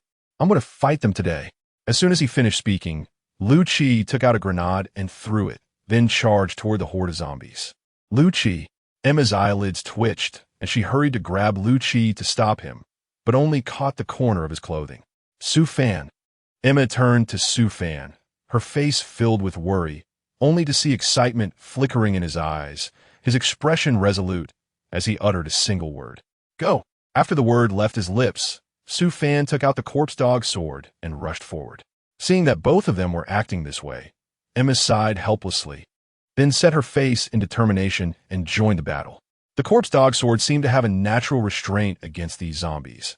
As soon as Su Fan arrived, the movements of the zombies slowed down significantly, allowing Emma and Lu Chi to catch their breath amidst the horde. Su Fan moved like a fish in water, skillfully wielding the corpse dog sword. Wherever the sword light reached, the zombies turned to scraps. For a moment, Emma and Lu Chi felt their confidence surge and quicken their movements. This sensation was truly amazing, as if they were playing a fruit-slicing game. If only they could ignore the nauseating smell of blood in the air. In the struggle, Su Fan's body became increasingly light, and a faint blue light even surrounded him. The group of zombies clawed and lunged at him, but before they could touch Su Fan, they were cut down by the sword energy of the corpse dog sword, turning into remnants. Chapter 51. System Storm. Meanwhile, the number of zombies outside the city continued to grow. Just as they killed one batch, another would appear, as if they could never be finished off. Even with the corpse dog sword in hand, Su Fan could not withstand the prolonged physical exhaustion, and soon began to feel physically drained. Su Fan is already like this, and Emma and Lu Chi's situation is even worse. After all, the two of them are ordinary people, relying solely on grenades and AW pistols to go to war. Moreover, their weapons and ammunition are limited in quantity. If the zombies keep coming, their equipment will run out quickly. Without equipment, it would be a dream for Emma and Lu Chi to escape from the zombies in such a place. Su Fan was relatively better off. With the system at his disposal, he was confident he could survive no matter how many zombies there were. However, he couldn't guarantee the safety of Emma and Lu Chi. At that moment, Lu Chi's voice completely unsettled him. Not good, I'm out of bullets. He had already used up all his grenades earlier, and now he was out of bullets as well. Looking at the endless stream of zombies around them, Lu Chi's heart sank. I'm almost out too, Emma said immediately after. As they spoke, a zombie lunged at Emma with claws outstretched. Watch out! Lu Chi reacted quickly, pushing Emma aside, but his back was exposed to the zombie. The zombie's claws grabbed Lu Chi, ready to bite him. Not good, Emma exclaimed, pulling out a dagger from her waist and charging forward. But she was still a moment too late. The zombie opened its bloody mouth, aiming for Lu Chi's neck. Time seemed to freeze at that moment, and just then, a loud voice rang out. Flame Vortex! As Su Fan's words fell, a wave of heat suddenly surged towards Emma and Lu Chi, perfectly avoiding the two of them as it spun around, taking away the zombies surrounding them. In an instant, the area around the two became safe again. Su Fan quickly ran to the two of them and asked with concern, Are you okay? We're fine. Emma shook her head, then looked worriedly at Lu Fan. He's the one with a problem. Just now, Lu Chi was grabbed by a zombie. Although it didn't bite him, the situation might not be good. Su Fan followed Emma's gaze to Lu Chi and saw that his shoulder had begun to turn black. There was poison everywhere on the zombie's body. Simple contact wouldn't matter. But the key was that the zombie's claws had dug into Lu Chi's neck, allowing the toxin to seep into his body and start spreading. It's all my fault. Emma lowered her head in guilt, realizing that Lu Chi had been caught by the zombie while trying to save her. Su Fan remained as calm as ever and said without hesitation, The corpse poison hasn't spread yet. It can be sucked out. But what if the person sucking the poison gets infected? No way. Lu Chi firmly refused, his lips already turning pale as he weakly said, I'm fine. Let's hurry into the city and find Professor to get the X capsule, and everything will be fine. As soon as he finished speaking, Emma furrowed her brows even tighter. Entering the city? Is it even possible to do that in the current situation? Although the zombies around them had been temporarily cleared by Su Fan, there were zombies attacking Dawn City from all directions and gathering towards them. There was still a horde of zombies outside the city. How could they get in? At that moment, Emma instinctively looked at Su Fan, silently seeking his opinion. Perhaps even Emma herself didn't realize that in certain situations, she would unconsciously look to Su Fan for guidance. Su Fan had a heavy expression, pondered for a long time, and said in a deep voice, Charge in. What? Emma stared wide-eyed in surprise. How is it possible to charge in? Su Fan ignored Emma's surprise and analyzed clearly. Look at the city wall. Hearing this, Emma looked up towards the city wall. She saw that the number of soldiers on the wall had doubled compared to before, and the numbers were still increasing. This meant that the city could be defended for the time being. Thinking of this, Emma's face lit up with joy. Look! Su Fan gestured for Emma and Lu Qi to look in the direction of the city wall. They saw the soldiers gathering together, and a transparent glass dome appeared in the air, surrounding the entire city of Dawn. The group of zombies was blocked outside the protective shield when they reached the city of Dawn, wandering around but unable to get in. Emma finally breathed a sigh of relief. Great, the city of Dawn is temporarily safe. Not necessarily. Su Fan shook his head, coldly breaking Emma's relief. Now we have only blocked these zombies outside, but there is still a tough battle to fight inside. Hearing Su Fan's words, Emma and Lu Qi's expressions darkened. Yes, the Shadow Legion was still inside, controlling the zombie horde and causing chaos in the city of Dawn. After a pause, Su Fan continued, "We don't need to worry about the zombies in the other 3 directions. We just need to carve out a path to get into the city. With so many zombies, if they try to kill them all, they would probably exhaust themselves to death. Since there was now a protective shield, they only needed to break through a path." Upon hearing this, Lu Qi and Emma nodded calmly. Lu Qi gritted his teeth and took out a dagger, ready to confront the zombies, while Emma also tightened her grip on her military knife. Seeing them like this, Su Fan sighed inwardly. If only the system had a shop. They could buy weapons, and Lu Qi and Emma wouldn't be so vulnerable. Just as this thought arose, it seemed the system heard Su Fan's voice, and a mechanical sound rang in his mind. Ding! System shop opening level insufficient. What? Su Fan felt a surge of joy. There really was a system store. He quickly asked in his mind how to open the system store. Ding dong. Opening the system store requires 1 million economy points. Damn, 1 million economy points? It would be easier to kill him. In this desolate place where not even a chicken lays eggs or a bird drops droppings, where could he get so much economy? Su Fan scolded the system in his heart. At that moment, a transparent tablet appeared in his mind. Killing ordinary zombies would earn 1 gold coin. Killing intermediate zombies would earn 10 gold coins, and killing advanced zombies would earn 100 gold coins. The higher the level of the zombie, the more gold coins earned, and it all stacks in multiples of 10. Seeing this, Su Fan instantly became energized. Although he couldn't access the system store right now, Su Fan believed that one day he would unlock it. At this moment, Emma and Lu Qi had already started fighting against a group of zombies.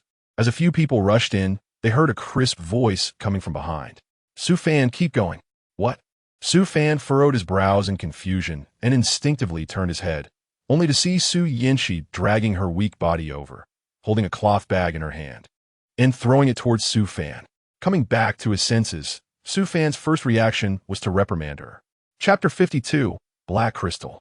Her body was already heavily injured, and even if she came over, she wouldn't be able to help much. I'm fine. Su Yinshi shook her head and moved her lips. The distance was far, but fortunately, Su Fan had good eyesight and could see her lip movements clearly. After saying this, Su Yinshi walked towards Su Fan and the others. Su Fan and the others are now surrounded, with Su Yinshi blocked outside. As she walks this way, many zombies turn their attention to her. Damn it! Su Fan curses silently and is about to rush over to knock those zombies away, but suddenly remembers something and stops. He lowers his head to open the package that Su Yinshi threw over earlier. Inside, he finds a pile of grenades, an AM rifle, and some bullets. Su Fan's face brightened with joy as he called out, Emma, Lu Qi. The two turned their heads at the sound, and Su Fan swung the corpse dog sword to slay the zombies surrounding them, tossing the package over.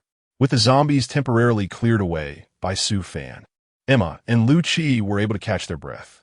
They quickly crouched down to pick up the package, swiftly replenished their equipment, and rejoined the battlefield. Su Fan swung the corpse dog sword, killing his way to the outskirts, where he met up with Su Yinshi. As they got closer, he noticed that Su Yinshi's face was pale, and she was holding a handgun, looking as if she might collapse at any moment. I won't go, Su Yinshi struggled, looking firmly at Su Fan. The city of Dawn is my home. My father and friends are here. I want to be a coward. Despite her seemingly delicate appearance, Su Yinshi was quite stubborn. She stared intently at Su Fan and pushed away from him. If you want to let me go, I'll go by myself. A surge of immense strength filled Su Yinshi as she pushed Su Fan aside and then steadied herself as she walked toward the zombie crowd. After just a few steps, she stumbled, and Su Fan's eyelids twitched. He quickly went over to support her, preventing her from falling. "Let go of me."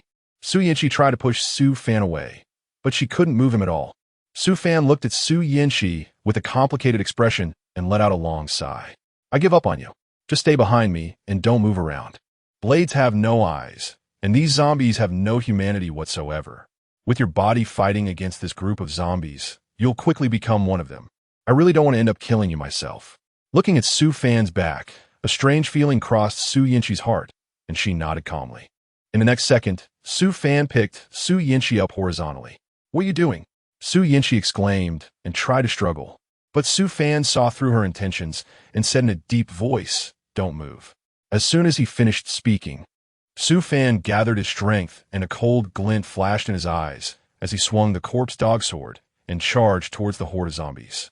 His movements were swift, and Su Yanqi could even hear the whistling wind in Su Fan's embrace.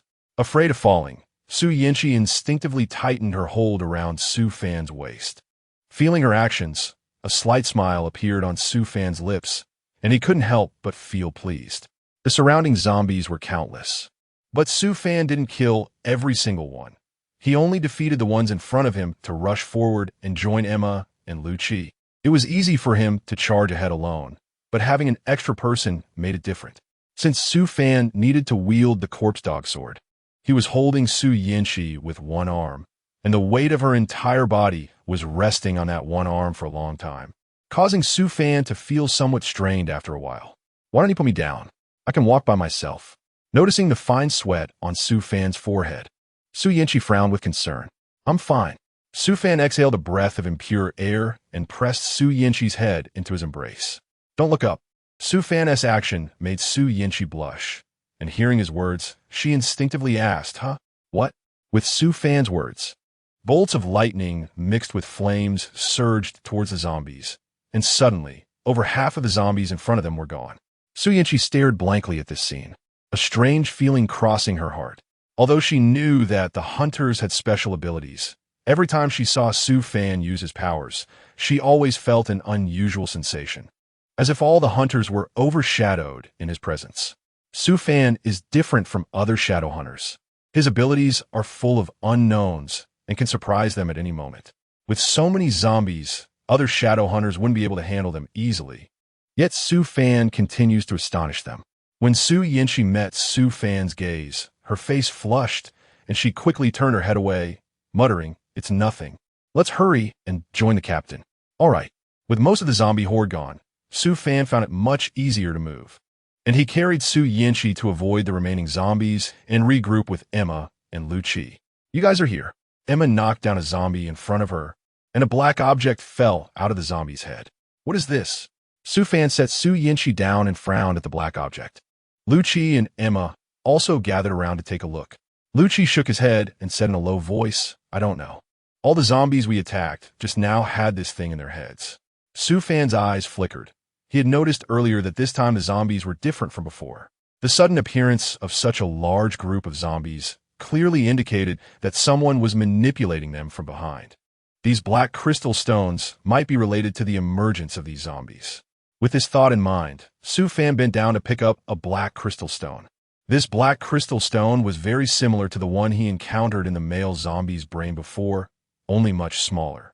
Su Fan carefully explored it and suddenly felt a strange energy contained within. At that moment, the energy seemed to find a certain belonging and surged uncontrollably toward Su Fan's body. Once the power flowed into his body, Su Fan immediately felt a wave of comfort. His vision and hearing improved significantly. He could originally see objects 10 meters away, but now he could even see the entire surroundings of Dawn City 100 meters away. This feeling was truly amazing. Su Fan closed his eyes, feeling light all over, as if his entire body had emptied. What he didn't know was that this scene was entirely captured by a masked figure in black lurking in the shadows. The figure was holding a notebook, bowing his head to record the entire battle and Su Fan's observation report. When he saw Su Fan absorbing the black crystal, the man in black was genuinely taken aback. However, it was during this moment of surprise that his presence was revealed. "Who?" Su Fan narrowed his eyes, his cold gaze fixed intently on the direction of the man in black. Chapter 53, Rise to Fame. In the next moment, Su Fan erupted with overwhelming power, leaping towards the hidden figure of the man in black.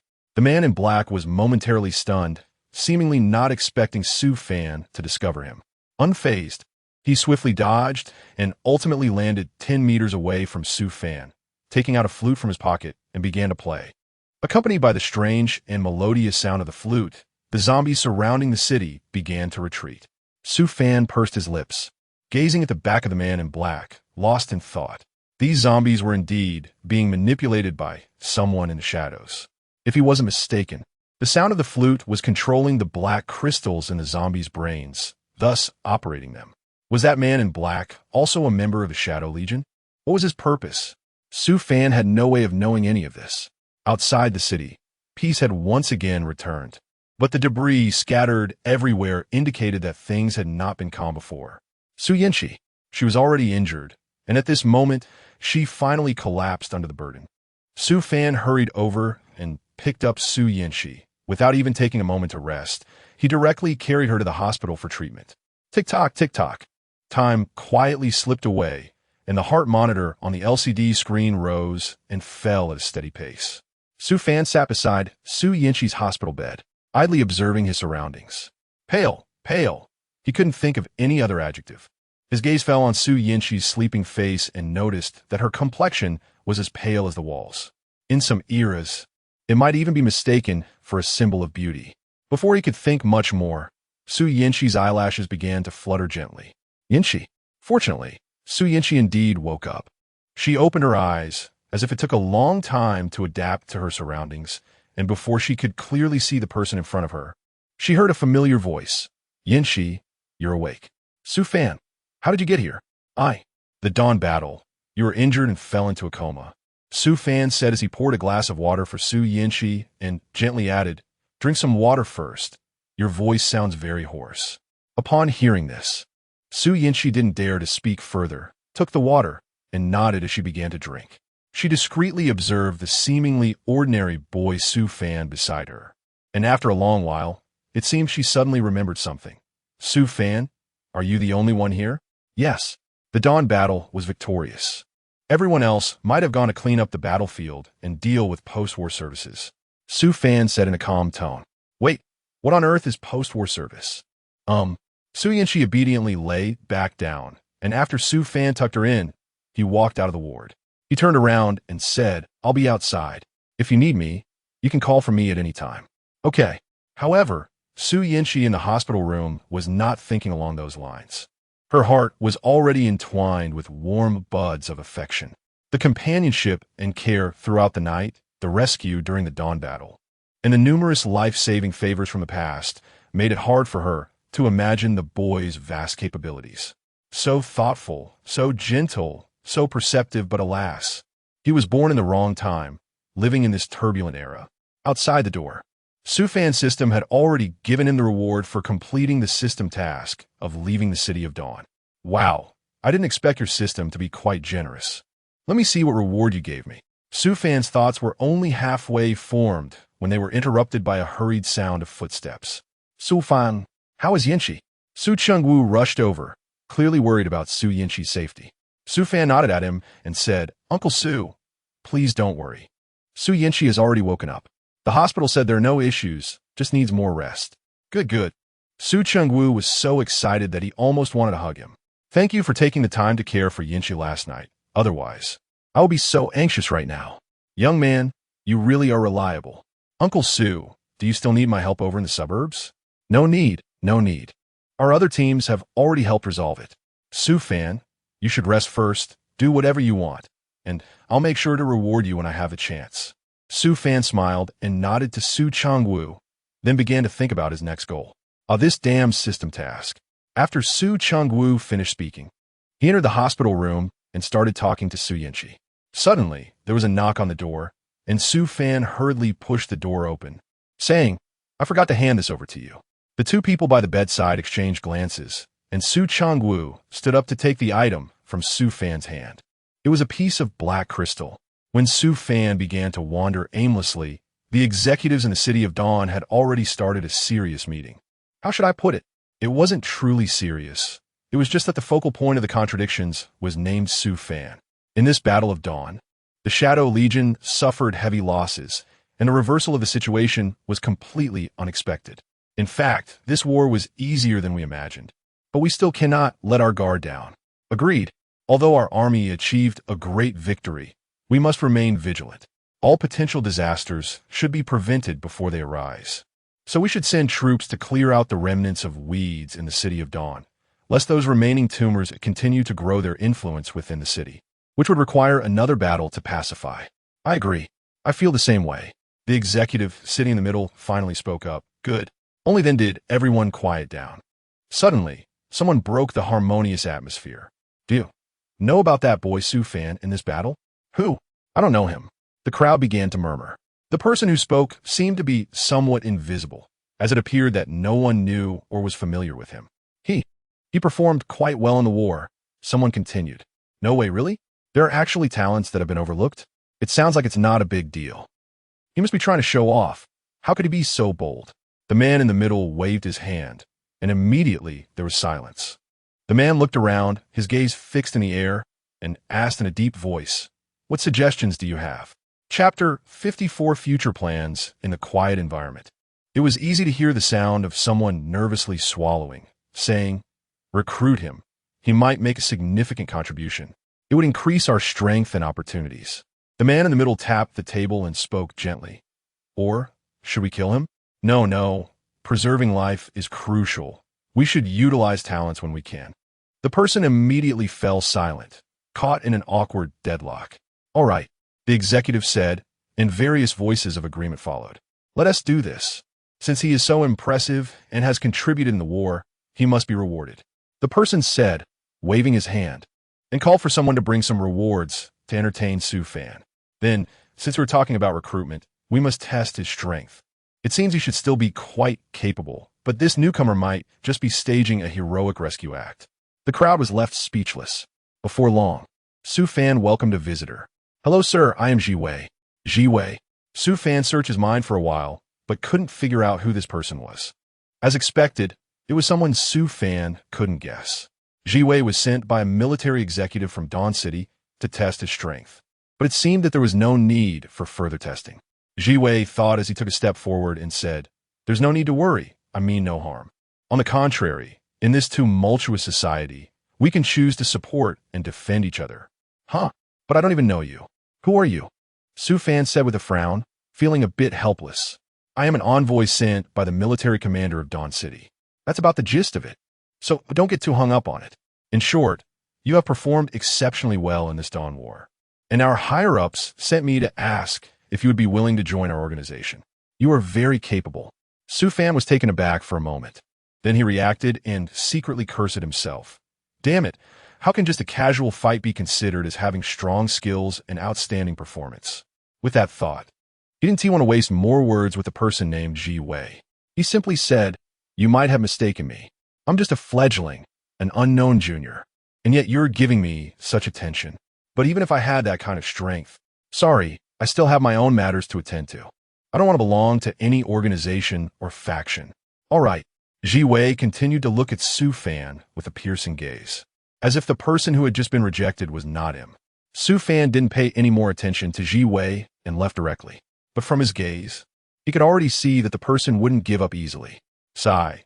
Now he finally understood why experts preferred to remain hidden from the world. Either they were claimed, or they were targeted. In the following days, Su Fan felt like a jobless drifter, aimlessly wandering and idly passing time.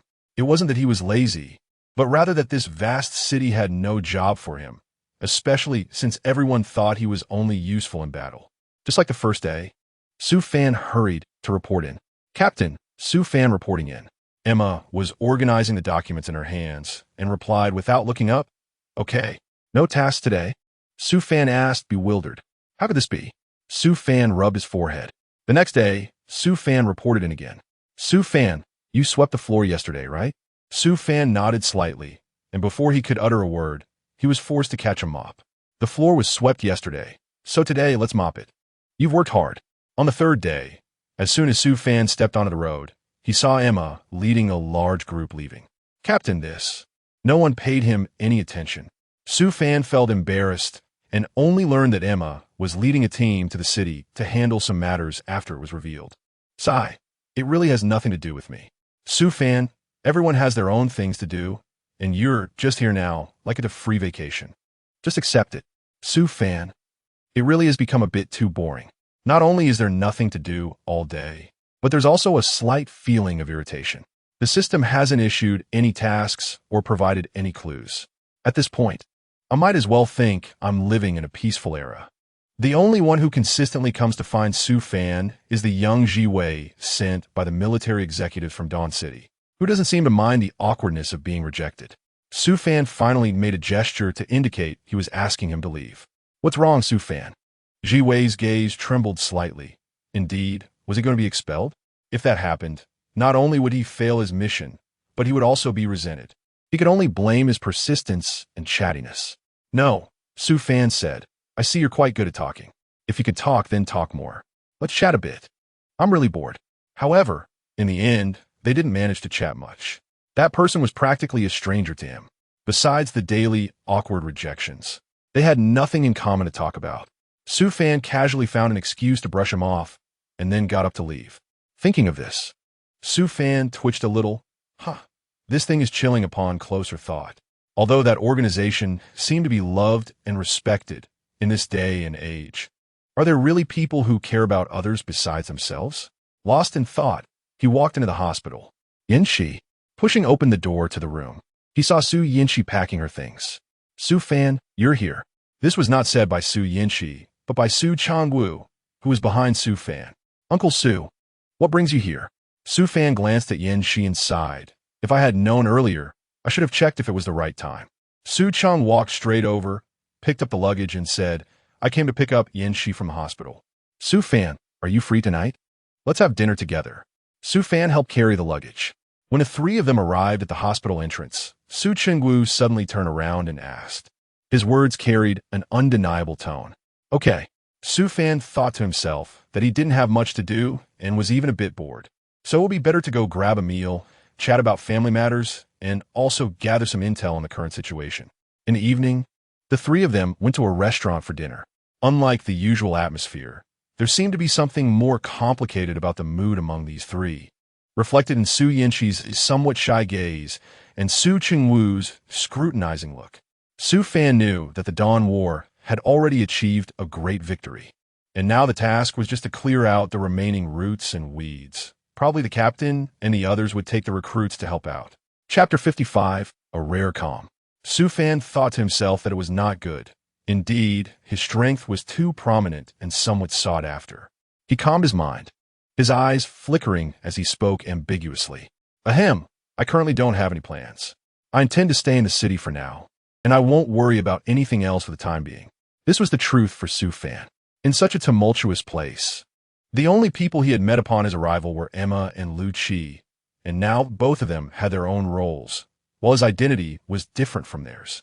As the saying goes, fame brings trouble. During the great battle in Dawn City, Su Fan had carved a bloody path outside the city with his own strength, and this news had long reached everyone's ears. Now, many were eyeing him covetously. If Su Fan were to join any faction, people from other factions would see him as a thorn in their side, and his troubles would only multiply. However, as he was not joining any faction now, everyone around him was like wolves.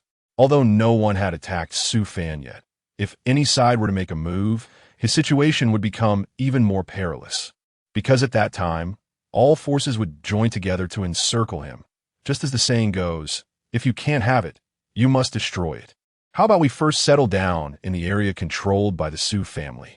In this time of unrest, it's better for us to act collectively to avoid encountering any insurmountable troubles. Su Yanqi suddenly displayed a soft and tender demeanor, looking worriedly at Su Fan. She was genuinely concerned for him. Every time in recent days, Su Fan had pulled her back from the clutches of death. Su Yanqi was not an ungrateful person, and now seeing Su Fan in such a dangerous situation, she only wanted to help him through the crisis. Su Fan looked at Su Yanqi's face, which was still stunning even without makeup, and his heart skipped a beat, but he quickly reacted and shook his head. Yanqi, I appreciate your kindness, but I don't want to get involved in these powers right now. whether it was to win him over or help him by asking him to join the Su family's influence. Su Fan had no desire to participate. At this moment, he didn't want to engage with either military executives or the various strong or weak factions. He just wanted to be an independent person, carefree and free to come and go. Upon hearing this, Su Yinshi felt a wave of disappointment wash over her, and she lowered her head. When Su Fan saw her like this, he felt flustered and quickly explained, "Don't misunderstand. I don't want to join any faction. Just let me calm down for a moment." Since he had said that, Su Yinshi couldn't force him. "It's fine. Whenever you've made up your mind, you can come find me. No matter when, as long as you have difficulties, you can come to the Su family to find me." Seeing Su Yinshi's serious expression, Su Fan felt warmth in his heart. "Thank you." After arriving in this world, he had met many friends. Although he was amidst chaos and alone, it warmed Su Fan's lonely heart. In the following days, Su Fan stayed in the city with nothing to do. Emma and the others were busy with city affairs and had no time to find Su Fan, which he was quite happy about. Sitting on the rooftop, all he could see was the wilderness, and Su Fan let out a long sigh. "It's a pity I don't have a phone." He quite liked the peaceful life now, but it was just missing that little something. Su Fan even missed the feeling of killing zombies before, just like playing a game where you can survive after clearing the levels. Now that everything suddenly returned to silence, he felt a bit unaccustomed.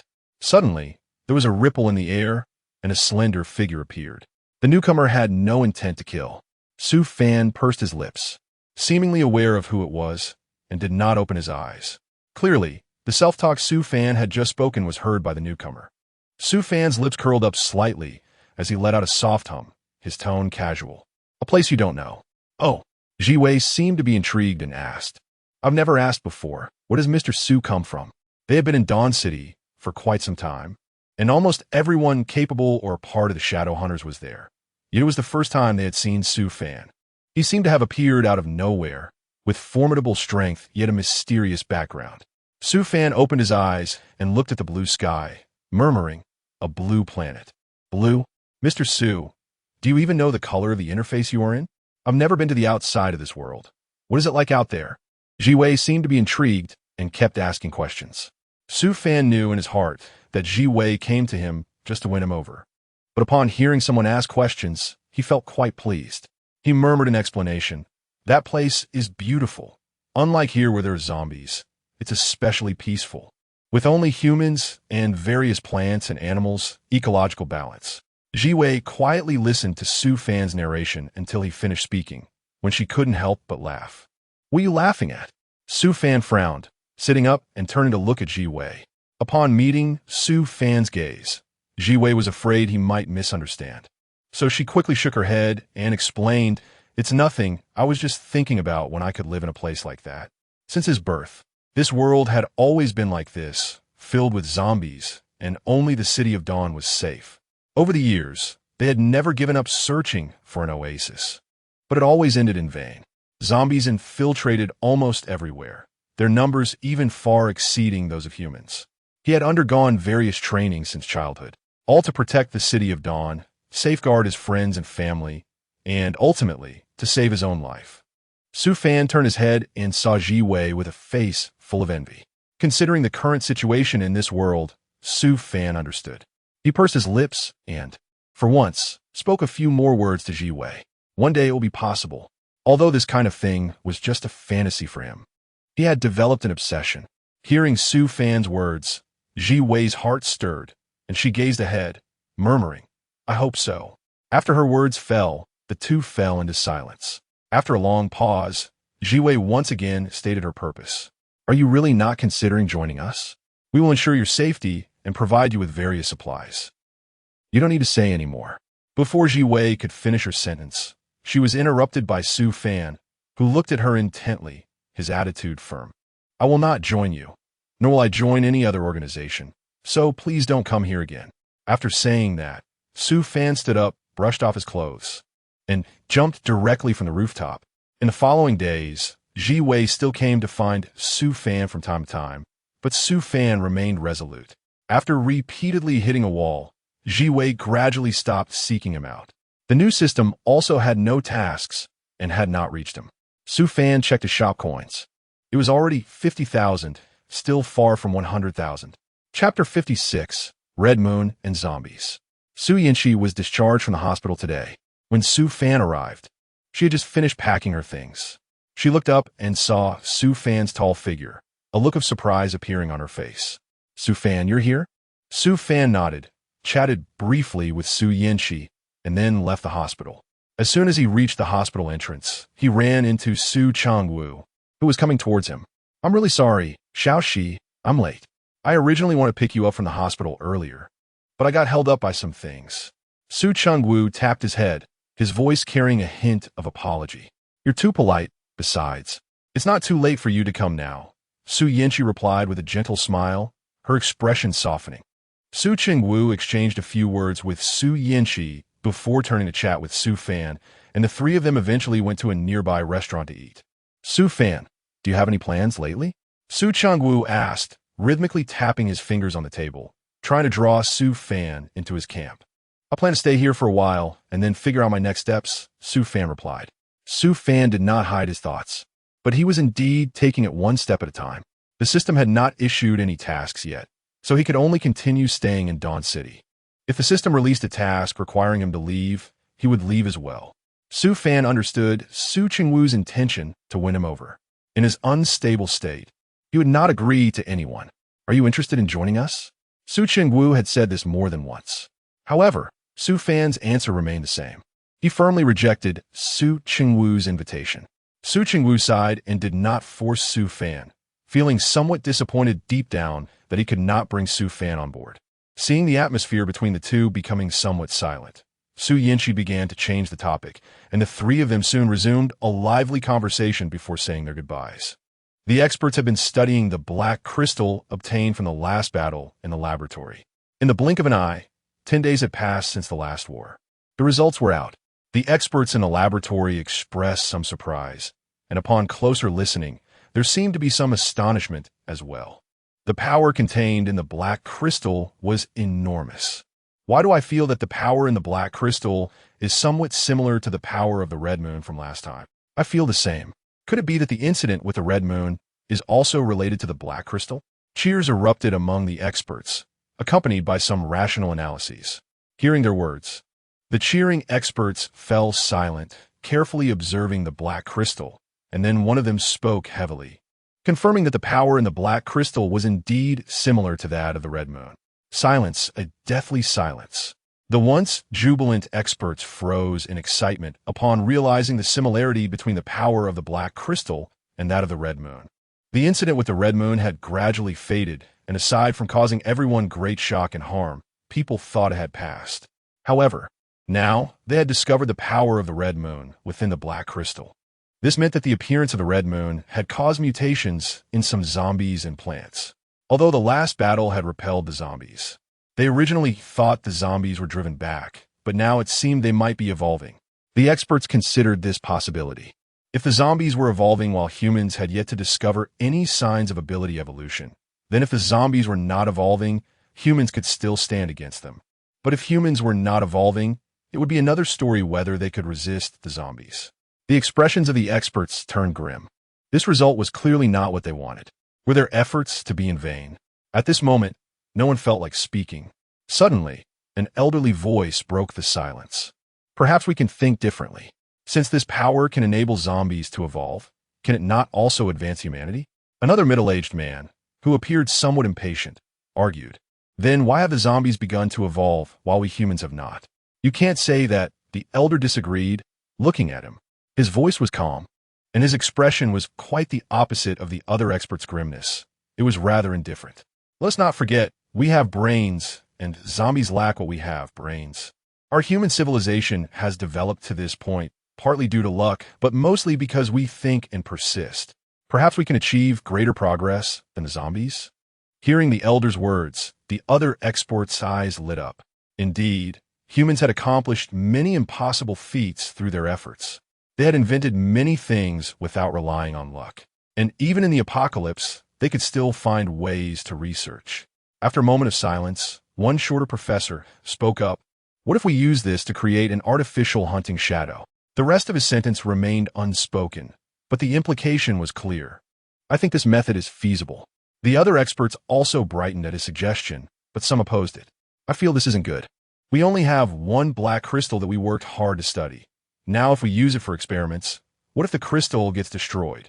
Yes, if the crystal is destroyed, wouldn't our previous research be in vain? You're thinking about it the wrong way. Being overly cautious will only lead us to stagnation, with no progress at all. If the experiment is successful, the benefits we gain will outweigh the drawbacks. Alternatively, we can extract the power from the crystal carefully. The crystal won't be harmed. There were both supporters and opponents among the experts, and they ultimately decided to vote. The majority supported the experiment, so it would proceed. The experts, being action-oriented, immediately sought a regular person to use as a test subject, as ability users were too rare. Perhaps the promised benefits were too great. Even though the ordinary person knew their outcome might not be good, they still went without hesitation, hoping the base could provide more supplies for their family, giving their wives and children a better chance of survival in the apocalypse. With a test subject secured, the experts quickly extracted the power from the crystal and injected it into the first test subject's body to observe any reactions. Chapter 57. Leaving the City of Dawn. When the energy was first injected into the body, the first test subject showed no reaction. Just as the experts thought this was a good sign, suddenly, the expression on the first test subject's face contorted, and he lost control, attacking the nearest expert. The expert, who appeared somewhat clumsy, actually reacted quickly. Seeing the first test subject about to attack, he swiftly rolled away. The first test subject may have experienced a drop in intelligence due to the energy. When he saw the expert roll away, his movements froze for a moment. Although the experts usually worked in the lab, they were no strangers to danger and responded quickly. Taking advantage of the first test subject's momentary pause, they swiftly locked him in a cage. The experts all breathed a sigh of relief, but their expressions soon turned serious. We only injected a small amount, and his attack power increased significantly. If the zombies successfully evolve, their strength would surpass that of ability users by several times. Yes, if the zombies successfully evolve while humanity remains stagnant, we would only face a brutal defeat. Perhaps due to the many events of the day, the experts, who usually remained undeterred even after 1,000 failed experiments, began to feel discouraged after just one failure today. In the past, at least we had some leads. Now, it's like a blind man touching an elephant, complained a shorter expert, his tone betraying his frustration. It's all right, as long as we persist. We will surely find a way. Another expert encouraged, look, the first test subject's power has increased significantly. If we utilize it properly, we will definitely surpass the zombies. Yes, the City of Dawn, the City of Dawn. Aren't we here to bring hope to the masses? The experts motivated each other and began drafting the experiment report. Meanwhile, Jiwei relayed the news to Su Fan. Su Fan also found it a bit strange, and he tentatively said, "Can I go with you next time for the experiment?" Jiwei had no objections, and the two chatted for a while longer. Compared to before, life had become quite comfortable. Sure enough, the comfortable days wouldn't last too long. One day, while Su Fan was eating, the cold voice of the system machine suddenly echoed in his mind. The mission in Dawn City has ended, and a new mission has arrived. Leave Dawn City and head to the wilderness to find a safe zone. The abrupt voice startled Su Fan. He had thought the mission would be delayed by a few days and never expected it to come so quickly. Su Fan sighed and went to say goodbye to Su Yinchi and the others. "You're leaving so soon? Don't you plan to stay a couple more days?" Su Yinchi said somewhat reluctantly. "Yeah, let's stay 2 more days." A male voice also tried to persuade Su Fan. "I have things to do now. I really can't stay any longer," Su Fan said helplessly in response to their pleas. Su Yinchi sighed helplessly, not wanting to force Su Fan to stay.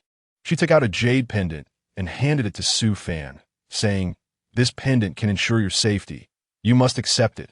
Su Fan could tell at a glance that the jade pendant was quite valuable, and it was likely that the family had asked for peace and safety at the temple.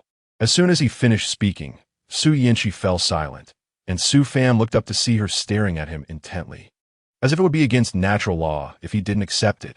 Helpless, Su Fan had no choice but to accept the jade pendant. After some small talk, Su Fan hurriedly left Dawn City.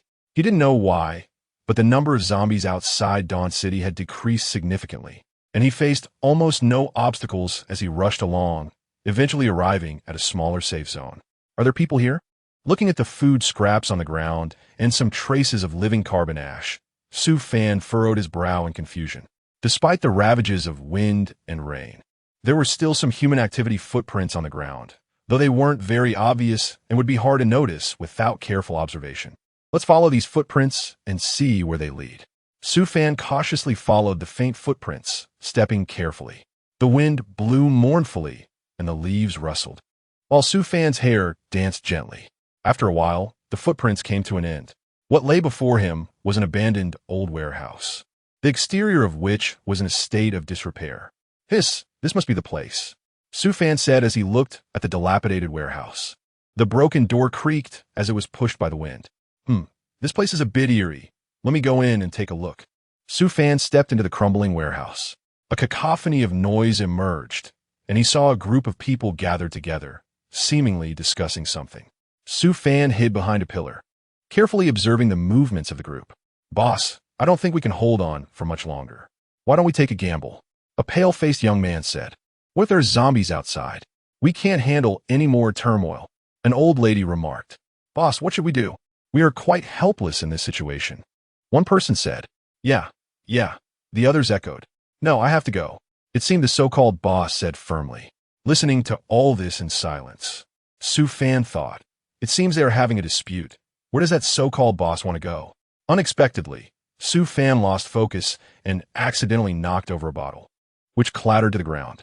Since the group was immersed in their argument, they seemed unaware of Su Fan's presence.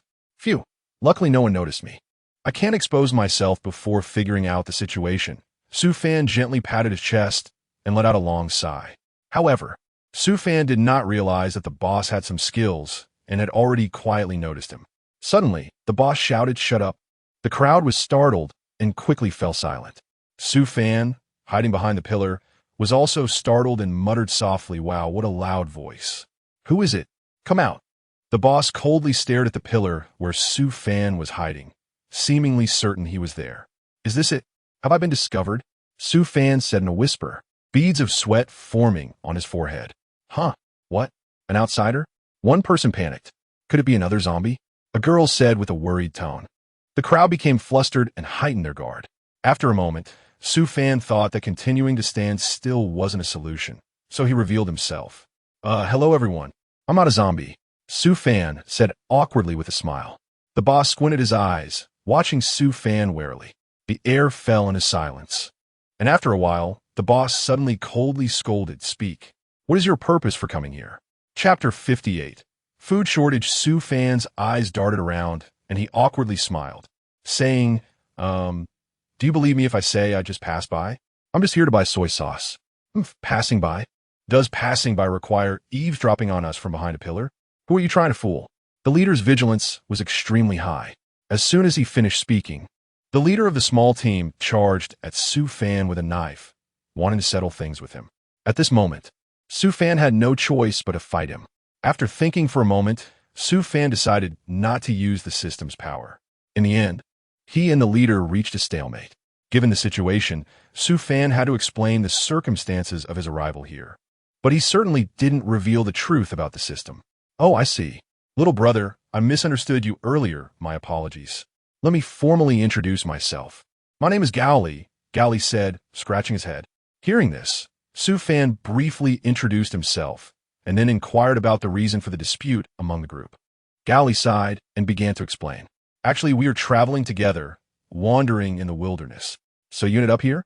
Su Fan interrupted before Gowli could finish. No, it's not like that. We were also forced into this situation. Recently, there have been too many zombies, and we can't handle them, so we had to escape to this safe zone. Sigh. Gowli lowered his head in disappointment as he spoke about this matter. Then what were you arguing about just now? Our food has nearly run out after traveling this way. We're about to finish it, and we were planning to go out and search for some, but due to the recent zombie situation, we started arguing about whether or not to go out scavenging. Upon hearing this, Su Fan suddenly understood. So it was just that there were too many zombies outside, but they had no choice but to look for food.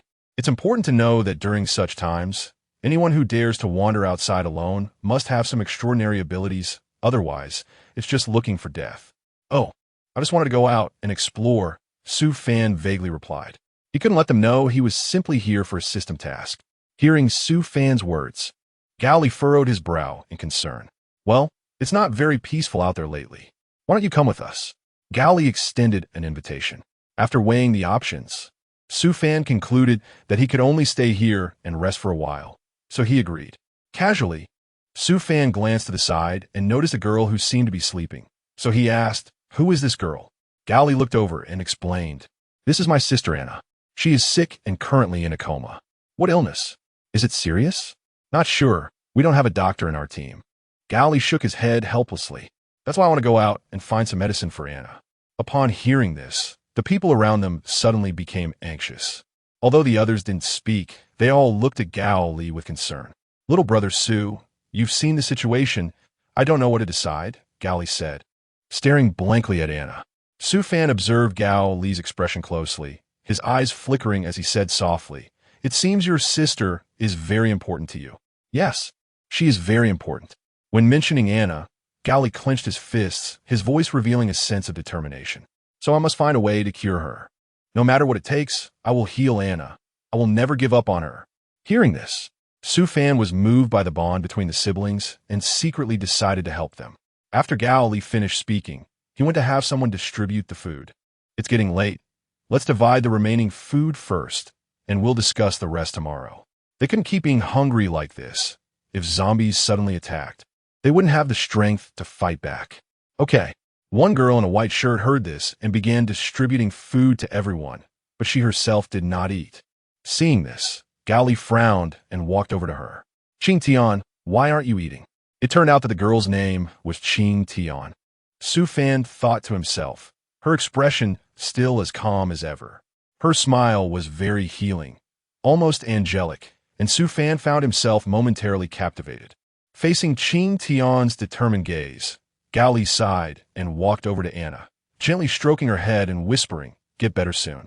"Gao Li, why didn't that girl just now eat?" Su Fan slowly walked up beside Gao Li and asked. Upon hearing this, Gao Li pressed his lips together and glanced towards Qing Tian. "She has a good heart. She would rather go hungry herself than let others suffer." "Is our food really that scarce?" "Yes, Qing Tian has been hungry for about 2 days now. After this meal, there will probably be none left." Gao Li sighed. "How about this? Let's think of a solution tomorrow and change the topic for now." Su Fan looked at Gao Li's sad expression and tried to change the topic. Wanted to cheer him up a bit. "Gao Li, tell me about the story of your journey so far." Upon hearing this, Gao Li sighed and gazed at the dimming sky. The moon gradually appeared, and under the faint light, only a tall figure and a relatively slender figure were left talking to each other. From time to time, Su Fan couldn't help but laugh out loud, trying hard not to disturb others, which was quite torturous. As the night went on, Gao Li and Su Fan enjoyed their conversation. In the morning, Gao Li, who had stayed up all night and dozed off while sitting, was awakened by Anna's voice. "Cough, cough." Anna's face was pale as she coughed up a small amount of blood. "What's wrong?" "Anna, you're awake." "That's great." As soon as he finished speaking, Gao Li rushed over and hugged Anna excitedly. "Ah, brother, let go of me. Can't you see I'm coughing up blood?" Anna said with effort, pushing Gao Li away. Hearing this, Gao Li was startled and quickly let go, looking at Anna in a panic. "Ah, I'm sorry. Are you okay?" Su Fan, who had been dozing off nearby, was also startled awake by the commotion. Su Fan slowly opened his eyes and shook his head to wake himself up. "Gao Li, has your sister woken up?" Su Fan said in a groggy voice. Following the sound, Anna saw a stranger's face and instinctively leaned closer to Gao Li. "Bro, who is this?" Gao Li smiled and patted Anna's back to comfort her. "This is Su Fan, who just joined us yesterday. I thought he looked too pitiful alone, so I invited him to join us." As he finished speaking, a mechanical voice echoed in Su Fan's mind. "Ding dong. Task: find supplies and save Anna. Reward: 100,000 gold coins." Su Fan's eyes lit up. He had thought that it would take 100,000 zombies to gather enough gold coins to open a shop, but he didn't expect the system to surprise him like this. Chapter 59. Going out to look for supplies. Su Fan stood up and walked elsewhere. Gao Li called out to him and asked, "Little Su, where are you going?" Su Fan explained, "I think Anna just woke up and should need some water, so I'm going to get her a cup." "Ah, okay, then you go, Gao Li said with a hint of gratitude. This action made Anna have a better impression of the unfamiliar Su Fan. After a while, Anna coughed up blood again. Are you okay, sister? Gao Li said anxiously. This illness must be treated, otherwise it will get worse, Su Fan said seriously. Are you going out? Anna said in a tired voice. It's not safe outside. Maybe you shouldn't go? Seeing that they seemed to be leaving, Anna tried to persuade them to change their minds, but the result left her greatly disappointed. Don't worry, Anna. Gao Li and I have a bit of skill. Su Fan patted his chest and assured her. Yeah, Anna, just relax, Gao Li echoed. All right, Gao Li, let's get ready and set off, Su Fan said. Okay, Gao Li responde confidently. 10 minutes passed, and Su Fan and Gao Li each prepared their things and set off together. Little Su, where should we look? Gao Li asked. After a flurry of activity, Su Fan and Gao Li safely arrived at the safe zone. Let's split up to search. That way we can find supplies more quickly, Su Fan suggested. All right, I'll follow your lead, Gao Li said, then turned and walked west. Su Fan went in the opposite direction. After a long time, the originally clear sky became somewhat gloomy. Su Fan whispered, It looks like it's going to rain. We need to find a place to shelter from the rain. Not far off, he spotted a building that seemed to have some kind of sign hanging. Su Fan immediately rushed to the building, and upon seeing it clearly, joyfully shouted, Yes, I found supplies. We shouldn't have to worry about food anymore. Suddenly, a bolt of lightning struck the sky, startling Su Fan. He shouted at the sky, You damn turtle, why are you thundering so loudly? Forget it, I won't bother with this damn thunder. Let's continue searching for supplies, Su Fan said as he continued his search. Soon after, he emerged dragging a large bag, grinning foolishly. Hee, the search was great, all good stuff. Now we don't have to worry about Anna's illness. Bang! A huge sound echoed from afar. Su Fan looked toward the source of the sound. And wasn't that the direction Gao Li had just gone? After thinking this, Su Fan rushed over at lightning speed, silently praying that Gao Li wouldn't get into trouble. Huff! Huff! I am exhausted. Su Fan panted, and when he looked up, he saw Gao Li smashing a huge zombie to the ground with a thud. Wow! Su Fan et Golim. Gao Li, you're so strong. Of course, don't you see who it is? Gao Li chuckled. But why did you rush over? Is something wrong? You don't know. I heard a loud bang from far away, and I thought something happened to you, so I rushed over. But it's good you're fine. Su Fan replied while catching his breath. Gao Li scratched the back of his head, feeling a bit embarrassed, and said, Sorry about that. I made you worry. After saying this, Su Fan quickly smiled, thinking to himself, This must be a big shot, not someone to mess with. Gao Li focused his gaze and noticed something shiny and black on the zombie's body. Little Su, come here quickly, take a look at what this is. Gao Li waved his hand to Su Fan. As soon as Su Fan heard this, he quickly ran over. Suddenly, his eyes brightened, and he picked something up directly from the corpse. Little Su, why did you pick it up? What if it's poisonous? Gao Li quickly ran far away. No. Gao Li, come here. This is a good thing. It's called a black crystal. Su Fan said with a smile upon seeing Gao Li's reaction. Maybe you've stayed in that safe zone too long and your knowledge hasn't updated, Su Fan teased. Little Su, please stop joking with me. Quickly tell me what it's used for. Gao Li scratched his head, looking serious and eager to learn. Seeing this, Su Fan also became serious and told Gao Li everything he knew. Wow, now that you mention it, it seems I've stumbled upon a treasure. Gao Li's eyes lit up. Yes, Gao Li, let's stay in this safe zone a bit longer and find a place to shelter from the rain. It seems like it's going to rain, Su Fan suggested. Okay, let's go, Gao Li said loudly. After some commotion, Su Fan and Gao Li found a place to temporarily stay. Gao Li, let's rest here for a while. I'm a bit tired from running just now, Su Fan said with a smile. All right, little Su, you rest. I'm not tired yet. Gao Li walked to the door and sat alone on the doorframe, staring blankly into the distance. What's wrong, Gao Li? Missing Anna? Su Fan asked. No, I'm just a bit worried about her condition, Gao Li said, looking down. Hearing this, Gao Li happily replied, Okay. But unexpectedly, as soon as they stepped out, they were besieged by a large group of zombies. No way, are we this unlucky? Su Fan said, surprised to encounter zombies right after stepping outside. When soldiers come, we fight. When water comes, we block it.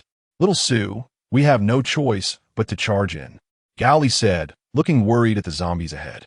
After saying that, the two charged into the zombie horde, and soon their excellent skills allowed them to defeat all the zombies in a short time. "Golly, are you okay?" "Huff." Sufan gasped, asking. "I'm fine. These zombies are nothing to me. It's all a piece of cake." Golly replied confidently. "Good. Then let's continue on our way." Hearing this, Sufan carefully scrutinized Golly to ensure he was okay before feeling relieved. The sky remained gray, but not a drop of rain fell. The air was heavy, making it hard to breathe. "Golly, Golly." Sufan's voice echoed from a distance, and Golly quickly got up to meet him. "What's wrong? Little Sue, what happened?" "I just saw something incredibly unbelievable inside," Sufan said, a bit frightened. Sufan said, his expression growing heavier. "Quick, tell me what happened." Golly eagerly wanted to know the details. Hearing this, Sufan's eyes flickered, but what he said next shocked Golly. "I found a zombie nest." Chapter 60. Zombies eating zombies what? Golly gasped in shock, but Sufan wasn't finished speaking. He glanced at Golly's expression, pursed his lips, and continued, "There are a lot of zombies inside, but that's not the main point. The main point is that one of the zombies is bigger than the others, and that big zombie eats the smaller ones, and then its size increases." After hearing Sufan's words, Golly's eyes flickered, suddenly intrigued. "Zombies eating zombies? That's interesting. Let's go, take me to see." Then, Sufan led Golly into the abandoned warehouse. The two of them cautiously moved behind a cover to observe the zombie's actions. They saw the large zombie almost frenzied, grabbing a small zombie and shoving it into its mouth. Golly was stunned by the scene before him. That zombie was nearly 3 meters tall. Is this still a zombie? A giant one? It's even bigger than the one I just killed. Could have mutated? Just a moment ago, when Sufan entered, the zombie was almost the same height as Sufan, who is 1.8 meters tall, and in such a short time, it had grown so large. It was truly unbelievable. As Golly took a step back in shock, he accidentally stepped on a plastic bottle, making a noise. "Be careful." Sufan's heart sank. With such a loud noise, those zombies would probably be attracted over. As soon as this thought crossed his mind, the tall zombie immediately turned its head and looked in their direction. Both of their hearts felt like they were about to leap out of their chests. In the air, aside from a small zombie's cries, it seemed like only their heartbeats remained. As time passed, zombies would evolve and mutate, without knowing the combat abilities of the zombies. Rashly engaging in battle could lead to death, making both of them extremely anxious. "What should we do? Are we going to be eaten?" Golly said with a trembling voice. Sufan seemed to sense something was off.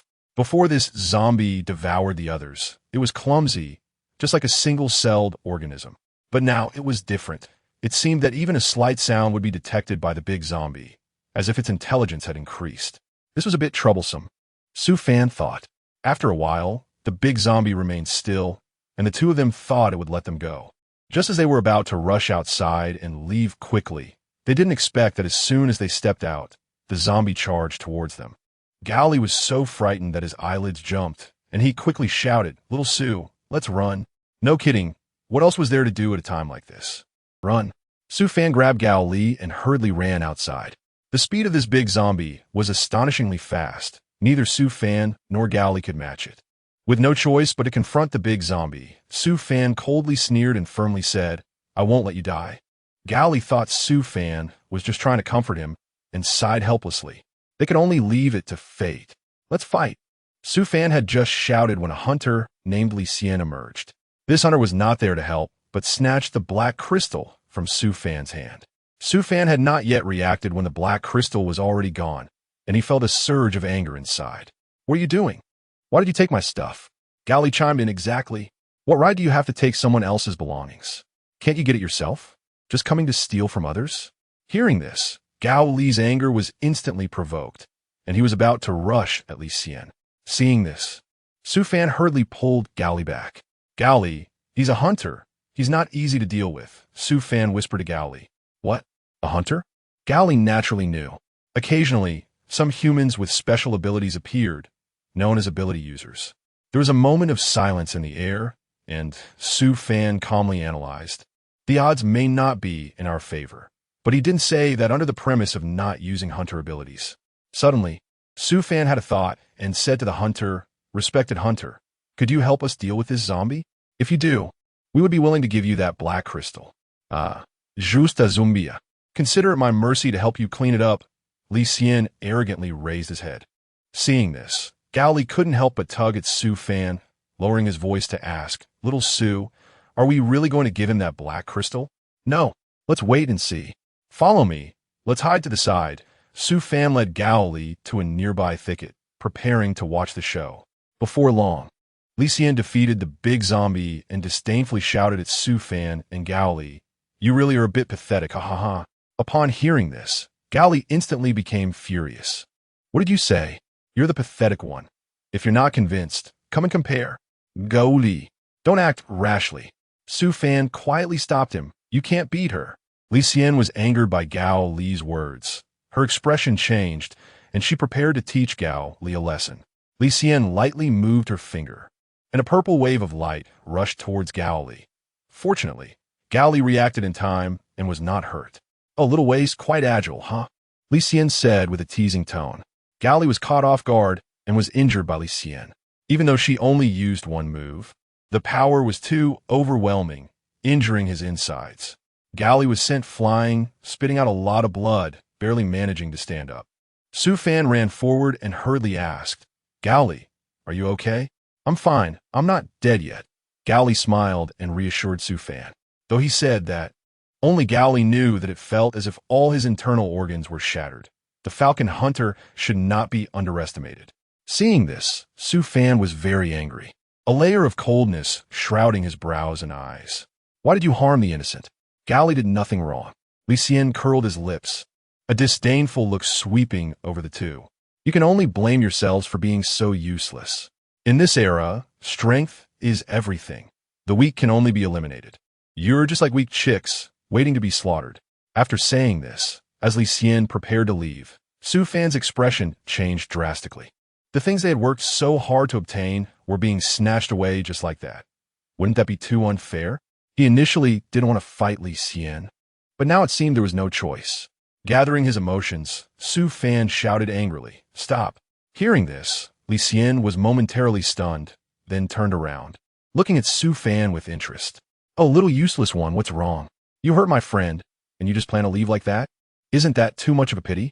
Chapter 61. The Corpse Transformation Hall. Su Fan slowly stepped forward, blocking his path. In the next moment, a powerful force suddenly erupted from him, rushing towards Li Xian with lightning speed. The pressure he had just exerted was not something an ordinary person could withstand, dispelling any thoughts of humiliation and preparing to leave with Li Xian. "What? A waste is trying to run away?" Su Fan raised his head and said slowly. "The tides have turned." This time it was Su Fan humiliating them. "Who are you calling a waste? You little waste. Aren't you just cursing at these few turtle grandchildren of yours? Why are you running after making such harsh remarks?" After the calm before the storm, Su Fan launched his attack, mocking as he fought. "Is this all you've got? Like ants?" "Uh-huh." This provoked Li Xian and another hunter, who looked furious and seemed determined to kill Su Fan. After a while of fighting, all four of them were exhausted, while Su Fan appeared as if he had just begun his attack, showing no signs of sweating. One of the chubby guys said, "This person must be a monster. He's been fighting for so long without breaking a sweat." Another person echoed, Yeah. Should we retreat?" The arrogant Li Xian's face turned red with anger as he listened to their conversation. "What are we afraid of? Keep going. Who are we? We have 2 falcon hunters, and he is just a little waste. What are we afraid of? Wait a minute, I have a pill that can increase combat power 100-fold, extremely powerful. 1,000 times stronger than this little waste, and can easily defeat him." Their conversation clearly reached Su Fan's ears, and he stood still, already thinking about their plan to take the pill and enhance their hunter abilities. But the pills provided by the Void Spirit are no joke. Even if each of them took that pill, their strength would not match Su Fan's. After a while, the 4 of them were all sent flying 10 miles away, spitting out a lot of blood. Realizing this wasn't working, they tried another tactic. One of them took out a flute and began to play, immediately summoning zombies from 100 miles away. Su Fan instantly understood that he was manipulating the zombies. Li Xian looked over and said in surprise, "I didn't expect you had this trick. That's pretty impressive." "Oh, it's nothing special. Just a small skill," Su Fan replied. "Now just watch me." I'll definitely tear this trash to shreds. Su Fan listened nearby and said fiercely, then come and try it. With that, he was invulnerable. As soon as he finished speaking, another wave of fierce battle began, and the zombies were knocked down one by Su Fan. The four of them started to panic. How is this Su Fan so powerful? He can even take down so many zombies. And he's lasted this long. It seems he's not an easy opponent. Should we retreat? Yes. The wise know when to retreat. Let's go. Want to run? When you just insulted me, you should have thought of this outcome. Now you want to flee? What bunch of useless trash. Su Fan looked at them fleeing in panic with a face full of disdain, finding it quite amusing. Oh, weren't you very arrogant before? Ha ha. Su Fan stepped closer, the blood from the recent fight splattering onto him, making him appear quite terrifying. You don't come over. I warn you. Be careful, or I'll skin you alive. Li was scared and kept backing away, threatening Su Fan with no real intimidation. As soon as he finished speaking, many people arrived from all directions. Our people are here. Today is your day of death. I will avenge my junior brother. Oh, can't win on your own. So you call for help? Is that all you're capable of? Ability doesn't depend on the process, only the result. Just wait to die. Brothers, charge. Attack. As Su Fan opened his eyes, everyone became unable to move. Li Xian was extremely furious, but he couldn't do anything since he was immobilized.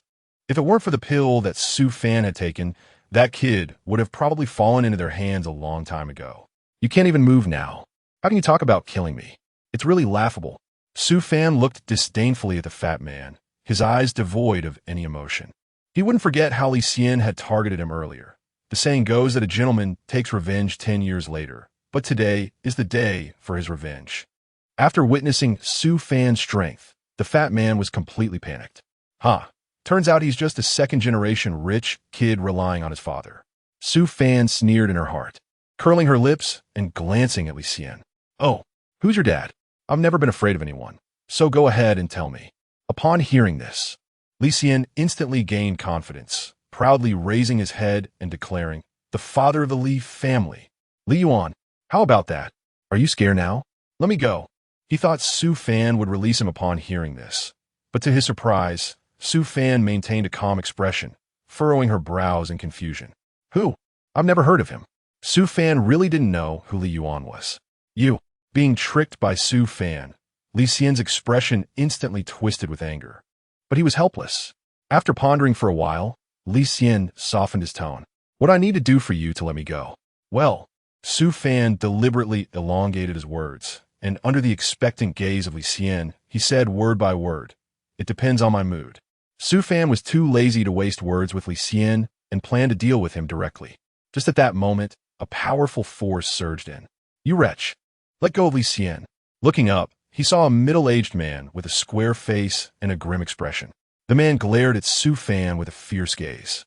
If looks could kill, Su Fan would have died countless times.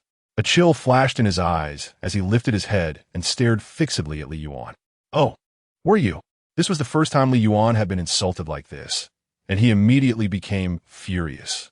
His aura rising dramatically as purple lightning surged from his body, charging towards Su Fan. Su Fan instinctively stepped back to dodge Li Yuan's attack. However, Li Yuan's target was not him. In the next moment, Li Yuan rescued Li Xian and the others who had been controlled by Su Fan. Gaining their freedom, Li Xian moved his limbs and looked at Su Fan with a smug expression. Now you can't run away. As soon as he finished speaking, Li Yuan and Li Xian charged towards Su Fan simultaneously. The three of them fought more fiercely, but Li Xian and the other person gradually began to tire. Li Xian glanced around and then focused his gaze back on Su Fan, cursing him in his heart. This damn guy looked as if he had been injected with chicken blood, seemingly not tired at all. He spoke fiercely, betting that Su Fan would definitely be scared by the mention of those three words, at least showing some respect. The expressions of the others changed instantly when they heard Li Xian reveal the trump card of the corpse transformation hall, becoming more arrogant. Chapter 62. The Arrival of the Zombie Tide. Indeed, if you anger the corpse transformation hall, just wait to die. The more they spoke, the more intense they became, using the corpse transformation hall as their life-saving talisman. However, Su Fan paid no attention to them and continued to fight, throwing punches and palms without hesitation, each strike being lethal. Even Li Xian was taken aback. Normally, one would be scared into not daring to counterattack upon hearing the name of the corpse transformation hall. But Su Fan was delivering lethal blows, even more ruthless than before, as if he intended to take his life. Su Fan naturally heard what he said about the old, laborious corpse transformation hall, and he didn't give him any face at all. Seizing the opportunity, he landed a heavy punch on Li Xian's chest, taking advantage of his distraction to attack, remembering that this guy had injured Gao Li. Li Xian was knocked back several steps by Su Fan's punch, and having already exhausted his strength from the fight, he was now at a disadvantage after being caught off guard. Just when several people were planning to use some underhanded tactics against Su Fan, some trivial noises outside caught their attention. It was a horde of zombies. They were coming. One of them said that dealing with 1 or 2 zombies was already enough of a headache, but now a whole group was approaching. What does a group mean? It meant thousands of zombies swaying in front of you, each one clawing and preparing to disembowel you. When Li Xian heard the low growls and the overwhelming footsteps outside, he was terrified. Today was truly his unlucky day. He had barely managed to grab a piece of corpse crystal when he ran into a madman, and now he had attracted a horde of zombies. He certainly didn't want to die here today. Su Fan's forehead was covered in sweat. He was taking a gamble, betting that Li Xian would leave. Hey, listen to the noise outside. Can we leave now? Otherwise, we're all going to die here. Leaving is fine, but the crystal must stay, Su Fan said, catching his breath. I can give it to you, but we haven't gotten out yet. It won't be too late to give it to you when we do, Li Xian said, calculating in his heart. Get it to you? Even if the King of Heaven comes, it's impossible. I'd rather see you die among the corpses. Su Fan captured Li Xian's expression in his eyes. He knew exactly what calculations he was making, so he chose to ignore him and rushed towards Li Xian like the wind. Seeing Su Fan's posture, Li Xian hurriedly dodged, not afraid of the corpse hall or the horde of corpses. This is crazy. This guy must be insane. Li Xian cursa rapidly, realizing that he must have forgotten to check the auspicious day before going out today, and ended up encountering a madman as soon as he stepped outside. Su Fan didn't give him a chance to catch his breath, attacking every vital point, as if he wanted to kill him on the spot. If this continued, we would all die here. Hearing the increasingly close sounds of the zombie horde, everyone was terrified, afraid they would become the zombies' next meal. But at this moment, in order to escape, they had to deal with the trouble in front of them, yet Su Fan didn't give them that opportunity. He was pressing hard, wanting to force Li Xian into a dead end, to finish things before the zombie horde arrived. Seeing Su Fan's fierce demeanor, Li Xian and the others felt a chill in their hearts. This guy wouldn't really want to take us down with him, would he? They definitely didn't want to die here. What to do? The others were at a loss for what to do, with Su Fan stalling them in front and the zombie horde lurking behind. Dragging this out would surely lead to death. It would be better to leave the crystal behind. Yes, no matter how important this crystal was, it wasn't more important than the lives of the few of us. What these little brothers said was indeed right. Su Fan listened to their conversation and replied, Actually, the strength within me is almost depleted. Now I'm just a dying ember. If this drags on, it will be really hard to determine who will win or lose.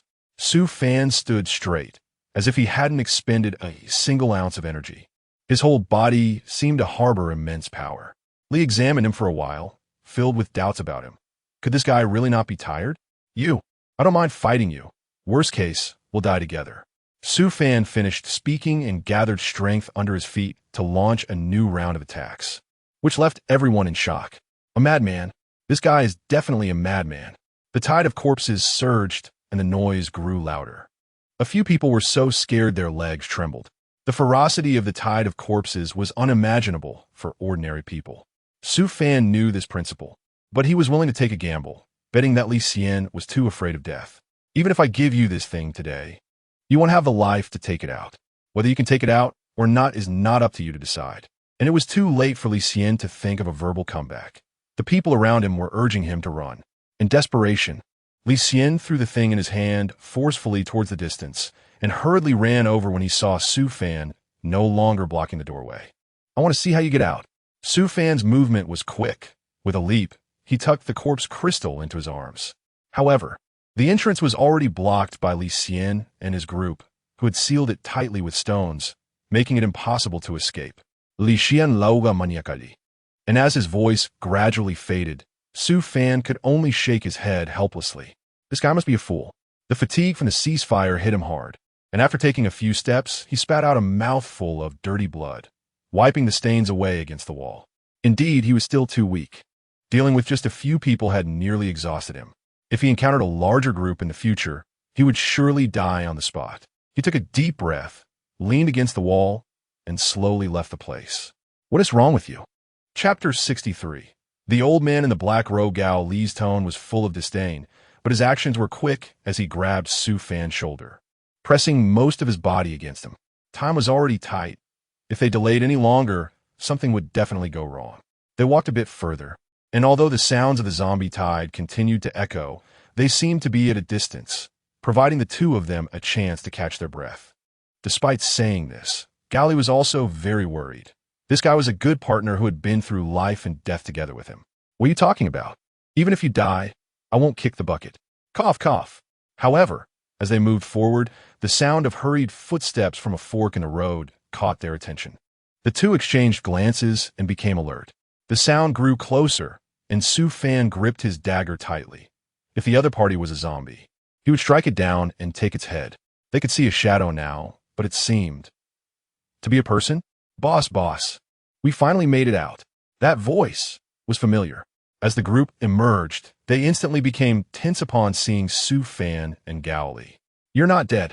If you're still alive, how could I possibly go first? Su Fan replied nonchalantly, his tone infuriatingly casual. Su Fan glanced at the group and noticed an extra person among them, his gaze landing on that individual, whose bloodstains were particularly conspicuous. Who is he? We rescued him on the way. We're taking him back now. Are you going to interfere with this? I can ignore rescuing someone, but bringing a zombie back is something I will definitely interfere with. When the group heard him mention a zombie, they were all stunned for a moment, and the rescued person took a half-step sideways, intentionally hiding behind the others to obscure his presence. Which of your eyes saw him as a zombie? Just as Li Xian was contemplating whether to take action, the rescued person suddenly became agitated, his demeanor changing drastically as he lunged at Li Xian, snarling and snapping his teeth. With a slicing sound, the knife fell, and the man's head was severed, lifeless. Damn, he really is a zombie. My God, good thing the knife was quick, otherwise now. A shiver ran through several of them, and Li Xian felt a chill in his heart. If Su Fan hadn't acted just now, perhaps the next person to fall would have been him. Although he had previously wanted to kill Su Fan, he still walked over to Su Fan and expressed his gratitude based on the principles of the martial world. What just happened is a favor I owe you, Su Fan. Su Fan was already physically weak, and that last strike had exhausted all his strength, but he nodded slightly for the sake of maintaining his cool. There was no need for favors. As long as he didn't trip me up in the future, that would be enough. What he said was true. Li Xian was the kind of person who would repay any slight. He had originally intended to keep that strike in reserve, fearing that Li Xian might pose a threat to him, but unexpectedly, the knife meant to kill him had instead become his salvation. Hearing this, Li Xian opened his mouth but said nothing, while Su Fan began to acknowledge his own actions. It seemed that this person named Li Xian had his own set of rules in the underworld. Su Fan's stamina was slowly recovering on the road. With a wolf by his side, he certainly wouldn't think this person had any good intentions. The earth now was no longer the earth of the past. It was a desert, devoid of any signs of life, silence replacing everything. Occasionally, he could see a few zombies moving in the distance and vultures circling the sky, feasting on infected carrion. Su Fan looked around, feeling a bit uncomfortable. That blue planet had turned into this. What was he thinking? Gao Li sensed his unease and asked, mainly because he was worried that this guy would just disappear without a word. The thought of someone dying beside you made him break out in a cold sweat. He wondered when such days would end and whether zombies could turn back into ordinary people. Turn back into ordinary people? You're really dreaming. After a group of people arrived at the safe zone, Li Xian's team parted ways with Su Fan entering a cave. The sound of dripping water echoed in the cave, making one's heart feel uneasy. Is everything handled? Suddenly, a sound like glass being scratched pierced the night, feeling particularly jarring. Li Xian took a few steps forward, clearly recounting everything he had seen and encountered on the way. This person is interesting. The sound in the darkness grew closer, and a figure in a black robe emerged, completely wrapped up, making it impossible to discern his features. If you stare closely at this person, perhaps you can gain something useful. I want to see how much commotion he can stir up. Do we have to follow him closely? Yes, keep a close eye on his every move, and notify me immediately of any actions. Be ready at all times. Lucien didn't know what he was plotting, but he nodded in agreement. Take this first. You'll be rewarded handsomely later.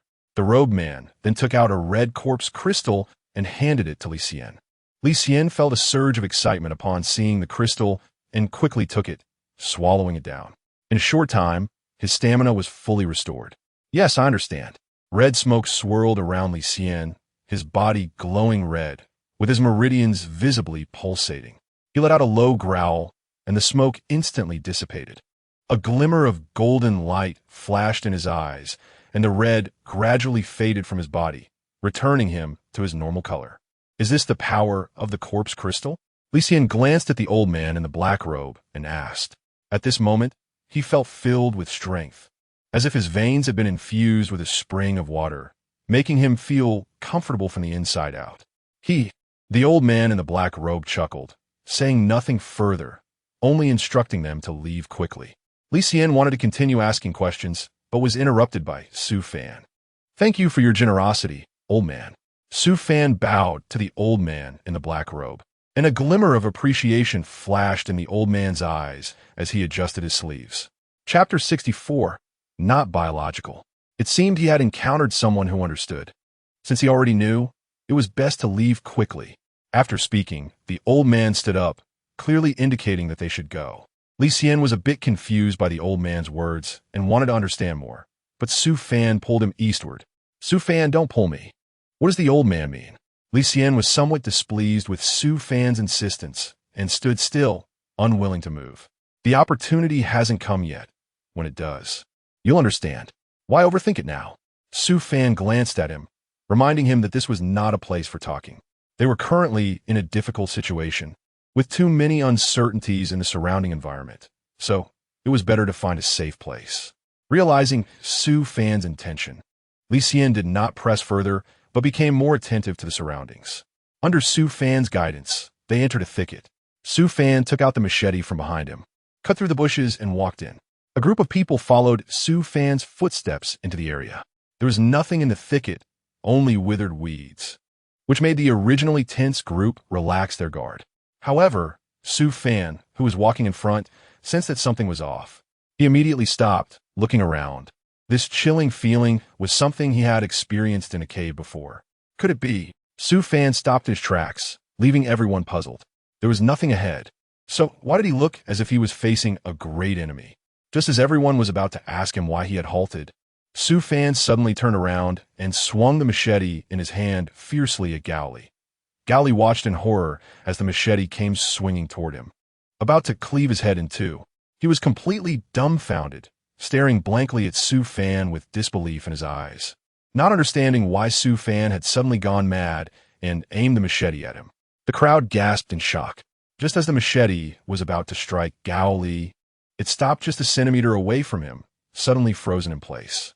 Then, a bone-chilling scream pierced the air, and a green liquid emerged from the sky, exuding a terrible stench. Before long, mist began to rise from the bushes, and the green liquid suddenly vanished into the fog. Everyone quickly understood why Su Fan had aimed at Gowli. There was something here. They quickly gathered together, forming a circle and vigilantly scanning their surroundings. This was a monster from the Mirror People, known for its ability to become invisible and its great strength, but its eyes were its fatal weakness. Seeing the mist rise, Su Fan felt more at ease rather than tense. He let out a sigh of relief and instructed everyone to grab a handful of dirt and crouch down without moving. He then intentionally began to slash at the bushes, making as much noise as possible. Su Fan looked at the slight ripples on the water surface not far away, a dangerous smile curling at the corners of his mouth. Without saying a word, he crouched down, quickly grabbed a handful of dirt, and waved it into the air. He then stood up and kicked toward the sky, his left hand flashing with a silver light as it plunged fiercely into the air, causing green liquid to flow out. He turned his hand and placed a bomb, kicking hard at the air, rolling over to face the crowd. "Get down." He commanded everyone to lie down. Just a few seconds later, with a loud bang, the bomb exploded, sending a spray of green liquid everywhere. Su Fan's clean and swift actions left everyone dumbfounded. Gally, who originally held some resentment towards Su Fan, was completely submissive to him now. "Big brother, you saved a life. I must pay my respects," Gally said as he was about to kneel before Su Fan. Su Fan hurriedly helped Gally up, saying, Get up, get up. I only did what I should do. If saving a life means receiving a bow in return, then wouldn't I be like someone being worshipped in a temple? Get up. No matter what, today you must accept my bow. You saved me, and from now on, I will follow you, Gally insisted. Su Fan really couldn't handle Gally, so he just let him be. If he wanted to recognize him as an older brother, then so be it. Anna took the medicine Su Fan gave her, and her condition gradually improved. She originally wanted to thank Su Fan, but she heard everyone praising him. Oh my God, Su Fan is really amazing. He can actually discern the direction of monsters in the air. A greasy uncle looked at Su Fan with admiration, telling everyone about what Su Fan did during the day. Yes, at first, I thought he was going to kill Gally, but who knew he was saving him? Another man recalled the machete and couldn't help but break out in a cold sweat for Gally. If Su Fan hadn't discovered it in time and taken decisive action, Gally would probably have been swallowed by the monster by now. Who says otherwise? I've never seen an invisible monster. Su Fan's strength is unfathomable. Anna stood behind them, quietly listening to their stories about Su Fan, her eyes occasionally flashing with admiration. That man really didn't misjudge him. A smile appeared on Anna's lips, and her fair face had a hint of redness, whether from recovering from her illness or for some other reason. Brother Su, after searching for a long time, Anna finally found Su Fan under a tree. Su Fan was resting with his eyes closed, and when he heard someone calling him, he opened his eyes. Anna, Brother Su, I'm here to thank you. Thank you for your medicine, and thank you for saving Gally. Anna sat down on Su Fan's right side. Su Fan was somewhat puzzled by Anna's words. Why did she want to thank him for saving Gally? Seeing the confusion in Su Fan's eyes, Anna covered her mouth and smiled. My relatives all died in Changli to protect me. Sitting next to Su Fan, Anna looked up at the starry sky, as if she were talking about someone else's story. Su Fan looked at the girl and felt a pang of pity in his heart. Without thinking, he reached out and patted Anna's shoulder, silently comforting her. Anna shook her head and smiled at him, signaling that she was fine. After they all gradually left me, I had to rely on myself to survive, but at that time, I was too weak to protect myself. Just when I was about to reach a dead end, Gally appeared. He saved me. I called him Big Brother, and he considered me his little sister. From then on, we depended on each other and began a life on the run. I thought Gally cared for Anna like a biological brother, but unexpectedly, Anna was not Gao Li's biological sister. His affection for her was touching. Anna finished speaking all at once, and then let out a long sigh, feeling relieved. She had kept these words hidden in her heart and had never told anyone before. She didn't know what had happened today. She just poured everything out to Su Fan. Su Fan's doubts were all resolved. He looked at Anna with a gaze full of tenderness, wondering what kind of cruel experiences had made her speak about these things so calmly. Although this girl appeared fragile on the outside, her inner strength far exceeded her appearance. The night sky was beautiful, and everyone had surprisingly let down their guard. Anna, perhaps recovering from her illness, had actually fallen asleep leaning against Su Fan. He smiled as he looked at the girl in his arms. He glanced at the person patrolling the rooftop and closed his eyes. Chapter 65. Changing positions in the morning. Just as dawn was breaking, Gao Li and Anna were already awake. You're awake? Gao Li instinctively said when he saw Anna up, only to notice her pointing in Su Fan's direction, seemingly saying something. Gao Li didn't react at first, but once Anna reminded him, he remembered that Su Fan was still sleeping beside them, so he unconsciously lowered his voice. Are you really going to cook even though you're sick? Gao Li asked with some concern. While he was speaking with Anna, she had already moved to a makeshift cooking corner they had set up. She skillfully took out the pot they had washed clean last night along with some fresh ingredients, and said to Gao Li, you guys can't cook besides me. I can't just let you starve. Gao Li felt a wave of emotion. Throughout their journey, his bond with Anna had deepened significantly, almost like siblings. He gradually realized that Anna was a very considerate girl and what she said was true. If they went hungry, they might encounter some dangers. Being weak from hunger was the most worrying thing. All right, after you finish cooking, make sure to rest early, Gao said. The conditions in the warehouse were limited, and many tasks had to be done personally. It wasn't convenient for Anna, as a girl, to lift heavy things. For example, fetching water was a task where Gao Li could help a little. With Gao Li's assistance, Anna finally managed to cook a pot of delicious soup. Although the conditions in the warehouse were limited, Anna's cooking skills were impressive, making even ordinary ingredients taste wonderful. Gao Li and Anna found a place to sit down, and gradually, others began to wake up, but they all moved quietly, careful not to disturb Su Fan. Su Fan probably had a bit too much to drink yesterday, so he slept particularly soundly today. However, everyone was paying attention, and it wasn't until the soup was ready that Su Fan finally woke up. "Hey, why didn't you call me?" Su Fan asked, rubbing his sleepy eyes. When he opened his eyes, he saw a group of people sitting around him and realized they were all awake. He noticed the sun was already out. "We saw you were too tired, so we didn't want to disturb you," Gao Li said, bringing a bowl of soup to Su Fan. As soon as the bowl was placed in front of him, Su Fan caught a whiff of a delicious aroma. This soup was made by Anna. She is always a great cook. "Suga, you should give it a try," someone said. After what had happened before, everyone knew Su Fan was a capable person without any airs, so they started calling him Sugu one after another. "Really?" Su Fan glanced at Anna, who was sitting in the corner. Noticing the gazes from everyone, she smiled sweetly, but did not speak. "Thank you, then I won't be polite." Su Fan took a big sip of the soup and found it to be just as delicious as what the person had said earlier. It had been a long time since Su Fan had tasted such good soup, and it was still warm. After just one sip, he felt a warm current spread throughout his body. "It's a bit cold today, so I made this bowl of soup for everyone. Are you still cold?" Anna suddenly said, drawing everyone's attention. Upon hearing Anna, Su Fan realized it was indeed a bit chilly outside. Looking around, he noticed that someone had quietly covered him with a blanket, and when he looked up, he saw Gao Li raising his eyebrows at him. "All right." Hearing Gao Li's words, the others, already feeling a bit cold, instantly felt the urge to get a fire going. Plus, they had a special method to start a fire in the wild without attracting zombies, which made things easier. They found some scattered firewood in a corner of the warehouse and piled it together for Gao Li to start a fire. Su Fan was drinking soup nearby and became interested when he saw Gao Li using a special method to ignite the fire, leading to a conversation among a few of them. What they didn't know was that Li Sheng and the others were monitoring them not far away. "Are we too close to be discovered?" one person asked worriedly. They were near the warehouse, and there was a chance Su Fan might notice them. They had all witnessed Su Fan's strength, and even though there were 4 of them, they still felt apprehensive. "What are you afraid of? With so many of us, can we not handle just one person?" Li Sheng said impatiently. To him, Gao Li and the others posed no threat at all. Only Su Fan was a challenge. And remembering the losses he had suffered at Su Fan's hands made him clench his fists.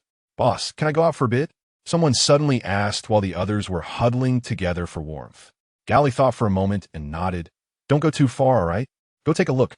Su Fan's expression was grave. Gao Li and the others noticed that Su Fan's face didn't look good and became tense as well.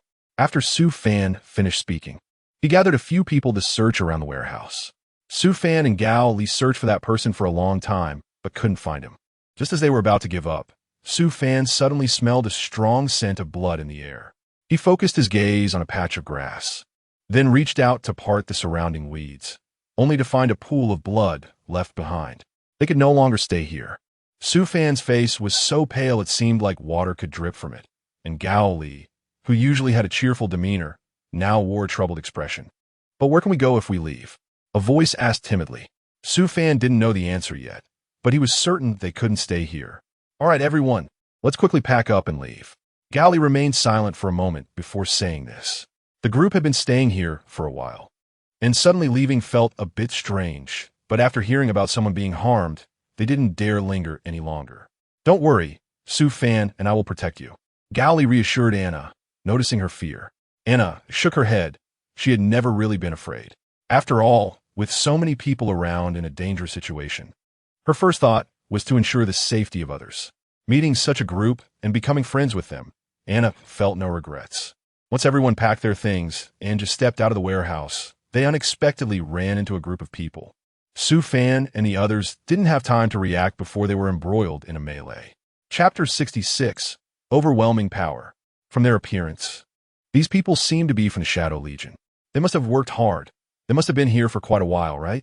Su Fan was already prepared for a bloody battle with the Shadow Legion, but the enemy's strength was too weak.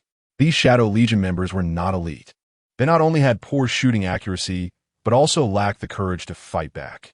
Relying on his superb marksmanship, he took down 5 of them, and the remaining Shadow soldiers, seeing his prowess, instinctively chose to focus their fire on him.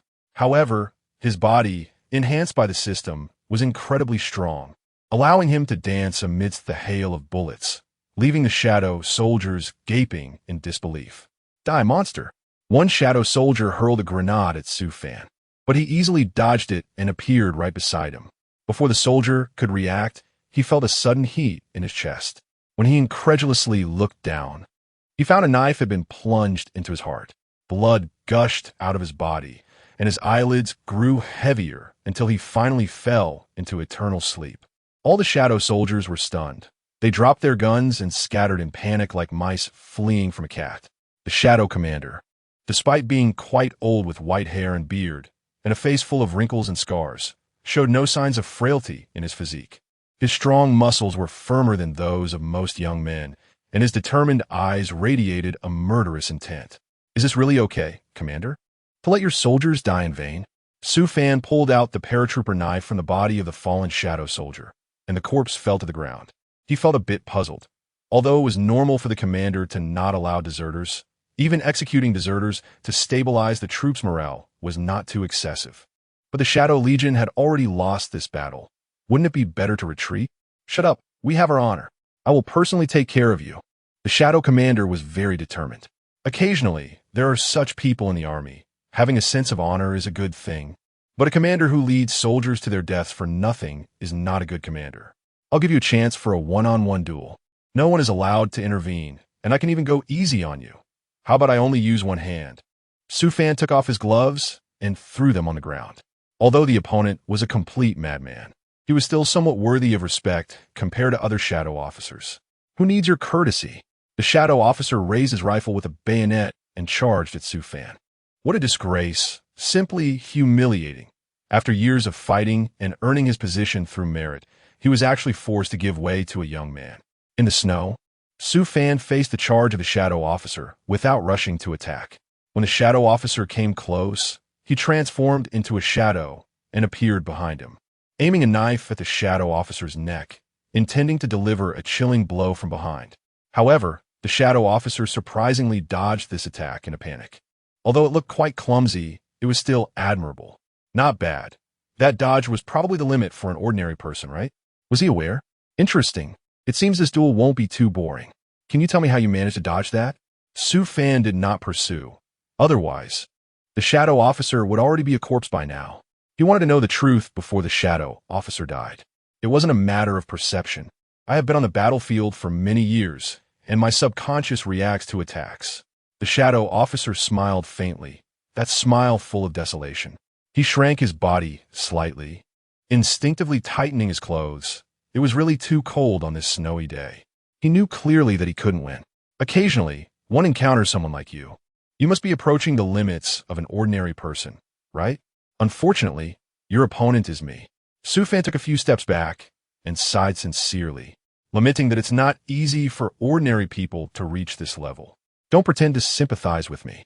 The Shadow Commander charged at Su Fan again, which was unwise given the vast difference in their strengths. But he had lost his rationality. He was extremely eager to end this unwinnable battle, even if it meant dying. In that case, Su Fan granted the Shadow Commander his wish. A shadow crossed paths with the Shadow Commander, and with a soft thud, the Shadow Commander fell to the ground, blood gushing from his wounds. Su Fan merely brushed the snow off his body, unharmed.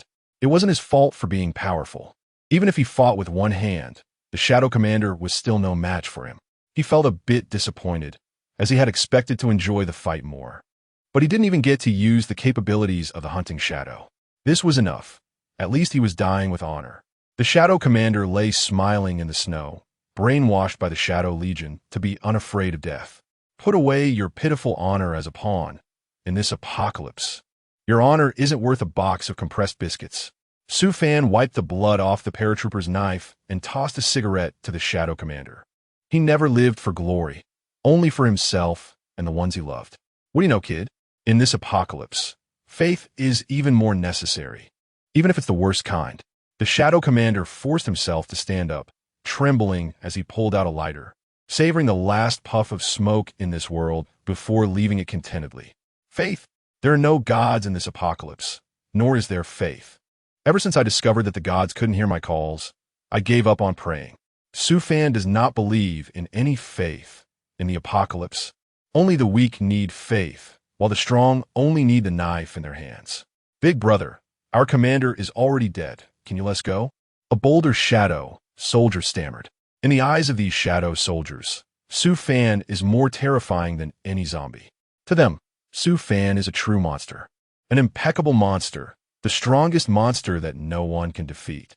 Su Fan shook his head. He did not want it to be this way, but he had no choice. Mercy towards the enemy is cruelty towards oneself. The shadow soldiers were stunned, one by one putting down their weapons and fleeing in all directions. But no matter what, they would not escape today. This was undoubtedly a massacre, but as soldiers, they should be prepared to die in battle. This is the fate of soldiers. Those who kill will ultimately be killed. Is this still humanity? It's just too powerful. Anna could hardly believe her eyes. Those shadow soldiers were easily dealt with by Su Fan, and she couldn't help but admire him even more. It's nothing, we should leave now. But I don't know where to go, Sai. Su Fan sighed slightly. Although the world was vast, he didn't know where to go for the moment. Let's head to the extreme north. It's sparsely populated, and there must be fewer zombies there. Gowley suggested going to the extreme north, which was said to be a wild and desolate area with little human presence, so there would presumably be fewer zombies as well. Such a place would be like a paradise for them, the survivors. Chapter 67. The extreme north. The roads before the apocalypse were still quite intact, especially the road to the extreme north. Aside from the troublesome zombies and some rabbits, there was hardly anything else. They didn't linger in battles. They tried to avoid zombies and directly rammed into the oblivious ones, making the fastest escape towards the extreme north.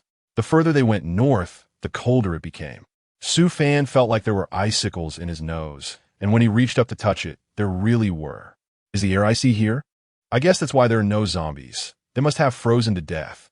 Su Fan couldn't help but complain as he curled up in a tattered blanket like a little sleeping fairy, and most others were similarly situated. Stop complaining. All the good places are taken by zombies. Don't you see that the number of zombies is decreasing as we head to the extreme north? Gowley drove the car, often rubbing his hands together to keep warm, as there were no other vehicles visible on the apocalyptic roads. There was no choice. It was too cold, and thin gloves weren't doing much anymore. Indeed, there were significantly fewer zombies. It had been a long time since they had seen any. Throughout the journey, the decrease in zombies was visible, from blocking the road completely to now barely spotting even one. This proved that the rumors Gowley heard were true. There were indeed not many zombies in the extreme north. Moreover, because there were so few people, many shops and food stores had not been looted. In fact, when Su Fan and the others were looking for supplies, they even encountered a few wandering merchants restocking their goods.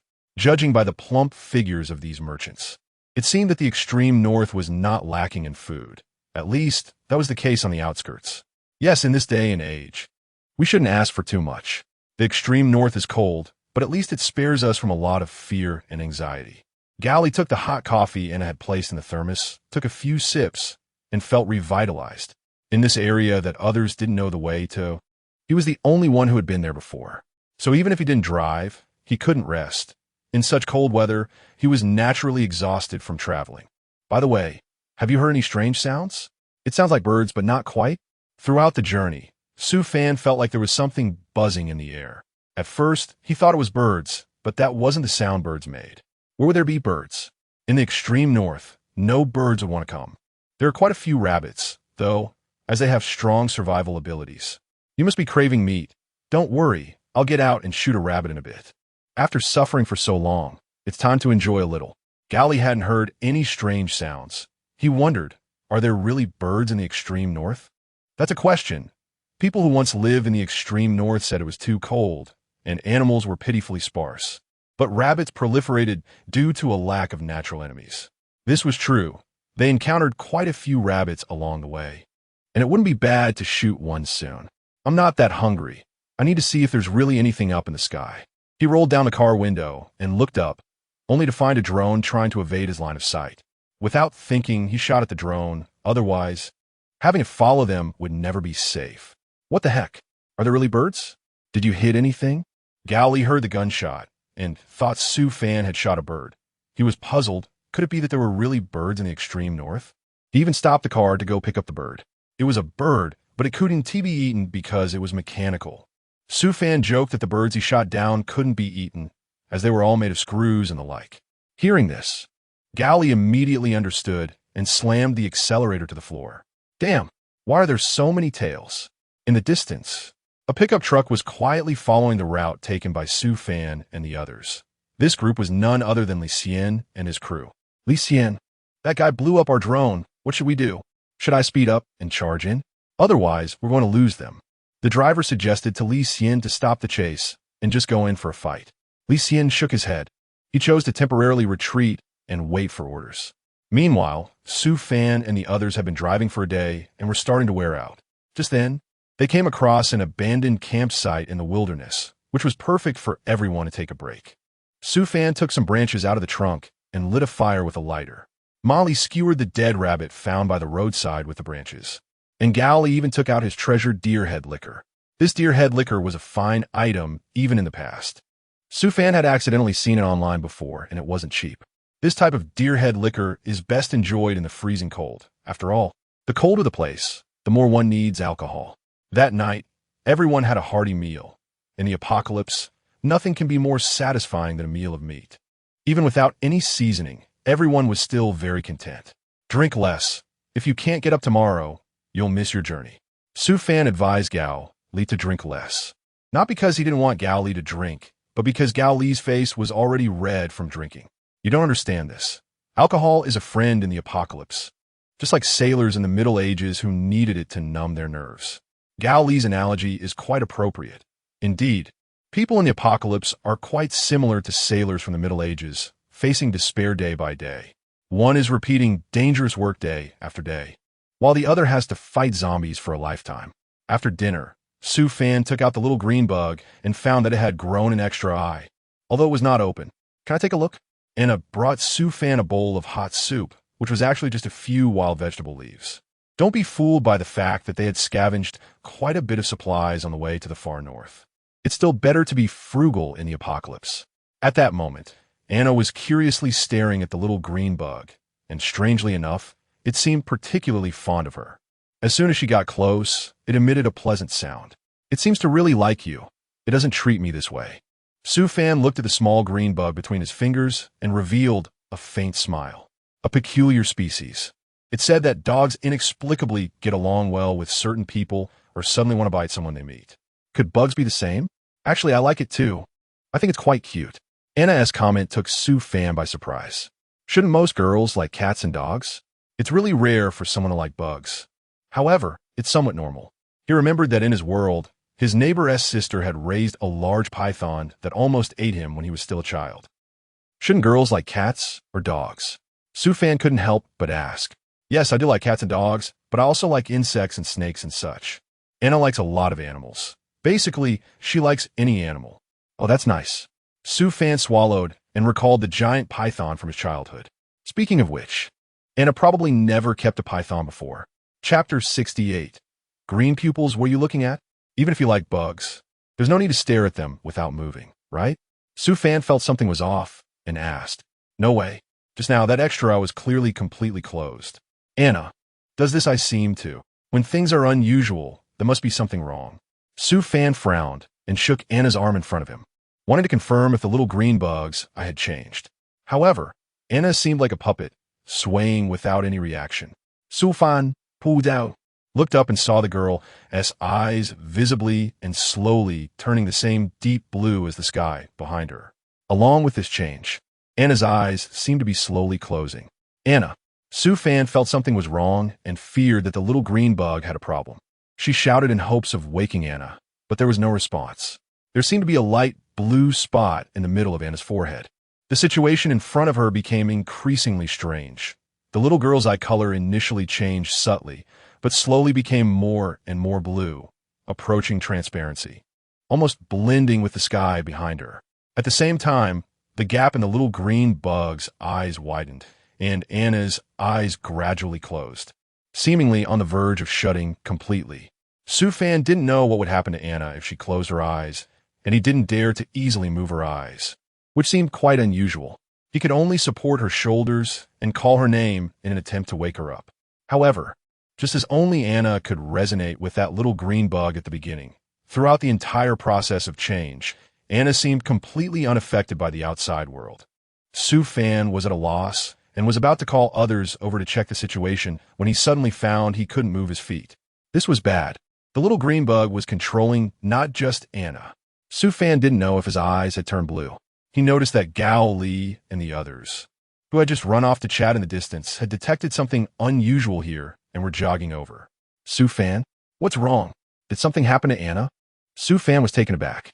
He still hadn't figured out Anna's situation, and he didn't know what kind of creature that little green bug was. He could only shout at the other party, "It's okay, don't come over." He still didn't understand how the little green bug suddenly opened a third eye, and how he and Anna were mesmerized by a green insect. But in any case, it was very strange, and when the situation was unclear, it was best to avoid involving more people. Gaoli, however, seemed not to have heard what he said at all. He slowed down, frowned, and shouted over Su Fan. "What did you say? Is Anna okay?" The voice suddenly became distant and hollow. Despite not being too far away, it was hard to make out. "Don't come over." Su Fan didn't have time to think about why he couldn't hear Gao Li clearly. He was just shouting reminders to him. However, before he could consider any other ways to communicate with Gao Li, his train of thought was interrupted. At that moment, the blue glowing mark in the center of Anna's forehead became more pronounced, and a vague shape could be seen, which looked like a vertically oriented blue eye. Just as the blue eye mark became visible, a translucent gas began to spread out from Anna, in ripples that expanded outward, with edges that were somewhat irregular, resembling the ripples formed when a stone is thrown into water. At that moment, everything related to Anna was indeed problematic. As soon as those ripples touched Gao Li and the others, it was as if their bones were being extracted. They hadn't even had time to cry out before slowly toppling over, unsteady and disoriented. Su Fan watched as Gao Li mysteriously collapsed after coming into contact with the light blue ripple. He immediately wanted to rush over to save him, but it felt as if some spell had immobilized his body, leaving him frozen in place. No matter how hard he tried, he couldn't move an inch and could only watch helplessly. In front of him, Anna's eyes were becoming increasingly blue, and the speed at which she closed her eyes was accelerating. The blue eye mark on her forehead was also growing brighter, making Su Fan dazedly think that he, like the little green bug, was about to grow a third eye. Su Fan didn't know what would happen once she fully closed her eyes, so he could only shout her name. "Anna? Anna? Can you hear me?" It seemed Anna had completely blocked her senses, standing still without responding to Su Fan's calls. After a while, her eyes fully shut, and at that precise moment, the little green bug's third eye nearby opened wide, matching the shape of the blue mark on Anna's forehead exactly. The difference was that the one on Anna's forehead emitted a bluish glow, resembling a blue celestial eye, making it even more eerie. "Anna?" Su Fan had a bad feeling and tentatively called out again, but Anna still showed no reaction. Her eyes had completely transformed into a transparent, deep blue, with an indescribable otherworldly gaze, as if she had momentarily become someone else entirely. Combined with the girl's features, she looked both strange and familiar. "Anna?" Su Fan's palms began to sweat coldly, and he instinctively felt that the Anna with blue eyes now was likely not the same Anna he knew before. His mind raced, but he couldn't make sense of it. When Anna opened her eyes, she still did not respond to his calls, but suddenly moved, walking towards Su Fan with a light and unhurried pace. "Anna? Can you hear me?" Su Fan's body remained fixed in place. He couldn't even raise his arm or move a finger. Ignoring his calls, Anna quickly approached Su Fan, almost pressing against him, and he could feel the warmth of her body and the heat of her breath. Anna, what do you want? The girl raised her hand and wrapped it around his neck. The embrace of a beauty had been the fantasy of countless men. But facing Anna's blue eyes and the mark on her forehead, Su Fan only felt a chill run down his spine, with goosebumps all over. Anna was completely under control, her delicate fingers sliding down to wrap around Su Fan's waist, and soon she hooked one leg around his, her whole body entangling him like an octopus. Su Fan was not in the mood to enjoy the pleasures of life. Ignoring Anna, he caught sight of a small green worm wriggling on the ground. The worm's third eye had also opened, resembling a vortex, emitting a strange blue light just like Anna's eyes. Su Fan glanced at it and was immediately engulfed by a wave of consciousness, falling into a coma. Chapter 69. The New Hunter at this moment. Su Fan was having a wonderful dream. In the dream, a woman with a graceful figure slowly walked towards him and fell into his arms. Su Fan felt restless and instinctively reached out to embrace the woman. Suddenly, there was a buzzing sound in his ear. See, who is ruining his good moment at this time? He impatiently opened his eyes and saw that the little green bug was hovering by his ear. How annoying. It ruined his good moment at a critical time. Su Fan glared at the little green bug, then looked around and saw Gao Li and the others were fast asleep. The blue sky stretched endlessly, and the air here was much fresher and cleaner than in his previous world. Hey, actually, sometimes this place is quite nice. Su Fan sighed. There was no air pollution, no oppressive life pressure, and no complicated interpersonal relationships. One could say this was a paradise that modern people long for. If only there were no zombies. Thinking of the zombies, Su Fan felt a wave of gloom wash over him. These zombies would never be completely eliminated. Was he destined to be trapped in this cursed place for life? A soft sensation in his arms brought him back to reality. He looked down and saw Anna, who was holding him, had returned to normal, though her face was still flushed. It seemed she sensed Su Fan's gaze, as Anna frowned slightly and slowly opened her eyes. Their eyes met, and Anna immediately recalled her proactive behavior from last night, feeling her face burn. Oh my God, how could she have done something like that? Anna gasped in her heart, too shy to look at Su Fan. Seemingly aware of what Anna was thinking, Su Fan casually pushed her away, speaking in a calm tone. You're awake. Anna nodded, shifted her body, and glanced at Su Fan out of the corner of her eye, her lips moving as she said about yesterday. Mentioning last night's events caused an unnatural expression to cross Su Fan's face. Anna looked at him quietly, surprised to find he was so open. Su Fan is a man, and with Anna's good looks, it's quite impressive that he can resist her active seduction. Seeing Anna so shy, Su Fan quickly turned his head and looked blankly into the distance, pretending not to understand and deliberately changing the subject. What happened yesterday? Oh, look, the sun is out.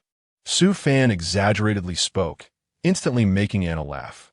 She knew in her heart that Su Fan didn't want her to feel any psychological burden. Anna sighed, suddenly leaned closer to Su Fan, and stared intently into his eyes.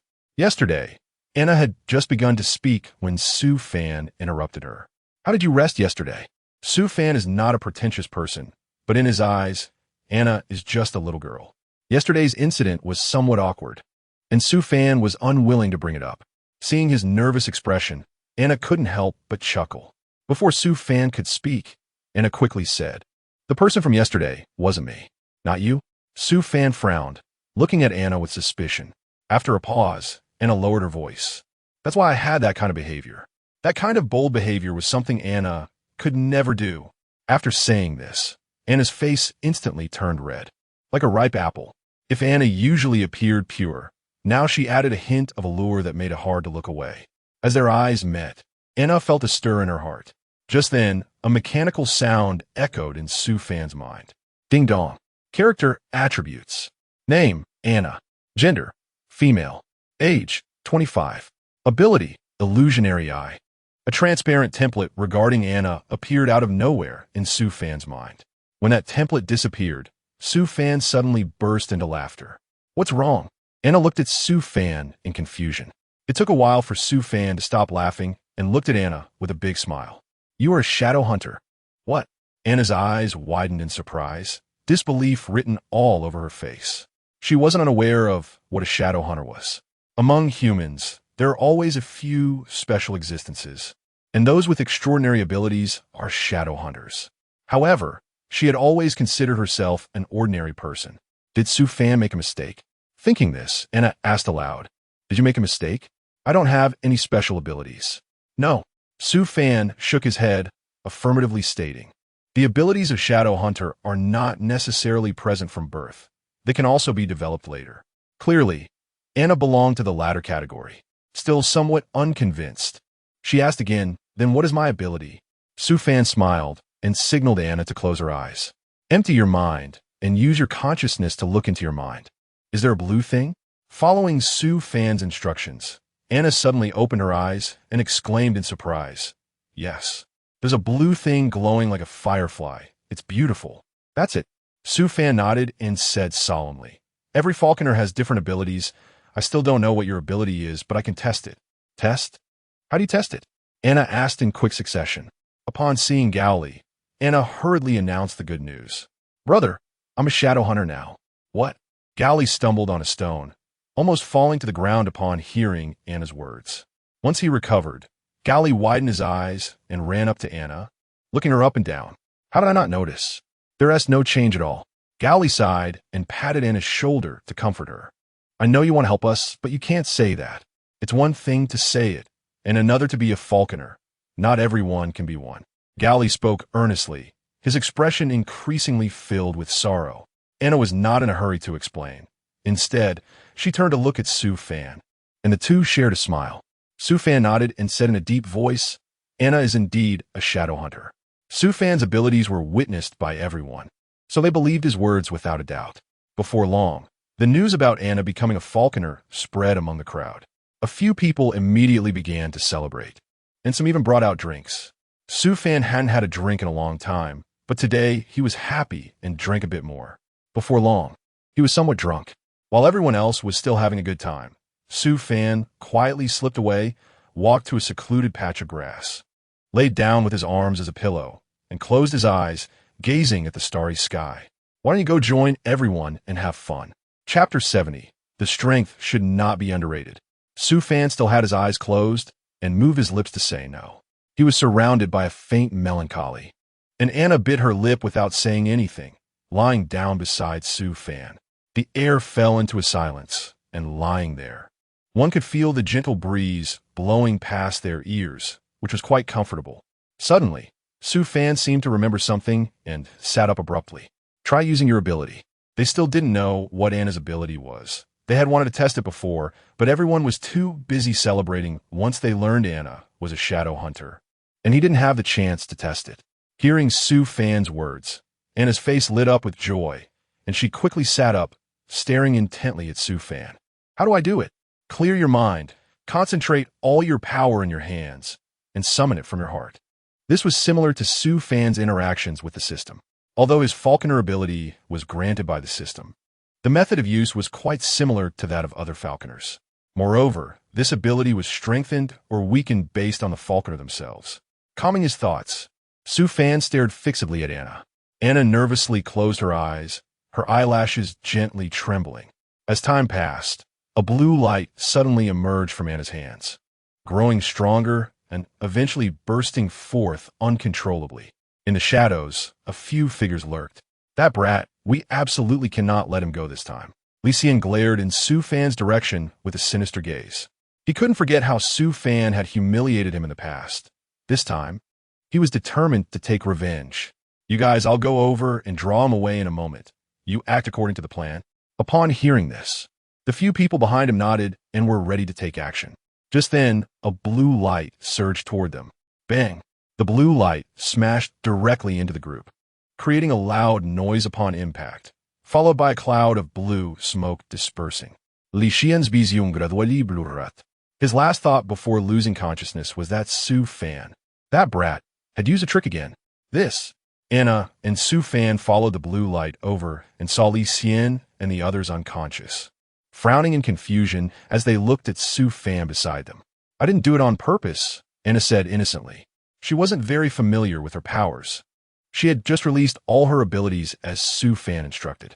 In fact, with Li Xian's strength, Anna's ability wasn't enough to pose a threat to them. But the group hadn't expected to be suddenly attacked. which led to the current situation. Su Fan raised her foot and kicked Li Xian, then shrugged and said, "It's nothing." It seemed that Li Xian was trying to play some tricks again and accidentally got hit by Anna. Her luck really was like that of a koi fish. Su Fan looked at the excited Anna and shook his head helplessly. "Thank you so much, Su Fan." Anna had always been the one cooking for everyone, and it was the first time she realized that she could also be of help. She excitedly lunged into Su Fan's arms and, in a flash, planted a light kiss on his cheek before quickly pulling away. "You." Su Fan stared blankly at Anna, a strange feeling crossing his mind. Anna, having been overly excited just now, felt a bit embarrassed as she calmed down. She turned her head and mumbled, "Thank you." Su Fan's eyes were tinged with a hint of a smile, increasingly fond of this sometimes careless and sometimes shy little girl. He reached out to ruffle Anna's hair and said softly, "I'll teach you how to control it." In fact, when a falconer uses their abilities, they're also consuming their own energy. It's not feasible for Anna to release so much energy like she did today. If this continues, Anna's body won't be able to handle it for long. "Okay." Anna nodded eagerly. In the vast, pitch-black night, besides the white light from the moon, there was a shining blue glow that sparkled in the darkness. Under Su Fan's guidance, it was evident that Anna was becoming more and more proficient. Meanwhile, in a place where the two were unaware, Li Xian and a few others who had fainted earlier quietly regained consciousness. As soon as Li Xian opened his eyes, he saw Su Fan and Anna's figures. He turned to look back at the people he had brought, who were all sound asleep. Li Xian frowned and said irritably, "A bunch of useless fools." Saying this, he kicked the nearest person. That person was kicked awake, frowning and dazed, and a cold breeze swept over him, causing him to shiver and quickly get up. "What is going on?" The person nervously looked around. "Get up quickly," Li Xian growled, then lowered his voice while looking in Su Fan's direction, saying, "I'll draw him away. You go tie up that woman." This time, he was going to catch Su Fan's weakness. Seeing how close he was with that woman, their relationship must be unusual. Li Xian smiled sinisterly and made a gesture, and the two quickly sprang into action. However, this time Li Xian was mistaken. As soon as he approached Su Fan, he was discovered. "Who?" Su Fan's eyes narrowed, a cold light shooting straight towards Li Xian. Without saying a word, Li Xian charged at Su Fan, and the two quickly got into a scuffle. While dodging Su Fan's attacks, Li Xian subtly retreated, gradually increasing the distance between them and Anna. Su Fan's agility was far beyond that of an ordinary person, and he had already dodged when Li Xian launched his attack. Gradually, Su Fan realized that Li Xian's target was not him, as every attack was followed by an opportunity for him to evade, almost as if it was intentionally diverting his attention. Intentionally, something flashed through his mind, and Su Fan's heart sank. "Not good, Anna." He hurriedly tried to rush towards Anna's direction, but Li Xian saw through Su Fan's movements and swiftly blocked his path. "Want to leave? Not so easy." With that, Li Xian's lips moved, and the stones on the ground all began to move, rushing towards Su Fan. Su Fan was thinking about Anna and was repeatedly hit by those stones. "Want to save that woman? Then you must defeat me first." Upon hearing Li Xian's words, Su Fan seemed to be stimulated and directly threw a punch at Li Xian's face. Li Xian was taken by surprise and took Su Fan's punch head on. At that moment, a loud bang suddenly came from one direction, bursting forth with dazzling blue light. "Anna." Su Fan's unease gradually intensified. He hurried towards Anna's direction, and Li Xian quickly followed. When he saw the scene, Li Xian's eyes nearly bulged out. What on earth had happened here? He saw his subordinates lying on the ground, battered and bruised, while Anna was completely unscathed. This was simply unbelievable. Seeing that Anna was fine, Su Fan rubbed his fists and started to laugh. "Li Xian, now it's our turn to settle the score." When Li Xian saw Su Fan smile, he looked as if he had seen a demon, and before Su Fan could make a move, he vanished from the spot. Su Fan and Anna smiled at each other. Chapter 71, Setting Off Again. Su Fan cradled the little green bug in his palm. Its previously closed vertical eye was now fully opened, a deeper yet more crystalline emerald green than its body, resembling a jade gem embedded in its forehead. After hearing unusual movements last night, Su Fan hurried to check, only to find Li In and others unconscious. He recalled the strong adversary who had been evenly matched with him, now utterly powerless under the resonance of Anna and the little green bug's power. Su Fan felt a twinge of fear, but was even more grateful to have such a potentially limitless helper. At that moment, the sun began to rise slowly, shining into Su Fan's eyes. He gently patted Anna's shoulder. Anna, still drowsy, looked at Su Fan but managed to smile sweetly. "Good morning." She glanced around the room and at the man in front of her. "Was it you who brought me here last night?" "Yes, you were asleep. I didn't want to disturb you." Su Fan nodded, standing up. He opened his storage space and placed the little green bug inside. He could check on the space's changes at any time, so he decided to let the little green bug rest in this absolutely safe place. Once it woke up, he could release it later. After everyone packed their things, Su Fan ordered them to set off. After a long journey, their fuel reserves were running low, so their primary destination was to find a few gas stations to replenish fuel and food. Su Fan held the map and gave instructions to everyone. The good news was that in this world, there were no administrators charging us fees, which caused everyone to burst into laughter. However, because of this, some of the gas stations marked on the map had already been looted clean and were long out of fuel. Others had become ruins due to the battles between zombies and humans. Just as everyone was trying to suppress their disappointment and was about to move forward, the speed of the vehicle began to slow down uncontrollably. Su Fan sighed, realizing that he was out of fuel again. However, the far north was not a place one could simply walk to, not to mention the long journey, without the protection of vehicles along the way. Who knows how many people would die in the tide of corpses? What should he do? Just as he was hesitating, Gally came over with a map and made a mark on it. "Big brother, look," he said, handing the map to Su Fan.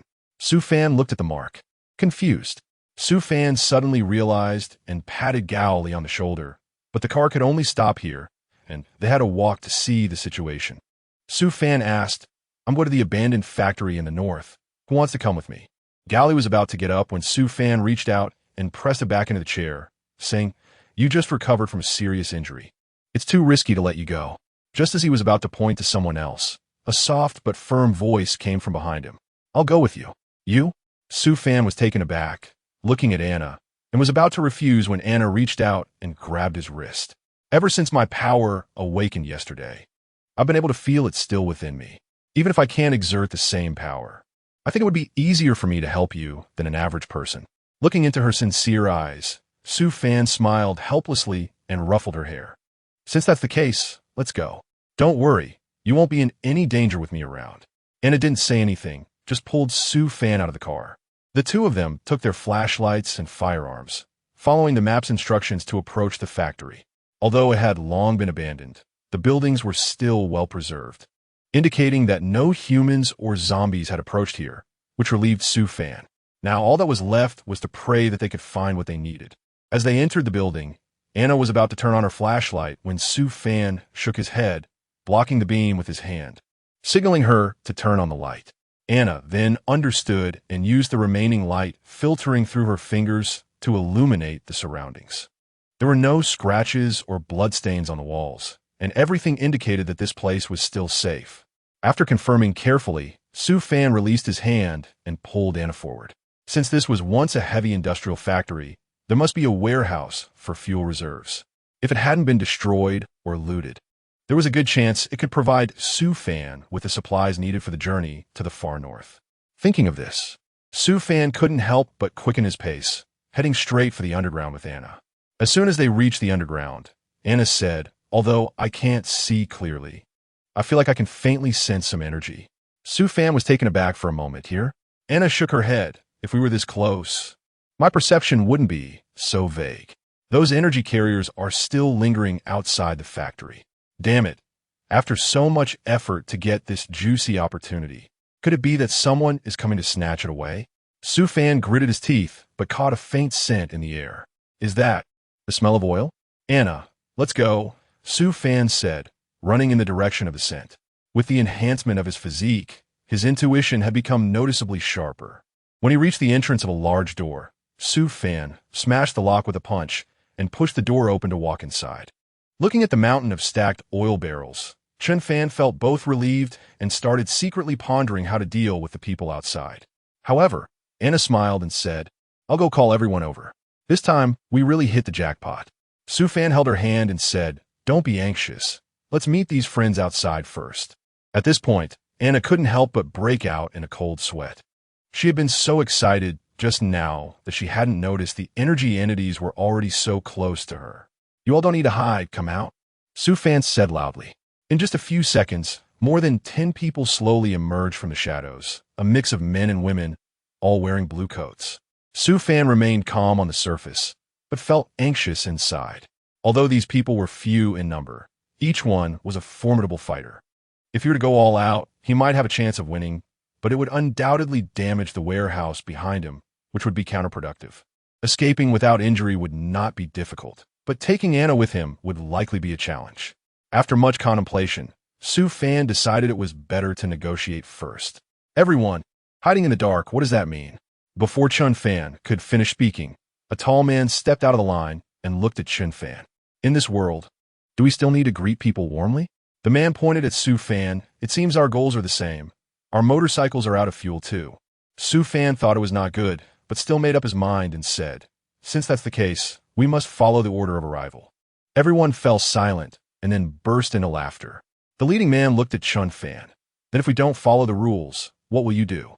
Chapter 72, Cooperation Agreement. Su Fan took a few deep breaths, and his voice shifted from originally being strong to calm. "If you insist on this, then there's nothing more to discuss. Let's fight." The man was about to speak, but another woman walked out from the team and whispered a few words to him. Su Fan didn't know what they were murmuring about, but as long as they hadn't truly started fighting, there was still a chance. After hearing those words, the man looked up at Su Fan, raised an eyebrow, and said, "Little brother, the jokes have gone on long enough. Do you want to open those oil barrels and take a look?" Su Fan was taken aback and quickly walked over to the oil barrel. Seeing that the original seal had rusted, he directly grabbed the barrel and tore it open. Watching this scene, the others behind him began to whisper, and someone even whistled. However, Su Fan was not in the mood to care about their reactions. He was just looking into the barrel. Although there was indeed some oil, it was already scarce and not enough for his convoy's use. A tall man walked in front of Su Fan and remarked that the young brother didn't seem to be interested in plundering these outdoor resources. Oil, if not properly maintained by dedicated personnel, would definitely evaporate on its own. Over time, there would be nothing left, and it would be impossible to satisfy the needs of the convoy's march. Su Fan helplessly nodded and looked at the man. It seemed that we no longer had a reason to fight. The man smiled and patted Su Fan's shoulder, saying, "We never really had a reason to fight. We just wanted to see what kind of person you are facing us alone."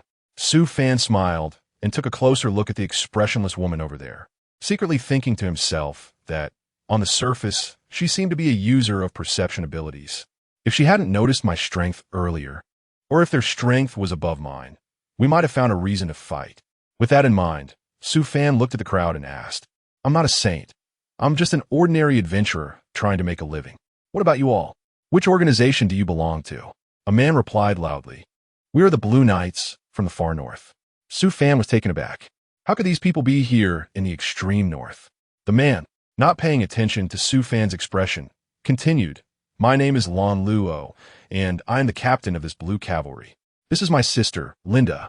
As he spoke, he looked at the woman, and Linda nodded slightly at Su Fan as a gesture. Su Fan could only point to himself and Anna, and then asked, "Brother Lan Luo, why did you come here from the extreme north?" Lan Luo smiled and replied, "This world is not peaceful anywhere. What about you? Where are you going?" Su Fan paused slightly. Since the person opposite came from the extreme north and their allegiance was unclear, it was better not to disclose their destination for fear of encountering unexpected situations later. With this in mind, Su Fan smiled and said, "You mentioned it yourself. It's not peaceful anywhere right now. We can only take it one step at a time. However, we're out of fuel." "Fuel? We have some," Lan Luo said, patting the barrels of oil. "We actually have quite a bit of supplies, at least more than here." He looked at Su Fan and added, "If you can provide other resources, I think we can engage in some trade." Trading. Su Fan did not fully trust the people in front of him, but given the current situation and the fact that they did not want to resort to violence, it was likely that this was all their combat strength. Since the power gap between the two sides was not too great, they probably wouldn't resort to any unscrupulous behavior or talk about rules. With this in mind, Su Fan nodded and said, "All right, but our resources are also limited, so don't think about taking advantage of us." The man laughed. "Don't worry. The Blue Riders have our own rules."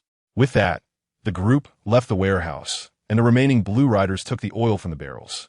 Once outside the factory, Su Fan observed their equipment and realized that they were not a small organization trying to seize resources to establish themselves. On the contrary, their orderly equipment and team configuration indicated that their scale and management system were quite formal. With this realization, Su Fan sighed in relief. He understood that the more formal an organization was, the greater their ambitions, and they naturally placed more importance on rules. It was the rogue and unruly types that often had no bottom line when it came to doing things. "How much do you need?" Su Fan heard Lan Luo's question, thought for a moment, and made a gesture of 3, indicating 3 vehicles, each with 2 boxes. Lan Luo nodded, picked up a pen and paper, and wrote down a number. Su Fan looked a bit puzzled. "Although I don't want you to take advantage of the situation, your asking price is still too low." At this moment, Linda came over and said, "This was my idea. People like you. We have no need to make enemies. Moreover, we were a bit rude with our jokes earlier, so this level of discount can be seen as a gesture of our sincerity." Su Fan note that, although sincerity is not as effective in this era, it is still better than having none at all. The group arrived beside the convoy, and Lan Luo raised an eyebrow, thinking that such a convoy might not be safe all the way. Su Fan also understood that his convoy was a piece of prime meat. Whether it was the zombie tide or humans, once a stronger force set its sights on him, the people around him would be in danger. But Su Fan still smiled, indicating that they appreciated the concern and goodwill. Lan Luo shrugged helplessly upon hearing this, as several people filled the fuel tank. Just as they were about to leave, Su Fan called them back. "Everyone, I will remember this help. If there is ever a need in the future, I will do my best." Linda stepped forward and nodded. "I think we will meet again in the future. Since that is the case, we can establish a cooperation agreement." "Oh, what do you mean?" Su Fan looked at the woman before him with interest. Although she appeared indifferent, she was indeed very smart and seemed to be the commander and strategist of this small team. "It's simple. As long as you agree to help us today, we can negotiate any conflicts in the future, and you won't refuse to help us within your means. When it comes to a critical moment, saving our lives would be enough." She paused and continued, "Of course, this is a condition of mutual assistance. We will do the same for you." Su Fan nodded after listening, but found that she was just looking at him, unable to help but smile. "So, there is no need for any proof or anything." Her expression was somewhat complex. In this day and age, a strong person's verbal promise is far better than a rogue's oath. "As long as you agree. I believe you're not a person who breaks faith, otherwise these people wouldn't entrust their fate to you." Su Fan sneered. This woman was indeed extraordinary. He nodded and led everyone away from the Blue Cavalry. He had thought that with sufficient fuel this time, the journey ahead would be smooth, but unexpectedly, they encountered a horde of zombies not long after setting off. Even though Su Fan was no longer an ordinary person, facing a large number of mutated zombies still left him with some minor injuries before he managed to lead the convoy out of that perilous area. Chapter 73. Between the narrow paths after the apocalypse, the profession of thieves increased, and wherever there were fewer zombies, there were thieves lurking. To avoid encountering thieves, Galley abandoned the smooth main road and took a remote path. This reduced their encounters with thieves significantly. They only came across a few small groups of thieves along the way. When both sides saw that their numbers were similar, they would test each other with a few shots and then tacitly part ways, as thieves were not foolish. Even if the sheep were fat, one had to have their life to eat. The narrow paths in the extreme north were not to be taken lightly. They were full of potholes and could easily trap someone. Sure enough, Galilee's vehicle got stuck, unable to start, and everyone had to get out to push the car. "You're amazing. If it weren't for you on this journey, we might have lost our lives long ago." Galilee leaned against a tree, panting heavily.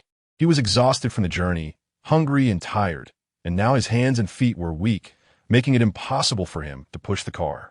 He had intended to catch his breath, but after gritting his teeth, he and Su Fan pushed the car together, only to be surprised when Su Fan single-handedly pulled the car out of the pit. "Maybe you should take a break. I see a cave up ahead." Su Fan threw a bottle of liquor to Galilee, telling him to warm up. Gao Li cherished it like a treasure and took the bottle, but his frozen hands were so stiff that he couldn't even open it. Seeing Gao Li shivering, Su Fan shook his head and opened the liquor for him, then handed it back. Gao Li took the liquor and drank it down as if it were plain water. The warm liquor mixed with the icy cold wind filled his stomach, and he immediately felt more energetic. No way. Do you dare to stay in a cave here? If you're not careful, you might wake up in the same den as a robber. Gao Li refused Su Fan's suggestion, recalling his previous experience in the extreme north when he stayed in a cave and heard footsteps in the middle of the night. But he was too tired to get up. The next day, he found two robbers lying next to him. It turned out that both parties had been too exhausted the night before to notice each other. Fortunately, the two robbers were not bad. Seeing him so poor, they didn't give him a hard time. Then I'll drive, and you guide me, he said. Su Fan saw that Gao Li did not agree, and otherwise he was really afraid that Gao Li couldn't hold on. After all, Gao Li's face was already exhausted and yellow. Gao Li nodded. He was also reaching his limit. And sure enough, it didn't take long before he fell asleep with a snore. Su Fan called out to Gao Li several times, but couldn't wake him up. So he simply covered Gao Li with a worn-out blanket and didn't expect much from him for now. After all, Gao Li had said that he just needed to move forward until he saw the broken wooden sign. Little did he know that after driving for a long time, Su Fan also became drowsy and, in a daze, kept driving forward, dodging obstacles, completely oblivious to the fact that he had long passed the broken wooden sign. Sigh. How did I fall asleep? Su Fan, why didn't you wake me up? Gao Li had slept for about 3 hours and finally woke up in the evening. He didn't feel comfortable after this nap. Instead, his whole body ached. He called out to Su Fan, but no one replied. Looking at the road ahead, he was nearly shocked speechless. Where was Su Fan driving? How did they end up on a cliff? Before him was a very narrow mountain road, barely wide enough for one car to pass, with a dark abyss below. It was too dark to see anything, and if they fell down, it would be goodbye to the world. Su Fan, you took the wrong road. Gao Li didn't dare to shout too loudly, fearing it would startle Su Fan and cause him to drive straight off the cliff. Chicken legs are still delicious when fried. Su Fan was talking in his sleep, with drool coming out of the corner of his mouth. Gao Li now understood that Su Fan was sleepwalking while driving. Gao Li's face turned pale in an instant. He couldn't decide whether to call out or remain silent. He could only keep his eyes on the steering wheel, ready to take control if anything seemed off. Huh? Am I driving in the wrong place? Su Fan woke up with aching bones and was confused when he looked at the road ahead and the sky. I think smoked chicken legs taste better than fried ones. Gao Li said irritably that he was now covered in sweat that had turned to ice. Sorry, I was too sleepy, and me too. Did I talk in my sleep? Su Fan laughed heartlessly, feeling a bit embarrassed as someone overheard his sleep talk. Forget it. Let's eat first and then continue on our way. Let me drive for the next part of the journey. Gao Li didn't mind much either, and the two of them woke everyone who was sleeping. After that, they opened the trunk and took out the only food they had. It was really hard, barely chewable. Su Fan bit into the compressed biscuit. This thing was already hard, and with the cold weather, his teeth weren't cooperating, making it feel like eating a brick. No need to complain. Having something to eat was already good enough. Gao Li took out his thermos cup, only to find that the water inside had frozen into ice. He could only take out his dagger and knock it against the ice. The further they went into the extreme north, the colder it became. Su Fan and Anna, as shadow hunters, were somewhat better off, but for normal people like Gao Li, it was really unbearable. Just as everyone finished their meal and got into the car, gunshots echoed from a distance. Judging by the intensity of the gunfire, it sounded quite fierce.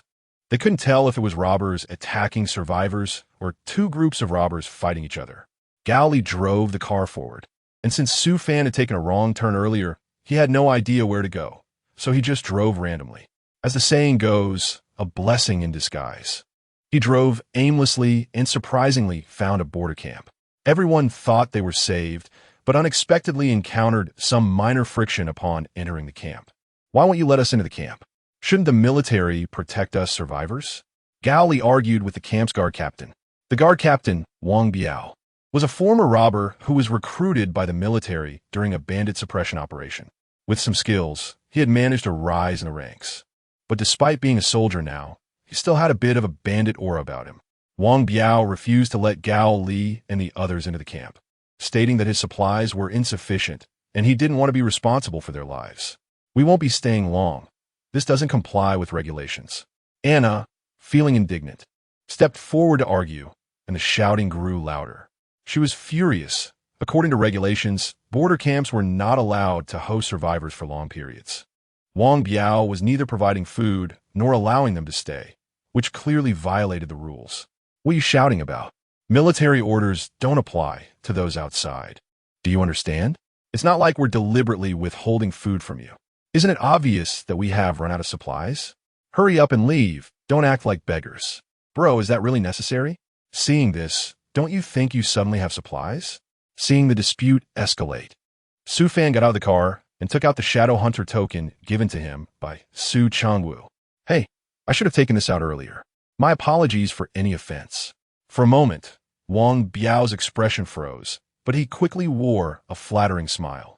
Chapter 74. Irresistible Temptation. The camp wasn't large. It was a small camp, and the conditions weren't great. Injured soldiers with grim faces were seen on night duty everywhere, and bullet holes were visible in the buildings. Well, the place was a bit run down, but at least it was livable. Speaking of which, who had they fought with before? It should be quite normal in the extreme north. In the extreme north, conflicts between humans were more common than those between humans and zombies. At mealtime, Wang Biao invited Su Fan and the others to dinner. Though Su Fan said they had already eaten, Wang Biao was too enthusiastic to refuse. Wang Biao was like a weather vane. He had previously looked down on Su Fan and the others, but once Su Fan produced the Shadow Hunter token, he obeyed whatever was said. Dinner was unexpectedly lavish, showing that Wang Biao had put in some effort. There were 6 or 7 dishes on the table, including meat stew with potatoes and roasted turkey. And he even opened a bottle of vodka. Meat was already a rare commodity, let alone vodka. Although the troops in the extreme north had no restrictions on drinking due to the cold weather, and it was even specified that each unit should receive 14 bottles of vodka a week, it had to be available in stock. Vodka had basically ceased production in the apocalypse, so aside from large camps where they could barely meet the standard, other camps would be lucky to get 1 bottle a week. Su Fan and the others were initially a bit shy, but Wang Biao was just too enthusiastic, and coupled with their extreme hunger, they couldn't care less and started to wolf down the food. Although they had eaten before, for the past few days they had survived on nothing but some compressed biscuits, and even then, they could only manage a quarter of a block a day. Compressed biscuits are filling, but the quantity was too small, so they still felt hungry. This also benefited the soldiers, who were not much better off than Su Fan and the others. Although they weren't starving, they were basically eating compressed biscuits for every meal. However, it was only right. These biscuits were some of the few good things the poor soldiers had, and it wouldn't be fair if Su Fan and the others ate them all.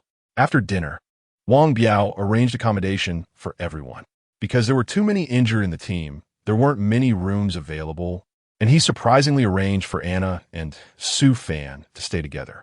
I had no problem with that, but Su Fan certainly had no problem. He would love to live with a beautiful woman, but wouldn't Anna mind? It's fine. I have no objections either. Anna was surprisingly agreeable.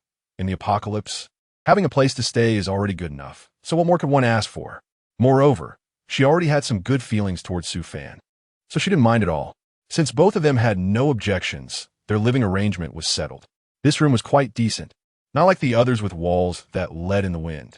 The large stove in the room was burning brightly, and even the single bathroom had electricity, which Wang Biao said could be used for bathing. As for the bed, it was like the others, filthy. How dirty was it? The sheets were black, and there were some unknown little bugs crawling on them. There was no way around it.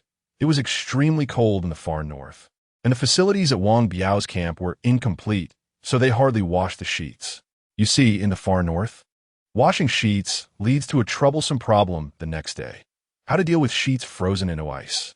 The only option is to put them on the stove inside the room to dry, but after that, they remain damp, making it impossible to sleep all day. Forget it. This is what it is. Su Fan swatted the bugs off and closed his eyes to sleep. He didn't sleep for long before Wang Biao woke him up. Wang Biao had something to discuss with him, saying he wanted Su Fan to understand the situation outside the camp. Wang Biao's face was a bit red today. He must have drunk too much earlier. as that bottle of vodka had mostly gone down the throats of him and Gowley. Instead of understanding the situation, it was more of a complaint. The state of his camp was not good, basically isolated with very few troops to manage them except for the supply team. There were many such troops in the apocalypse. Even though they were soldiers, their lives were not much more secure than ordinary people's. How many people in the apocalypse lived comfortably? The larger camps in the far north were suffering greatly due to rampant bandits and occasional waves of corpses, let alone his remote camp. Su Fan spent most of his time listening. He understood Wang Biao's intention and wanted to change the current situation through him. He could help with this, but who should he talk to about it?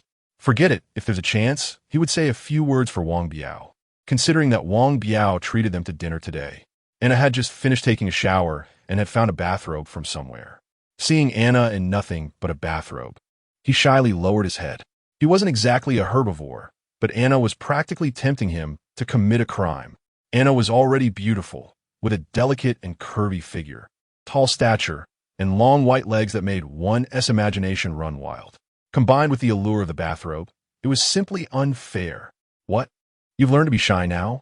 Anna said with a mischievous smile, lifting Su Fan's chin with her slender fingers, her big eyes gazing affectionately at him. Put some clothes on, it's too cold here, and dressing like this can easily lead to a cold. Su Fan swallowed and found an excuse to go get clothes for Anna. When he draped the clothes over Anna, he accidentally brushed against her fragrant shoulder, causing him to feel as if he had been electrocuted. It was so smooth, as elastic as jelly. He couldn't help but touch it again, and for a moment, his face turned as red as an apple. Disgusting. You pervert, taking advantage of me, Anna teased Su Fan, playfully patting his shoulder, which startled Su Fan and made him retreat several steps. No, stop it, I didn't mean to. Hurry up and put on the clothes. Su Fan stuttered a bit while speaking because he felt guilty, and he didn't dare to look at Anna, his eyes only able to focus on the ground. You're really strange. Don't men usually like women to wear less?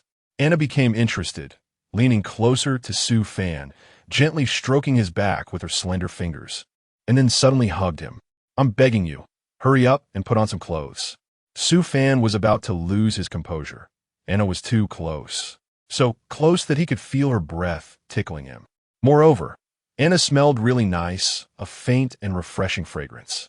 Speaking of which, there shouldn't be any shampoo in this place, right? Where did the scent come from? Body fragrance? How does it feel? Is it warm? Anna was blissfully hugging Su Fan.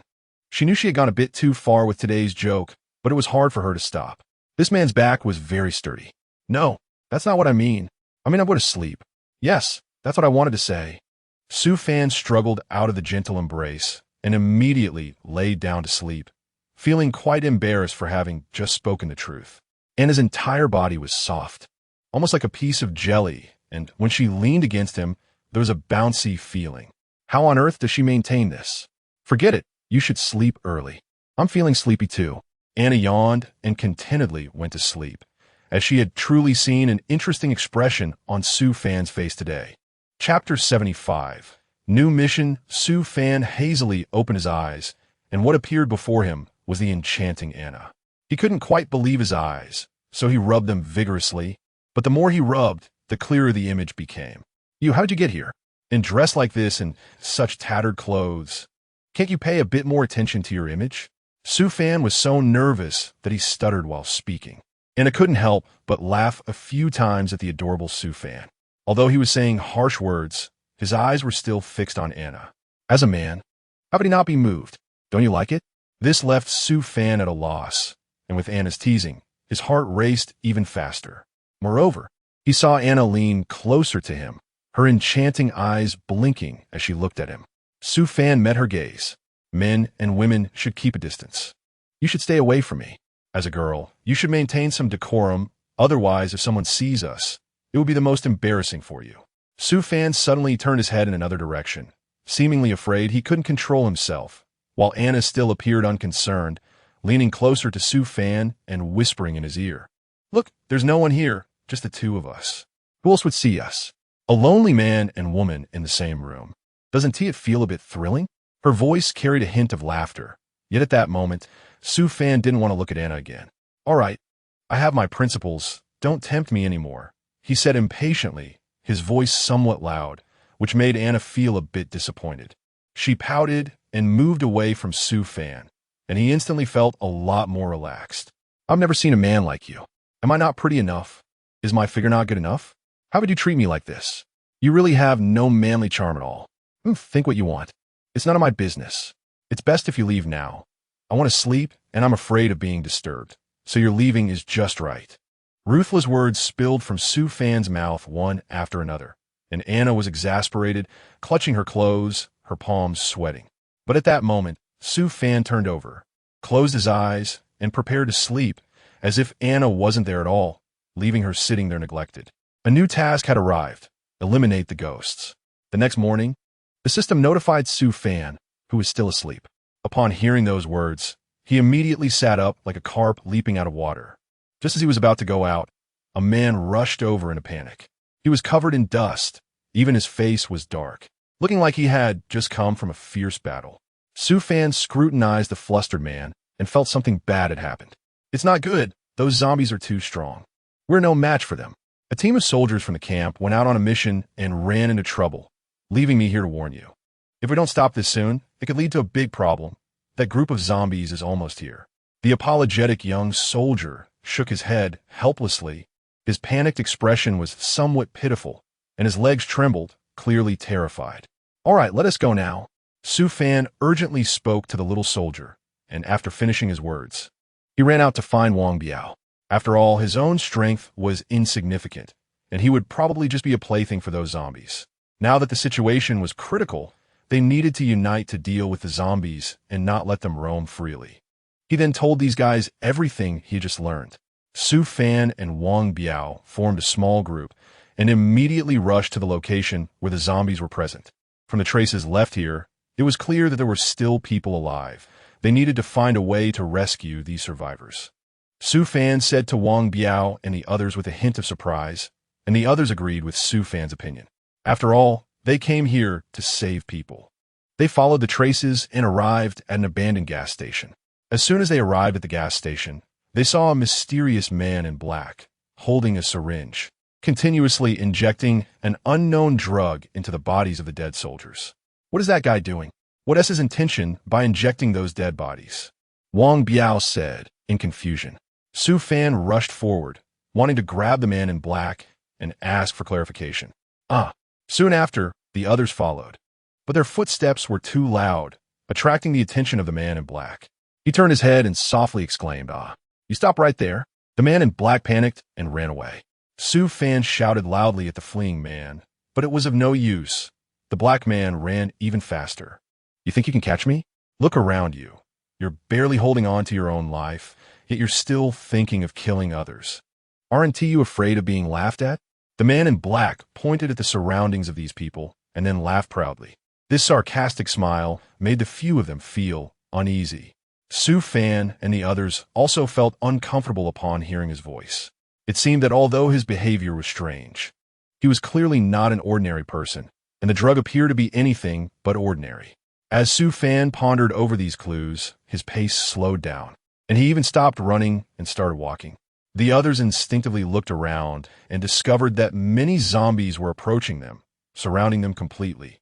At this moment, the panic they felt was no less than the discomfort of watching the man in black walk away.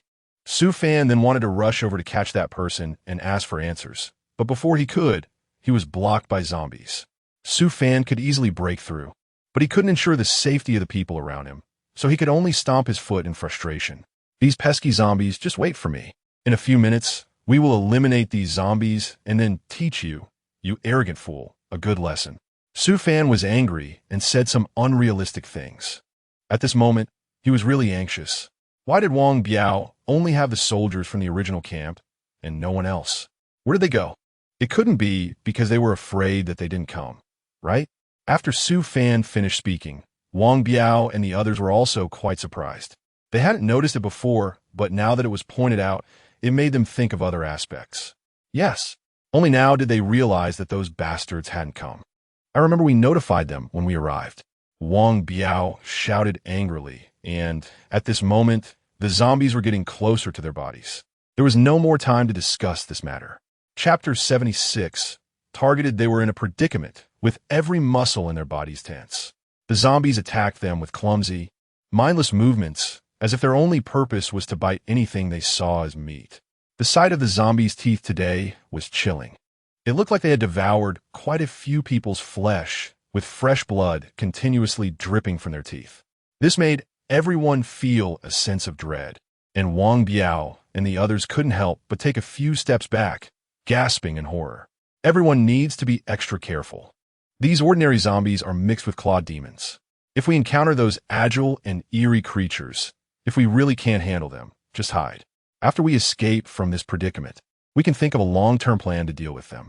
In the chaos, Su Fan kept a vigilant watch over everyone present. Everyone nodded in agreement, seemingly recognizing their own abilities. At this moment, Su Fan felt a bit panicked, somewhat fearful of these strange clawed demons. They were truly troublesome. Against the backdrop of many clawed demons, these people appeared to move clumsily. Su Fan was also getting dizzy from these bizarre tactics.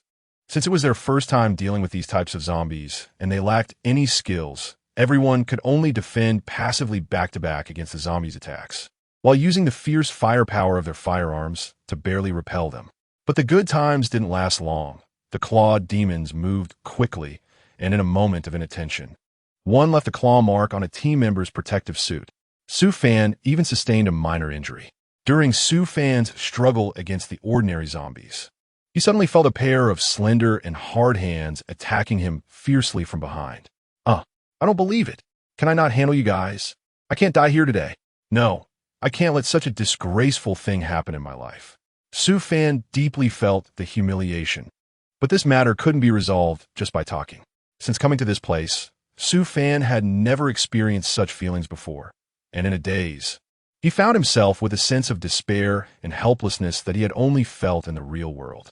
It truly echoed the saying, the spirit is willing, but the flesh is weak. The zombies were also angered, their eyes filled with red veins, each one stepping heavily towards a group to attack. For a moment, it felt like an endless hell, and as time passed, the hope of survival gradually faded. Today, every one of us must survive. We absolutely cannot lie down with the zombies. I still want to treat everyone to a meal later. Even Su Fan was somewhat at a loss when dealing with these special zombies, let alone Wang Biao and the others. Several soldiers under Wang Biao had already been knocked down by the zombies, and Su Fan felt an indescribable pain as he watched them lying on the ground with their eyes closed. So he encouraged them, tears in his eyes, even though he himself was covered in wounds. However, what worried him most was still the brothers who had come with him. Maybe we should think of a way to escape. Originally, there were more than a dozen brothers, but now only 7 or 8 are left. Looking at how many more zombies there are than us, if this continues, even our lives will be hard to protect. Realizing the reality, Wang Biao spoke to Su Fan in a panic. Su Fan remained silent, beads of sweat forming on his tense forehead. So he thought of using the special power of the corpse dogs to charge to the front and carve out a path for them. However, this special power could only push the zombies aside, not eliminate them, and even if they wanted to escape, they had to do it quickly. 2 people helped Su Fan sneak away carefully, and everything went relatively smoothly. At least those zombies did not catch up quickly. How are you feeling now? Someone nearby kindly inquired about the injured Su Fan. At this moment, Su Fan's expression was filled with pain, and he looked up, the danger deepening, as a bead of sweat fell to the ground. I'm fine. I feel good, just a little hurt, you don't need to worry. I'm not a little girl. I'm not that delicate. This mission is indeed tricky. I've never encountered such zombies before, and they are not as easy to deal with as I imagined. Su Fan's emotions suddenly became heavy again. Since this sentence came from Su Fan's mouth, everyone felt a bit uneasy, and some even began to feel hesitant. But they were all holding on because of the team. There are always more solutions than difficulties, and soon they would deal with those arrogant things. Although it was said this way, everyone knew it wasn't that easy. Please have a seat. After Su Fan and the others had fled far away, the man in black reappeared. He respectfully brought over a chair and humbly wiped off the dust with his clothes, inviting their leader to sit down. This leader was a minor chief of the Shadow Legion named Lowly. He dramatically flicked his cloak behind him, sitting with his legs apart, giving off an imposing demeanor that made one feel he was not just a minor chief. These people are really useless. They came in full force, but left with their tails between their legs. I thought they had some great abilities, but it seems not. The words of the black-clad man were met with rebuttal, causing his heart to tremble, so he quickly flattered, "You see, I really don't observe or analyze at all." "You're right." The man in black chuckled, but received an eye roll from his leader. "I have already noted Su Fan's combat and ghost-catching abilities, and from now on, I have set my sights on Su Fan. He will no longer have good days ahead." After speaking, he crushed the hard object in his hand, making the black-clad man swallow nervously. The sound of his gulping clear to hear. "Well, that's also his honor. I think he should die with a smile." The man in black kept flattering from the side, which instead made the lord a bit impatient. In his frustration, he scolded, "All right, shut up." Chapter 77. Trapped Su Fan pressed on his wound and walked toward the camp. His eyes heavy.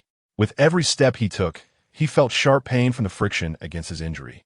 He squinted in pain, feeling his body growing heavier, and finally collapsed not far from the camp. In that moment of falling, he seemed to see someone running towards him. After a long while, he opened his eyes. In his dazed state, he seemed to see Anna. He lay there for a while, and after the pain subsided somewhat, he opened his eyes again. It was indeed Anna, and at that moment, her eyes were already red. "Have you been crying?" Su Fan gritted his teeth and sat up despite the pain. At the moment he sat up, his head felt like it was being filled with lead, and he almost toppled over again, but thankfully Anna was there to support him in time. "Who cried?" "It was just some sand that got in my eyes. How can you be so careless?" Anna lightly tapped Su Fan's wound with her small fist, not using any force at all, yet Su Fan still winced. "Stop it. That's a wound. It hurts a lot." Su Fan gritted his teeth in pain, but still wore a carefree smile on his face. Anna was worried about Su Fan. The claw demon was just too strong. If they acted recklessly, given Su Fan's current condition, he would definitely be in danger. Su Fan nodded after listening, but whether he heard it or not is unknown. Su Fan chatted with Anna for a while and found a way to send her away. After that, he opened the system and discovered that the task hadn't changed. He needed to come up with a different approach. Otherwise, this task could end up being a death sentence for him.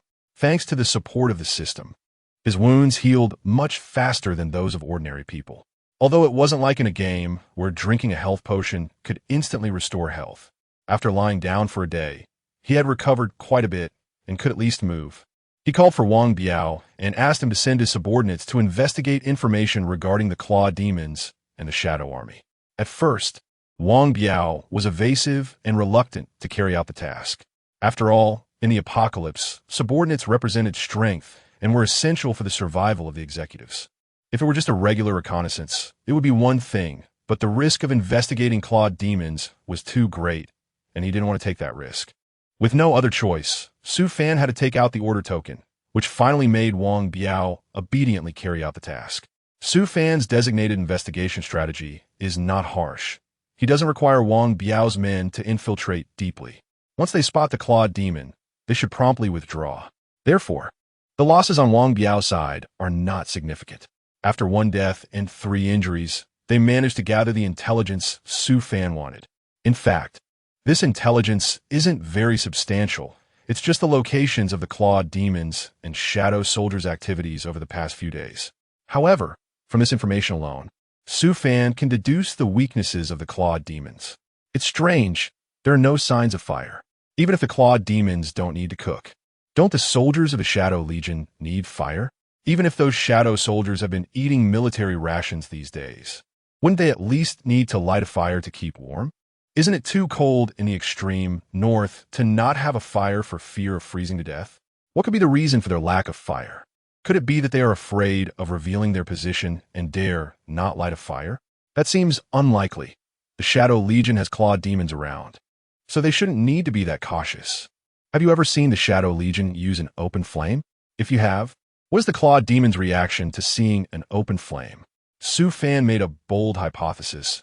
Is it possible that the clawed demons are actually afraid of fire, which is why the Shadow Army dares not make a fire? He asked the soldier accompanying him, who had previously participated in reconnaissance and performed exceptionally well. Most of these locations were discovered by his team. No, they used flashlights for illumination, but when they had an encounter with the thieves, The clawed demons reacted quite strangely to the torches on the opposite side. Although the group of thieves was larger in number, their equipment was too poor, and as a result, they were completely annihilated by the Shadow Army. The clawed demons fought fiercely in this encounter, but one thief with a torch went crazy, waving the torch around, and the clawed demons actually did not dare to approach. I see, now I know what to do. After hearing this, Su Fan nodded, feeling a sense of understanding. It wasn't impossible, but it sounded a bit risky. Of course, if you want to give it a try, I will fully support you. Although Wang Biao thought it was somewhat adventurous, he still agreed to let Su Fan give it a shot. What if it worked? After all, there wasn't a good way to deal with the clawed demon, so it was worth a try. That night, Su Fan arranged for soldiers to set up a perimeter of gunpowder and personally lured the clawed demon over. Following previous intelligence, he stealthily approached the vicinity of Shadow Legion under the moonlight. It was hard to say whether he was lucky or unlucky. Just when he was worried about how to lure the clawed demon out without disturbing the Shadow Legion, the clawed demon appeared. He was so scared that he turned around and ran, putting all his strength into it, but he still got scratched by the clawed demon several times. The clawed demon's big claws were no joke. Each scratch left a bloody mark, and Su Fan's back was so badly scratched that you could see the bone. Su Fan fell into the trapped circle, sitting on the ground, panting heavily. Before he could catch his breath, the clawed demon nearly scratched his head off with a swipe. Come on, don't you like scratching me? Go ahead and scratch as much as you want. Ignite it. As soon as Su Fan finished speaking, a soldier hidden in the shadows threw a torch, and the gunpowder was immediately ignited. The clawed demon saw this and wanted to flee, but it was too late. By the time it reached the flames, they had already ignited. There was no way to escape. Today it was either you die or I perish. Su Fan took off his gloves and pulled out his paratrooper knife. He took a deep breath, filling his lungs with the extreme northern cold. It was still quite troublesome. Even though he had trapped the clawed demon, he needed the ability to kill it. Otherwise, all his previous efforts would be in vain, and he might even lose his life. The clawed demon looked at Su Fan and let out a strange cry.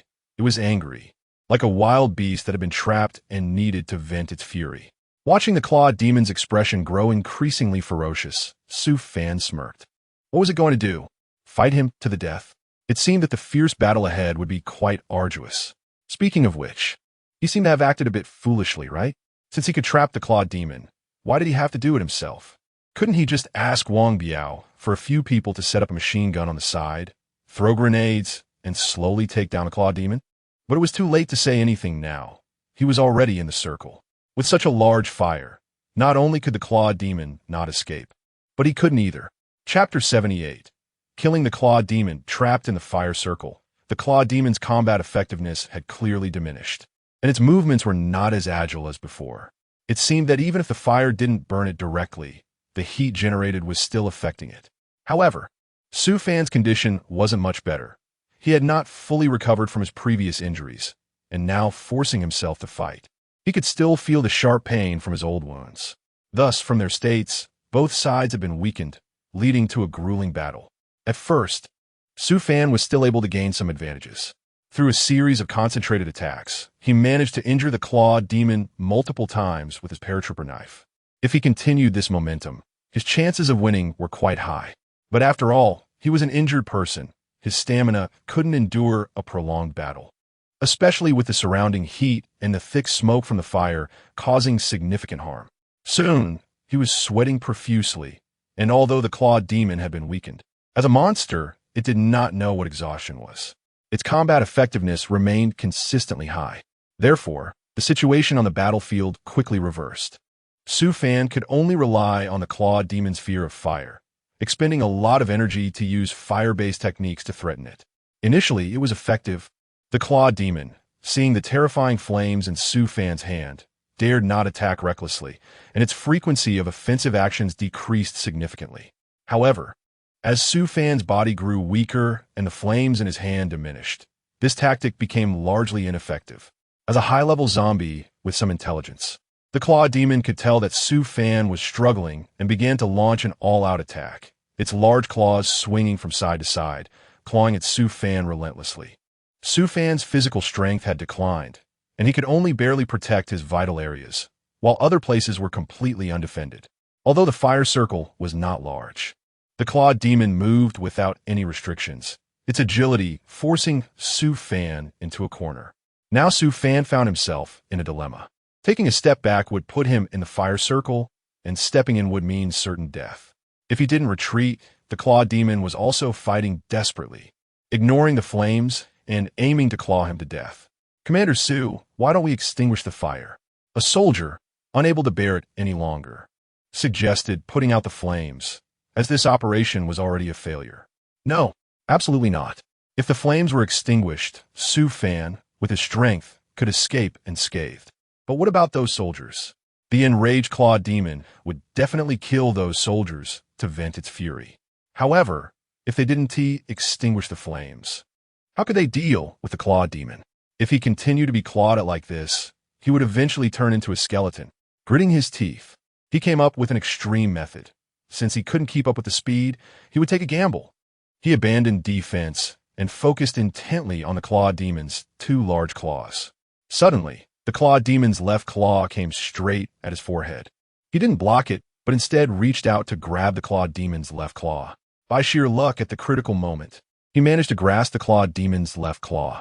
Then, taking advantage of the clawed demon's momentary surprise, he exerted force and threw the clawed demon into the fire circle. He initially thought the clawed demon would struggle for a while before dying in the fire, but to his surprise, the moment the clawed demon made contact with the raging flames, it instantly turned to smoke. Amazing! What exactly is the structure of the clawed demon's body? What kind of chemical reaction just occurred? Ding! Congratulations on completing the task and gaining a new skill. The system notified Su Fan that he had completed the task and had obtained a new skill. He opened the system and saw that it was a skill called Pounce Claw Strike. According to the system, it meant that the clawed demon's claws had been implanted onto him, right? That's great. The clawed demon's claws are very useful. And he was quite clear about the pain he had endured from being clawed several times. Su Fan shut down the system, wanted to call someone to put out the fire. Perhaps it was because he inhaled too much smoke. His vision went dark and he passed out. He thought, I can't die at this moment, right? That would be too clutch. This was the last thought Su Fan had before he fainted. When he woke up again, the situation was worse than before. He had been too focused on dealing with the clawed demon earlier to notice. But now the pain throughout his body returned with a vengeance. Every inch of his skin was signaling pain, and the sensation made him break out in a cold sweat. It wasn't just that. Because of the earlier fight, he was too close to the fire, and he had inhaled a lot of smoke into his lungs.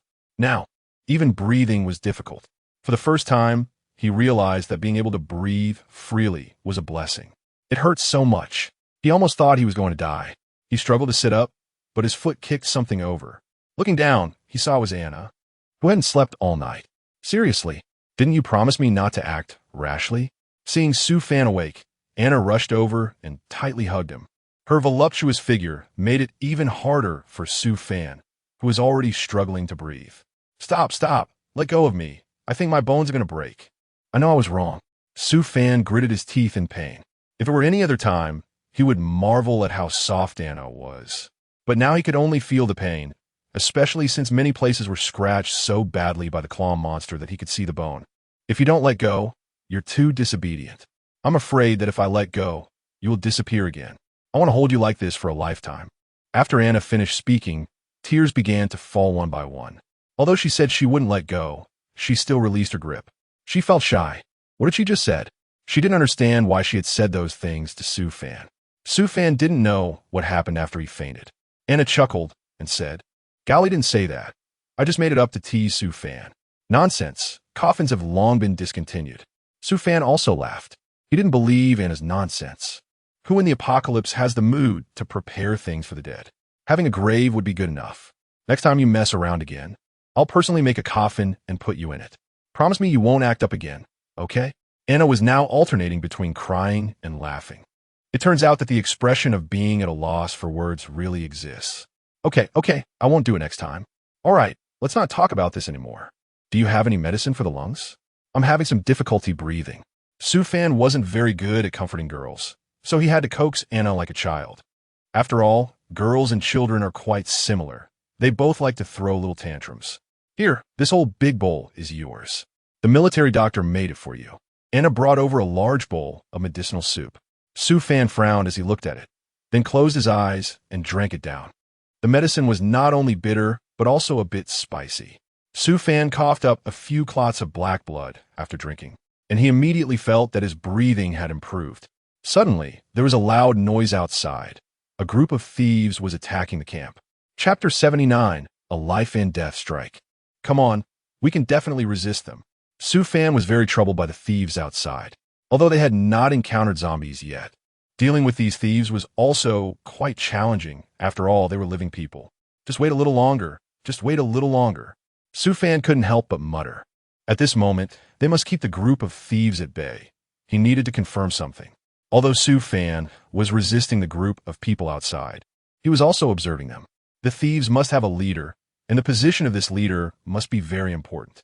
It seemed that the thieves were sensing something about Su Fan and their resistance. There didn't appear to be any particularly powerful individuals among the thieves, as they were only defending against their attacks and not actively engaging in combat, indicating that they were running low on resources. Should we take them down with one strike? One thief said to the leader. The leader seemed to have noticed this as well, and while he understood the situation, he found it quite strange. However, now he realized that the group appeared very weak and unable to resist. The leader of the thieves was losing patience. He wanted to deal with these people quickly. If their fighting attracted zombies, it would be very troublesome. Following the leader's orders, the thieves began to attack fiercely, trying to break through the defenses as quickly as possible. At this moment, Su Fan had already identified who their leader was. He quietly looked ahead and executed a sudden claw strike, directly decapitating the leader. The leader hadn't expected someone to attack him so suddenly. He had let his guard down. Although he was quite powerful, this unexpected turn of events caught everyone off guard. The thieves, seeing their leader killed, worried that the person who could defeat their leader must be very strong.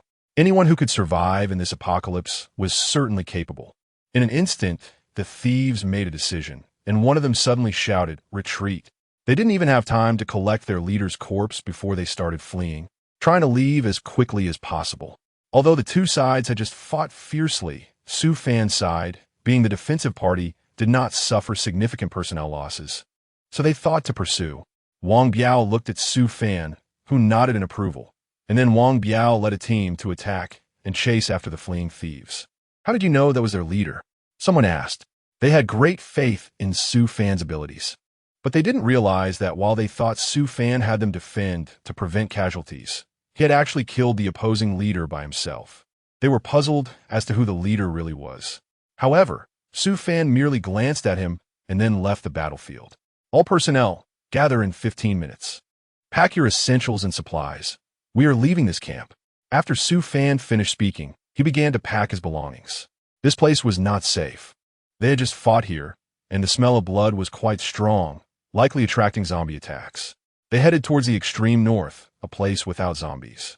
If they could reach the extreme north, their chances of survival would increase, but the journey would undoubtedly be fraught with difficulties.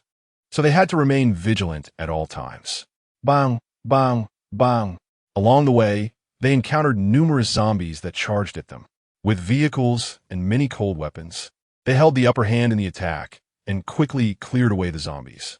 The migration to this extreme cold place was bound to be dangerous. More zombies were coming. It was now nighttime, but they remained alert, keeping some personnel on night watch. Hearing the zombies approaching, everyone became very worried and prepared for battle. Although Su Fan's abilities are very strong, he cannot act easily. After watching his team eliminate the zombies outside one by one, he fell into a deep sleep again. For several consecutive days, they encountered zombie attacks on their vehicle during their journey. This situation cannot continue. Although we have a lot of supplies, we cannot withstand such attacks. Many people have suggested to Su Fan, and he knows that the situation is very severe. However, they have already left the camp, and if they want to replenish their supplies, they must find new sources. Otherwise, they will have no resources to restock. Thus, they fought against the zombies along the way, advancing towards the far north. Occasionally, they would encounter one or two small towns, and they would send a team to search for supplies. They must maintain a high level of vigilance and keep their personnel concentrated. Otherwise, anyone who strays will be devoured by zombies. Su Fan, how are you? Anna knew that Su Fan's physical condition was not optimistic. Previously, when he killed the bandit leader, he used all his strength and took a long time to recover. It's nothing serious, just a bit exhausted, Su Fan said, but Anna and the others were still very worried. At this moment, Wang Biao suggested, let's find a hospital and see what medical supplies are left there. That way, your condition will improve. Hearing Wang Biao's suggestion, Su Fan felt it was indeed a good idea, as he was well aware of his own condition. All right, you all continue to advance. We'll search for a hospital tomorrow to see if there are any medicines. Wang Biao felt the same way. They could only proceed like this now. If they don't find a new medical facility, Su Fan's injuries will worsen. Have you thought about where to search for medical supplies? We don't know where these medical facilities are located. Wang Biao asked with great concern. Su Fan explained that we should check a few nearby hospitals, and we would find them by following the map. For now, we can only hope for these hospitals. Wang Biao knew that this was the only thing they could do. Chapter 80 Hospital Crisis. So, early the next morning, around 5 o'clock, they began to prepare for action. Today, we're just going to search for medical supplies at the nearby hospitals. If there are any emergencies, we must work well together. Su Fan reminded the team again. The remaining troops must guard our supplies well. Whether we encounter zombies or thieves, you must not show mercy. Gali, I'm counting on you. Su Fan knew that the journey ahead was fraught with danger, but if he didn't receive treatment for his own body, things would definitely get very bad. He could only take the risk and move forward. After arranging for a large team to stay behind and a small team to set out with him, they began their journey before dawn. This expedition was led by Su Fan and Anna. Although Su Fan's physical condition was very poor, as long as he was there, this operation wouldn't encounter major problems. If you feel unwell, remember to tell me. Anna couldn't help but express her concern. Although Su Fan's health condition is relatively poor, he currently doesn't have time to recuperate. He can only move forward after resting, as he is leading so many people. It's okay once we find the supplies. Everything will be easier. Su Fan and Anna moved forward, following the map's instructions. A hospital was located 100 meters ahead. They looked at the building, whose exterior was already quite shattered, unsure if there were any medical supplies left inside. Advance but stay alert, Su Fan commanded. He and Anna coordinated, slowly approaching the building. Anna couldn't believe that the hospital she had known was now in such a state, and she had been indifferent to it. Countless zombies had appeared in this world. Life was very difficult for the people here, and this hospital had been damaged for a long time. Su Fan made a gesture, and they quietly advanced from the back of the hospital. Along the way, they saw signs of zombies, but did not encounter any. Be careful. Su Fan had already noticed the sound of zombie footsteps around the corner of the corridor ahead. Now, in this building, besides people like them searching for supplies, only zombies remained. Su Fan signaled them with gestures to prepare their weapons and get ready to attack. The people behind him instantly became alert, their firearms already loaded and ready to fire. Bang, bang, bang, with a series of gunshots.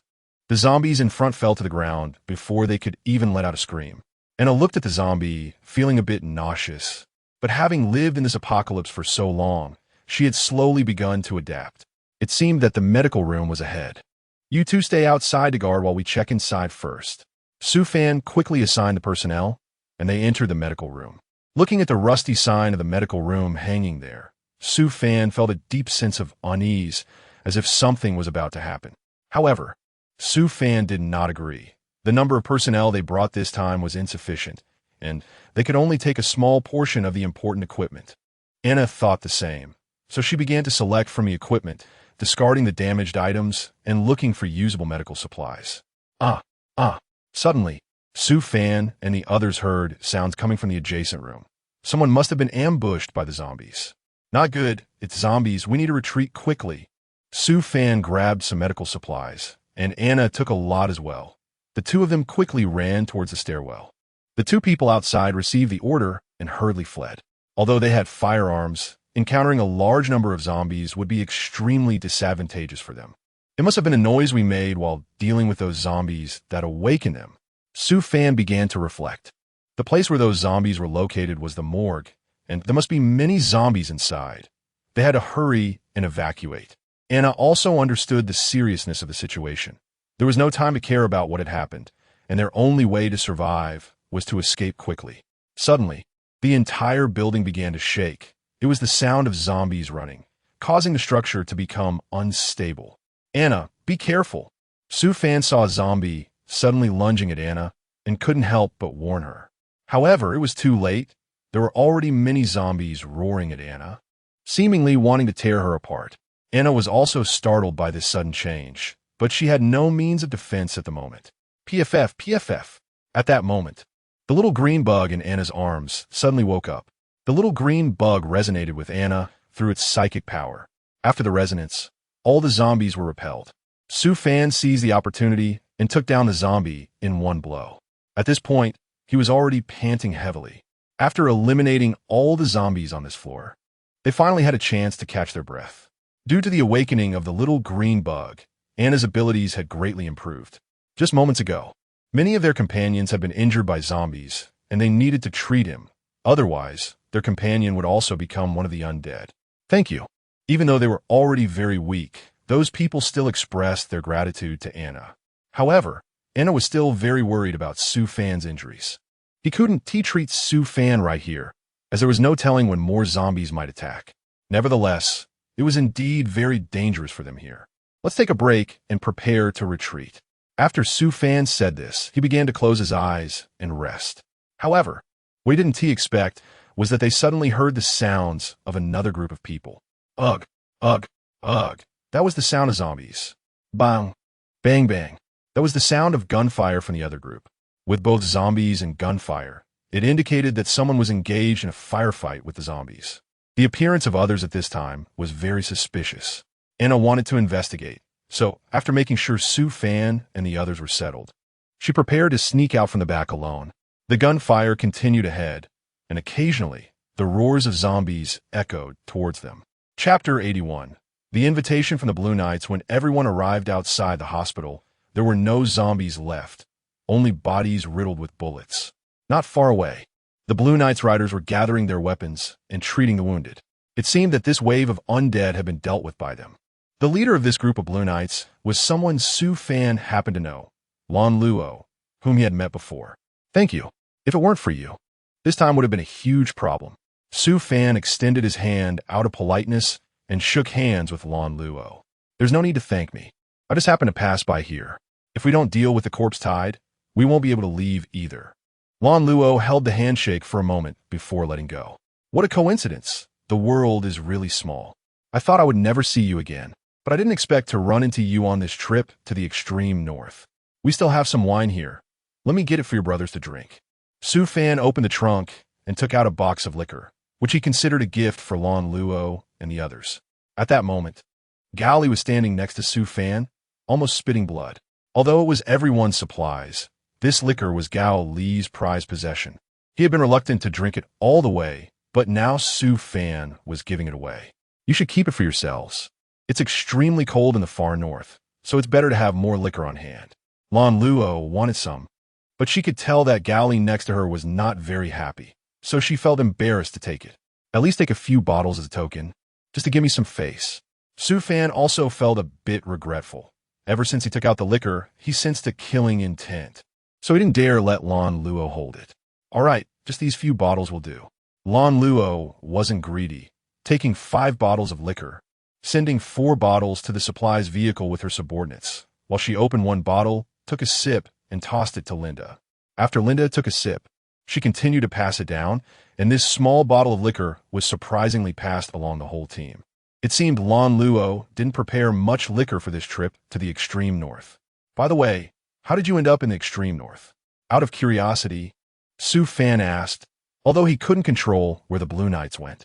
He still wanted to know why this group of Blue Knights had come all the way to the extreme north. "Actually, I didn't want to either. I was originally out exploring with my brothers." The messenger wasn't just delivering messages. After the apocalypse, although mobile phones were basically non-existent, landlines still remained. So if there was any situation, a quick phone call would suffice. After all, landlines were something that most families in the apocalypse could only dream of having. But major forces still had them in their troops. However, you couldn't possibly carry a landline everywhere, right? It was fine on normal days without urgent matters. But once there was an emergency and the main force wasn't at the base, it could be quite troublesome. How to solve it? Spend a lot of money to equip the troops with mobile phones? No way, for guerrilla forces like Lon Luos.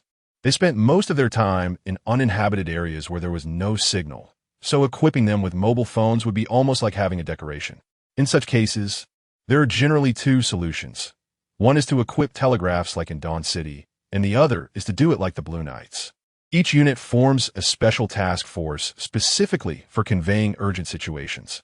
It's similar to reconnaissance troops, except that reconnaissance troops gather intelligence on the enemy, while this special unit transmits commands from the higher-ups.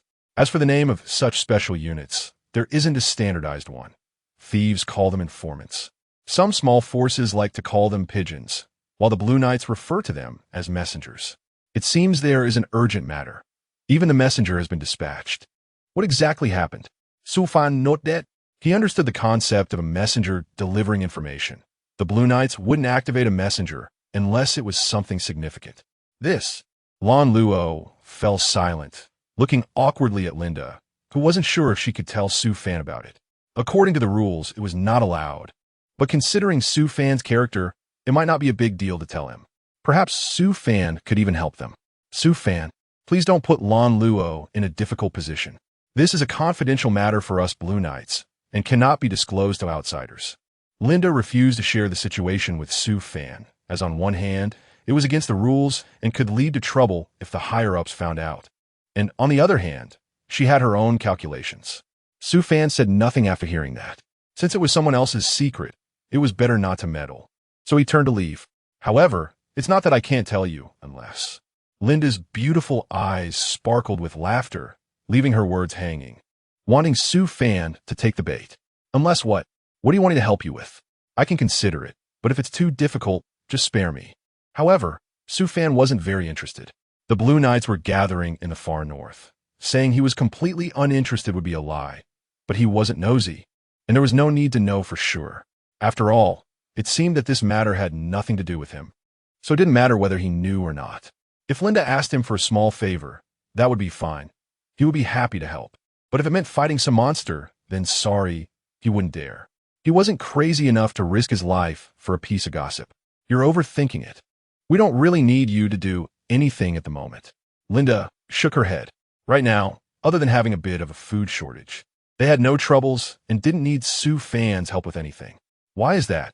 Linda, stop keeping me in suspense. Just say what you want to say. Su Fan was momentarily at a loss. Why would she need his help? What was she planning to do? Could it be that Linda had taken a liking to him? Did she want to make him her husband? He would certainly be willing to take on that role. After all, Su Fan was quite good-looking. So let me be direct. I want you to join our Blue Knights. Su Fan, I have high hopes for you. A talent like you not joining us would be a waste of resources. This was Linda's true intention. She wanted to recruit Su Fan. The plan was well thought out. If Su Fan joined, he would inevitably receive the report and wouldn't be punished, plus they would gain a strong ally. This won't do. If there's nothing else, I'll take my leave. Su Fan declined Linda's goodwill. Although the Blue Knights seemed fine and their conduct was above board, he didn't truly know them. Besides, if he joined the Blue Knights, what would happen to the people behind him? Gao Li, Anna, and the others couldn't do without her leadership. Otherwise, they wouldn't be able to survive in the far north. He couldn't bring himself to abandon his companions. Are you sure you don't want to consider it? The benefits of being with the Blue Knights are quite good. It would be advantageous for you two, wouldn't it? Linda was quite surprised. The Blue Knights were not an organization that just anyone could join. Usually, they were the ones rejecting others, but today someone had actually rejected them. I'm not considering it. Thank you for your kindness. Su Fan shook his head, saying that this matter couldn't be discussed for now. Although doing so might embarrass the Blue Knight, he had no intention of pursuing it at the moment. Chapter 82, Friends and Foes. Sigh. Well, everyone has their own ambitions. Since you are not considering us for now, we won't make it difficult for you. However, I hope you will think it over. We will always welcome you. Linda sighed, feeling a bit disappointed. After these two encounters, she had developed quite an interest in Su Fan. She had a premonition that Su Fan's future would be limitless. However, if Su Fan didn't want to join, there was nothing she could do. She couldn't just kidnap him, could she? Thank you for your understanding. All right, we should be leaving now. See you next time. Although Su Fan said see you next time. In the apocalypse, once separated, it is not easy to meet again. Su Fan's refusal, although Linda and Lan Luo did not say anything, sparked a lot of dissatisfaction among the Blue Knights. They thought Su Fan was a bit too arrogant. Kid, you're quite proud, aren't you? What are you pretending for? As if we need you. It's just as well you didn't come. We Blue Knights are not something anyone can just join. You're really too full of yourself. Who do you think you are? I don't see anything special about you. Although most of the Blue Knights kept quiet out of respect for both sides, one person couldn't hold back and directly mocked Su Fan, saying he wasn't impressive at all. This person was Devin, and he had reason for disliking Su Fan's attitude. On one hand, Su Fan's refusal hurt the pride of the Blue Knights. On the other hand, it was due to personal motives. He had a crush on Linda and had been rejected by her multiple times. Therefore, when he saw how well Linda treated Su Fan and even made an exception to let him join, he felt very jealous. Shut up. Devin apologized to him. How can you say such things about Su Fan? Linda glared at Devin, finding his behavior excessive. She knew Devin's little thoughts. Wasn't it just because he had been rejected by her too many times that he dared not vent his anger on her and took it out on Su Fan instead? What kind of man has such a petty mind? Which woman would like that? Forget it, forget it. It's my problem, not that this brother thought that way. I just feel my strength is insufficient, which is why I chose not to join. Su Fan quickly stood up to speak good words, grinning and completely indifferent. It's better to have a bigger face when living, especially in the apocalypse. If conflicts can be avoided, it's best not to start them. He treated what Devin, this lemon-sour person, said as nonsense. Moreover, the Blue Knights had helped him before, so it wasn't unreasonable to give Devin some face just for that. His group thought the same way. Although they were all angry inside, they chose to endure it. See? Linda, you can't blame me now, can you? He said it himself. He has no strength. I'm not saying this to you, Linda, but our Blue Knights don't lack people. Do you really need to recruit someone of his level into the team? Devin became increasingly agitated, recalling how Linda had rejected him before, which made him angry. He loved Linda so much, but what was the result? The reason he was still bothering Su Fan now was entirely because he had been rejected by Linda too many times before, which hurt his pride. Since Linda treated Su Fan well, he insisted on making things difficult for Su Fan to vent his resentment, even looking like he was ready to fight. All right, Devin, we should go now. We should get going and pack up to set off. Hearing Su Fan say this, everyone quickly took action, starting to pack their bags. They had long wanted to leave this place. The Blue Knights were too overbearing. They could recruit people, but to mock them when they failed to do so? Was this the attitude of a powerful faction? They were scared, really scared. Originally, this matter should have ended here. Although there was friction between the two sides, it was merely verbal ridicule. Unexpectedly, Devin felt it wasn't enough. Get lost. Look at your pathetic team, especially that guy. He looks like a fool, and that girl too. She clearly isn't a good person. In an instant, everyone froze. Su Fan's group stopped one by one, glaring fiercely at Devin. Meanwhile, the Blue Knights were stunned. They looked down on Su Fan, but wasn't Devin's behavior too much? Lan Luo suddenly slapped his forehead. Was Devin a fool? Didn't he know what to say and what not to say? If this continued, they might end up in a fight. What did you say? Dare to say it again? Su Fan threw the things in his hand to the ground, disregarding Gao Li's obstruction, and stepped forward to grab Devin's clothes, clearly ready to fight. He said he could overlook it, but he couldn't let anyone speak ill of his friends. Forget it for my sake. Let's just drop it. Su Fan is at fault, Devin. That's just how he is. I'll apologize to you on his behalf. Lan Luo panicked. Devin had angered Su Fan, and if a fight really broke out, neither side would benefit, especially since their relationship was originally quite good. What are you pulling my clothes for? Do you believe I won't beat you up? Let me tell you, someone like you, I can take down with one punch. Devin also got angry. Su Fan dared to grab his clothes and wanted to fight? Was he out of his mind? With Su Fan's group, could they possibly be a match for the Blue Knights? As soon as Su Fan heard this, he became completely anxious and no longer gave Lan Luo any face. He directly punched Duan in the face. This punch was very forceful, knocking Duan to the ground and even knocking out one of his front teeth. Here's a lesson for you. If I see you speak disrespectfully again next time, I'll give you a beating. Su Fan clapped his hands and said that dealing with such people should involve violence. You dare to hit me. I won't let this go. Devin rushed up to hit Su Fan, but was stopped by Lan Luo. He felt very embarrassed, not expecting Su Fan to be so strong, knocking him down with a single punch. All right, that's enough. If you keep this up, I won't let you off, Lan Luo shouted, realizing she needed to control the situation. Otherwise, a real fight might break out. But could she really control it? Even if she could subdue Devon, what about the other Blue Knights? They also cared about their reputation. Could they just let their companion get beaten like that? No, they couldn't let that guy leave like this. It was simply too outrageous. Exactly. When have we Blue Knights ever endured such humiliation? Su Fan, you can't leave without giving an explanation today. If you're a man, Su Fan, then don't walk away. The Blue Knights were getting anxious one by one, although they knew Devon was in the wrong. Since Su Fan had made a move, there had to be consequences. So what do you want? Su Fan's right hand was in his pocket, tightly gripping the paratrooper knife. His companions also clenched their weapons, and both sides had reached a point of high tension. At this moment, there was no need to play dead. The opponents were already at their throats, and pretending any longer would truly make them fools.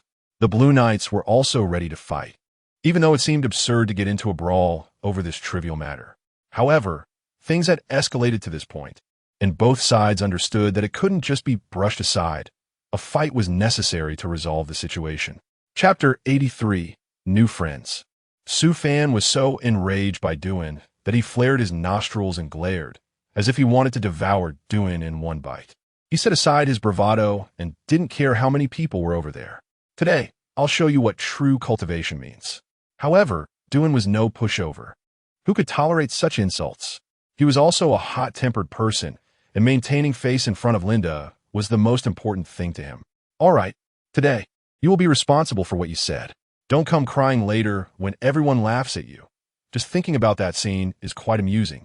Duin wiped his nose, feeling angry but also somewhat disdainful towards Su Fan. His brothers behind him were already prepared, seemingly ready for a group fight.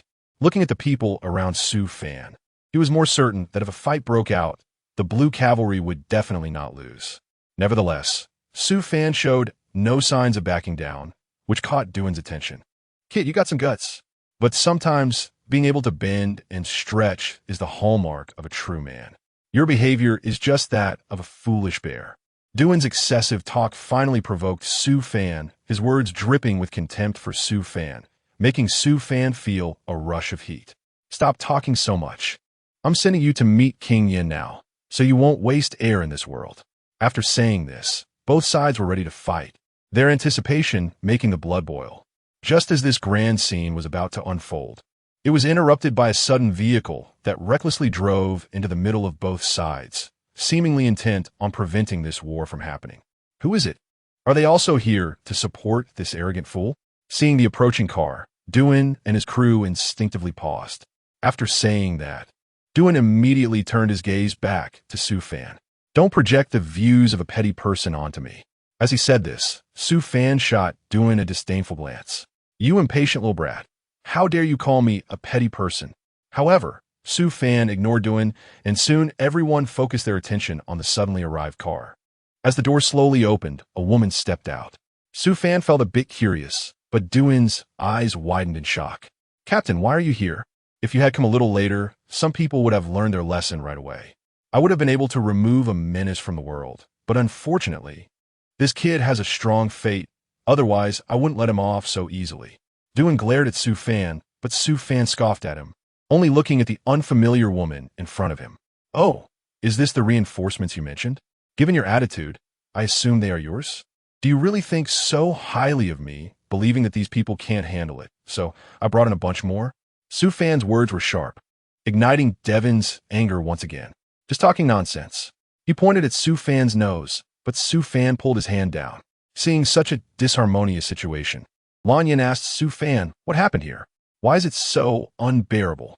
It seemed that this captain of the Blue Riders was also a gentle and reasonable woman, quite different from what Su Fan had initially thought. Naturally, Su Fan was quite proactive and explained the whole situation to Lan Yin.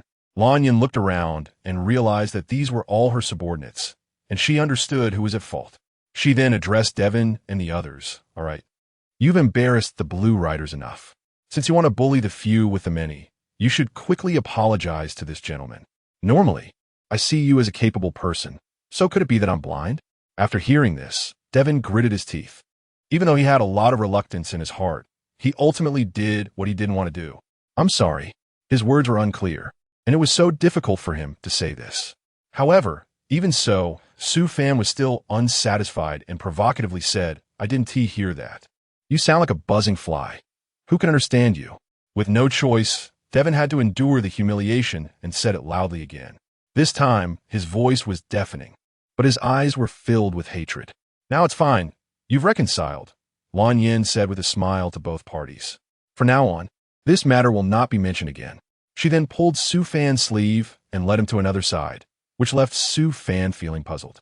Once they were away from the crowd, Su Fan kept complaining. The captain is really funny. Clearly, our brothers were insulted, yet she still speaks for the outsiders. Could it be that she is infatuated with that Bradis looks? In my opinion, he is not even as good-looking as I am. When Hua Yi heard this, everyone couldn't help but laugh. Isn't that right? Why are you all laughing? Suddenly, no one spoke to provoke him anymore. They were quite considerate. Is there something you need? Su Fan asked in confusion. I wonder if you're willing to share the reason for your actions? I have no intention of being your enemy, so after you tell me. If it's inconvenient to share, I won't reveal a word. Lan Yin saw that after asking. Su Fan seemed a bit hesitant, and he gave him a calming pill. This isn't something shameful. It doesn't matter if you share it. I just encountered a group of shadow army people, so I need to investigate. Besides, this matter shouldn't concern you. You don't need to treat me as an enemy. I see. I think it's quite difficult to ensure your own safety alone, and the efficiency isn't high either. If you need help in the future, our Blue Knight Corps will definitely support you. I can guarantee that. After speaking, he patted Su Fan on the shoulder and left. Su Fan couldn't tell if he was encountering a benefactor or if this person had ulterior motives. To think he wants us brothers to help him, that's simply impossible. Don't think that by pleasing the captain, you can have a backing. I will never forget what happened today. This naturally caused dissatisfaction among some people. It was because the captain made that promise to Su Fan that their resentment was reignited. I tell you, kid, don't take what the captain said to heart today. There's no free lunch in the sky. You have nothing and have made us angry. So don't expect anyone to help you in the future. But Su Fan and the others ignored them and continued heading north. What a puzzling guy. He muttered to himself as he left. Su Fan, being somewhat dull, couldn't see his jealousy and Linda's special treatment towards him, but Anna understood something. She smiled slightly, but then sighed. Chapter 84. Strange plan. What do you mean by this? Are you looking down on us?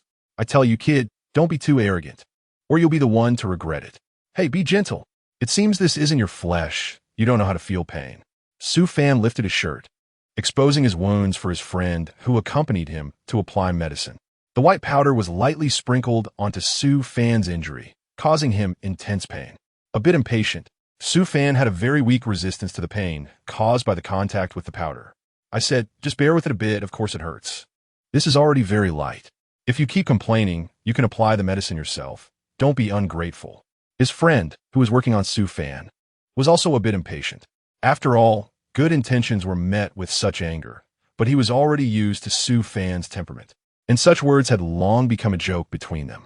Once back on the road, using the supplies they had obtained during their last trip to the hospital, the injuries of several people had significantly weakened, and they felt their stamina had recovered considerably. The intensity of the recent tasks was far less than before, which was their only relief.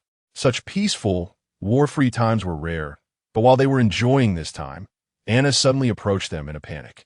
Not good, Anna said quietly, glancing back cautiously, clearly frightened. The figure had vanished, and the uncertainty was indeed frightening. One could never tell when someone might jump out and threaten their team's lives. Since others were in the dark while they were in the light, although they wanted to resolve the issue, no one dared to take action. At this point, Anna's voice trembled. Su Fan was aware of their current situation. They couldn't drag their injuries into battle, as that would be no different from sending themselves to their deaths. Our situation is not good. Since they're not making a move, let's not act rashly and let them be. Otherwise, we would definitely be the ones at a disadvantage. For now, they had to agree to this strategy, as there was no other solution they could think of. Although it was nerve-wracking, it was still safe for the moment. What kind of life is this? We don't even have a place to stay, just sleeping in the wilderness. If a wild beast comes, wouldn't we be finished? The girls were less resilient to such hardships than men, and they couldn't help but complain a little. Don't worry if a wild beast really comes. Us big guys will treat it as food. The task of cooking it up will be left to you. Su Fan said this while patting his chest. All right, don't boast too much. Look at all your injuries. It's better not to show off for now. Anna picked a blade of grass from the ground and dramatically threw it at Su Fan. These injuries are more than enough for hunting beasts, so don't underestimate me. You're just a woman who doesn't know how to talk. Although Su Fan's words were a bit teasing and not particularly pleasant, they still managed to amuse Anna. Well, I believe you, but you'd better keep your activities to a minimum these days. Anna was very gentle, and with her enchanting figure and somewhat alluring appearance, she was a stunning beauty to any man. Throughout the journey, Anna took great care of Su Fan's injuries, not neglecting even the slightest detail.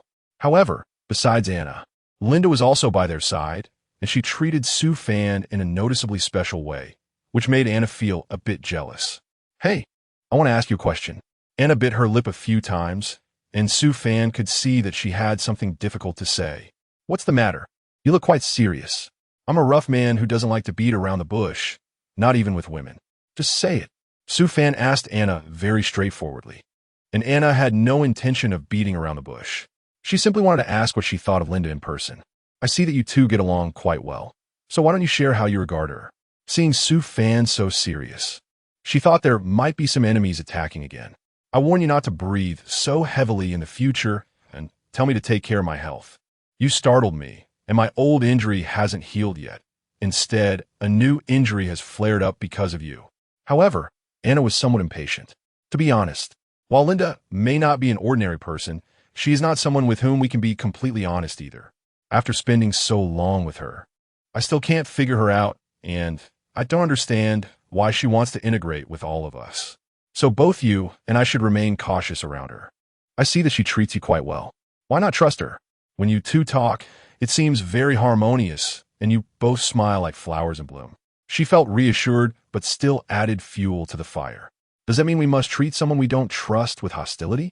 There are too many things that don't need to be exposed. We're all adults here. Don't we understand this simple logic? Anna left with a grin, and at that moment, Su Fan suddenly furrowed his brow, a new plan forming in his mind. This reminds me.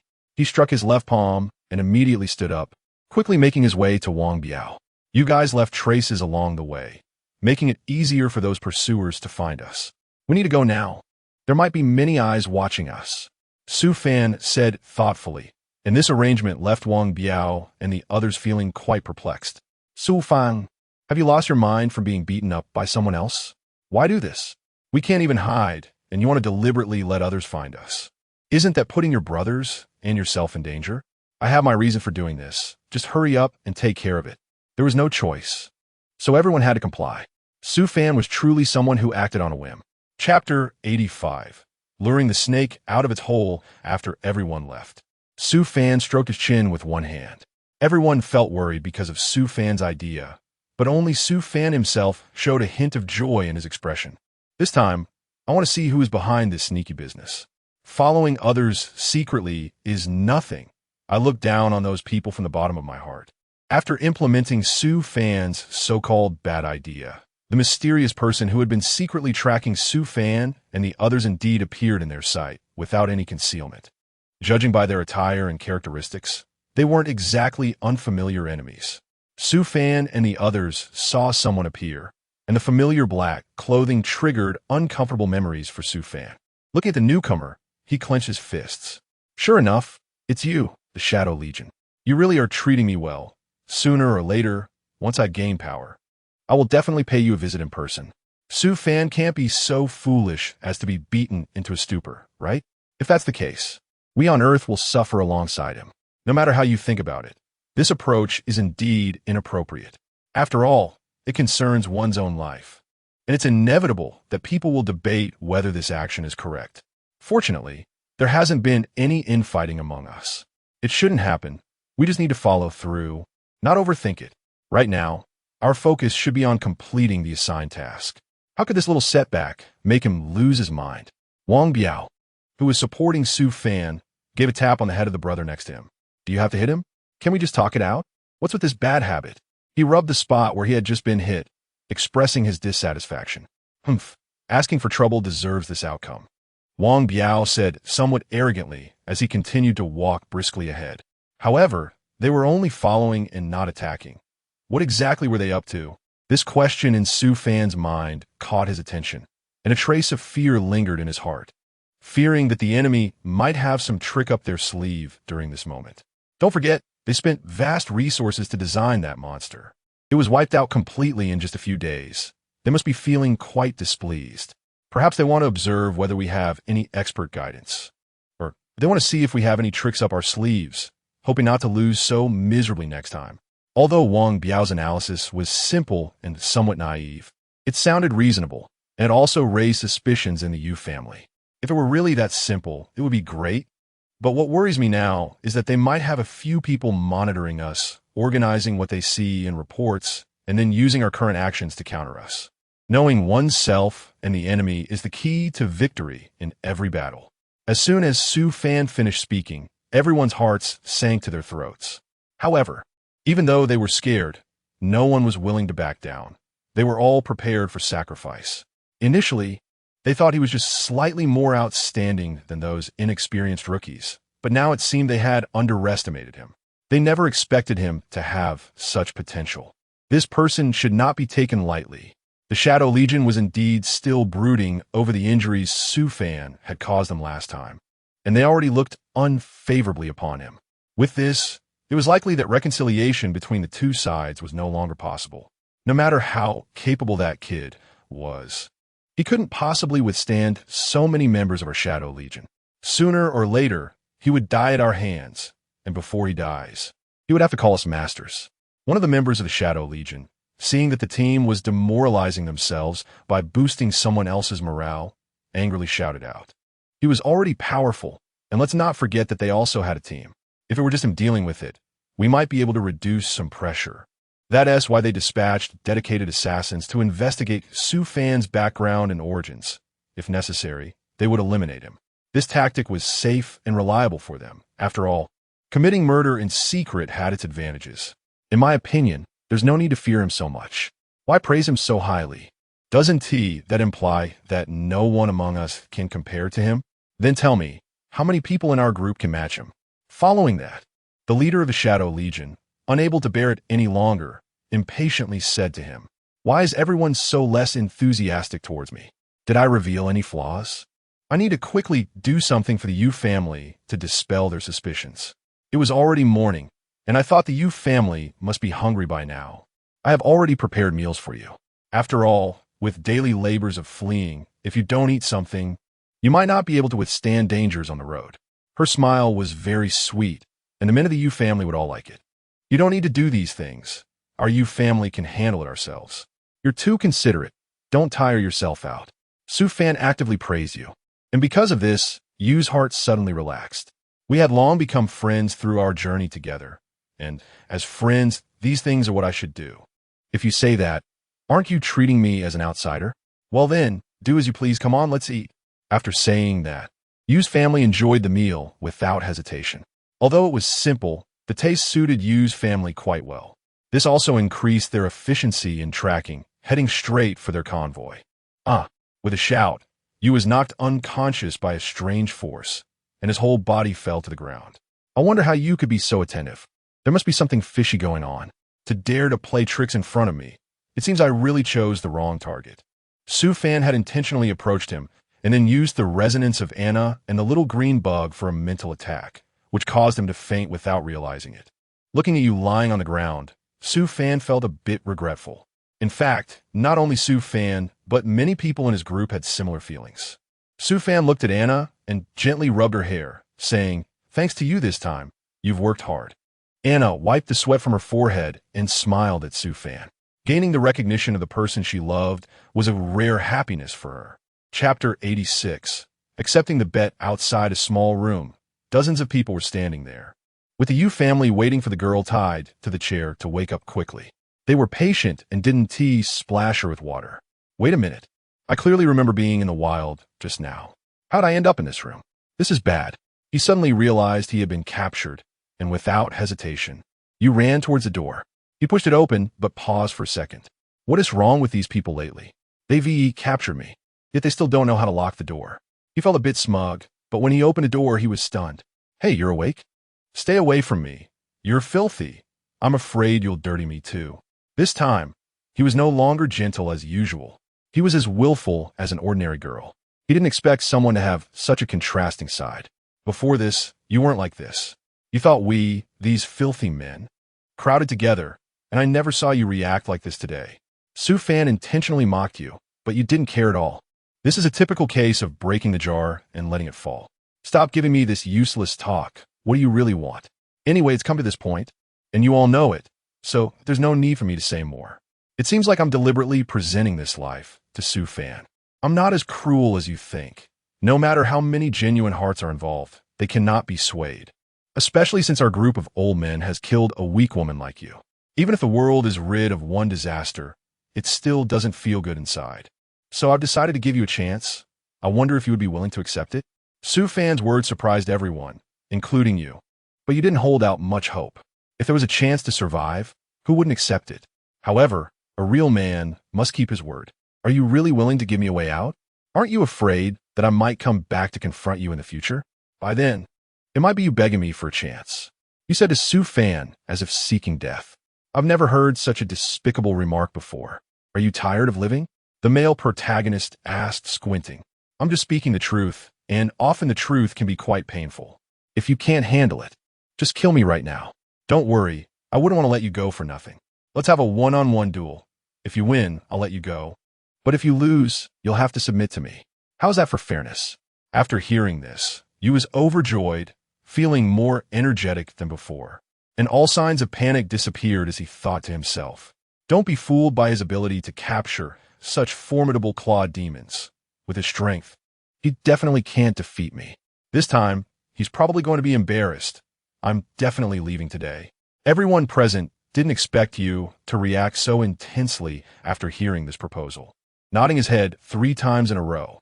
I warn you not to look down on others like this. Seeing Yu's expression, Su Fan was naturally very angry. The two stood firm. Not only was Yu confident, but Su Fan was also very strong. Before starting, Su Fan activated his system, purchased points to enhance his physical condition, and used reward points to acquire a skill that allowed his body to release electric energy. A considerable amount of time had passed since the beginning, and Yu's counterattacks were few and far between. Yu mostly retreated, trying to seize the initiative for himself, but Su Fan was too strong for him to find any openings. How did your strength improve so much all of a sudden? How did you do it? Or were you just pretending before? It turns out you've been doubting me all along. Yu was suddenly knocked to the ground, and just as Su Fan was about to deliver another heavy punch, he halted due to Yu's doubt. Do I need to act like you? It depends on who I'm dealing with. Those people were just too weak, which is why I didn't show my true strength. Your question today just proves that you lack insight. Su Fan was somewhat proud, and Yu was at a loss for words. Are you thinking of admitting defeat at this moment? But that's fine. It saves you from suffering more physical pain. While it's enjoyable to torment others, I do have some compassion for you. Su Fan finished speaking and reached out a hand, wanting to pull you up. If you want me to concede now, you need to understand what you're saying. I Haven T even said to continue, and I don't believe it. Today I will deal with you. Yu's tone was very firm, and she stood up like a carp leaping out of the water. The Yu who stood up again was no different from the lively one at the beginning of the match. Su Fan had no choice but to play along with her for a while, treating it as a pastime since he had nothing else to do. What a good opportunity. I see you're out of stamina, right? Weren't you quite arrogant just now? Let me tell you, today I'm going to take your life. So I don't have to keep putting in so much effort to probe you. I felt quite uncomfortable pretending these days, and today, once I let it out, I feel much more at ease. At this point, you couldn't help but look up and laugh wildly, her voice rougher than before. Even her veins were popping out from the laughter. Oh, really? ISNT, the discomfort something you brought upon yourself? Are you saying that to blame me? Su Fan intentionally left a flaw, hoping that you would notice it and withdraw. However, he did not expect you to seize the opportunity and launch a continuous attack, which eventually wore down his patience. I think it's time to end this meaningless match. But you didn't listen to Su Fan's words, only wanting to defeat him at all costs. You shouted as he fiercely charged at Su Fan, but Su Fan dodged it. You, poised to strike, ultimately missed, and Su Fan took the opportunity to grab Yu's wrist. I won't take your life. Even if you want to die, it has to be on your terms. After all, I still want to make use of you. Su Fan saw the terrified expression on Yu's face and gently comforted her. But it was clear that you did not appreciate it. You wish. How could I possibly give in to you? Don't speak too soon before the end. You still struggled desperately, showing no sign of surrender even at that moment. Her face was covered in beads of sweat, most of which were probably due to fear. Oomph. Su Fan snorted coldly and used the skill he had just purchased in the system to stun you. He had warned her not to look down on him, but she didn't listen. Chapter 87. Another accident. Gao Li, Wang Biao, and others were watching the fight between you and Su Fan from a distance.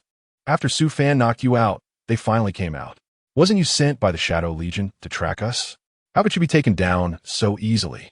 Gao Li said it wasn't that he had any prejudice against you, but they had just been watching from afar and saw that after a few exchanges. He was already down. Su Fan shook her head.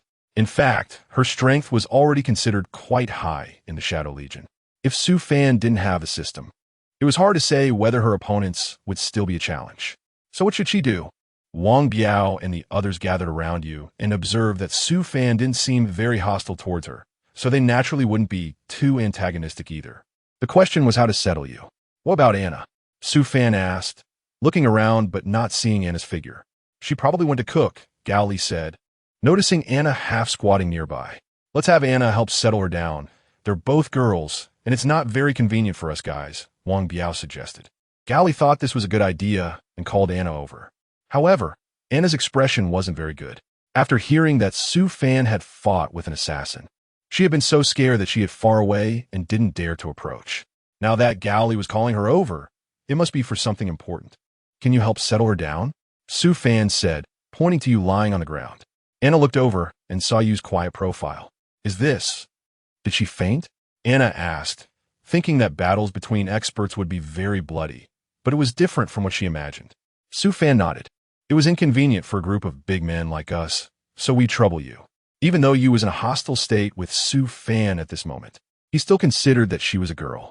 Anna suddenly felt a touch of emotion in her heart and nodded in agreement. Brother Wang, can you help me lift you over there? Anna said softly to Wang Biao, pointing to a corner nearby. Wang Biao and the others readily agreed. Although you looked tall and thin, she was actually quite heavy to lift. She must have been an assassin, having undergone a lot of training to develop her muscles. Anna, if you wakes up, remember to call us, Gao Li reminded. Although Yu was a woman, she was also an assassin, on a similar level to Su Fan. And if she woke up and saw Anna alone, it might pose a danger to her. Anna nodded. She understood Gao Li's intention. The two didn't need to say it explicitly, but it was clear. Wang Biao and the others brought Yu to a small corner, convenient for Anna to do her own things while also taking care of you. After laying you down, they left, reminding Anna a few more times before departing. Anna found a thin blanket and covered you with it, then began to cook. Although it wasn't mealtime yet, and everyone wasn't particularly hungry, Anna was used to bringing some food along for convenience during the journey, so everyone went along with her. Anna was focused on cooking while carrying you on her back, completely unaware that the person behind her had suddenly woken up. You opened her eyes and looked around, not seeing the figure of Su Fan she had imagined, nor the cold walls she had envisioned, but a frail girl with her back turned to her, busy with something. Just as he was about to speak, she felt a tingling sensation in her wrist, and she couldn't help but hiss. Anna heard the sound and turned around, meeting Yu's gaze. The two looked at each other in silence for a moment. Although they knew the woman in front of them had lost most of her strength, Anna still jogged to find Su Fan and Gao Li, arriving in front of everyone, panting, and said, Yu is awake. Su Fan was chatting casually with Gao Li when he heard Anna's words. He suddenly stood up and said to Anna, You stay here and don't go out. Su Fan said this for Anna's sake. Anna understood and nodded obediently, so Su Fan left with Gao Li. I can go alone, you can be busy. Su Fan paused and said to Gao Li. You waited for a moment before seeing Su Fan stride over to face her. Looking at this somewhat frail man, she felt a wave of fear in her heart. I lost, you said, lowering her eyelids. Her features were exquisite, and although she was admitting defeat, it did not diminish her grace. Su Fan remained silent, just staring at her. You felt a sense of shame wash over her. She had always looked down on people who didn't keep their promises. What she had committed to should be fulfilled. However, today if she were to submit, she simply couldn't do it no matter what. With this thought, you couldn't help but glance at Su Fan, seeing that he remained unmoved. She suddenly grabbed the kitchen knife from the nearby cutting board, aiming it at her slender neck, ready to cut down. Just then, a strong force unexpectedly seized her hand, hurling the knife far away. "I won't reveal any secrets of the Shadow Legion to you," you said, her gaze fixed on Su Fan, as if trying to see through him. Su Fan shook his head. "No need, just follow us." You didn't expect him to not make things difficult for her. So she readily decided to fulfill the bet and set off on the journey with Su Fan and Gao Li. Along the way, Anna often sought you for conversation. You had a cold personality and didn't like to talk much, but she was polite and didn't neglect Anna. This was enough to satisfy Anna. Over time, you began to speak more, and she learned some things from Anna. In fact, among this group of people, none of them were particularly strong. Only Brother Gao, Brother Wang, and Brother Su could be considered strong. In recent days, Anna had noticeably approached you more often. Anna could sense that you was not cold towards her and was willing to chat with her. Su Fan and the others knew that you wouldn't harm Anna, so they went along with her. "Is that so?" You responded casually. She didn't understand the true strength of the people in this group.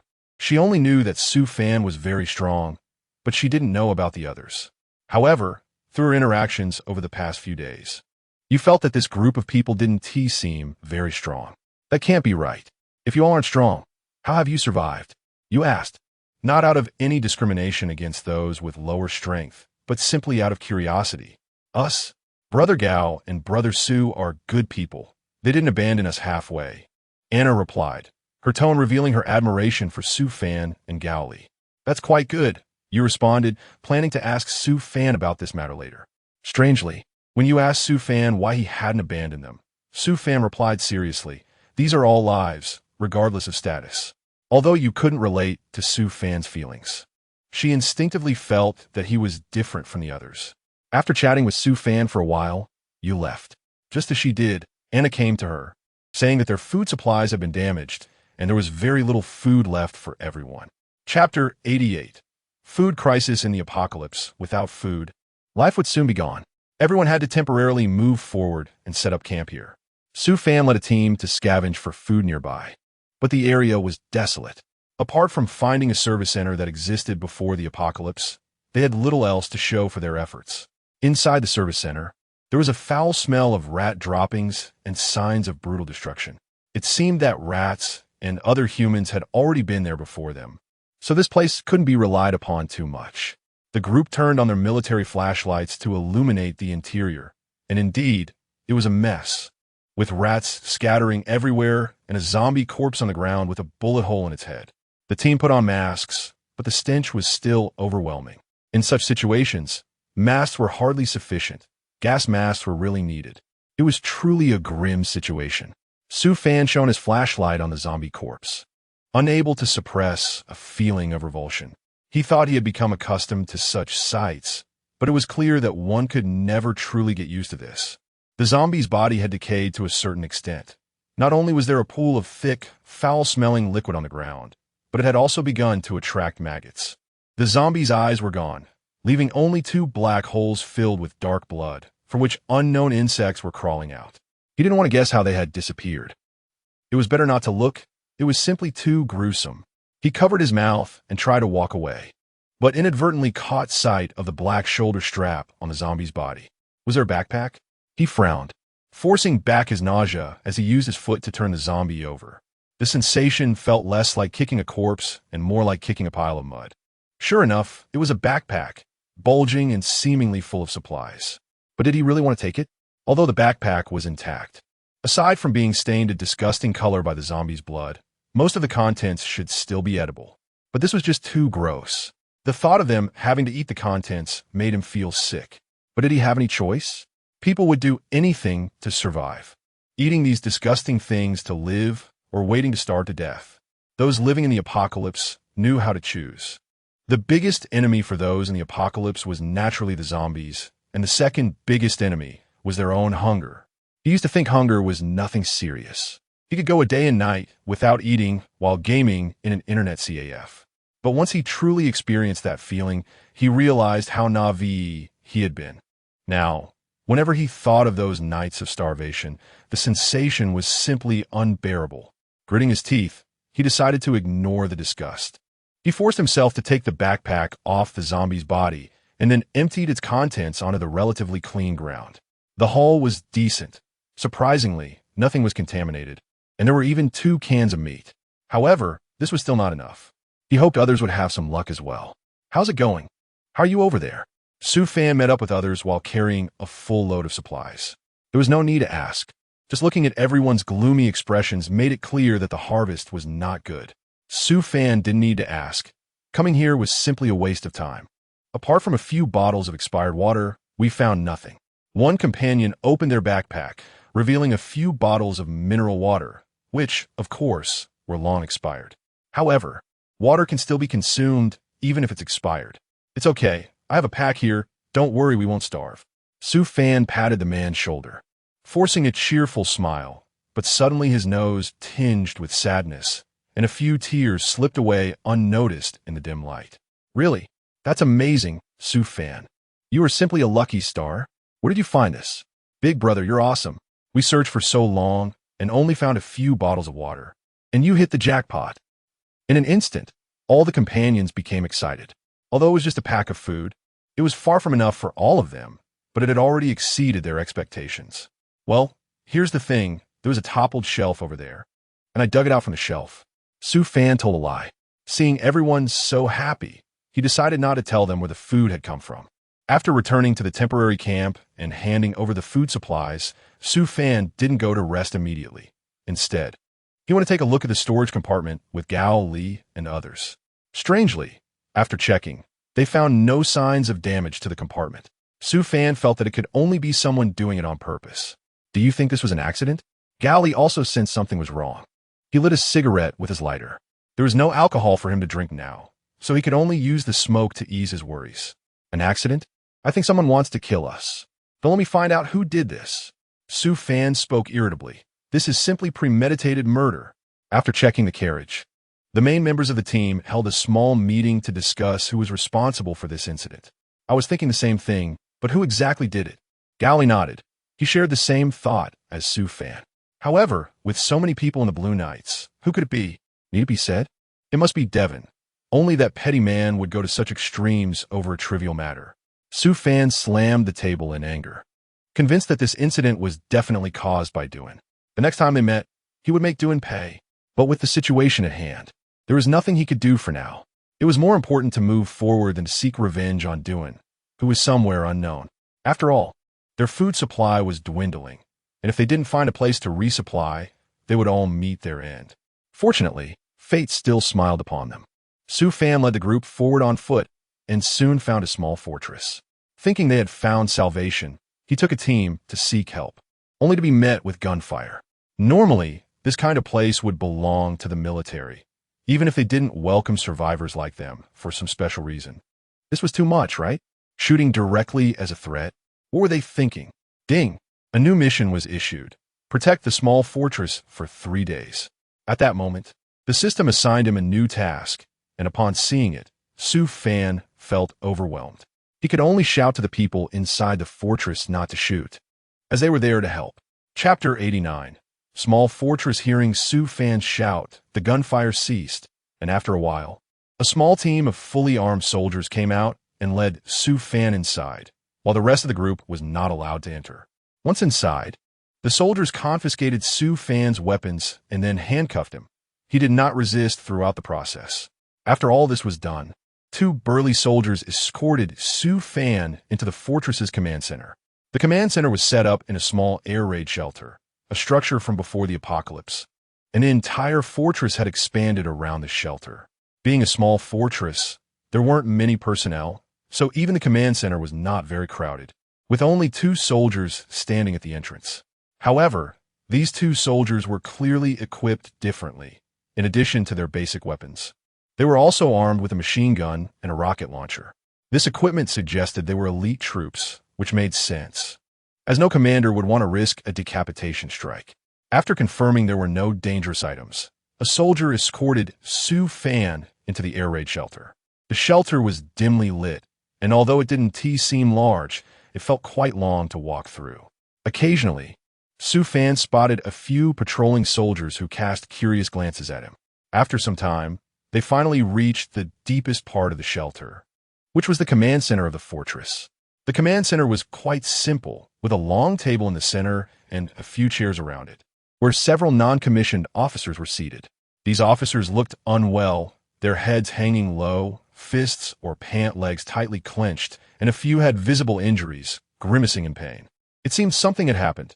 After all, these officers generally wouldn't charge unless absolutely necessary.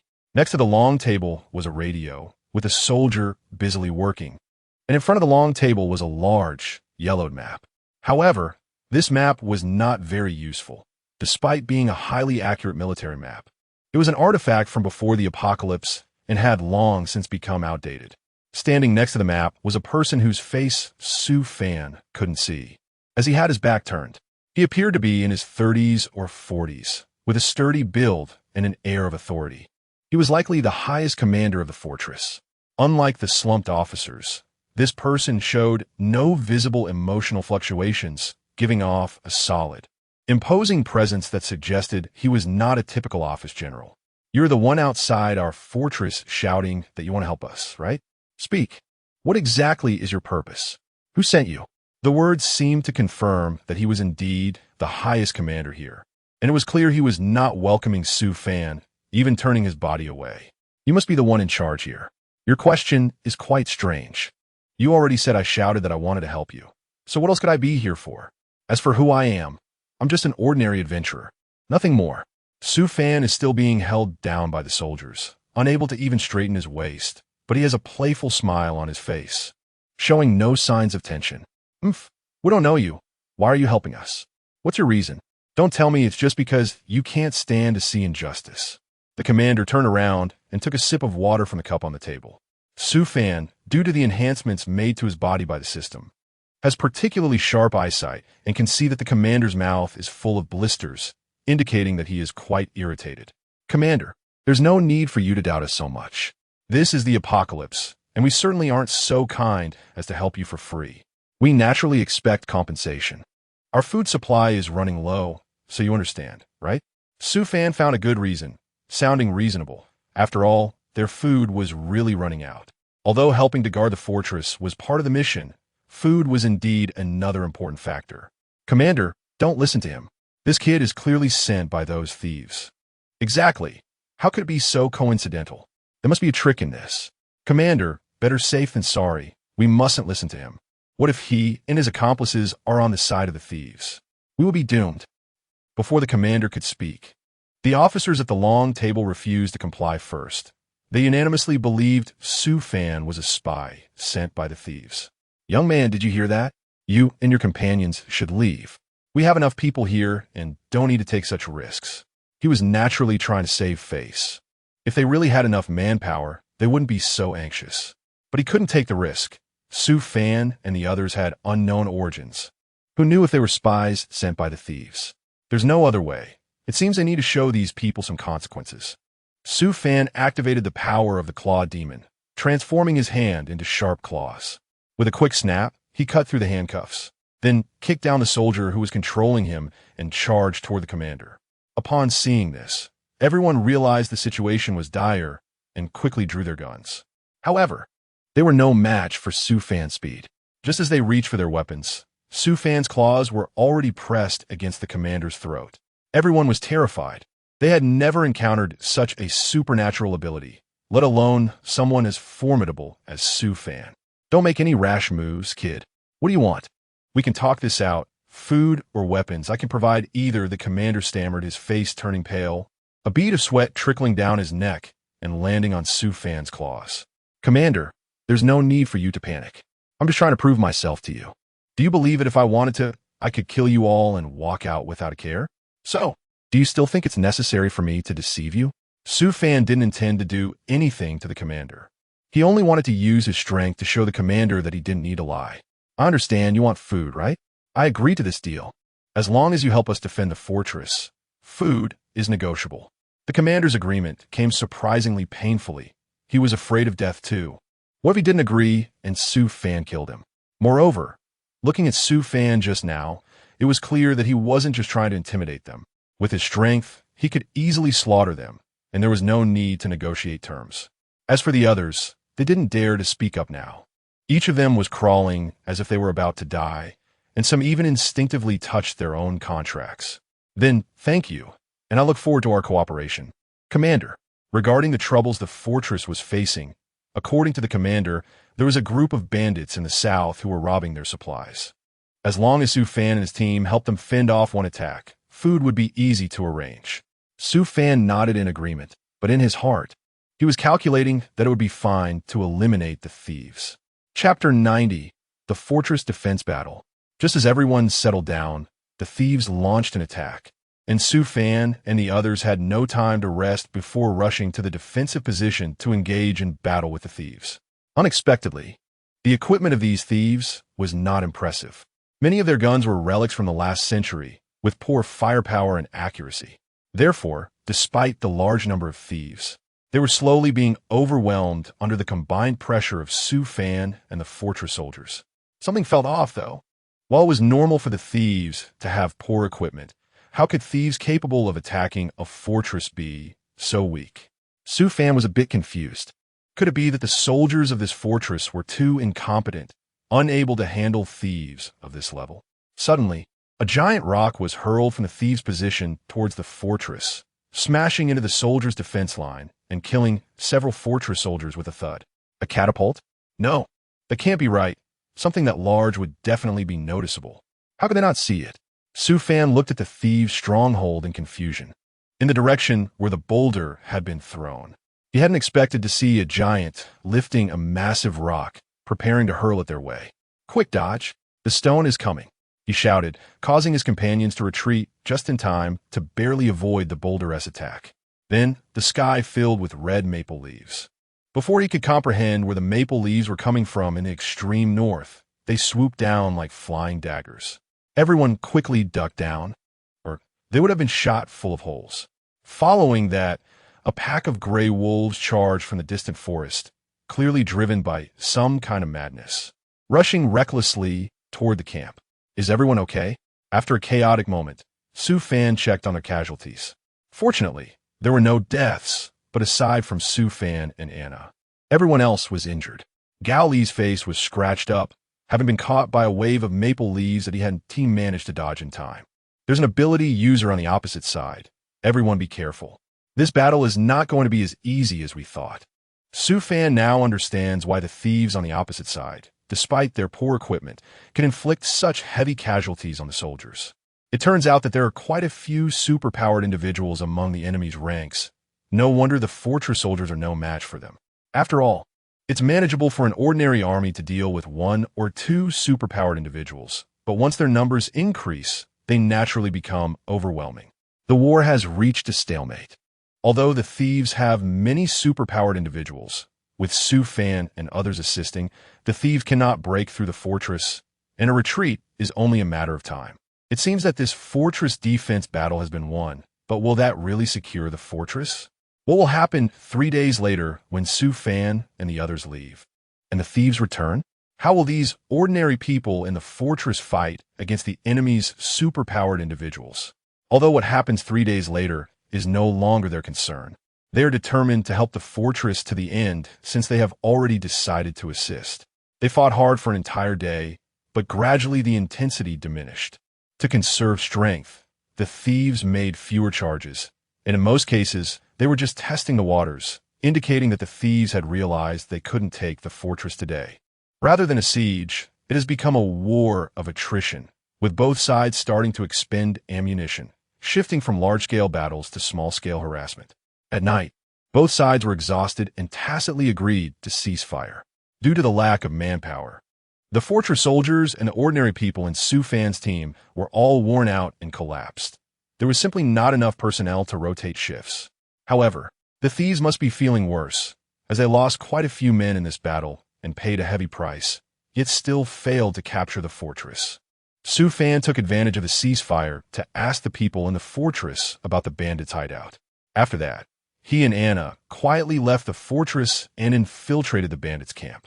Anna, listen, there's gunfire.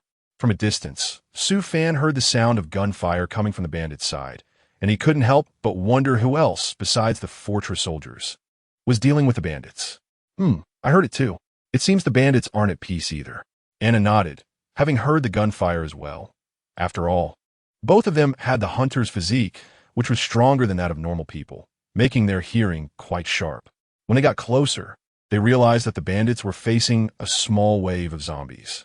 However, it wasn't a big deal. The number of zombies wasn't large, and they were all low-level zombies, lacking those difficult high-level ones. Let's go help them a bit, and then gain their trust to blend in. Su Fan couldn't help but laugh when he saw the opportunity. He had been worried about how to blend in, but now a chance had come. If they helped the thieves deal with these zombies, perhaps the thieves would let them into their stronghold. He and Anna rushed forward, each wielding a combat knife, cutting through the horde of zombies with ease. As shadow hunters, their skills were exceptional. They moved through the zombies as if the area was unoccupied, leaving a trail of carnage in their wake. The thieves were stunned, forgetting to shoot, as they could only see two shadows flitting through the zombie crowd, and soon the zombies were headless. Before long, the zombies were nearly wiped out by Su Fan and Anna, who had taken down over 100 without even catching their breath. After dealing with the zombies, the two were still thinking about how to get closer to the thieves when the excited thieves rushed over. "Oh, my two young friends, did you come from the sky? How are your skills so exceptional?" One thief hugged Su Fan and wouldn't let go, making him feel awkward, as if they were long-lost brothers. "Where do you come from? Where are you going? Can you come to our stronghold for a visit?" A thief invited Su Fan and Anna to their stronghold, which was convenient for them, as they no longer had to think of excuses to enter. "We are just ordinary adventurers who saw you in trouble and offered a helping hand. By the way, can we really stay in your stronghold for a night? We have no place to stay." Su Fan felt a bit reluctant to deceive these thieves, even though historically, most thieves have been ruthless characters. However, these thieves seemed quite pitiful, who would resort to this line of work if they had a better means of survival. Of course, they could stay as long as they wanted. Strong individuals are welcomed wherever they go. When these thieves heard that Su Fan and his companion really intended to visit their stronghold, they were extremely excited and clearly wanted to recruit the two. They were truly grateful. They had thought they would have to spend the night in a cave dealing with bears. Their willingness to take them in was deeply appreciated. Sigh. Although Su Fan felt a bit flushed, at least the objective was achieved. The next step was to capture all those with special abilities in the stronghold. In the apocalypse, one must never show mercy to enemies, especially these thieves.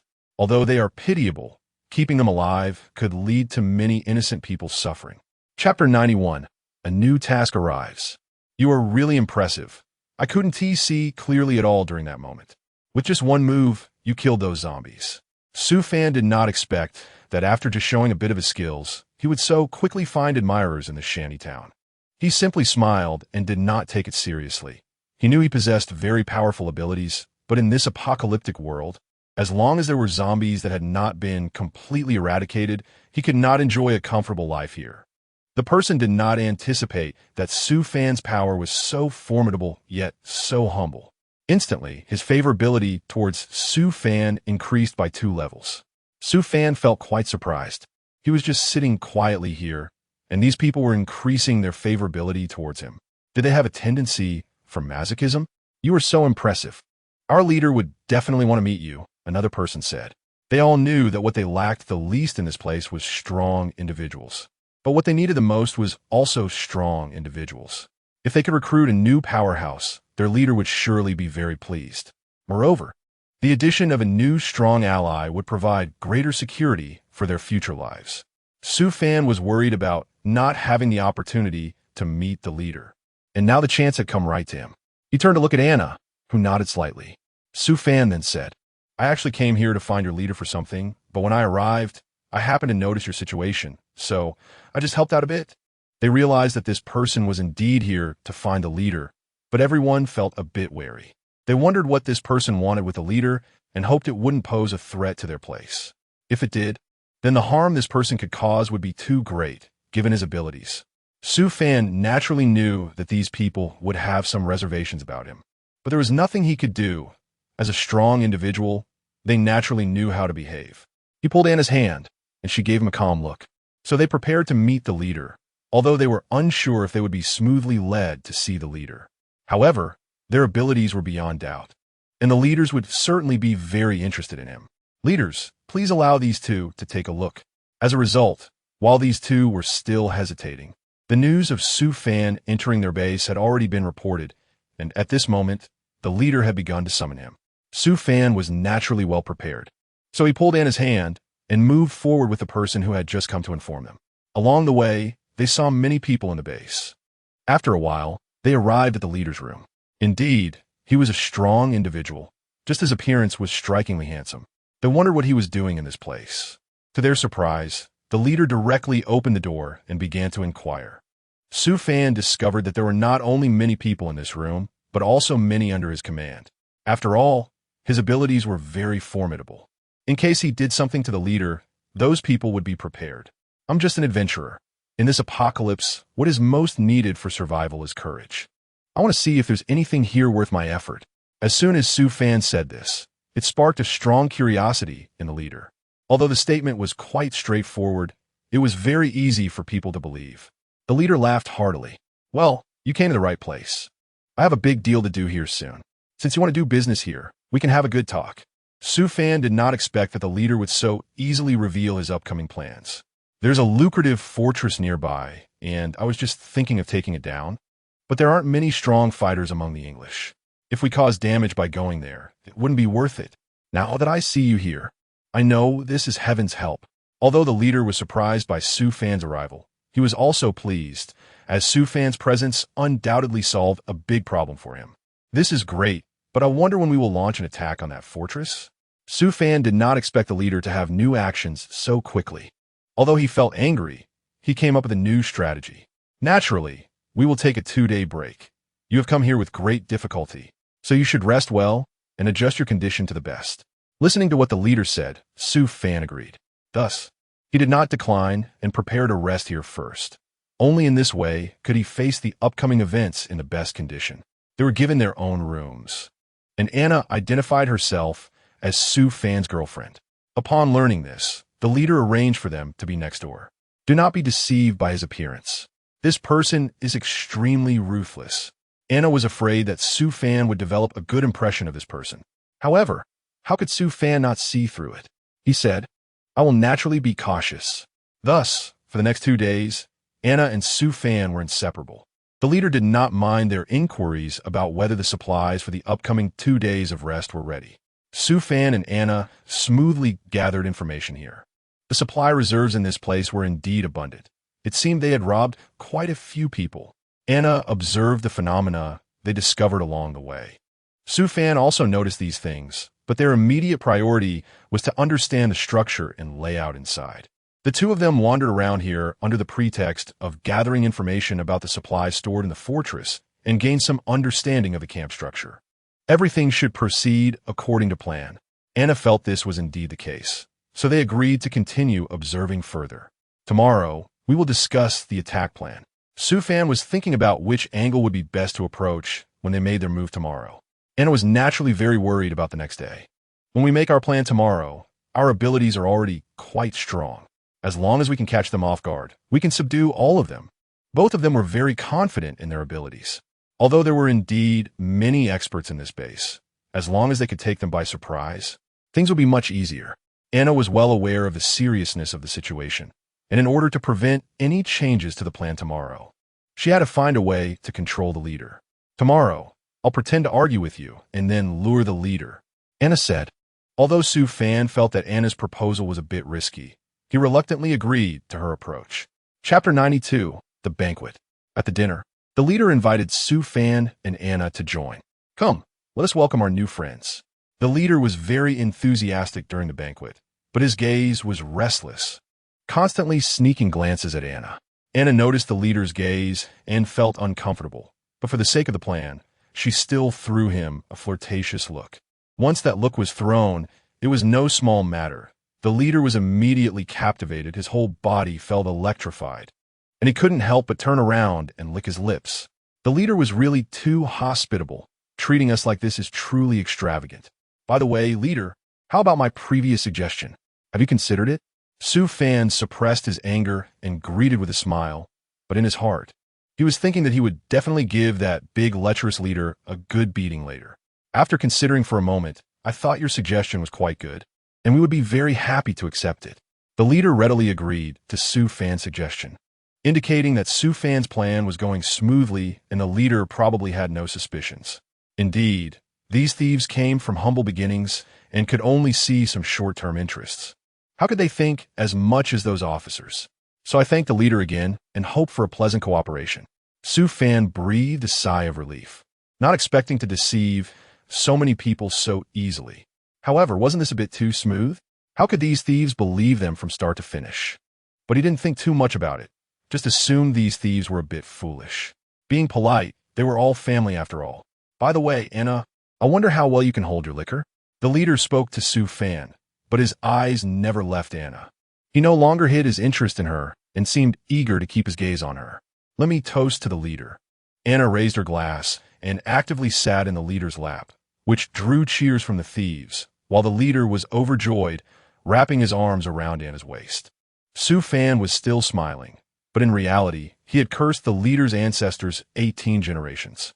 He couldn't hold back any longer, and with the timing just right, he activated the Claw Demon's ability, transforming his hand into a sharp claw, aiming to take the leader's life. However, almost at the same moment, all the thieves stood up abruptly, drawing out their hidden weapons, forming a standoff against him. Anna, seeing the situation was bad, wanted to struggle, but was knocked out by the leader, not even having a chance to use her soul impact. Leader, what are you trying to do? We kindly helped you, yet you treat us like this. Su Fan retracted his claws, realizing that things had gone awry. These thieves had been prepared. This was simply a trap. Stop pretending. You two spies. Did you really think I wouldn't see through it? The leader raised his wine cup and began to drink it down without a care. TCH, how did you figure it out? Why would you suspect us? It's simple, really. It's too coincidental. We just attacked the fortress, and you showed up that night. Do you think I wouldn't be suspicious? So, I brought a few brothers who attacked the fortress, and guess what? Someone recognized you too. The leader threw down his wine cup, setting Anna aside, and the fight was about to break out. It seems I truly underestimated you. I didn't expect you to have some brains. Su Fan took out his combat knife.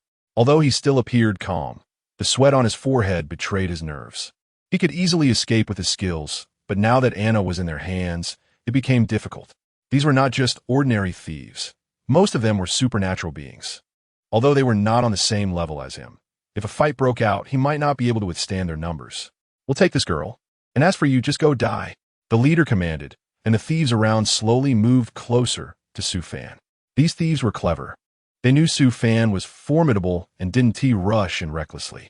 They all chose to observe the situation, waiting for Su Fan to make the first move against one of them, planning to swarm him and stab him to death. Sigh, it seems I really underestimated you, but I'm not without my backup plan. As soon as Su Fan's voice fell, the entire stronghold erupted with the sound of gunfire. The report came in that a small group of survivors was attacking our stronghold, and the brothers were about to hold on no longer. Soon, a blood-soaked thief stumbled in, drenched in sweat, disregarding his injuries to deliver the news. It seemed that the fighting outside was extremely intense. Ironically, the survivors were originally the targets of these thieves, and today they were being beaten by the survivors instead. A bunch of useless fools. If you can't even handle the survivors, what use are you? The leader, furious, kicked the messenger down. His face was flushed with anger. He felt utterly humiliated. How does the leader feel? Didn't expect that, did you? Su Fan laughed heartily. He had underestimated the leader, but the leader had also underestimated him. Hadn't he? Did you do this? Damn it. It seems I've underestimated you. The leader glared fiercely at Su Fan, realizing he had to reevaluate Su Fan. Not only was he powerful, but he also had a sharp mind. He never expected that Su Fan's people would launch an attack. At this moment, he was burning with anxiety. But what could he do? Could he escape with these senior officials? Su Fan was right here. If they went to rescue, it would be like releasing a tiger back into the mountains. Outside the stronghold, two groups were fighting, and the scene was chaotic. Although the thieves had more people, their equipment was poor, and with the superpowered individuals absent, it was quite difficult to deal with Su Fan's people. After some exchanges of fire, the thieves were astonished to find that these survivors were different from the ones they usually robbed. Not only were their weapons more sophisticated, but their combat awareness was comparable to that of professional troops, making the thieves appear to be the amateurs. With no other choice, they could only step back gradually, abandoning less important sentry posts and concentrating their forces to defend easier-to-hold positions. Seeing this, Su Fan immediately chose a strategy of breaking through one by one, aiming to gather his main forces to eliminate those small groups of bandits. Then, by destroying important facilities, he planned to force the larger groups of bandits out for battle. For a moment, the numerous bandits were caught off guard. Although they had rich combat experience, it was mainly in siege and field battles, and they were inexperienced in defensive battles. Quick, put in more effort. Attack the main base. Gao Li was anxious at this moment, worrying about how Anna and Su Fan were doing inside, hoping nothing would go wrong. It's easy for you to say, Gao Li. Why don't you tell us which one is the main base? His subordinates couldn't help but complain. Although the bandits had begun to collapse, finding Su Fan and Anna was not easy. After all, they didn't even know which was the bandits' main base, so they could only attack wherever there were more people. Chapter 93. The leader flees, taking advantage of the bandits being dazed. Su Fan dashed forward, aiming to rescue Anna. The ability user guarding Anna activated his powers, electricity crackling around him like an electric eel. Upon seeing this, Su Fan drew his pistol and shot at the ability user.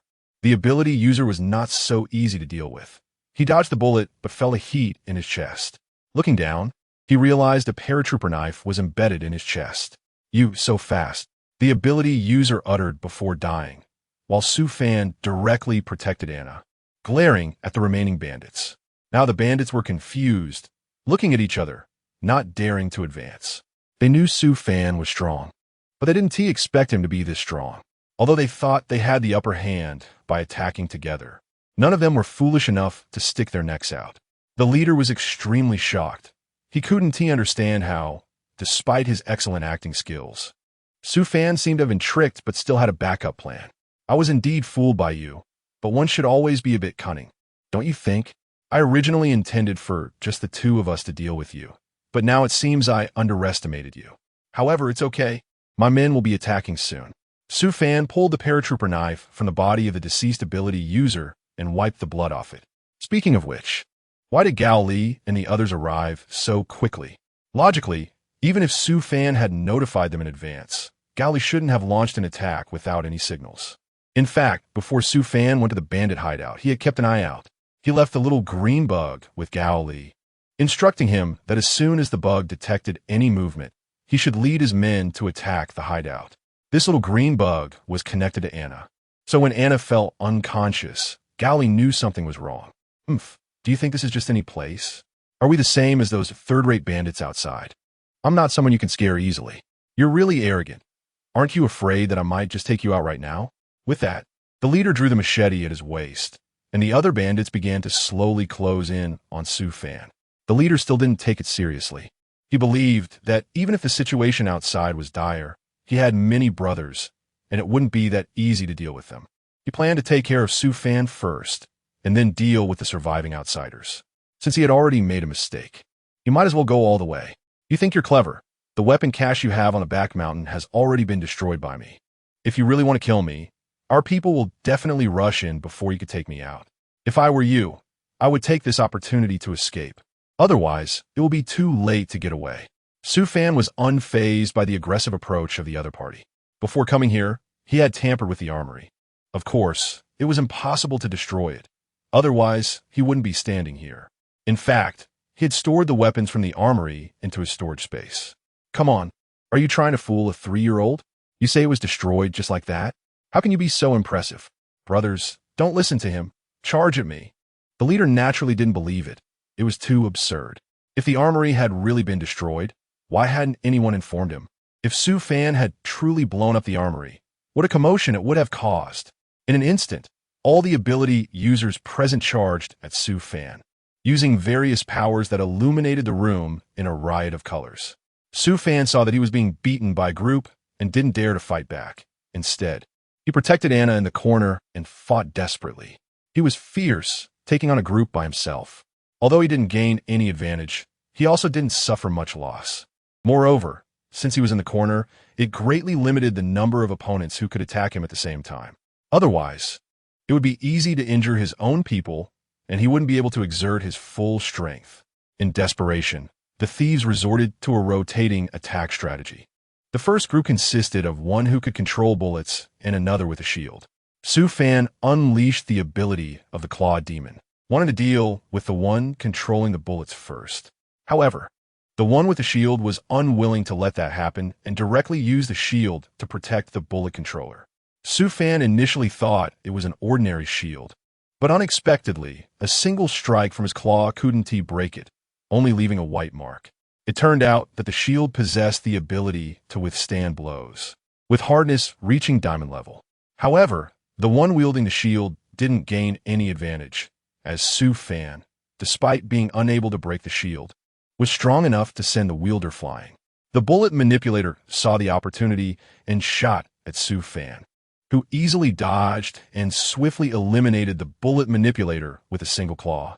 He was still wondering why the bullet manipulator was so weak when he felt a chill behind him and realized something was wrong. He instinctively dodged, but not completely, and ended up getting hit in the shoulder. The pain made him grit his teeth. It was a sharp pain piercing through his shoulder, causing his body to sag. But he still managed to stand. Getting shot in reality is nothing like how it's portrayed in TV shows, where the protagonist is unharmed and can take down a group with a single shot. A bullet hitting the body is indeed very painful. A normal person would be immobilized right away. However, having been in a post-apocalyptic world and having been shot countless times, combined with his strong-willed nature, he was still able to fight, though his movements were inevitably affected. Come again. The leader was pleased to see Su Fan finally injured. He's really strong. Even after losing 2 of his top generals, he can still fight. But at least there was still a chance. The leader was determined to kill Su Fan, regardless of the losses he incurred. Soon, 2 more thieves approached, one wielding a hunting knife and the other standing still, not attacking. The one with the hunting knife wasn't that skilled.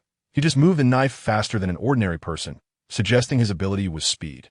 But even injured, Su Fan was faster than him. After all, how fast was that man in black years ago? He had scared him into kneeling and begging for mercy. The one with the hunting knife wasn't even as fast as that man in black, so he would soon be unable to hold on. However, Su Fan did not dare to be careless. He knew the real trouble was the one standing still, who might have some strange ability. So he kept his eyes fixed on the one not attacking, but this inadvertently backfired. The still one emitted a strong light, making Su Fan unable to open his eyes. This gave the knife wielder the chance to stab at Su Fan's chest. Unfortunately, Su Fan's ears were exceptionally sharp, unlike ordinary people. Without needing to see, he knew what the knife wielder was doing, so he acted first, grabbing the knife wielder's arm and using the opposite hunting knife to counterattack. The leader's face turned furious. Was there really nothing he could do about Su Fan? Just as he was about to call in another wave of attackers, a messenger arrived. Bad news, leader. Our armory is completely empty, and many brothers have run out of bullets. What should we do? The messenger brought even worse news this time. The armory was indeed empty. The leader never expected that there would be no weapons left in the armory. How could they fight like this? He wasn't foolish. He realized he couldn't hold onto this hideout any longer. If he stayed, he would lose his life. So he had no time to kill Su Fan and had to flee. Chapter 94. Is there a spy? This time, Su Fan and the others achieved a great victory in attacking the hideout. After learning that the leader had escaped, the thieves scattered like headless flies, fleeing in all directions. Most thieves were like this. They lacked the sense of honor that soldiers had. Once they were defeated, they ran faster than anyone else. Especially since this time, even the leader's life was uncertain.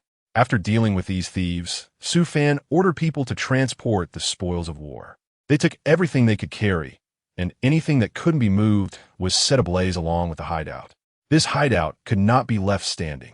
Even if the fleeing leader didn't return, it would eventually become a gathering place for the next group of thieves, if not burned down.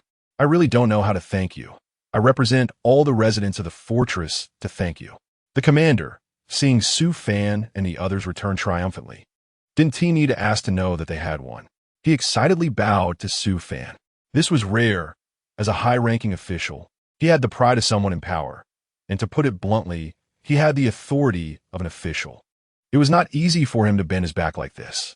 No need. I really can't accept this. Su Fan felt a bit at a loss.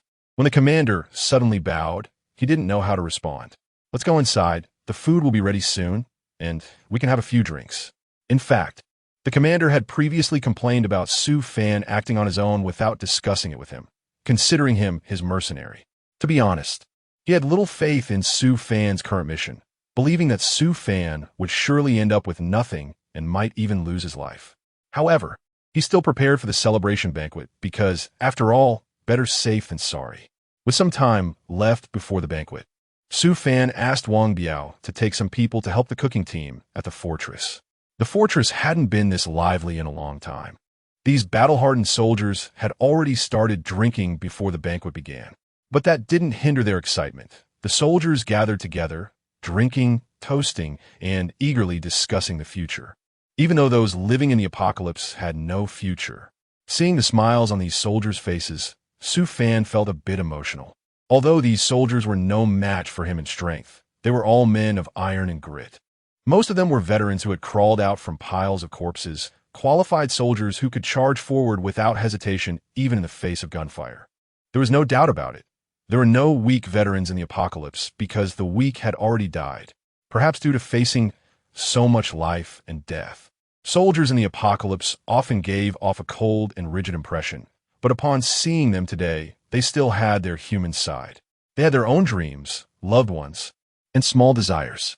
It was just that they usually didn't have time to think about these things. Surviving in the apocalypse required all their effort. It was unfair. This world didn't deserve these people who fought so hard to live. What are you looking at? The banquet has already started. Gao Li, holding a bottle of liquor, patted the dazed Su Fan. It's nothing, let's go inside. Su Fan shook his head and walked towards the banquet with Gao Li. Halfway through the banquet, Su Fan found an excuse and called out a few of his own people. What is going on, Su Fan? I haven't had enough to drink yet, Gao Li said, burping. In fact, he had already drunk a lot today. I called you here because I suspect there are spies among the thieves in the fortress. Since they were all his own people, Su Fan didn't feel the need to beat around the bush. He got straight to the point and expressed his thoughts. Why? Anna was taken aback. Although spies were common in wartime, she hadn't seen any signs of espionage. Su Fan recounted his previous experiences, but everyone remained confused. I still didn't understand how this related to the traitor. Gao Li, did you understand? Anna listened carefully. She was present for everything Su Fan talked about, but she didn't feel anything was wrong. She turned to ask Gao Li, only to find he had already fallen asleep. What I found strange was that, despite our plan having flaws, even if the thief leader suspected that you and I weren't truly surrendering, he shouldn't have subdued you right away, as if he knew your abilities. Su Fan shared his insights with everyone, and they suddenly realized the situation. I understand now. This is indeed very suspicious, right? So what we need to do next is to find this spy. Su Fan saw that everyone understood and continued to speak. They understood, but was it really necessary? Wasn't our task just to guard the fortress for 3 days? Although Anna understood, she was still somewhat puzzled. Logically speaking, they didn't need to assist the fortress to this extent, right? If it was just a matter of completing the task of guarding for 3 days, that would be enough, wouldn't it? Besides, weren't the thieves already defeated? What difference would one spy make? It wouldn't affect anything, right? You can't say that. When you send a Buddha, you send him all the way to the west. After all, we have an alliance with the fortress, so helping them a bit more is not a big deal. Moreover, Anna, you don't know, but at that time, in order to protect your safety, I didn't kill the leader of the thieves. Keeping him alive is very dangerous. He must be dealt with. Su Fan expressed his concerns to Anna. If the leader of the thieves were dead, there would be nothing to worry about. But the leader was still alive, and there were quite a few superpowered individuals around him, which made things difficult. So that's how it is. Let's help them one more time. But how do we help? Catching spies isn't so easy, right? Anna nodded. Although people in the apocalypse are more or less self-serving, as one must be selfish to survive in this world, she still had compassion. If they were just remnants of defeated soldiers, there would be no need to help. But the fact that the leader of the thieves was alive made it different. The people in the fortress, though rigid, were not bad. If they suffered retaliation from the thieves because they refused to help, she would feel guilty. But how could they help? They had no experience in catching spies. They couldn't just shout out who the spies were, could they? I have an idea, but it requires special training for you. We need your ability to deliver psychic shock. Su Fan had already thought of a plan for catching spies, but it was a bit troublesome. So he needed power now, and Anna was undoubtedly the best choice. Chapter 95. Siege, Ambush. Try to focus and direct your psychic shock at just one person, rather than a majority. After discussing, Su Fan began special training with Anna. I'll give it a try, but this doesn't seem too easy. Anna nodded. It was indeed not easy, and she had failed several times. It turned out that the effort was worth it. After changing the area attack to a single target attack, the power became immeasurable. That terrifying power even left a strong person like Su Fan feeling dazed. I never expected you could become so strong in such a short time. Su Fan couldn't help but exclaim that he had underestimated Anna. He didn't expect her potential to be so great. The mental shock from just now was somewhat different from before. It felt like he had awakened some additional ability. Anna was a bit surprised. In that brief moment, she seemed to sense something. Oh, what was different? Su Fan was not too surprised. After all, he was well informed. I seem to feel a bit of your mental fluctuation. No, it should be an illusion, right? Anna was not very sure and couldn't describe her feelings in detail just now. Anyway, it was very strange and very subtle. Subtle enough that she wasn't sure if she really felt it. Oh, then why don't you try a few more times? Su Fan became interested upon hearing this. If it's true, he might be able to use Anna's abilities to monitor the people in the fortress, which would be much easier than his original plan. Are you sure? Can you hold on? Anna smiled mischievously. Her last strike had made Su Fan take several steps back, which made her feel a bit proud. Don't worry. It's still early for you to think I can't hold on. Su Fan forced a bitter smile.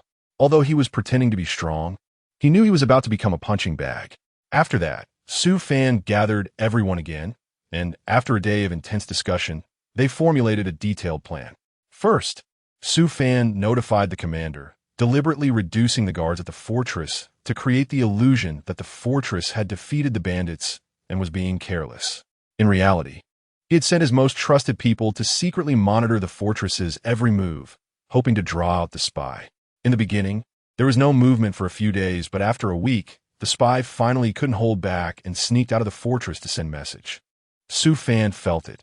Someone had just left the fortress. Should we take immediate action? Anna detected the spy's activity through a soul impact and suggested that they seize the opportunity to capture the spy. It's been tough, but there's no need to rush. Let's follow quietly.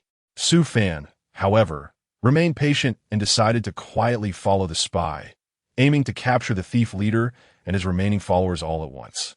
After all, if they simply captured the spy, and he turned out to be a tough guy unwilling to talk, it would be troublesome, and the lead on capturing the thief leader would be lost. Along the way, the spy was very cautious after leaving the fortress. He would take one step and look 3 steps ahead, only feeling relieved when he confirmed that no one was following him. Little did he know, Anna was following him using her soul impact. Soon, the spy arrived at a snowy mountain where the thieves had set up a temporary camp. Thieves, after all, are like cunning rabbits with multiple burrows. Those who engage in this line of work have to know how to run. Although there are not many large-scale thief groups that can be considered rivals, it is always good to have a backup plan. Why are you only just arriving? The leader was in a bad mood today and complained for no reason about the spy coming late. That was his hard work gone to waste. Anyone would be in a bad mood over that, right? The spy laughed it off, knowing that the leader was not a good person, nor was he a reasonable boss. So he didn't take it to heart. Have those people left. The leader was too lazy to waste time talking with the spy and directly asked if Su Fan and the others had left. He was genuinely afraid of Su Fan. The man was just too terrifying. No, I think they won't be leaving anytime soon. The spy shook his head. He felt that Su Fan and the others might be planning to stay for a while. I've noticed that the guards at the fortress have become quite lax. We can take this opportunity to attack the fortress. I believe this time, we can definitely capture it. The spy felt helpless. Was there really nothing he could do? If Su Fan and the others didn't leave, he couldn't help it. What could he do? He was completely powerless. Is that feasible? I feel like it might be a bit risky. After all, that group of guys hadn't left yet. If they ended up failing this time, we might lose our lives over it. The leader knew this was a good opportunity, but he was truly afraid of Su Fan and hesitated. If they failed again, he was certain he would lose his life. Big brother, what are you afraid of? The brothers here have suffered enough. We might as well rush to the fortress and fight it out. Exactly, big brother. This isn't like you. What's there to hesitate about? Big brother, I'm willing to be the vanguard and deal with those little bastards of Su Fan. Big brother, this opportunity is fleeting. If we miss it, it might not come again. However, the thieves could no longer sit still. Previously, they had it good in the mountain stronghold. Not that they were living luxuriously, but they never lacked food or shelter. Now, however, they had been driven out into the wilderness, severely lacking supplies, and it was just a step away from cannibalism. All right, let's gamble on this. Whether we succeed or not depends on fate. The leader steeled himself, deciding not to think too much and prepare to fight. He really couldn't wait any longer. They had brought nothing with them in their escape, and the supplies at the temporary camp were limited. If they waited any longer, they would eventually starve to death. Rather than starve, it was better to take a gamble. Anything was better than starving to death, right? On the other hand, Su Fan and the others noticed the thieves were making moves, so they decided not to take action. They planned to set up a trap for the thieves. That night, the thieves prepared to launch a night raid on the fortress, but found that one person was missing, which left them feeling puzzled. Not good. We've fallen for their trick. Run. The leader realized something was wrong. They've been tricked. You think you can escape? Now that you're here, you might as well stay. What do we do now? It seems we can only fight to the death. Sigh. This is bad. I estimate this time we're finished. Chapter 96. Death without closure. Su Fan's eyes were fixed on the group of people in front of him who wanted to kill him. And this fierce expression was forced out of him. The fire behind him seemed to cheer him on, appearing particularly dazzling. They firmly believed that they had not seen Su Fan standing alive in front of them, thinking it was just a bit of his clothes that had been burned. They rubbed their eyes hard, unable to believe it all. How is this possible? You're still alive.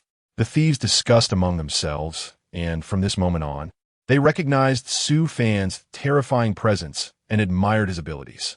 Everything they had painstakingly arranged had failed to eliminate him, leaving them feeling utterly embarrassed. Do you have anything to say?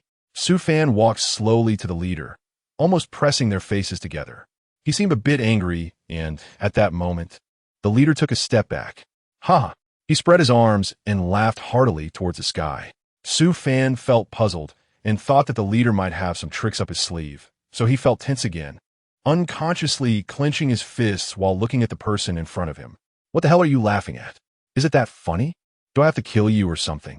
Su Fan shouted loudly at the leader, the veins in his neck bulging. His face red to the point of being somewhat laughable. Although the leader was smiling, tears were visible at the corners of his eyes. From the leader's expression, Su Fan sensed the pain in his heart.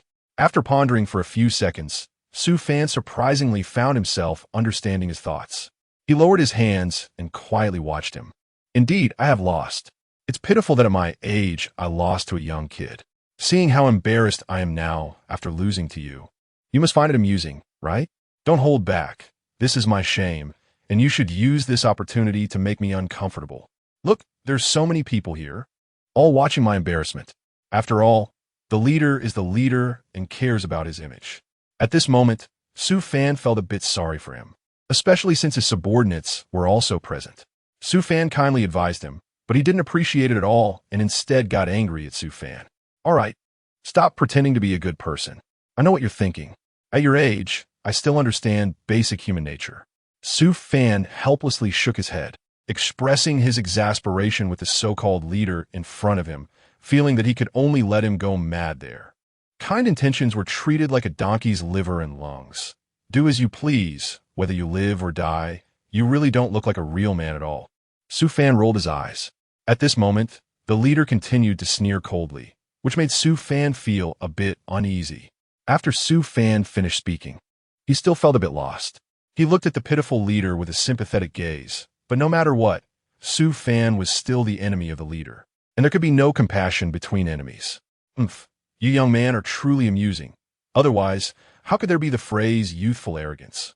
So let me ask you, in this world, if you don't devour others, what path is there? The leader's words struck deep. Although they were harsh, they could be the truth. And not just Su Fan, but everyone in the arena pondered deeply. Rest assured, I will definitely not leave a way out for those who eat people. I am not foolish to that extent, so I began to deal with the old man. Su Fan looked at the leader with a contemptuous glance, as if he was completely confident in taking him down.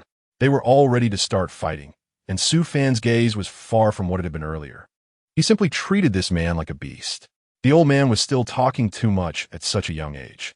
After the leader finished speaking, he used all his strength to attack Su Fan. At that moment, Su Fan hadn't reacted yet, so he took the punch and was knocked back 2 or 3 steps. The old man had quite a lot of strength. Su Fan touched his chest where he had just been hit, not forgetting to praise the chief. "You little brat are not in a position to comment on me. Just wait and see how I take your life." It was clear that the old man's habit of bluffing had long been established. He always said things to scare others. Su Fan simply let it go in one ear and out the other, not taking it to heart. Gradually, Su Fan realized that the chief was far superior to him in both strength and speed. If it came to a direct clash, he probably wouldn't stand a chance against the chief. "How's it going, you little punk? Now you finally understand that you've offended someone not to be trifled with, right? Let me tell you, it's too late to beg for mercy now. In my entire life, no one has ever dared to insult me like this. Even if I die today, I will make you accompany me." With this thought, the chief seemed to gain even more strength. Su Fan remained silent, focusing on fighting back. The chief knocked Su Fan back 10 meters again, and he quickly ran over, stepping on Su Fan. "Come on, show me that arrogance from before. Why can't you do it now? It really makes me look down on you." The chief glared at Su Fan through gritted teeth, his eyes bloodshot. Su Fan desperately fought back, trying to strike other parts of the chief's body, managing to escape from under his foot. "Let's see how my extraordinary moves fare." Saying this, Su Fan used fire and electricity, thinking he would undoubtedly defeat the old man this time. However, he was caught off guard by the chief's enhanced physical toughness, which could actually defend against these attacks. This time, Su Fan realized he had indeed underestimated him. As time passed, Su Fan was knocked down to the ground repeatedly by the chief, his body covered in wounds. Each time, he looked like he could hardly get up, yet he gritted his teeth and held on. He opened the system to select a bone spear as a reward. "Use any moves you have. Just don't let me die under your fists and leave with regrets." The chief's fierce gaze truly terrified Su Fan. He resembled a ferocious lion, baring its fangs and claws while demanding food. Seeing his life in danger, Su Fan utilized the system to transform his bones into spikes that extended from his arm, and he charged towards the chief, piercing deep into his body. The tip of the bone spear could be seen faintly protruding from the chief's back.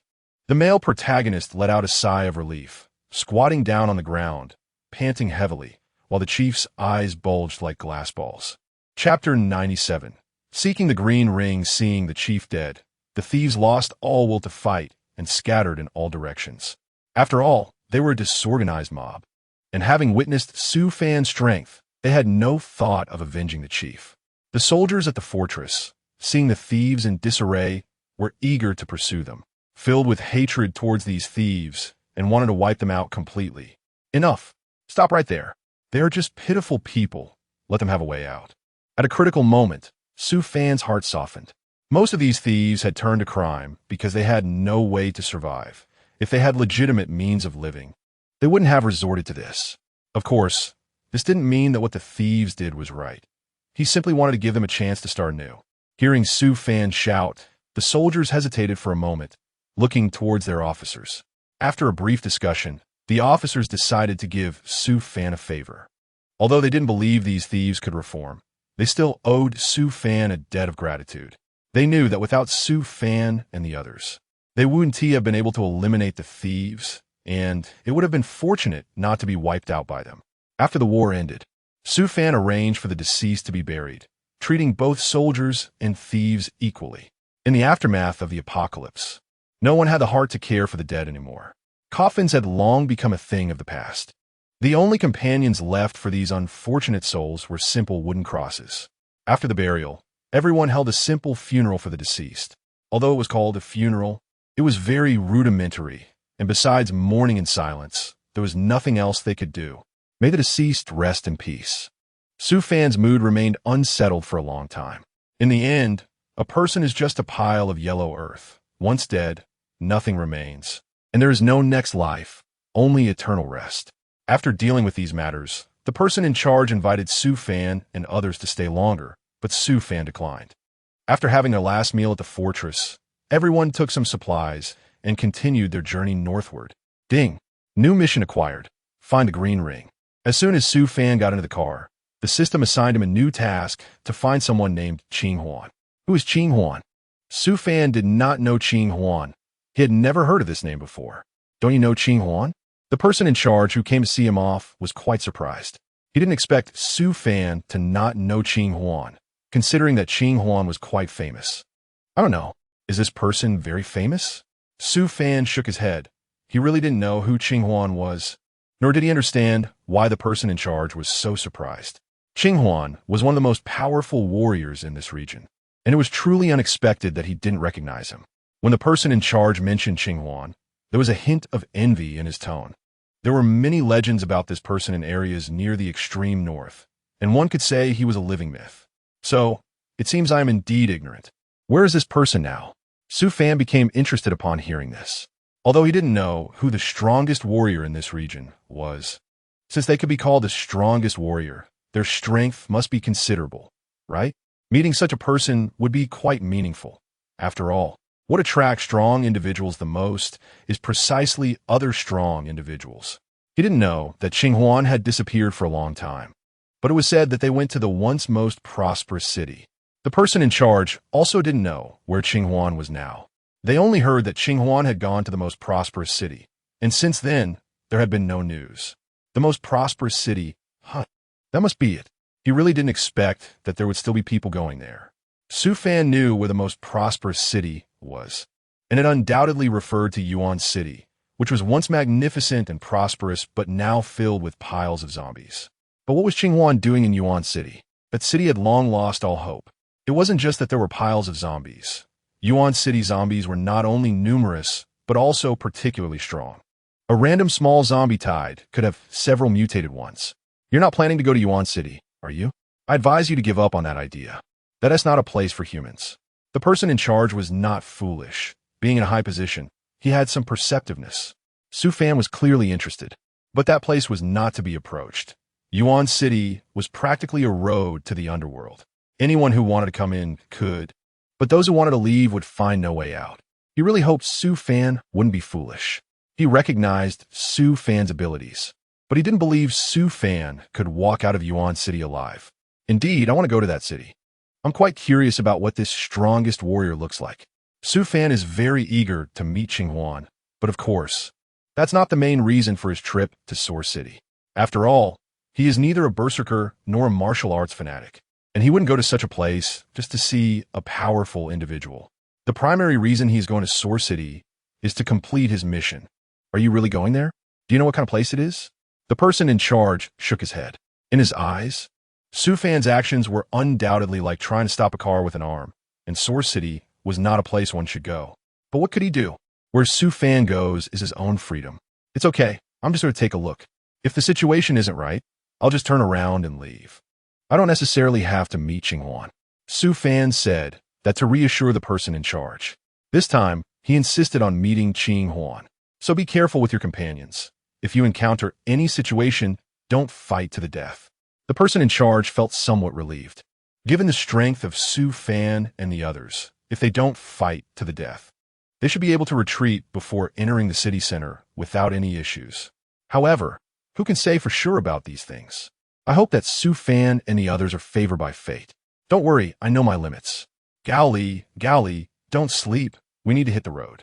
Su Fan went to wake Gao Li, who was slumped over the steering wheel. This guy had been drinking again, and there was no hope of him driving now.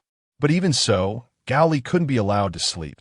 After all, no one else here was familiar with the roads. Sai, are we hitting the road? Where are we going? Gao Li lazily shifted his body, rubbed his eyes, and asked Su Fan where they were headed. To Yuan City. I'll drive. You navigate. Su Fan said without hesitation. He knew that Yuan City was dangerous, but he had to go. Huh? Su Fan, Are you out of your mind? What are you going there for?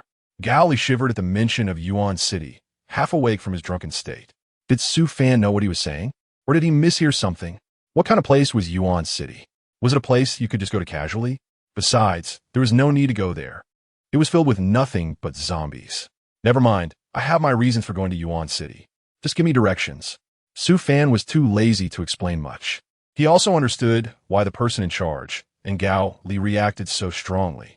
But he had no choice. He had a mission, and without finding the green ring, he couldn't complete it.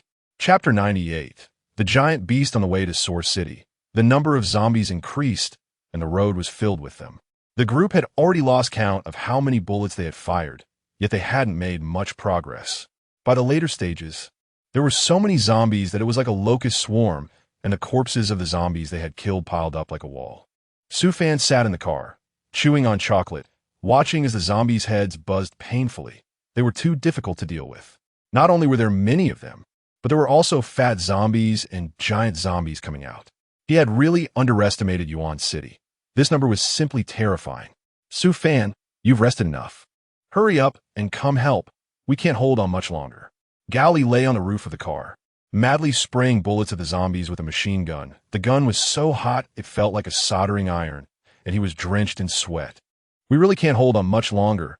The fat zombies are charging at us. Don't be fooled by their size. They can take a beating. Even if every shot hits their heads, it still takes a whole magazine to take one down. Not far away, there was an explosion, sending waves of blood through the zombie crowd. It was a detonation caused by a sniper shooting explosive zombies. These zombies were deformed, with various shapes, but they all had some specific characteristics. Their bellies were particularly large, as if they were carrying dozens of children. Once their bellies were broken or they got close to survivors, they would explode. These things ran particularly fast, and if they encountered a small-scale zombie tide, it would be quite disgusting. However, in this large-scale zombie tide, their sheer numbers limited their movement, making them a liability to the team. Okay. Su Fan swallowed the chocolate in 2 bites, then took out the corpse dog and began a massacre, chopping the few fat zombies in the front row to pieces. After that, he was seen weaving through the tide of corpses, as if in a no-man's land, creating waves of blood wherever he went. Each wave higher than the last. How much further is it? Why are there so many zombies along the way? Su Fan couldn't help but complain. All the way, he felt like a lawnmower cutting down everything in his path, except he wasn't cutting grass but zombies. At this rate, he would be exhausted before even reaching Yuan City. I told you long ago not to come, but you insisted. At this speed, it would take us a week just to get into the city. Gally was clearing out the zombie bodies with his team. There were simply too many corpses. They couldn't even get the vehicles through without clearing them away. Sigh. This isn't a solution either. Su Fan opened the car door, too exhausted to even close it, and slumped into the car. He fiddled with the map of Yuan City that the person in charge had given him, trying to find a shortcut.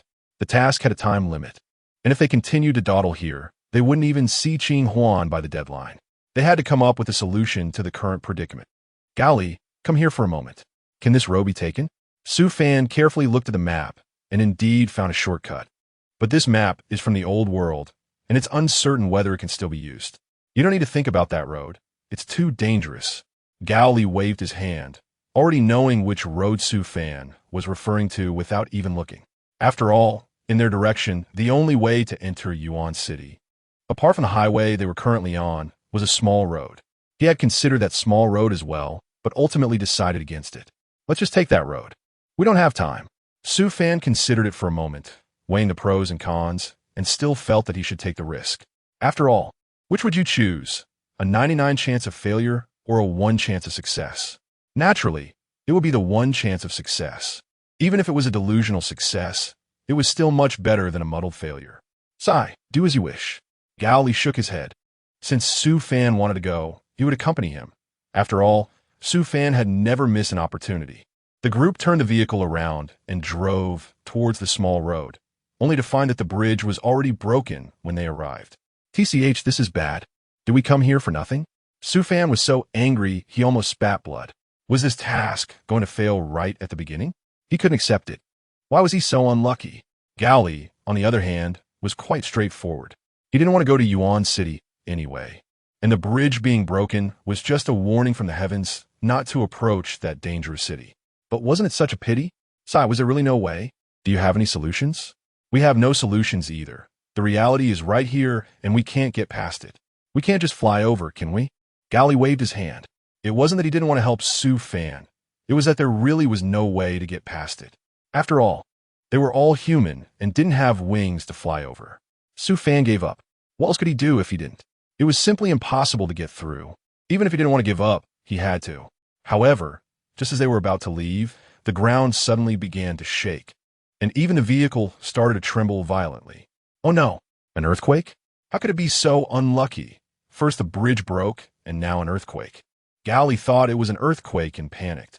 They were right next to a broken bridge, and if the beam collapsed, they might get crushed. No, it should be that something big is coming. Everyone get ready for battle. Su Fan was able to remain calm.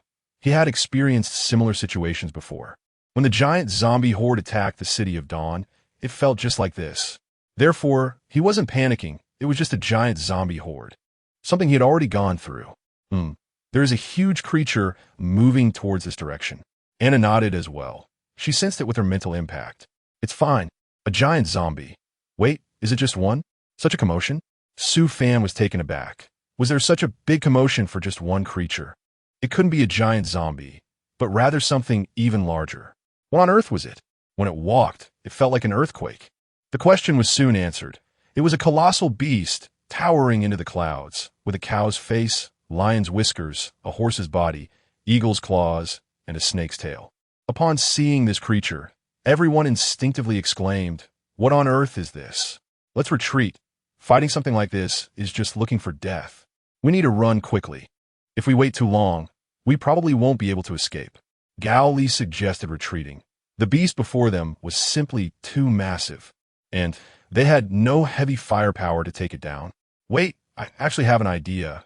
Using this thing to fill the pit might be a pretty good plan, right? Su Fan, however, was unwilling to give up. He had a whimsical idea, to use the body of this giant beast as a bridge, so they could reach Source City. Huh? Are you still half asleep? Can't you see how huge this thing is? How could we possibly defeat it with just us? Gally thought Su Fan was simply crazy. There was no chance of winning, was there? Chapter 99, Narrow Escape. Gao Li and the others were bewildered. Is this really possible? They didn't understand the boss's operation. Maybe we shouldn't take the risk? Someone in the crowd expressed concern. Although they had seen Su Fan and Gao Li's strength, this kind of behavior was still too risky for them. Su Fan frowned slightly, realizing there was no other way.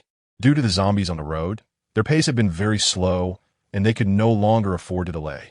The crowd fell silent. Su Fan was stating the facts. If they didn't follow Su Fan's suggestion, when would they ever reach Source City? This will do. Gally suddenly spoke up. He trusted Su Fan's judgment. After spending the last few days with him, he knew Su Fan was reliable and wouldn't make mistakes. The group was silent for a moment, but eventually accepted Su Fan's plan. Let's go, Su Fan called out to the driver ahead. The driver started the vehicle, stealthily approaching the giant beast. The driver was very skilled, and they had managed to circle around to just behind the giant beast, which remained completely unaware. Su Fan sat in the back seat, thought for a moment, and then said, "I'll do it. It's too dangerous." After he finished speaking, he hunched his body and lifted his leg from the back seat to the side of the driver's seat. Su Fan skillfully approached the driver's seat, naturally gripping the steering wheel with both hands. He didn't drive often, but his skills hadn't dulled much. He maneuvered the wheel with ease. The giant beast hadn't noticed Su Fan and the others yet. Its large feet moved exceptionally slowly, leaving a huge footprint in the ground with each step. Su Fan didn't need to go fast to keep up with it. The giant walked slowly, suddenly stopping, its bulky body turning a few times as if it were listening to the sound around it. The people in the car held their breath, afraid that any careless move might attract the giant beast. Su Fan did not share his plan in detail with them, partly because he felt that knowing too much wouldn't help, and partly because he was too lazy to explain, so he just wanted them to stay put. Although it was blunt, it was indeed the case. A few people with low abilities in the car huddled together, not wanting to disrupt Su Fan and the others' plans, just waiting to see what the others would do next. Anna sat next to Gao Li and easily sensed the change in Gao Li beside her. His breathing was a bit heavy, just like his mood. The giant beast turned around, shifting from facing away from the crowd to facing them. In front of the crowd was a patch of grass, blocking the giant beast's line of sight. The person who had been driving found a spot to conceal them, which was now coming in handy. The people in the car could see the giant beast, but the giant beast could not see the people inside the car. Su Fan rested his hands on the steering wheel, his movements somewhat casual, and the next second the car shot out like an arrow released from a bow. Everyone in the car was startled. Anna almost bit her lower lip. Many people didn't react to Su Fan's sudden action, caught off guard and scared. They quickly gathered themselves and sat properly in their respective seats. Su Fan's abrupt move had created an unprecedented sense of thrill among them. Perhaps having a thrill at this moment wasn't a good thing. Given the current environment, those with timid hearts might have already lost control. For instance, there was one person in the car who had. Gao Li silently glanced at the person who was scared, but didn't dare to say anything. He himself fared much better. The giant beast suddenly noticed Su Fan, appearing particularly interested in him, possibly because this area was sparsely populated, and the beast hadn't had a good meal in a long time, showing excitement at the sight of food. Su Fan charged through the woods, not forgetting to ask Gao Li in the back seat, "Do we have any weapons?" After thinking for a moment, he felt it was unlikely and changed his mind, saying, "Forget about what they are, just throw anything with some lethality at the giant beast." Everyone quickly searched, and their speed wasn't slow. The things they found soon formed a small mound. Through the rearview mirror, Su Fan even saw a few pots and pans. Well, having something is better than nothing, he thought. Throw. As soon as Su Fan finished speaking, the items that had formed a small mountain in the car flew out densely, like raindrops falling in a downpour, all purposefully aimed at the giant beast. These items had little lethality, but they did have some effect. At first, the giant beast was somewhat affected, but later it completely ignored them, relying on its tough skin and thick flesh, directly following Su Fan. Su Fan had to find the right angle to ensure that the items thrown by the people in the car accurately hit the giant beast, all while fleeing for his life at high speed. Su Fan arrived at the broken bridge shortly, glancing back at the giant beast amidst the chaos, feeling a surge of joy as he noticed it was still following. He planned to find a good opportunity to stop the vehicle later. A few seconds later, however, there was no sound of footsteps behind him as he had imagined, but rather Gao Li's trembling voice, saying, "It has stopped. What should we do now?" Wang Biao's voice didn't sound much better than Gao Li's. Perhaps seeing Gao Li so scared made him feel he didn't need to put on a brave front. "Doesn't Brother Su have a fire skill?" Anna whispered. Her voice was extremely soft, but for some reason, everyone could hear her today. Su Fan recalled his fire skills. After a moment of silence, he came up with a solution and then began to take action. Su Fan could only use his flame skills to spray fire and scorch the giant beast's eyes, disrupting its sense of direction. He drove everyone off the vehicle and headed straight towards the crack, with the giant beast following closely and getting stuck in the crevice. Gao Li and the others moved quickly and had already found a safe place to stay. In the earlier rush, Gao Li had tightly held onto Anna's arm. Just as he was about to let go, he heard Anna shouting his name loudly. The hand that Gao Li intended to release had to grip Anna again, fearing that she might impulsively follow Su Fan. Anna couldn't break free from Gao Li's hold, and a tear slowly rolled down her cheek. After a while, when everyone thought Su Fan was in trouble, he crawled out covered in dirt and dust. Anna broke into a smile, relieved that Su Fan was safe, and everyone showed signs of joy. In the face of life and death, even if some matters seemed trivial, there were still those who cared silently. After Su Fan came out and saw everyone like this, he couldn't help but tease them. The group used the giant beast to cross the broken bridge, and as they walked, they discovered they had arrived at a small town, but it was marked as a small road on the map. However, there were still some residents living here. The group approached them to inquire and learned that they were once residents of Source City, but it was no longer livable, and even the army could not approach it. After Su Fan learned about it, he became even more worried about the task. Chapter 100. Danger arises. Gao Li continued to ask, "Is Yuan City still there?" He could see that Su Fan was a bit obsessed with going to Yuan City and would not give up easily, so it was always good to ask more. The resident nodded. "It's still in the same place, but I advise you not to go there anymore. There's no one left. Once the prosperity of Yuan City disappears, everything will change accordingly. They went through so much hardship to get there, only to find it was just a useless ruin. Wang Biao understood the residents' good intentions. But Su Fan had his own plans, so he just thanked him and prepared to set off. In that case, are we still going? Gao Li said as he looked at Su Fan. The answer was a definite yes. Su Fan, note that. Thank you for running so far with me. I thought we would reach Yuan City quickly, but unexpectedly, something went wrong halfway. Everyone expressed that it was no big deal. If it weren't for Su Fan, they probably wouldn't have made it this far safely. It was just a trip to Yuan City, nothing much. Then let's take a break, and we'll set off shortly, Su Fan said to Gao Li before getting into the car. Gao Li then spoke to the others. They all got out of the car to take care of their needs since there were residents around. When Gao Li got back in the car, Su Fan was already lying in the passenger seat, asleep. 10 minutes later, everyone was ready. Gao Li counted the number of people to ensure everyone was present before allowing them to get in. The commotion of everyone getting in was quite loud, and since Su Fan was a light sleeper, he woke up as soon as a few people entered. Gao Li, holding some medicines he had bought from the residents, opened the car door and saw Su Fan looking down at his phone. Awake? Gao Li put the medicines into his bag and started preparing to set off, taking the opportunity to chat with Su Fan. Su Fan grunted in response, still sounding a bit nasal from just waking up. Gao Li pulled out a bottle of water from somewhere and tossed it to Su Fan, saying his throat was hoarse. Thanks. Su Fan then noticed his throat felt a bit uncomfortable and opened the cap, gulping down the water. Gao Li drove the car quickly, heading through the small town. And after a long while, they arrived in Yuan City. The speed was quite fast. Su Fan had already regained his spirits, at least not as lethargic as before, and he spoke to Gao Li from the passenger seat. It seems like there are no people left here. Anna sat in the back, gazing out the window at the scenery of Yuan City.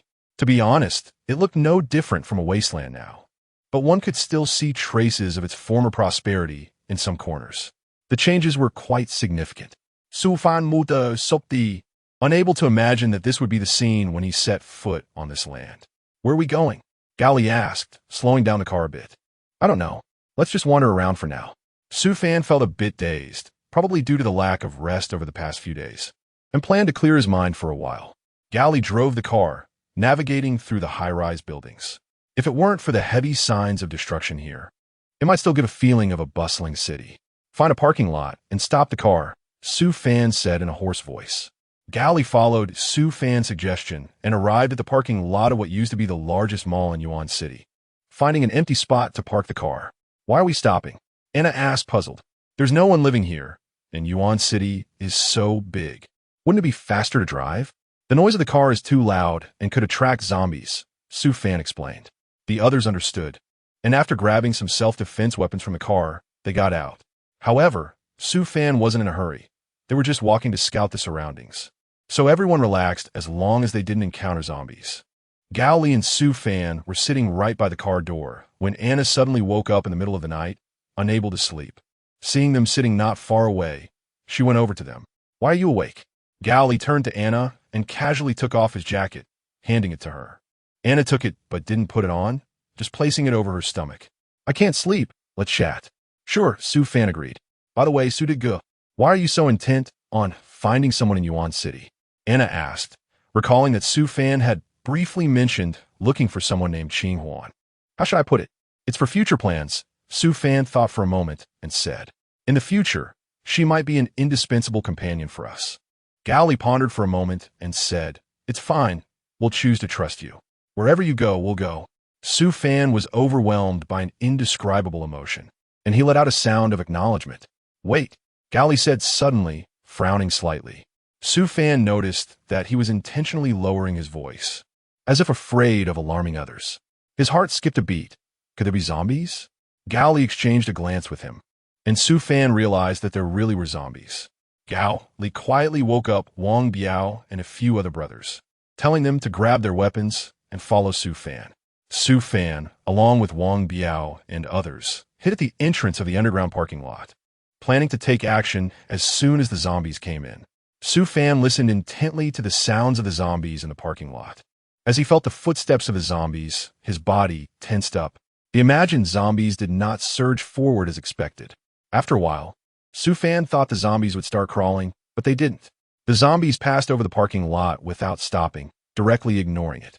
The zombies ran away? Wang Biao exclaimed in surprise, his weapon still held obediently in front of his chest, not expecting to escape so easily. Su Fan remained silent. Zombies do not just run to hunt. The only reason they could not catch up is that their instincts sense danger, possibly the reason why the Qinghuan came here. After the zombies moved away, Su Fan gestured to Wang Biao and the others, and they understood it was a signal to follow him. The group left the parking lot with Su Fan, but discovered someone on the upper floor, wearing clothes similar to Yu's. Su Fan warned everyone to proceed with caution and to remember to leave marks. Then he rushed out to confront that person. Chapter 101. The pill. This was not what the intelligence had indicated. Although the shadow assassin knew Su Fan was strong, he did not expect him to be this outrageous. On the other side, Su Fan also sensed something was off. This shadow assassin was not an ordinary opponent, and his strength was remarkable. For a moment, the two were locked in a stalemate. Su Fan had a slight advantage due to his speed. His claws left the shadow assassin unable to keep up, resulting in several wounds on him. This was a tough situation for the shadow assassin, who did not expect this mission to be so difficult. Originally, he was a speed type, but now he was being outpaced. Although he could still maintain a stalemate, defeat was only a matter of time. He desperately used his katana to parry but dared not meet Su Fan's claws head-on, only managing to deflect them from the side. There was no way around it. While a katana is incredibly sharp and fast, capable of killing with a single strike when used skillfully, it has a fatal weakness. It is brittle. If not wielded correctly, or if encounters a powerful weapon, a regular katana can break. After all, in ancient times, the purpose of a katana was not to cleave through heavy armor, but to pierce through leather armor, focusing more on sharpness than hardness.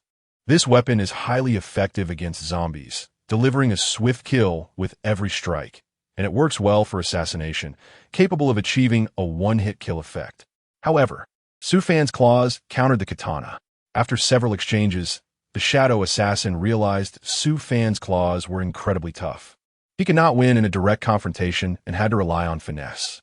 Yet, even though Su Fan was inexperienced with his claws, he was fierce. He quickly realized that the shadow assassin did not dare to take a hit head-on, and his attacks were rapid and densely packed, making it difficult for the shadow assassin to maintain his grip on the katana. Desperate, the shadow assassin decided to use his last resort. He feigned an attack, leaping out of Su Fan's range, and then pulled out a red pill from his pocket and swallowed it. After consuming the pill, the shadow assassin's expression became extremely ferocious. His eyes turned blood red, his cheeks flushed as if he had a high fever, and smoke began to rise from his body. Su Fan was stunned. Did he commit suicide by poison? How did he end up like this? No, it wasn't suicide. Soon, the shadow assassin's body began to grow muscles. His size doubled, and finally, he sprouted red hair, turning into a complete monster. Roar! After transforming into a monster, he completely lost his sanity, resembling a low IQ beast that only knew how to charge recklessly. But even in his reckless charging, he was after Su Fan's life. The current shadow assassin was more than twice as fast, and the impact left Su Fan dazed and unable to react. Cough, cough, cough. Su Fan had lost count of how many times he had been knocked away, only feeling a heat in his chest before spitting out a mouthful of fresh blood.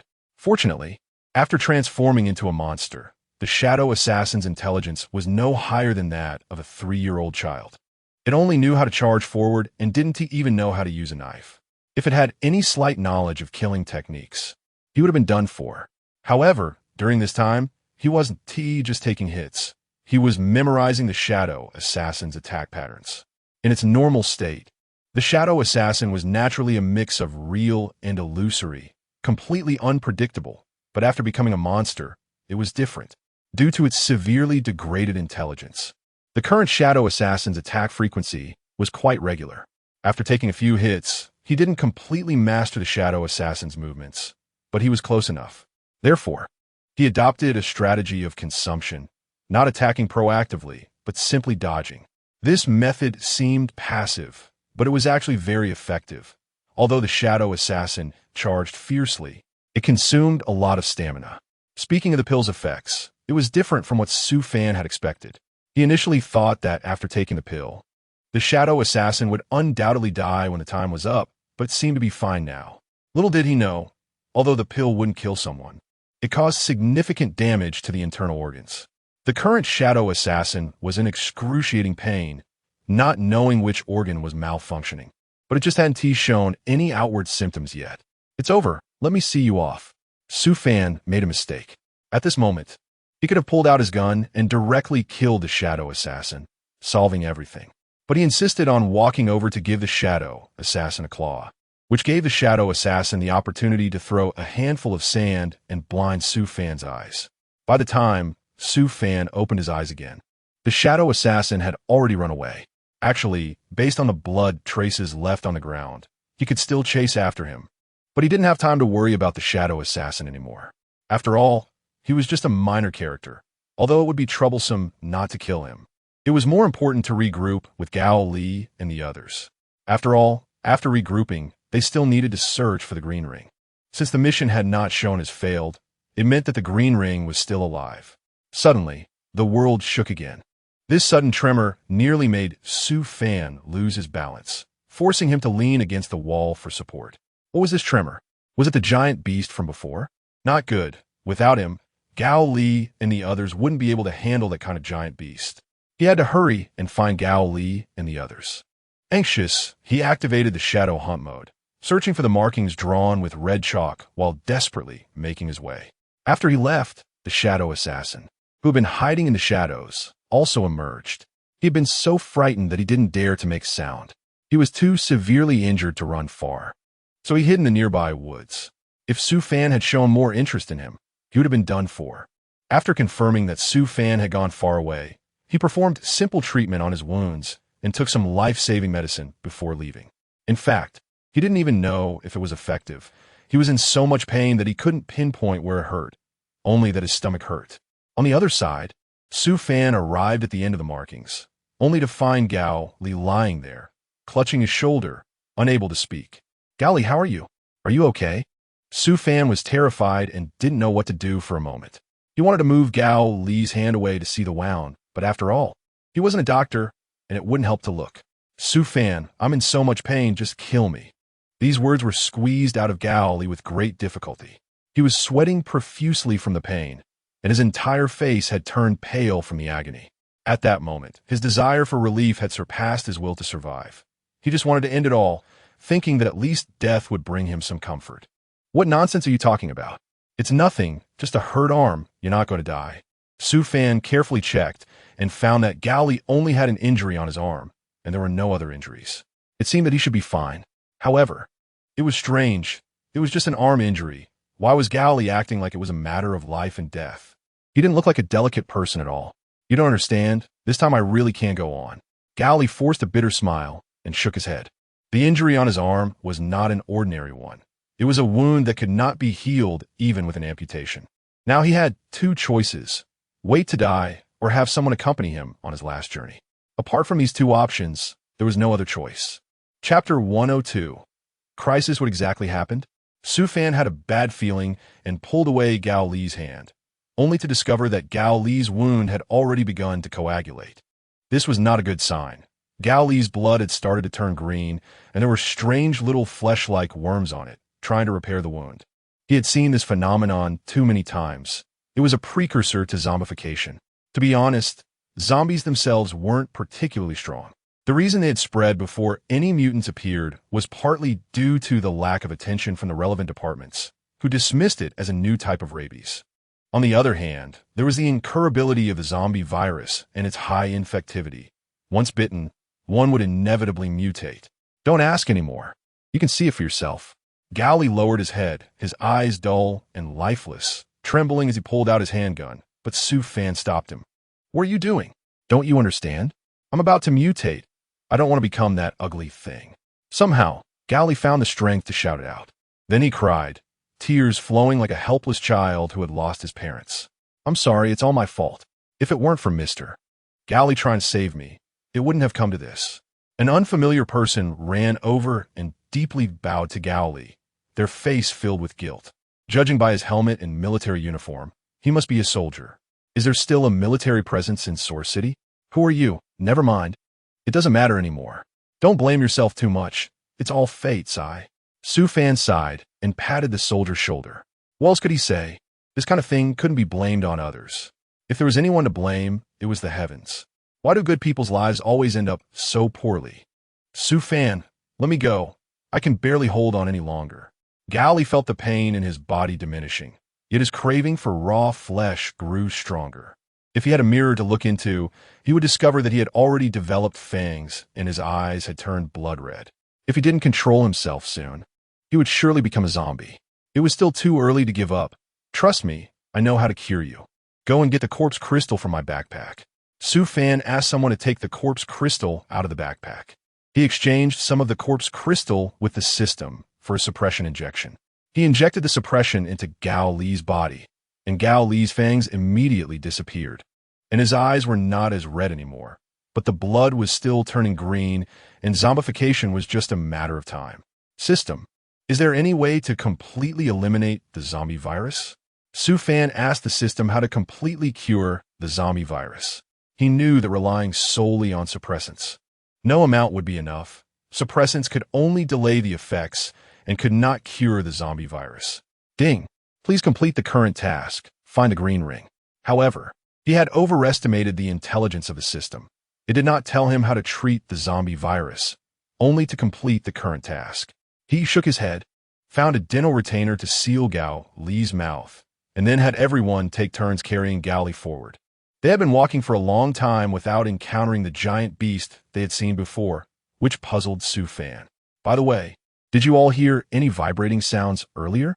If so, did you see anything strange? Like that giant beast from before? Su Fan began to doubt whether he had heard it wrong. Logically speaking, such a giant beast would have a massive size, and it would be impossible not to see it if it were nearby. They heard something, but they didn't see anything.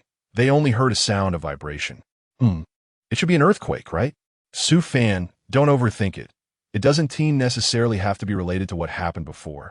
Everyone nodded repeatedly. They indeed heard it, but like Su Fan, they saw nothing. In any case, let's quicken our pace. This place is really too dangerous. Su Fan felt that although the possibility of an earthquake couldn't be ruled out, the likelihood of a giant beast was greater. They decided to leave quickly and find a safer place. However, haste makes waste. They moved too fast and didn't carefully survey their surroundings, resulting in an encounter with a massive horde of zombies. Su Fan panicked. This was probably the largest horde he had ever encountered. As he looked around, it seemed endless, and the eerie howls of the zombies made his hair stand on end. You all retreat to the supermarket and don't come out until I've dealt with these zombies. Su Fan urged everyone to take shelter in the supermarket. Given the current situation, fighting the zombies together with everyone was practically equivalent to sending them to their deaths. What about you? Can you handle it alone? Someone asked. Yeah, Su Fan, there are just too many of them. Even you can't hold them off, right? Let's work together. That way, we might have a chance of survival. At first, everyone disagreed. After all, they weren't stupid. Given the number of zombies, it was too much to expect Su Fan to handle it alone. Don't worry, don't you know me? These zombies are really no match for me. In fact, you being beside me is a hindrance, preventing me from giving it my all. Su Fan revealed a confident smile, but it was all an act. Although he was strong, he was not invincible. The sheer number of zombies could wear him down. However, the others couldn't see through his facade, and since he had said as much, there was nothing more for them to say. They all advised him to be careful before retreating into the supermarket. Outside the supermarket, Su Fan fought desperately against the zombies. At first, he was able to handle it with ease, wielding his weapon and slaughtering his way through, leaving a sea of blood in his wake. But these zombies seemed endless, multiplying like the tide. No matter how many he killed, more kept coming. Gradually, he could barely hold his knife steady, continuously executing kills while his consciousness began to blur. The endless horde of zombies pushed his body to its limits. Finally, due to a moment of carelessness, he failed to deal with a bomb zombie and was injured by the explosion. It wasn't a fatal wound, but his body was already at its limit. This explosion was the last straw that broke the camel's back. Was this the end? He closed his eyes in a daze. feeling unwilling to accept that he would die at the hands of these lowly creatures. "Hey, wake up, can you still breathe?" He didn't know how long he had been unconscious, but a woman's voice pulled him back. When he opened his eyes, he saw a woman holding a knife. Surrounding her were the bodies of zombies, but strangely, there wasn't a drop of blood on her or her knife. "Did you kill those zombies? What's your name?" Su Fan looked around and found that there was no one else. These zombies must have all been dealt with by this woman. But how did she do it? To eliminate so many zombies without shedding blood. What kind of terrifying power does she possess? So boring, I thought you would ask if this is heaven. My name is Qing Huan, and I think you should have heard of it. So the woman before him is Qing Huan, truly one of the strongest warriors in this area. As expected, her reputation is well-deserved. Chapter 103. Valkyrie or Qing Huan? You're a bit different from what I imagined. Before Su Fan met Qing Huan, he had imagined what she would look like, but he never expected the famous Qing Huan to appear so pure. He thought she would be a cool, big sister wearing a trench coat and leather pants, with sunglasses, riding a motorcycle. Instead, Qing Huan was dressed very simply in a green dress, with a wooden hairpin adorned with a white artificial jasmine flower. This outfit made her look less like a female warrior and more like a neighbor's little sister. However, it was still evident that Qing Huan was a warrior. Her gaze was cold, carrying a sadness that someone her age shouldn't have. "So what do you think I should look like? A monster with 2 noses and 3 mouths?" Qing Huan chuckled, and her smile was enchanting, leaving Su Fan a bit stunned. "Not at all. Well, now is not the time to discuss such things. The zombies are coming again." Su Fan changed the topic. It really wasn't the time for idle chatter, as the new wave of zombies had already arrived. This Source City was indeed terrifying. Not to mention the bizarre giant beasts, just the endless zombies were enough to overwhelm anyone. No wonder the major factions had failed to reclaim this Source City before. It was already filled with zombies. Yes, it really wasn't the time to talk. It was truly endless and overwhelming. Qing Huan frowned slightly, instinctively touching the wound on her waist. Even she found it quite difficult to deal with these endless zombies. "Are you hurt? Let me take a look." Su Fan then noticed the injury on Qing Huan's body. He wanted to take her hand away to take a look at the wound, but hesitated when he touched her hand. After all, Qing Huan was a girl. It didn't seem appropriate to directly touch a girl's hand. There wasn't much to see, just an ordinary wound. Qing Huan also sensed the awkwardness and showed the wound to Su Fan. Fortunately, it wasn't a serious injury. It was just a scratch. Importantly, there was no sign of coagulation or discoloration, indicating that there was no zombie virus. She hadn't been bitten, but scratched by a claw zombie. Claw zombies are a type of advanced zombie, essentially a lower-tier version of claw demons, and they fall short in speed and strength compared to claw demons. However, these zombies have 2 advantages over claw demons. 1, they're not afraid of open flames, and 2, their mutation conditions are much easier, unlike claw demons, which are more complicated, making them easy to mass-produce. "Just wait a moment, I'll help you treat the wound." Su Fan had just completed the task, and the system could give him a reward. He originally planned to enhance himself, but seeing that Qing Huan was injured, he gave up on strengthening himself and instead opted for a potion that could heal wounds. Although Qing Huan's injury didn't seem severe, the wound was still bleeding, and it looked like it was quite serious. If not treated in time, the wound could easily become infected in the apocalypse. One should not underestimate any kind of injury or illness.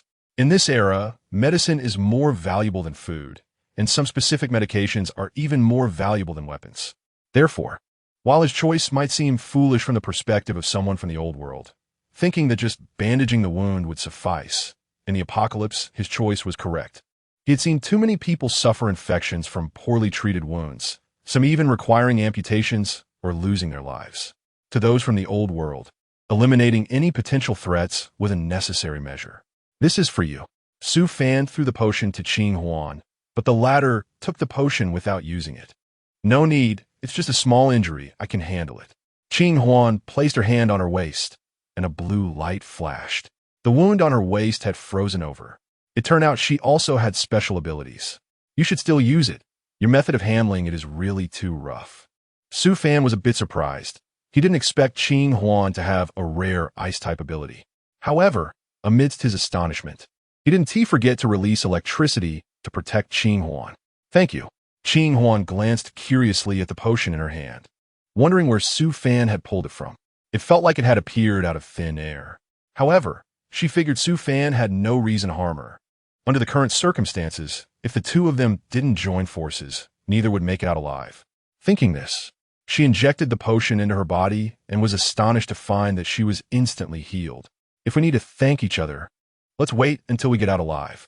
Su Fan tightened his grip on the corpse dog in his hand, his gaze fixed ahead, where a dark tide of corpses surged amidst swirling brown dust. That ancient poem about dark clouds pressing down on the city could well describe the scene before him, right? Let me help you. Qing Huan took the lead, charging towards the gathering horde of zombies, while Su Fan closely followed behind, handling the zombies that were closing in from both sides. The corpse dog's sword moved with the wind, slicing the zombie on the left that had jumped down and pounced with its sharp claws in half. Su Fan then bent his right leg and sent the corpse dog into the forehead of the zombie that was crashing towards him from the right. You got some strength, huh? Qing Huan smiled faintly, initially thinking Su Fan wouldn't be too strong, but now it seemed she had underestimated him. Surrounded by zombies, and still having the mood to watch me fight? Should I say you truly are the goddess of war? Dealing with such a large-scale horde of zombies was not easy, and even the two of them had expended a lot of effort. Huh. Su Fan gasped for breath, his clothes and face splattered with the blood of the slain zombies, looking quite disheveled. However, Qing Huan was only slightly stronger than Su Fan. Her chest was also rising and falling rapidly. But perhaps due to her feminine nature of being clean, there wasn't much blood on her clothes. After all, she had deliberately dodged when the blood splattered out while killing those zombies. This face. Are you that goddess of war, Qing Huan? In the supermarket, upon hearing the fighting outside come to a halt, everyone came out to check the situation, and one person recognized Qing Huan. That's right, this is Qing Huan. But even if they recognized me, I won't offer any rewards. Qing Huan nodded, tidying her hair. She had experienced this scene too many times. Ever since she became famous, there were always people asking her if she was Qing Huan. Are you alone? Qing Huan, do you have no companions? One mouthy person asked, and after he finished, he regretted it. Such questions shouldn't be asked. What if Qing Huan's companions, my people, are all dead? Qing Huan lowered her eyelids, her gaze darkening. She silently clenched her fists, her voice choked. What? Is that true? How could this happen? My God, this Source City seems even more dangerous than we imagined. All right, everyone stop talking. Can't you see she is sad? Upon hearing this, everyone showed expressions of shock. Qing Huan is the goddess of war. Her companions could all be dead. Chapter 104. Encountering the giant beast again, however, before Qing Huan could speak, the ground began to shake slightly, accompanied by a deafening roar. The sound was one they had heard before. Without a doubt, it belonged to a terrifying giant beast.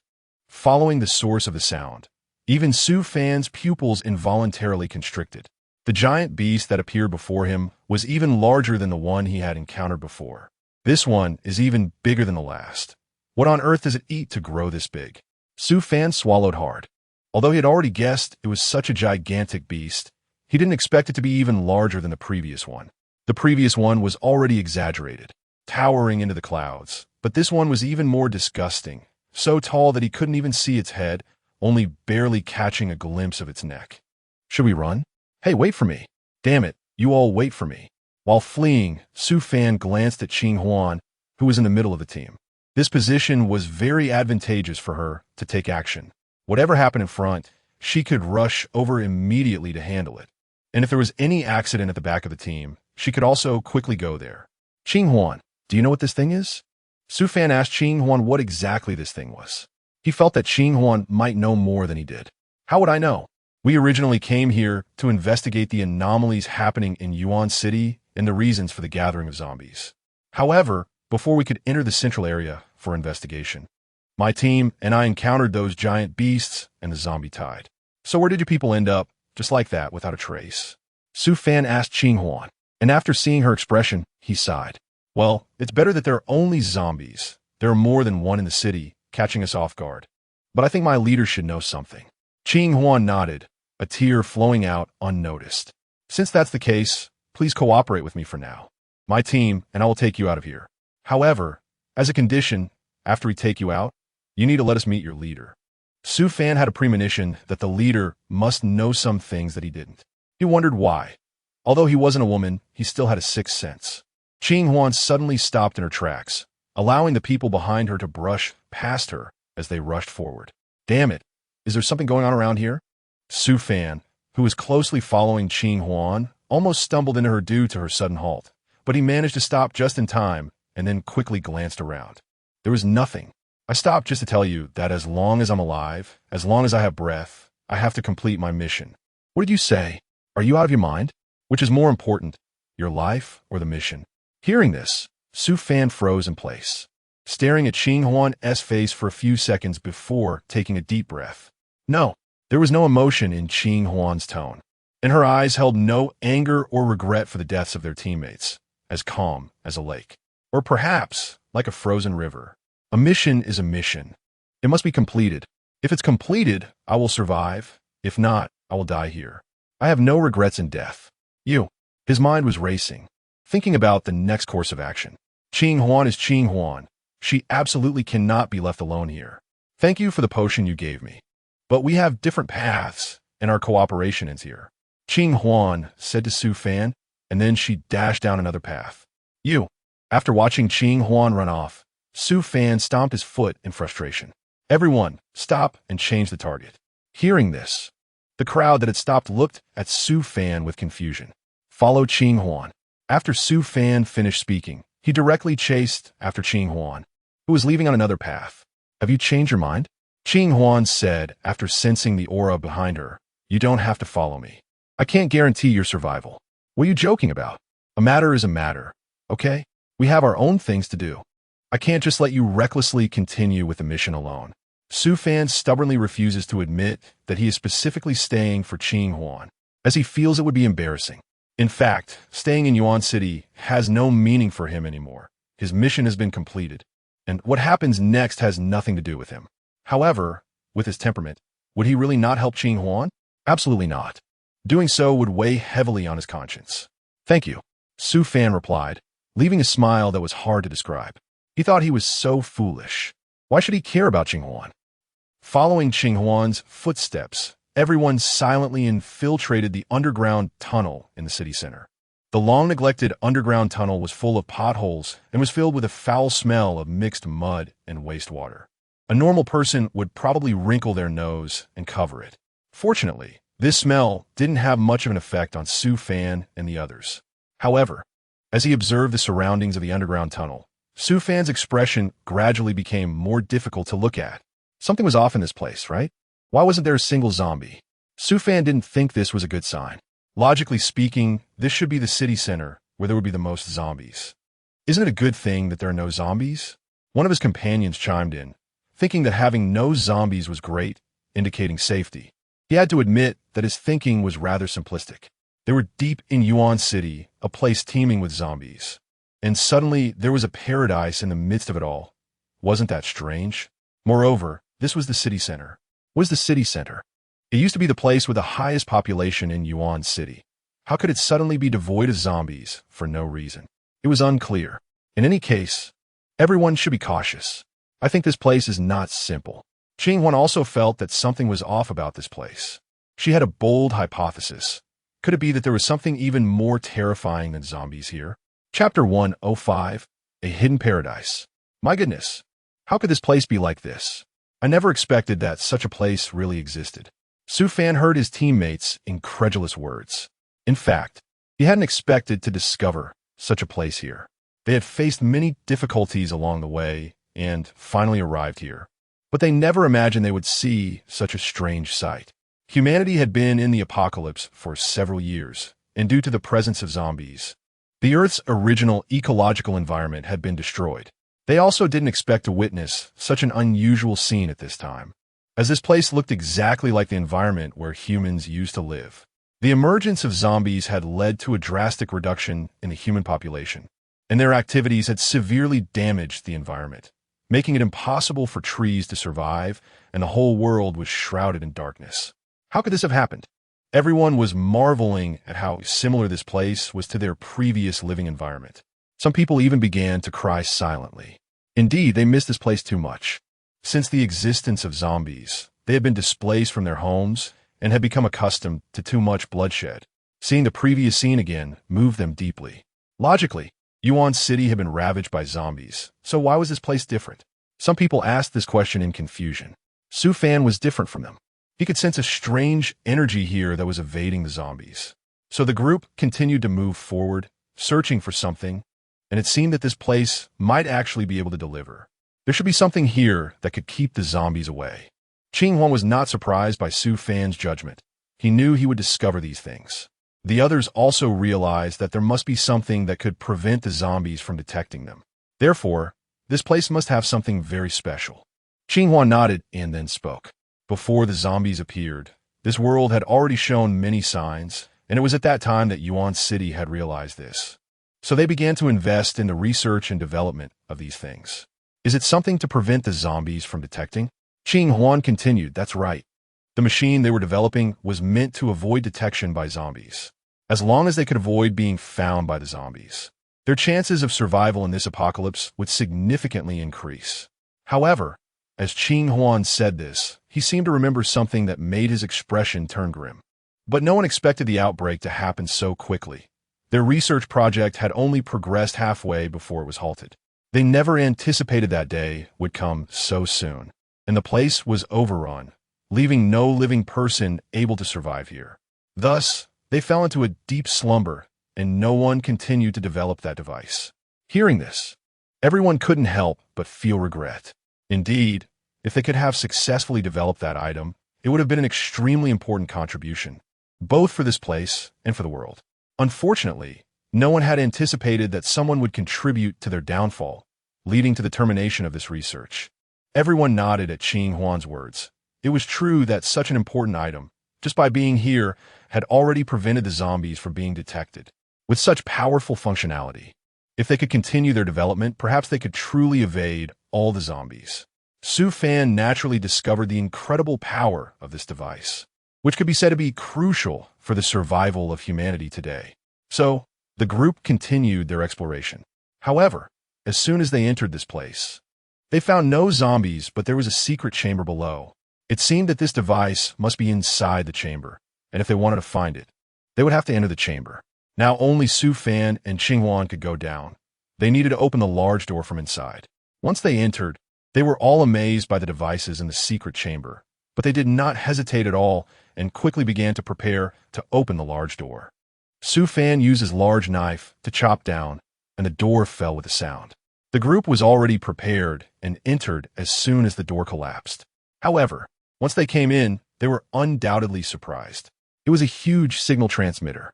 Although they couldn't tell exactly what this signal transmitter was used for, they could guess that it was meant to avoid the detection of those zombies when it was functioning. They all knew that zombies were very sensitive, but in this place, they felt nothing at all. It seemed that the signal transmitter was doing its job. At the same time, they noticed something else. Around the still operating signal transmitter, there were some small green flying insects. The surroundings showed no unusual fluctuations, but the small insects buzzed around the signal transmitter continuously. They didn't know what these small insects were up to, but since their buzzing did not affect them, they chose to ignore it. Qing Huang looked at Su Fan. It was time for them to take action. Su Fan nodded, and then he waved his hand, causing the signal transmitter and those small insects to vanish completely. The surrounding environment fell into a dead silence. They didn't expect that at this moment, Su Fan would demonstrate another ability he possessed, spatial ability. The others realized that this was spatial ability, and in this mode, having a spatial ability was crucial as it could store water and food.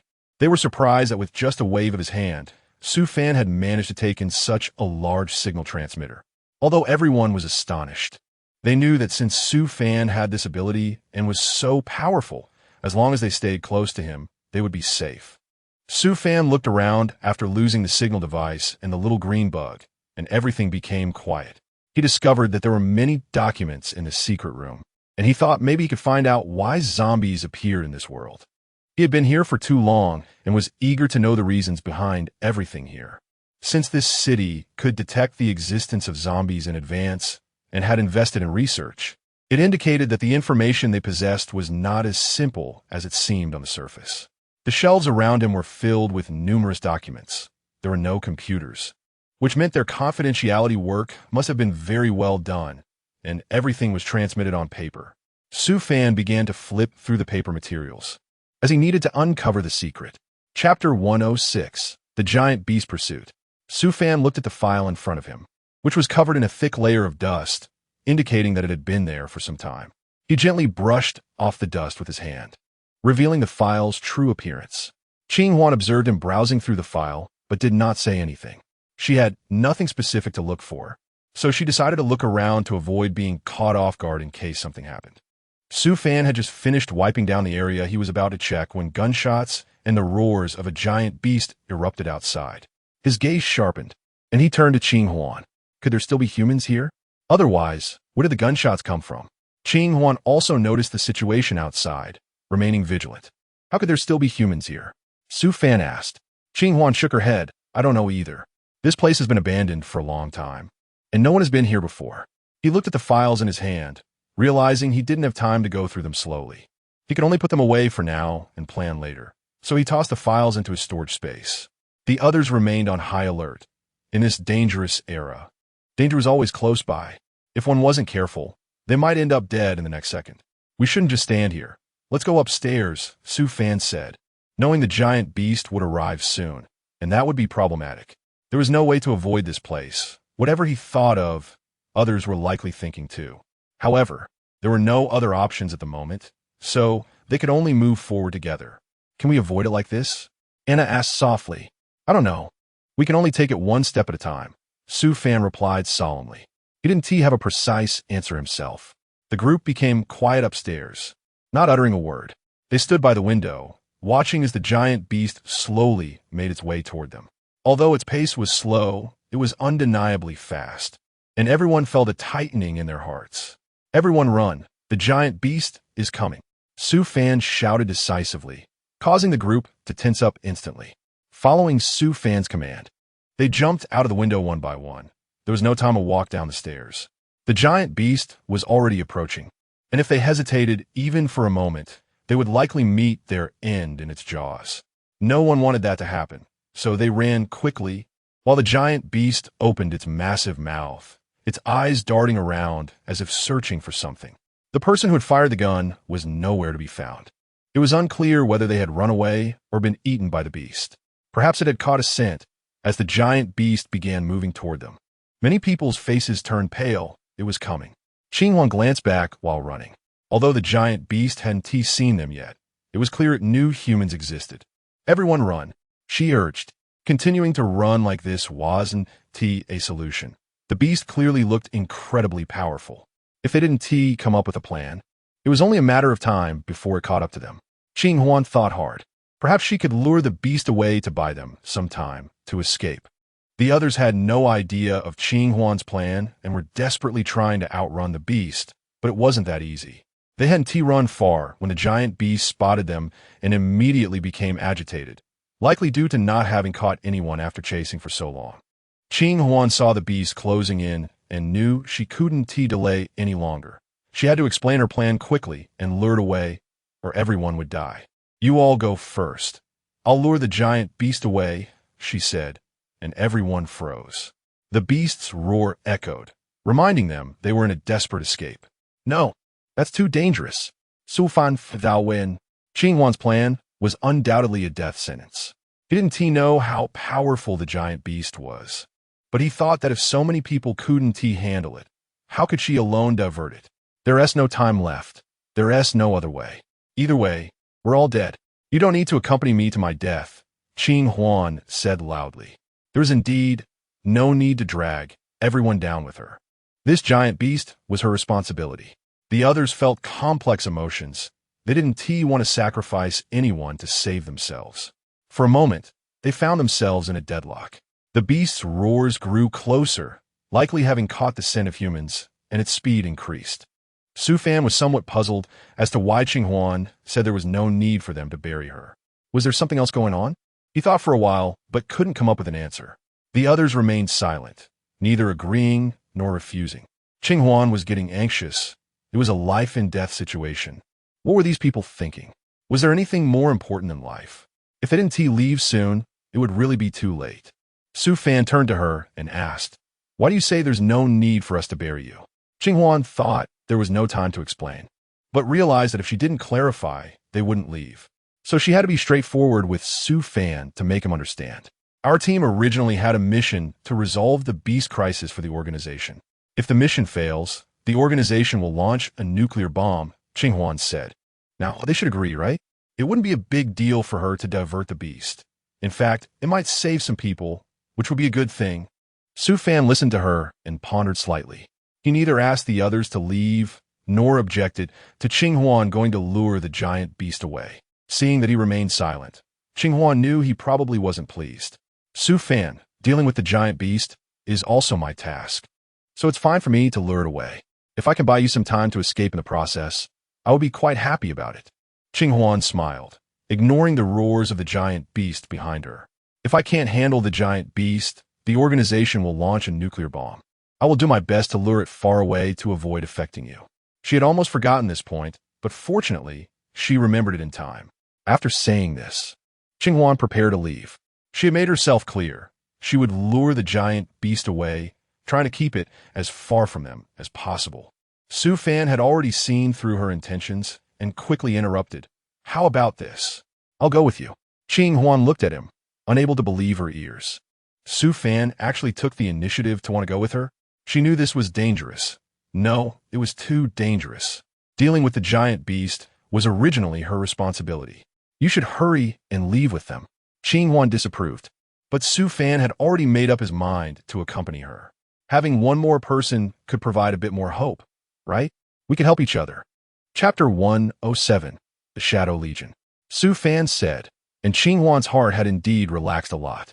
She had initially thought she could just go by herself. She didn't expect Su Fan would want to accompany her.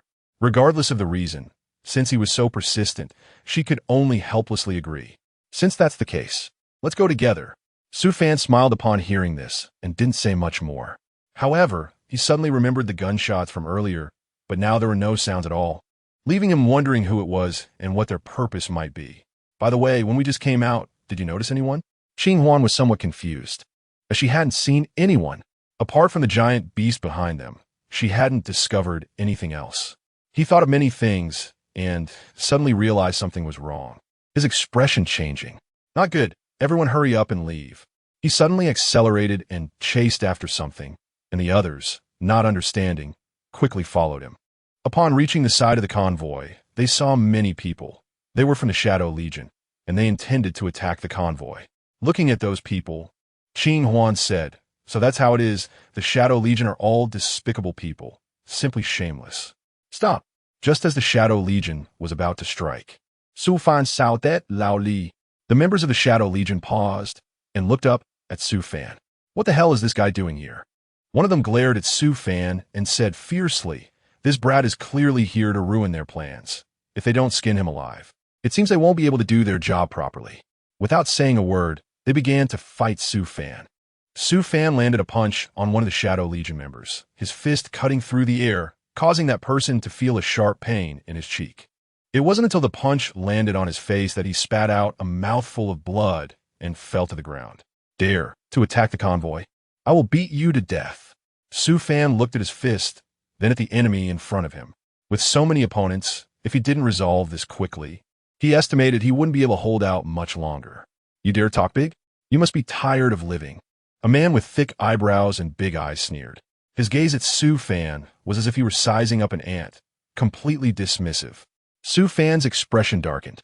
It seemed that if he didn't show them some colors, they really would think they were untouchable. "Let's give it a try," he said, clenching his fist. Without acting impulsively, he flashed into the crowd. Qing Huan was surrounded by 3 or 4 people and found it difficult to break free. The Shadow Legion members had some skill, otherwise, they wouldn't be so bold as to attack the convoy. As they fought, Su Fan felt that he was starting to struggle against the Shadow Legion members. A thin layer of sweat began to form on his forehead, and he found it somewhat strenuous. The members of the Shadow Legion clearly noticed his difficulties, and their attacks became more intense. "How's it going, Brad? Can't hold on anymore? You really can only talk big. I wonder if you've bitten your tongue." The earlier man with thick eyebrows said mockingly. His words were filled with derision. He initially thought this person had some remarkable abilities, but it turned out he could only talk tough. Su Fan was too busy fending off attacks to have the energy to argue with him, so he looked for openings, hoping to turn the tables. Qing Huan managed to drive back the surrounding people. One by one they lay on the ground, howling in pain, but she didn't spare them a glance. Letting them go was her final bottom line. Now it was time to help Su Fan. The members of the Shadow Legion were getting more and more aggressive, and one of them aimed a fierce blow at Su Fan, only to be intercepted by Qing Huan. "What do you want?" she said, looking at the man with disdain, and slashed her knife across his arm. Blood immediately gushed out, and looking at the blood, Qing Huan seemed quite satisfied. Looking for death. The man couldn't stand her arrogant demeanor. After all, she was just a woman, daring to act so haughty in front of him. He thought he would take her down with one strike. "Looking for death? You must have mistaken your target," Qing Huan replied, the corners of her mouth slightly curling up. She truly didn't understand what it meant to seek death. She didn't waste any more words. With a swift turn, she aimed her knife at the man. To avoid the sharp blade, he had no choice but to abandon his attack and dodge to the side. "Still trying to dodge? Did I allow you to?" After failing to land a hit, Qing Huan quickly charged at the man with her knife, seemingly enraged, targeting his vital points, especially his neck. Her eyes were fixated there as if she wanted to turn her murderous intent into something tangible. The man felt a chill at his neck. If he didn't strike first to kill her, it would be him who died. The two fought fiercely, and the others were the same. With Qing Huan drawing some of the enemies away, Su Fan found it wasn't as strenuous as before. His punches were powerful, and just the wind from his fists made many faces change color. If he didn't teach these people a lesson today, they would probably come back again next time. With that thought, he started to hit harder, scaring many with the ruthlessness in his eyes, while others were also fiercely attacking the Shadow Legion. Shoo! The sound of a knife piercing flesh echoed as Qing Huan exerted force, pulling the knife out from the enemy's chest. Blood spraying like a fountain and staining the ground red. Su Fan heard the sound and turned around to see the person who had fallen in front of him and Qing Huan, who was holding a knife. Looking at the situation, he understood everything. It was Qing Huan who saved him. Otherwise, it would have been him who was stabbed in the chest just now. The others, seeing their comrades dead and facing a fierce counterattack, retreated to the side, knowing they couldn't compete with their opponents. Continuing to hold out would only lead to more casualties. So the leader decisively chose to retreat, and the group quickly left without Su Fan and the others intending to pursue them. After everyone had left, Su Fan turned to Qing Huan and asked, "Why did you save me?" "I just don't like owing people favors," Qing Huan replied. Su Fan nodded, indicating that he understood. They had wasted quite a bit of time while fighting with the Shadow Legion. Now that the giant beast was approaching, the two exchanged a glance and nodded, then flashed to the giant beast's side and swung their knives. "The nuclear bomb has probably been launched by now. We need to lure the giant beast out of Source City," Qing Huan said, and Su Fan understood the gravity of the situation. As they hacked away while moving, Su Fan asked, "Did you lie to me about meeting the leader?" Qing Huan, in this critical moment, did not forget to ask this, which surprised him a bit. "Yes," Qing Huan admitted, not intending to lie. Su Fan smiled, and understanding dawned on him. He had thought of this long ago. From now on, he must keep his promises and not deceive anyone. After saying that, he quickly struck the giant beast again with his knife. Chapter 108. Danger. Qing Huan was stunned for a few seconds and quickly spoke up. "What time is it? Why are you saying these things?" Before she could finish her words, the giant beast stretched out a claw towards her. Qing Huan leaped to the side. "Can you focus, please?" Su Fan said, quickly moving to Qing Huan's side. Seeing that she was uninjured, he breathed a sigh of relief. The two of them fled in all directions, dodging the giant beast's attacks. The beast looked quite comical when it attacked people, sometimes using both hands and feet, but when it was a matter of life and death, no one cared about how it looked. The giant beast was incredibly fast, but Qing Huan and Su Fan were not slow either. Their cooperation became increasingly tacit, showcasing some unimaginable synergy in many situations. "I didn't expect this," Qing Huan said, having dodged a blow from the giant beast with Su Fan's help. Su Fan's speed and strength were commendable, and Qing Huan glanced at him, her eyes filled with admiration. By the way, this is our first meeting, right? Su Fan said. Qing Huan nodded. It seemed odd that he would bring this up. While chatting, they continued to evade the giant beast's attacks. To others, it looked like they were courting death, but to them, it was just normal operation. I didn't expect that our first meeting would end up with us dying together. Su Fan lamented. He was no weakling. In the apocalypse, as long as he was a bit cautious, he could stay safe. Yet today, he felt closer to death than ever before. This sudden voice left Su Fan stunned for a few seconds, and in those moments, a jet of flames suddenly shot out from the giant beast's mouth, aimed directly at Su Fan.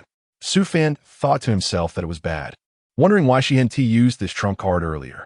Realizing the situation, he quickly sidestepped to the floor above, avoiding the flame's engulfment. The fire brushed past him, burning a piece of cloth off his arm, and he felt a faint pain, but nothing more. Indeed, that voice was from the system. The giant beast's death? It seemed they had to kill the giant beast themselves. Merely avoiding it was not a solution. After the beast's flame subsided, the green ring began moving towards Su Fan. The timing was perfect, as Su Fan wanted to discuss the matter of killing the giant beast with her, but unexpectedly, she struck him with a critical hit right away. Su Fan, what are you doing? Qing Huan, however, spoke coldly. You wanted to show off, and now look what happened, you're hurt. Are you happy now? Qing Huan felt a bit speechless, wondering if she was angered by Su Fan. Su Fan shook his head to indicate it was nothing, and the two of them moved together. He happened to be facing the giant beast, and quickly found a place to hide. Forget it. Let him say whatever he wants. Qing Huan thought, and soon found cave. The two of them were a bit away from the cave, and decided to wait for an appropriate moment to rush over. When they reached a corner, the giant beast was large and somewhat clumsy, while the two of them were much more agile. They quickly jumped down from the tall building and then swiftly entered the cave. Is the giant beast coming? As soon as they entered the cave, Qing Huan asked, since Su Fan had been behind and she didn't know if he had seen clearly. The giant beast discovered that Su Fan and Qing Huan were hiding in the cave, but its massive body couldn't fit inside. After struggling outside for a while, the entrance suddenly darkened. Upon closer inspection, the giant beast had pressed its eyes against the cave, looking at the two of them. Damn! The same thought flashed through both Qing Huan and Su Fan's minds. This thing was too terrifying. Waiting for a rabbit to come by wasn't Qing Huan's style. She took out a shotgun and aimed at the giant beast's eyes, firing a shot. A second later, the sound of a bullet hitting something rang out, indicating that Qing Huan had hit her target. The giant beast howled in pain, and both Su Fan and Qing Huan could hear it suffering. Finally, the giant beast stopped pressing its eyes against the cave entrance, likely looking for another way in. After hitting the giant beast's eye, Qing Huan put away the shotgun. Its power wasn't great, and it probably wouldn't hold the beast off for long. So, Qing Huan used ice to seal the cave entrance.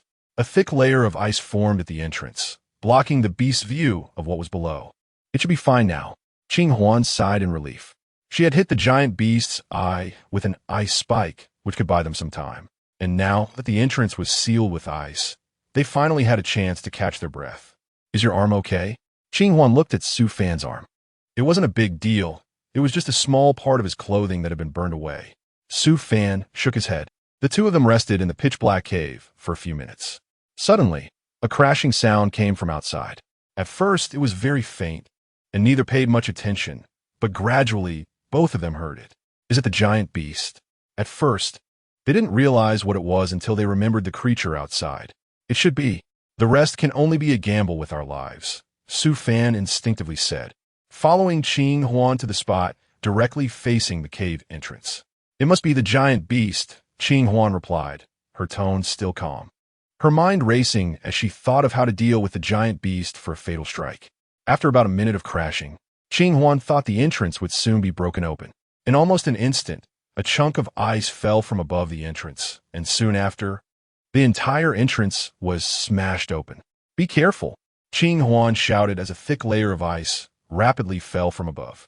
The explosion quickly broke the ice-sealed entrance. Su Fan instinctively positioned himself in front of Qing Huan, and almost simultaneously, Su Fan received a notification that he had completed a task, choosing a heavy shield to resist radiation and impact as a reward. When the explosion came, Qing Huan's mind went blank. and she had no time to react to what was happening. In the end, she was knocked unconscious by the tremendous impact. However, before closing her eyes, she seemed to see a figure flash by her side, which looked like Su Fan, and then she lost consciousness. Qinghuan opened her eyes and looked around.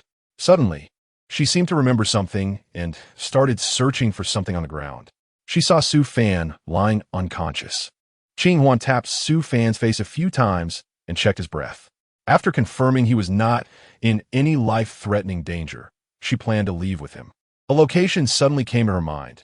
No matter how it was, she wouldn't harm Su Fan. So, she carried Su Fan on her back as if he were a sack and set off in the direction of the base. Coincidentally, she encountered Gao Li and others outside the base. They said their convoy was stopped by the guards and decided to wait there. Qinghuan led everyone into the military base. Chapter 109. Su Fan Awakens. When Su Fan opened his eyes, his head felt a bit dizzy, and it took him a while to gather his thoughts. The white ceiling and the presence of people around him made him temporarily unaccustomed to the glaring light. His hazy mind needed to clear up, so he closed his eyes again. Had he woken up? Anna looked at Su Fan on the bed and quickly said to the person next to her. It seemed she had just seen Su Fan open his eyes, but now he had closed them again, unsure if he had fallen back into a coma. Really? No, he hasn't. Gally followed her gaze and looked over, realizing that. Just like before, Su Fan was still motionless. Did I see it wrong? Anna muttered, shaking her head and turning away. Probably. You've been tired these past couple of days. You should rest more, Gally said while looking at the item in his hand. Su Fan could hear their conversation. Anna nodded. Perhaps she really was exhausted these 2 days. Even though they had special skills, they were still human, and, as humans, they would feel tired and eventually reach a breaking point. Thus, the room resumed its quietness as the two focused on their tasks, momentarily at a loss for words. After resting for a while, Su Fan felt less dizzy, and his eyes adjusted to the light, no longer feeling it was glaring. He opened his eyes, slowly sat up, and upon hearing the sound, Gao Li and Anna quickly stood up. You're awake? Do you feel any discomfort?